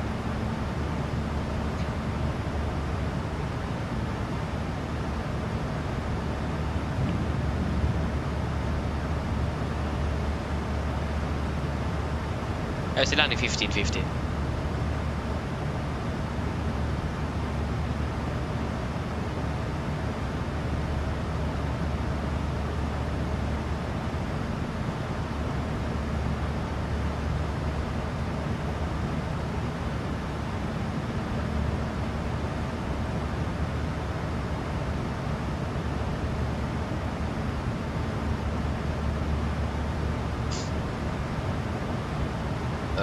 Yes. Not really much happening then for the rest here. It is Polaris is offline like I expected. He had been on for like 4 hours. Just waited for that. Covering is online. He had been online for about 2 hours. 2 hours and 3 minutes. So it could be online, but not really expected. Paris went offline. We don't have anything on Belgium, so Brussels control is offline, and also Amsterdam radar is offline. We do have Amsterdam approach, or Schiphol approach, but that's it. We actually have Brussels approach as well. That's quite rare to see as well. Yeah.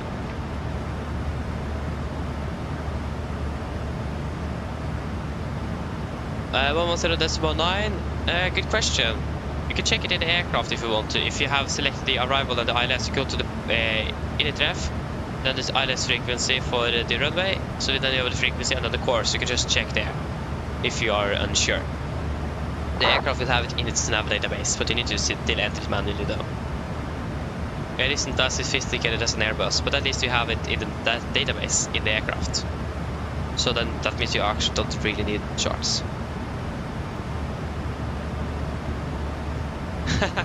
You're welcome, OMG, you're welcome. So yeah. Really nice feature that we have in the Boeing at least.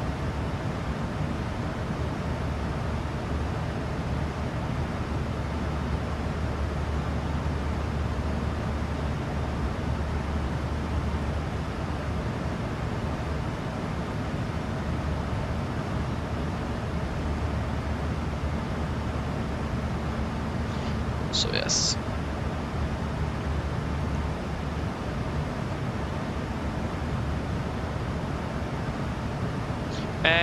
You will find the course right beside. So here we have the frequency, and then you have the course right beside here. So behind the slash, there's the course as well. But yeah, you can find it on the legs page as well. If you find the runway waypoint and then the heading above it. But it's better to use, just to be on the safe side, better to use this one since that's the ILS frequency and the ILS course as well. So it is right beside the frequency.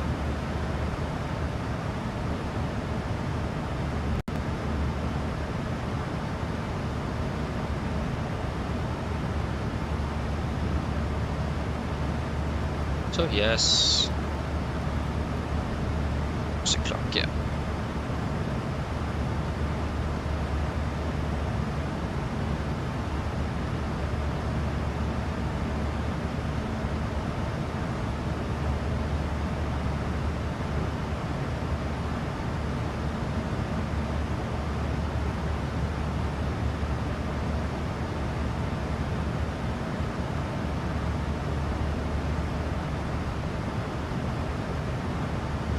Yeah, yes, but don't give up. Everyone here is supportive here. Don't give up. And it could probably just be some... trying to reinstall the aircraft, for example, might help. As you may have seen, I'm probably GSX. I'm going to reinstall that after finishing today. Hopefully that could help in my case, so yeah. Maybe a reinstall of the aircraft could help, for example.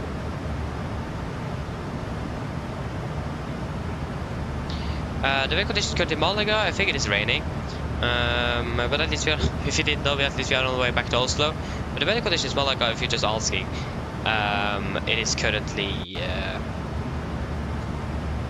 you go, currently base 111, variable 0612, good visibility with light showers of rain, broken at 2000, few at 3002, few at 3000, towering cumulonimbus clouds, broken at 3005, 1412, 1014, and no sig.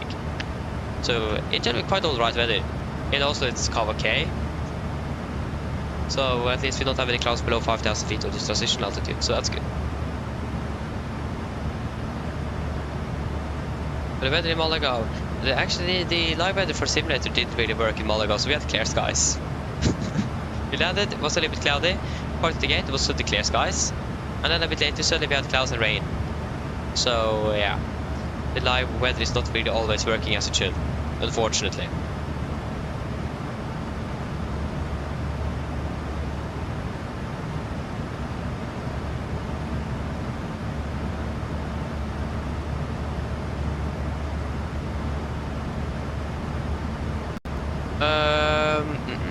Yeah, also, so if you're using the Microsoft Flight Simulator Planner, you need to go back to the menu. If you're using the MCDU, it's just setting up a normal flight plan, if you know that. Because everything should be reset and deleted after you have landed after a flight. So setting up a new flight plan via the MCDU is just as a normal flight plan, but with the Microsoft in-game, you need to respawn. That's just how it is. Microsoft haven't really implemented anything so that you don't need to do it. I don't think they even did that in 2024 for some reason. But I mean, the carrier mode is on top in the new sim though. There's more people using the carrier mode than the free flight mode at the moment.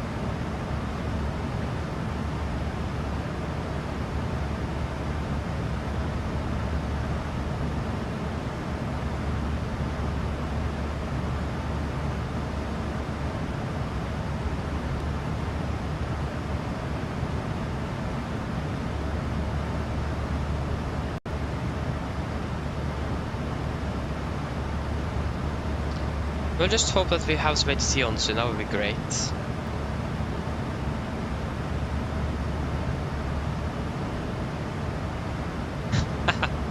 Oh, nice one, G. That's great, so we have managed to learn the 737 as well. For GTA 6. Nice.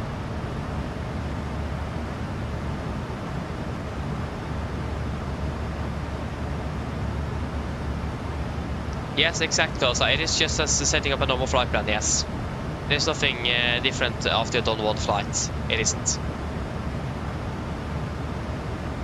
So yeah, plugin yes, flying over sim indeed. Indeed, need to do that. A bit more authentic. If there is ATC online though, that's the thing. There's not really often anything online, unfortunately.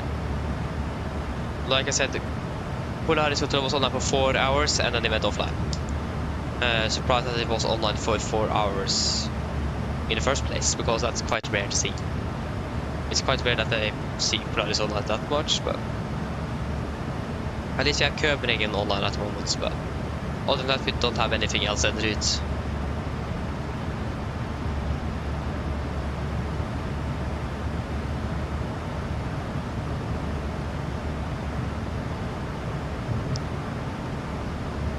Oh, they are 90 knots headed.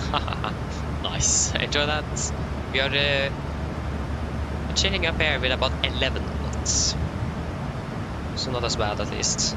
It's something, but 80 knots slower, to be exact, 79 knots slower at least.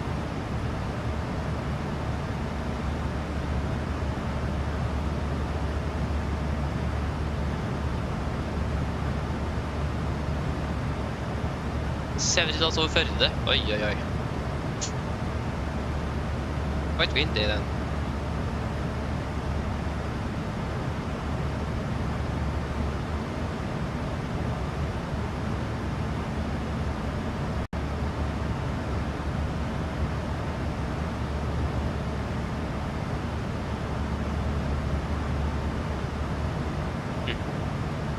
This is a busy airport today. Oh, Charlie Girl.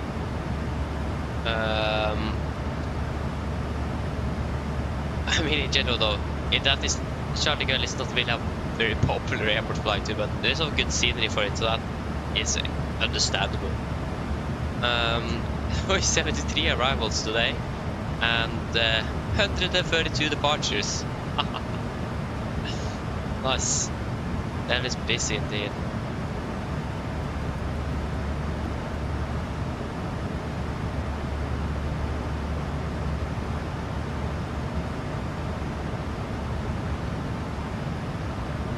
simulator crashed. Oh.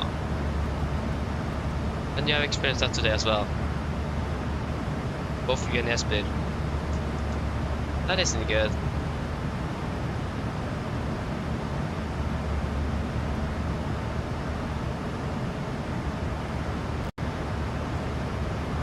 We're running out 14. So again, on the progress page, we're landing behind schedule. If we visit take a direct that we could expect, Babad after Utexo, for example. Boom, we're landing 06, we're landing 4 minutes early. So yeah.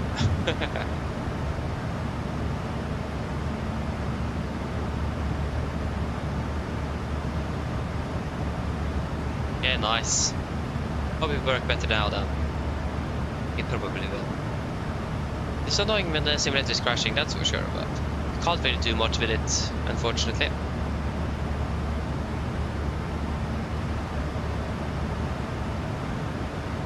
Exactly 60 miles, 14:38. The clock is now 38, yeah, so it's about 1.5 hours until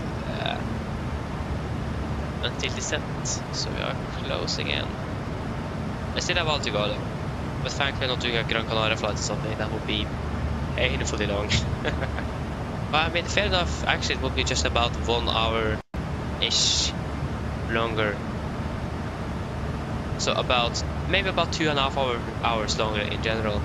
So yeah.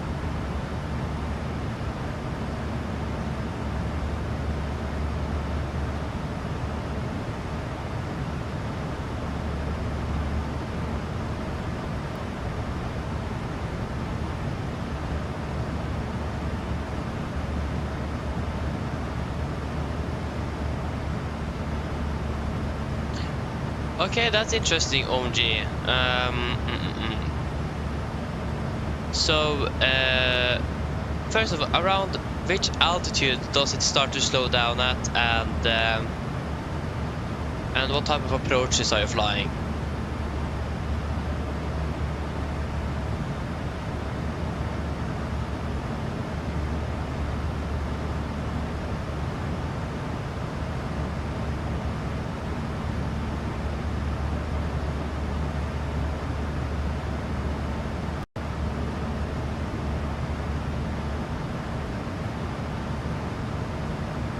So it's when they're getting close to the airport.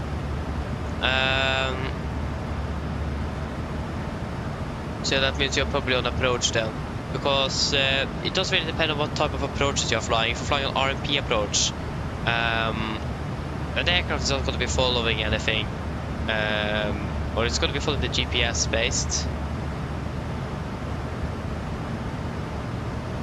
Okay, wait, what is? So it's like it does that generally. Okay, so it's just general. Okay, have you looked at what the FMA says? Because that could maybe have the clue. Because if it's, for example, in the altitude, it says VNAV altitude, it will level off. If it says VNAV path or VNAV speed, it will be descending or climbing. If it says VNAV path, it will then prioritize the VNAV path, or speed, it will prioritize speed, for example. So yeah, you need to look at the FMA and see what it says. That could maybe help a little bit.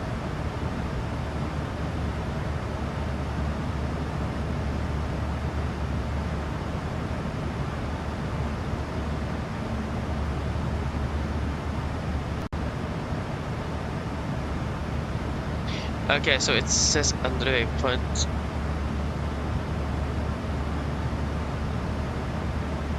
But yeah, OMG, it might be if you go to the legs page and if you find a waypoint, what restriction does it say? Does it say flight level 100 blank, or does it say flight level 100B or flight level 100A?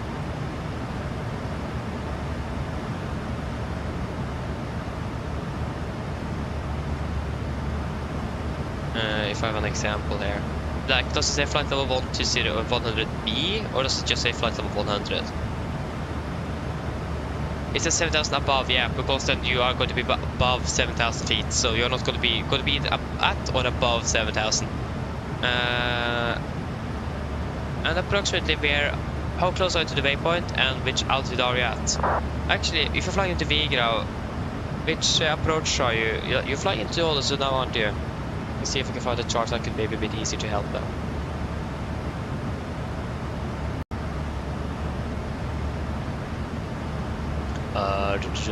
Imagine the ILS 724. And that's not the starter.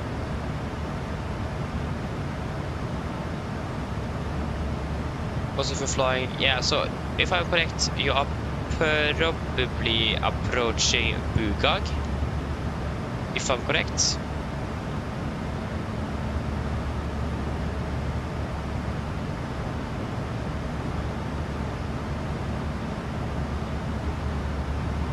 Yes, you are. So I mean, what altitude are you currently at? And so you said that the MCP or the FMA says MCP speed, LM, and vertical speed. So you're using vertical speed at the moment. But what altitude are you at?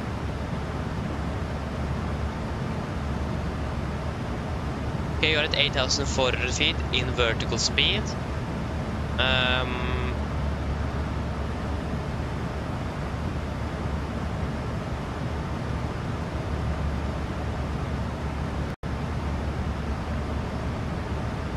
And what altitude have you selected in the MCP? But what altitude are you currently descending to?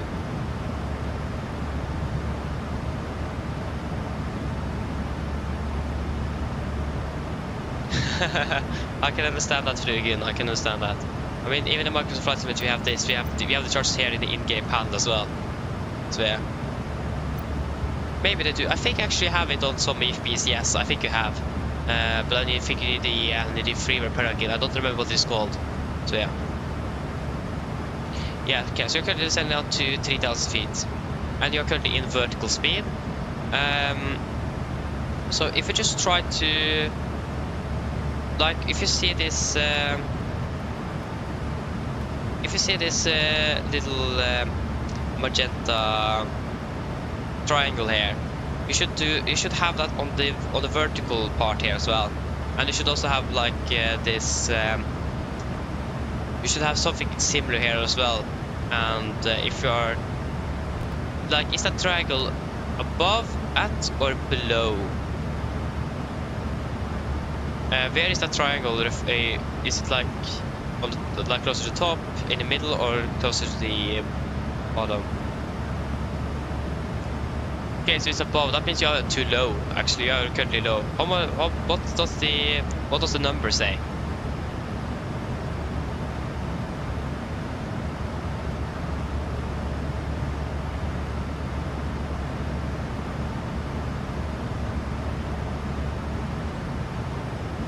Should be should be a number somewhere there. Okay, so that means you're currently going below the glide path or the vertical path for the approach, and just still descending below it. So you are actually, if you then enable VNAV now, it will just level off, and then it will catch the glide path again and continue down. Like I said, you're going to be above 7,000 feet at Bugag, above 6,000 at Uvron, and then above 5,000 at Vavop. So that doesn't necessarily mean that you're going to be at those altitude at those waypoints, because you normally want to just glide all the way down without adding any thrust. So yeah. And now the number is going down, so that means you're catching it. So you have enabled VNAV. So does it say, what does it say at FMA if you enable VNAV? Should say FMC speed, perhaps, LNAV and VNAV path? Is that what it says?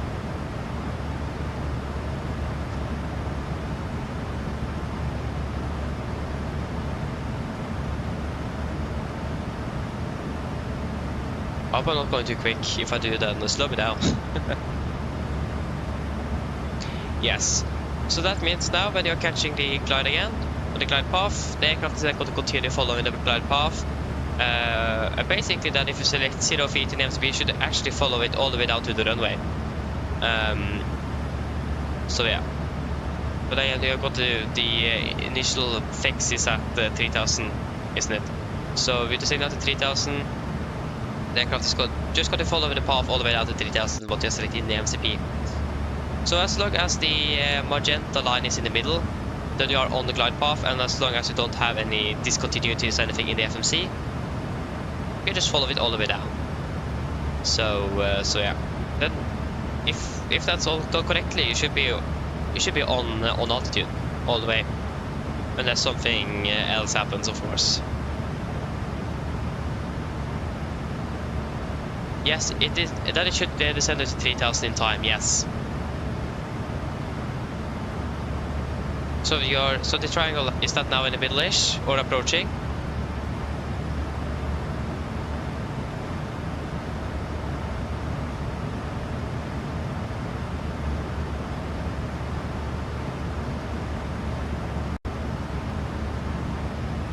Yeah, so it's in the middle, and now the aircraft is descending, hopefully.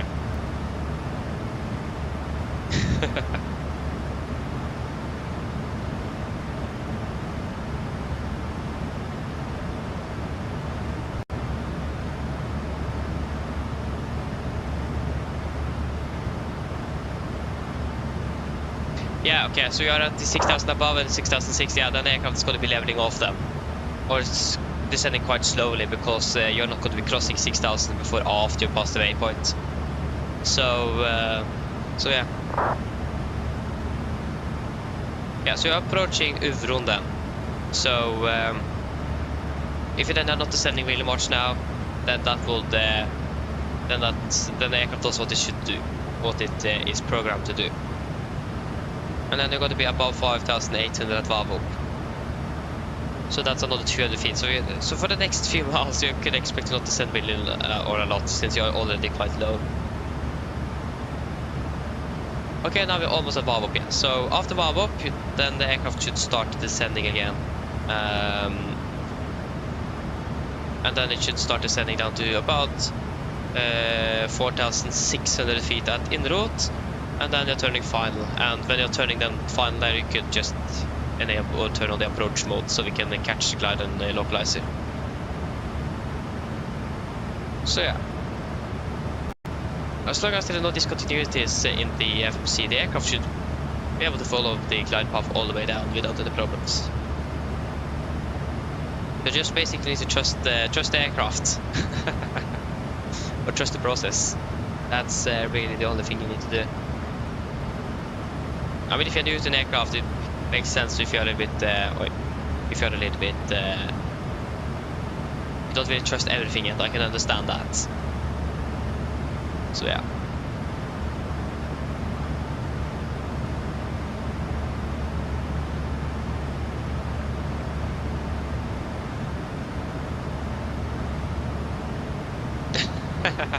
Exactly, Tossa. Nice.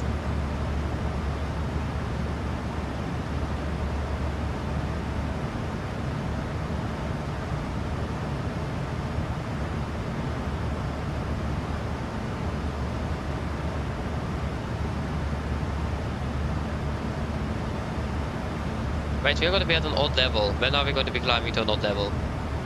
At Vikot. Yeah, we're still approaching Vikot. Yeah. So we need to decide on the level. 370, perhaps. 370. What's happening on the frequency here? 370, 1.2%. Yeah, that would make sense. Not really saving much in general, but we need to be at an odd level. So we're going to be climbing to 370 Vikot. And if you can just find Vikot for the fuel check, that is not Vikot. That is a Duto, not Vikot. And here is Vikot. We may have Maastricht online actually, that would be nice. If that's the case. Of course, Spain is online. Or Madrid control is online. Or at least north of Malaga though, but... And yeah, we have Maastricht online and Copenhagen, so that means we are expecting ATC a little bit north of Amsterdam. Nice. So at least some ATC today. Looks promising. Wait, we have soon actually finished crossing over the... we have soon finished crossing over Belgium. It's not really a large country, this is.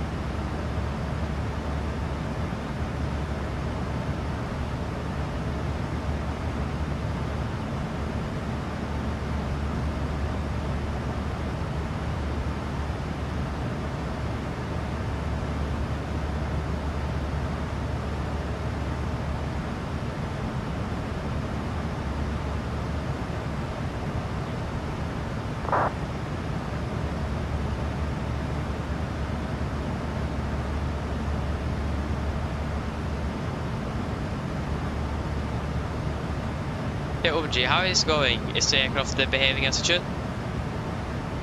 At least you haven't written anything else about the approach at the moment, so I think that's a good sign.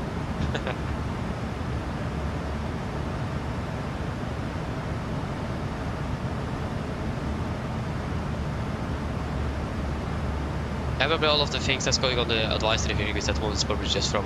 No wait, we have Amsterdam control online, or the skippable approach, sorry. We have ATC, so that... yeah.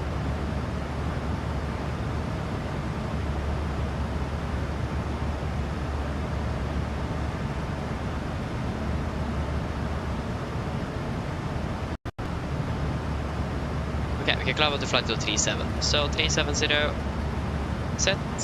Altitude vent, window speed and then 1, and then 370, so 1, 2, and 3. Good.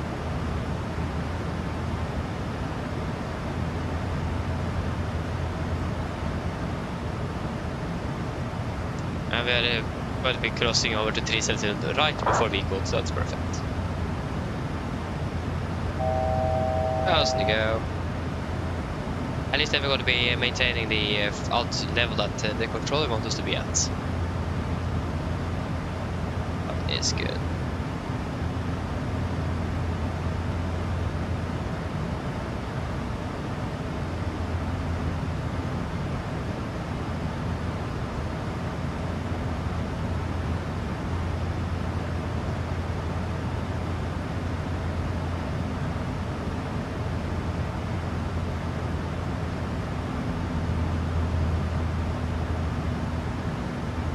We are leveling off.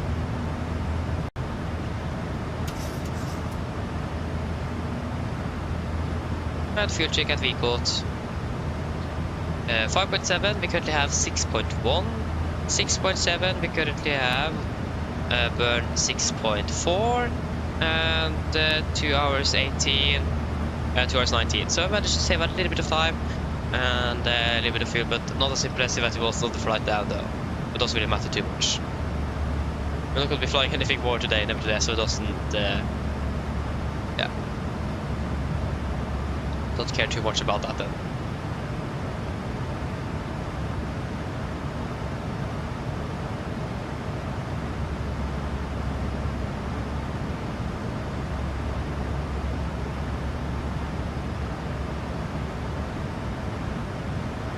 And like I said earlier, we could expect to be contacting Maastricht in not too long.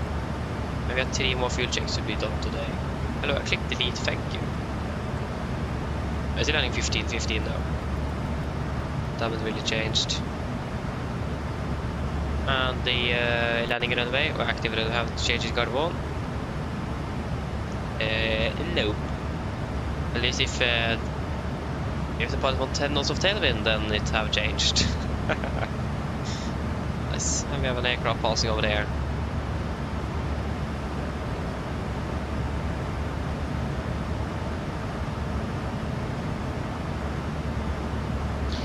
My favorite aircraft IRL is still going to be the 737. I haven't really flown with any other aircraft that is 737, to be honest, IRL.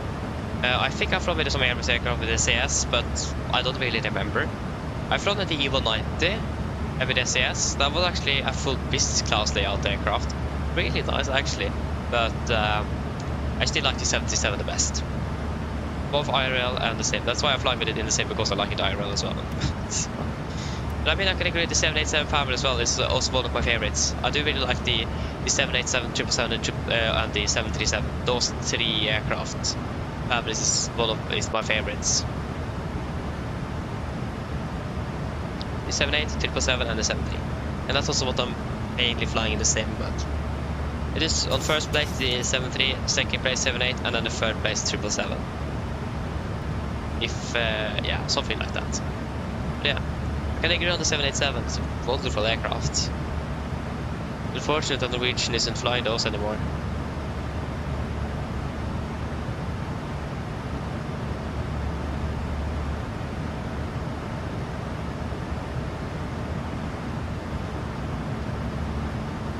When are we going to contact Maastricht? Not going to be long.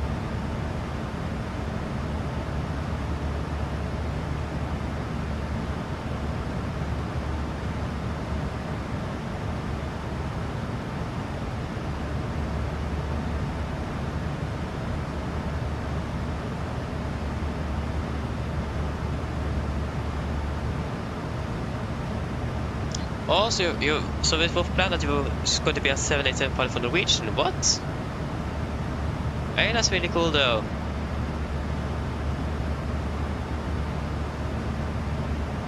So if I'm correct, then you're a real pilot, aren't you? And if that's the case, what aircraft are you currently flying? Are you flying the 737? That's really cool though, if that's the case.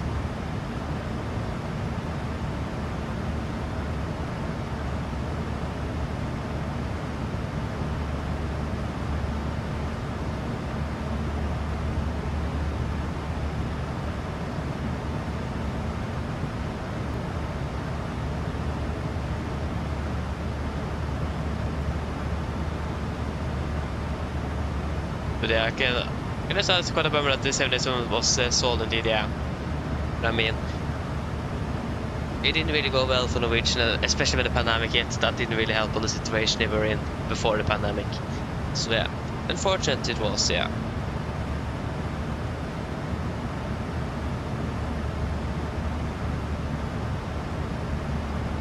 Like I've just heard positive things about the 787, except for the Rolls-Royce and the lithium battery problems. But other than that, just positive things with the 78.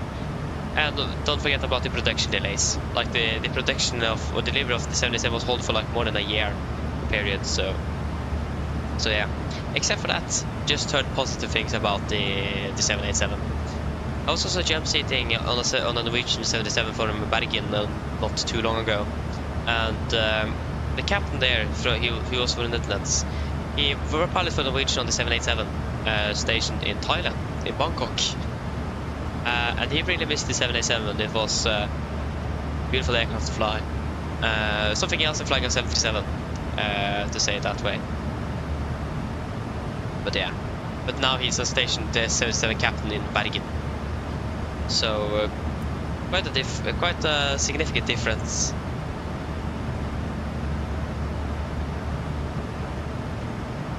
So yeah. Oh.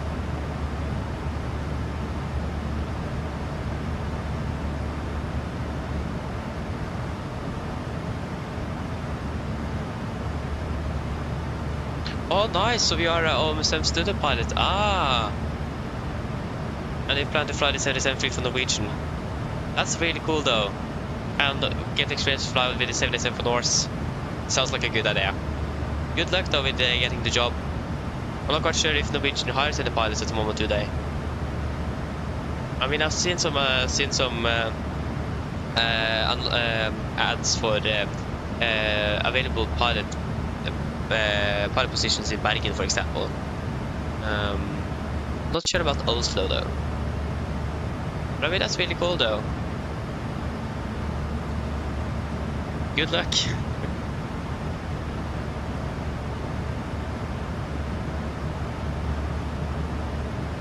I've heard that Norwegian is a very good company working in. Like I said, when I was jump sitting with these two pilots, both of them who wasn't from Norway. Like I said, the captain was from the Netherlands and the first officer was from France. They really enjoyed flying for Norwegian. Great company. They said that the management sucked, but that's basically how it is in the aviation industry though. I've heard that for many airlines as well, that the management is bad, but like the workforce is really good. And I think that's the most important thing, is who you actually work with daily. The management, they are in an office like in Oslo or something, in something like that, in Fornebu, is it? And Norwegian have their headquarters. But you're not working with them every day. You're working with all the cabin crew or all the pilots. So that's like the most important thing.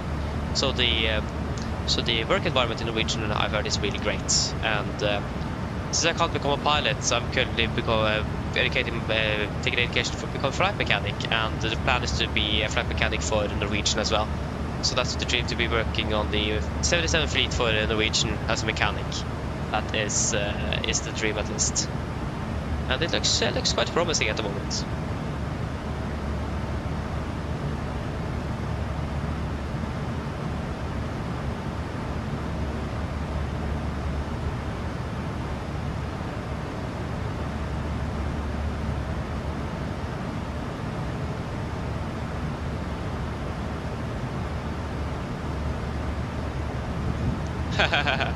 Yeah, exactly. It is really hard to get the job, or like your first airline job. It is, especially when you're newly graduated. It is. So basically, at the start, you just need to take whatever you can get. There was another one that came in here that he's flying for Widerøe, and he's also wanted to be flying for SAS and Norwegian one day. But like he also said, you just need to take what you get in the start. So yeah, and again, I'm not really sure if Norwegian have any open positions as pilots, because they are waiting for Boeing to be able to deliver their aircraft. So they need the aircraft before they need more pilots, I imagine. So, but yeah, again, good luck though. Hello. Hi, Captain. How are things? All good?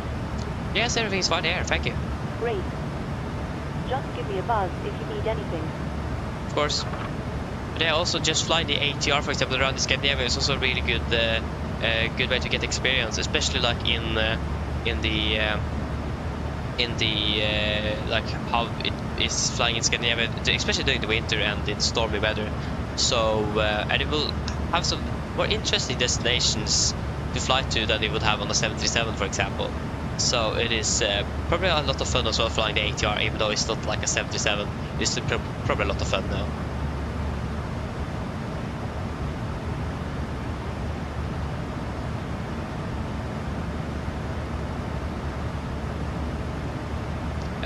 Refueling, no, I'm not quite sure if I even heard of it. I maybe have seen something about him, but I can't remember or recognize the name.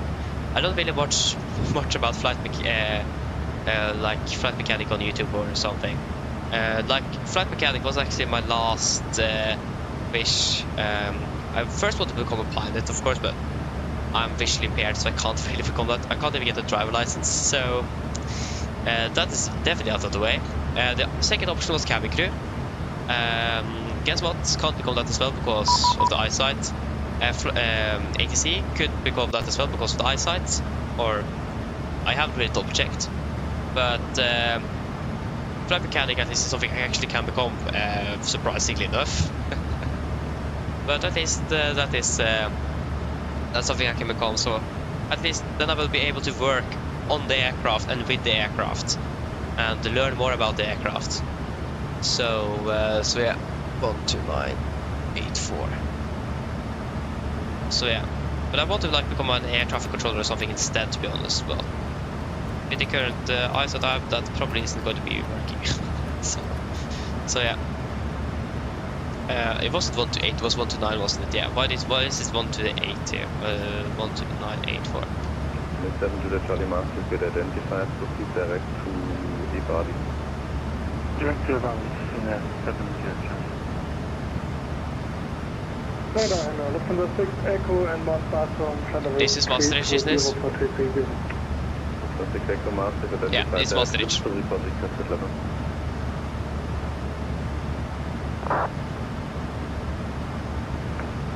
Nice, landed in Belgrade after 2-hour flight from Göteborg. Nice. And what's the request element? Federal 320. 32 or 330? 320, Lufthansa 6 Echo. Okay, Lufthansa 6 Echo. In this case, descend to Federal 320. Descend to Federal 320, Lufthansa 6 Echo. Maastricht to G'day, Nordic 81 Romeo at flight level 370. Nordic 81 Romeo Maastricht, good identified. Squawk 2171 direct to rebound. 2171 direct to rebound, Nordic 81 Romeo. 2171 2171 and direct to rebound. Oh, that's a nice direct. Rebound, confirm, execute. Can't really do any more fuel checks. All of the waypoints are outside of the route we could fly.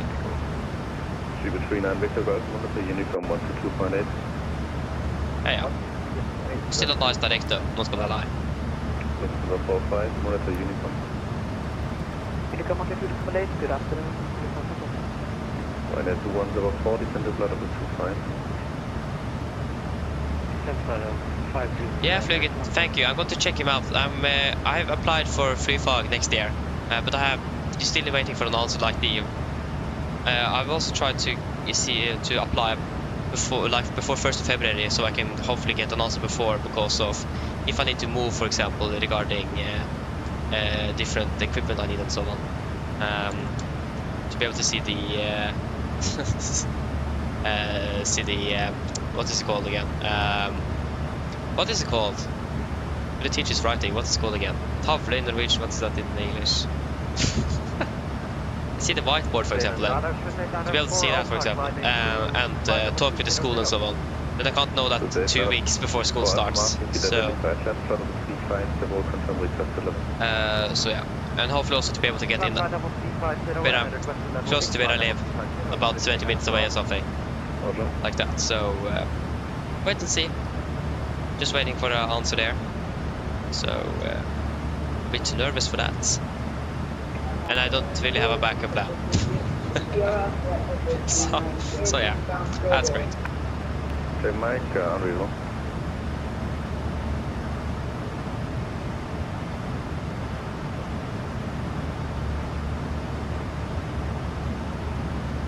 Station calling Maastricht, please take in. Yeah, in the Air Force as well. I was visiting Flyfag about 2 weeks ago, and a few of them that was going the third year as avionicer, they have joined. One of them was actually on 1 week with the Air Force on the C-130 Hercules, and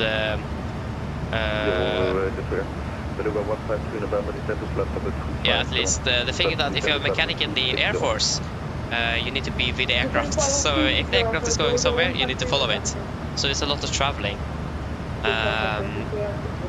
compared to like if you are, for example, a mechanic for Norwegian, where you are mostly in the hangar, for example, at Oslo. So yeah, and like for example, you're flying a rescue helicopters as well. It must be a lot of fun. There's a lot of different jobs just within that could actually be a lot of fun. So yeah, and we also know that the Norwegian Air Force really need more people, both pilots and mechanics. So yeah. I really want to work for Norwegian, but my second option is going to be for the Air Force. Like for example, being a mechanic on the F-35 would be really cool. But I still would prefer the 77 though. Doesn't really matter how cool the F-35 is, the 77 is still on top. So yeah.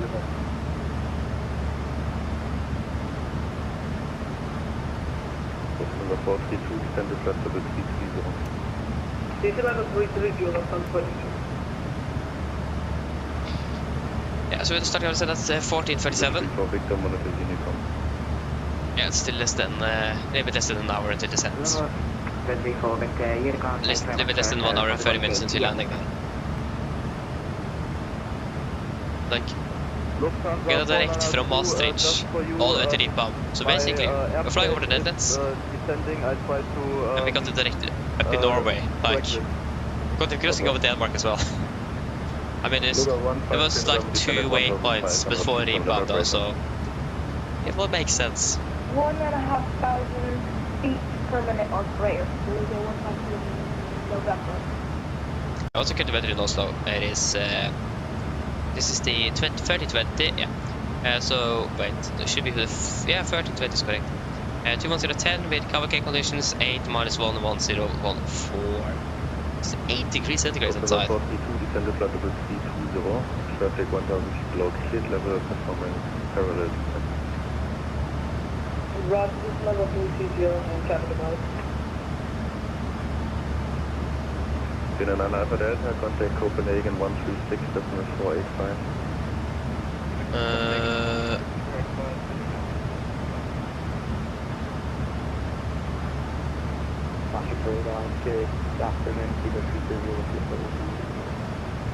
And that 320 master get identified, direct to flow.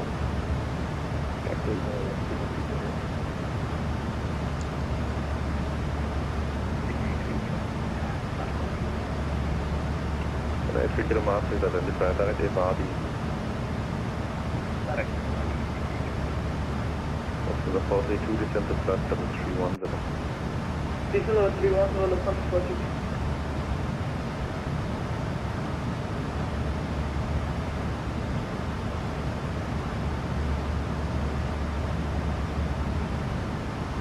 Okay, nice.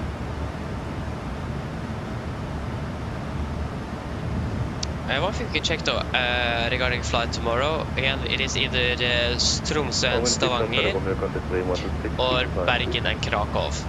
126, But the Tromsø and Stavanger does really depend on the flight in from Ålesund, if there is going to be anything. It could be no flight in from Ålesund as well. So that's something we need to check. 325, 1565, look at 153 November. Yeah, already a few of the early morning flights already have aircraft assigned to them. Hopefully that wasn't for us. No, we are not Lufthansa at least. So. Detail level 260, Lufthansa 422. The Ålesund aircraft, there you go, the Ålesund aircraft is landing at 750, this is, it's Romeo Papa Kilo. If that's the case, then we can't do that flight tomorrow nevertheless, because we don't have Romeo Papa Kilo. So, if that aircraft is being inside the Tromsø and the Stavanger one, we can't do that nevertheless, then we need to fly the good old Bergen and the Gdansk. Number 42, descend low with Unicom 122.8. Descend low on Unicom 122.8, expansion, Charles. Yeah. So at the moment it does look likely for that one. And that's actually really nice because again I don't really know about the crew change there, so happy with that. The Bergen one is with Romeo Echo. And either I have Echo or Bravo installed. I don't remember which it is. Just check. I have all of them. It is Romeo Bravo. Romeo Papa Echo sånt där. Så det är Echo, Romeo Echo, MSFS 2020. Do you look at 150 November then? Or that's matches? Hopefully that wasn't us again. Yeah, Romeo Echo is available.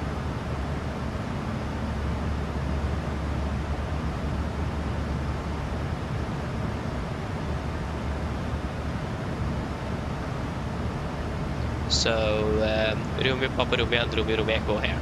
So that means it probably is going to be Bergen and Krakow tomorrow. For us at least. Not bad. I mean, if I'm correct as well, I think Norwegian designs. Yeah, that's definitely not us. We are way too far south. 136.485, Lufthansa 4922. Yeah. There we go. We pass over the last mainland of the Netherlands.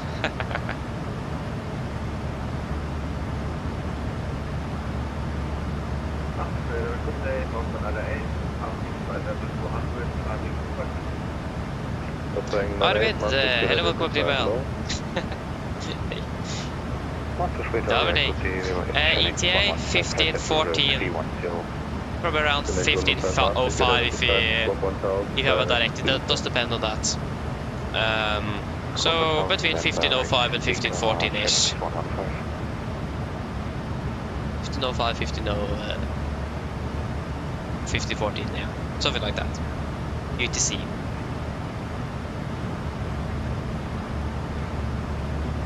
But the Papa Master get identified. Proceed direct to RF.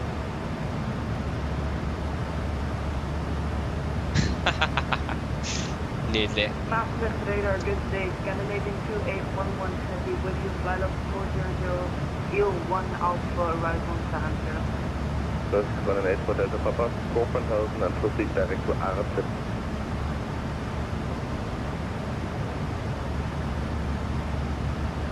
Scandinavian 2811 Master get identified. Not flying, not flying 98 Master is... What stand are we expecting?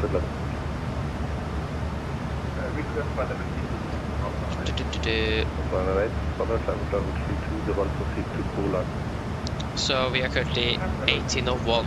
There you go. So we are expecting stand 64, and the main aircraft is scheduled to be landing at 1451. What? I know that they brought a little bit ahead of us, but yeah. Okej, tackar. Den är grej. Direct to Arctic, Scandinavian. At least then we know the stand for the briefing at least, so that's nice. Well, they just updated as well. Nice.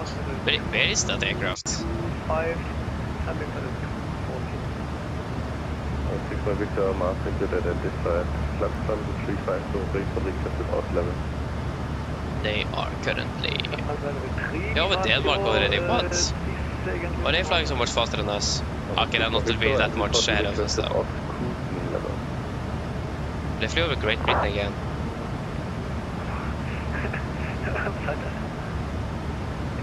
Victor, da ein optimales Reiseverkehr, aber bitte in ungerade, also 350, 370 oder 390. RP Whiskey 101. I don't know. I mean, it will be a lot of fun. But maybe we should just stick with normal ILS, I don't know. Wait and see. Fun, that's... but it will be at least. Yeah.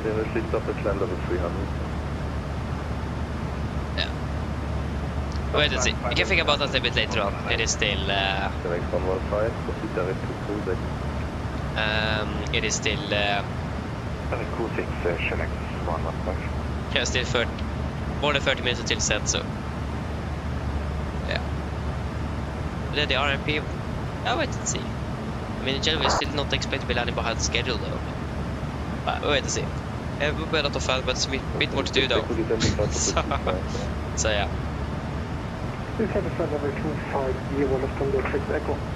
Wait and see.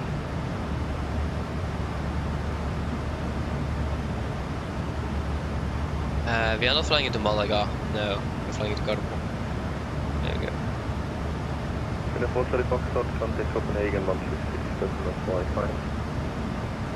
What is this guy doing?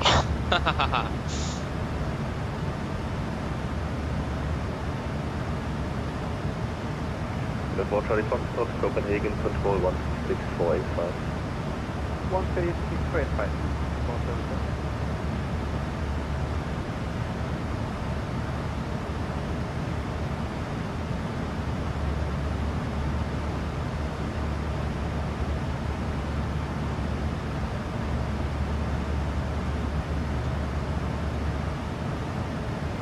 Okay. So, yeah, the top descent is at 37, yeah. So, it's still about 40 minutes. We need to remember to get a call to the cabin crew at 07 about the expected descent. Expected time of descent. No, so welcome back, welcome back.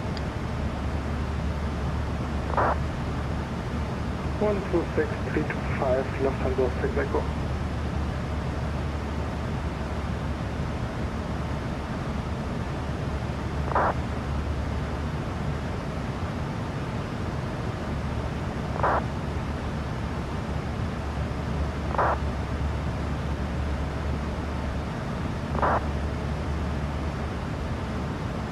Sort of texting going on here on the frequency. Oi, oi, oi. Oh, this controller really likes this controller really likes the writing text.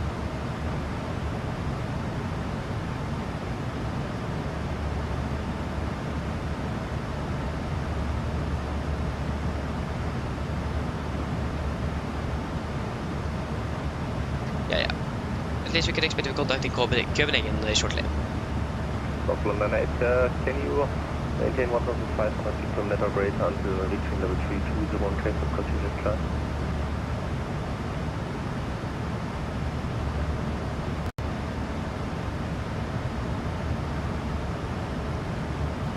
North flight 98, Marshall. North flight 98, go ahead. North flight 98, in case of declearance, able to keep 1,500 feet from net operator until reaching 320. 1,300 is the top of the Oslo Norwegian, about our climb to start with 320, 1,300 minimum. Captain, I'm just on you with 1,300 climb to Oslo Norwegian.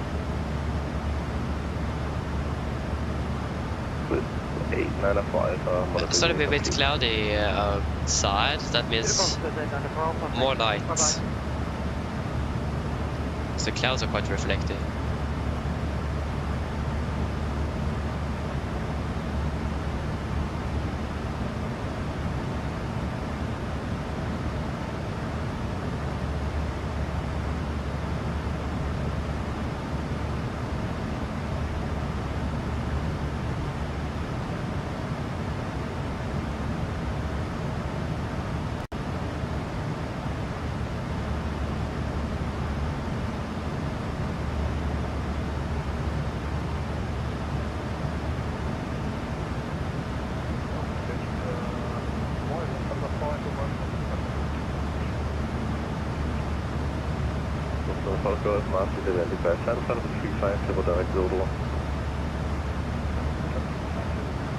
Yeah, now I remember what I was going to do. Some flight hours that will be calculated. Forgot about that. Like the best time to do it is when we are doing a longer flight like this. But it's also so typical to forget it. So, yeah. Canadian 2811 requesting assistance flight level 260. Given trade 11, descend level 2. 1060.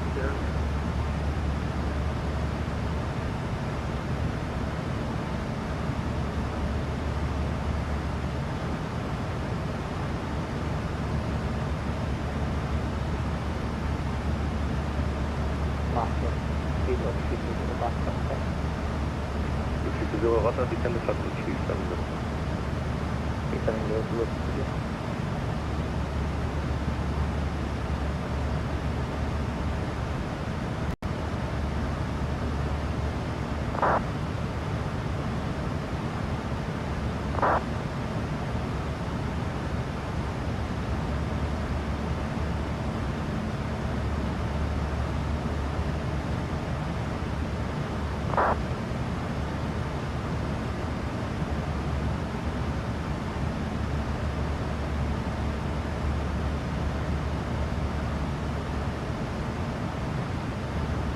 Again, 1 Romeo, contact Copenhagen 136485.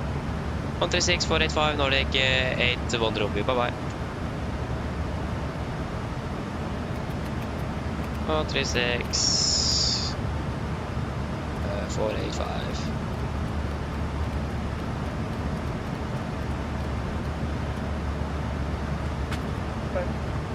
In a 4 Mike Lima, call Scottish 135.53.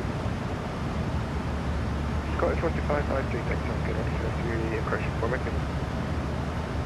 So Max 1078, call March 129.840. Many hours to go? About soon 1 hour. Copenhagen, god dag, Nordic 81 Romeo, flight 2370. Nordic 81 Romeo, Copenhagen, hello, den i side. You're identified. So it's about a little bit around, around 1 hour. A little bit more than 1 hour at the moment. Like 1 hour and 5 minutes-ish. So yeah, we are closing in on Oslo indeed. Scandinavian for Papa Lima. It's a Whiskey Golf. Who's the Pushback?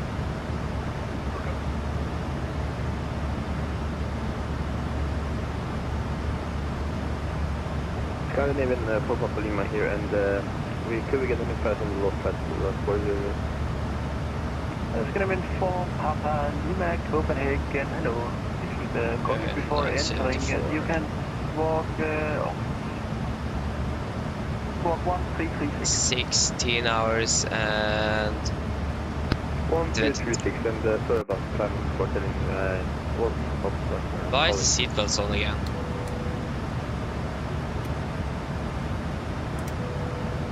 Can you please stop turning on the seatbelts all the time, Sergio Cargo? It's not supposed to be online or on. So 974 16 2536, call approach 11985. 0.33. Oh, just 11985, thank you.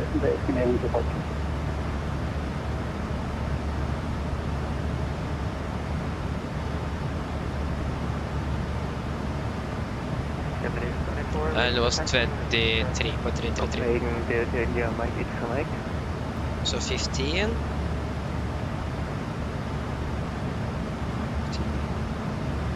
Delta X-ray Mike.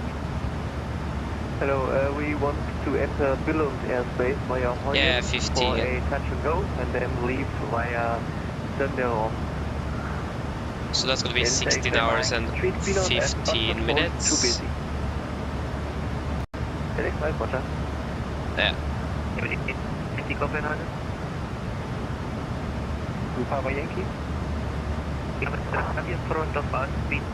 Yeah, Flugin, that's the thing. We have one guide here that's going to be controlling in Oslo when we're arriving. He wondered about RP Whiskey for one on the right. So it is, I will say it's up to you guys what you want. I'm happy with both an ILS and RP. Doesn't really matter too much for me. If you guys want the RP Whiskey for one on the right, we can definitely go with that. If you want the ILS, we can go with that. So it does depend a little bit on what you guys want. 343, cleared 53 Charlie, 2 to left, descent level 130. That is what I know, is that I'm not going to be able to decide. 130.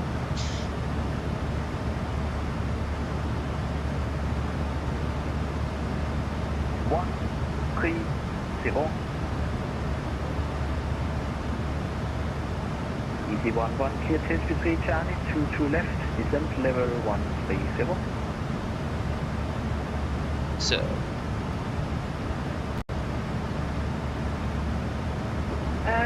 Clear for the taxi temporary arrival on runway 22 and descent flight level 130. For Papa Lima, you are identified 400. Identified 400 for Salem for Papa. Coming in. Copenhagen, good afternoon. Okay, go to Papa Lima, flight level 450, maintaining inbound mean feet. For Papa Lima, Copenhagen, hello, identified.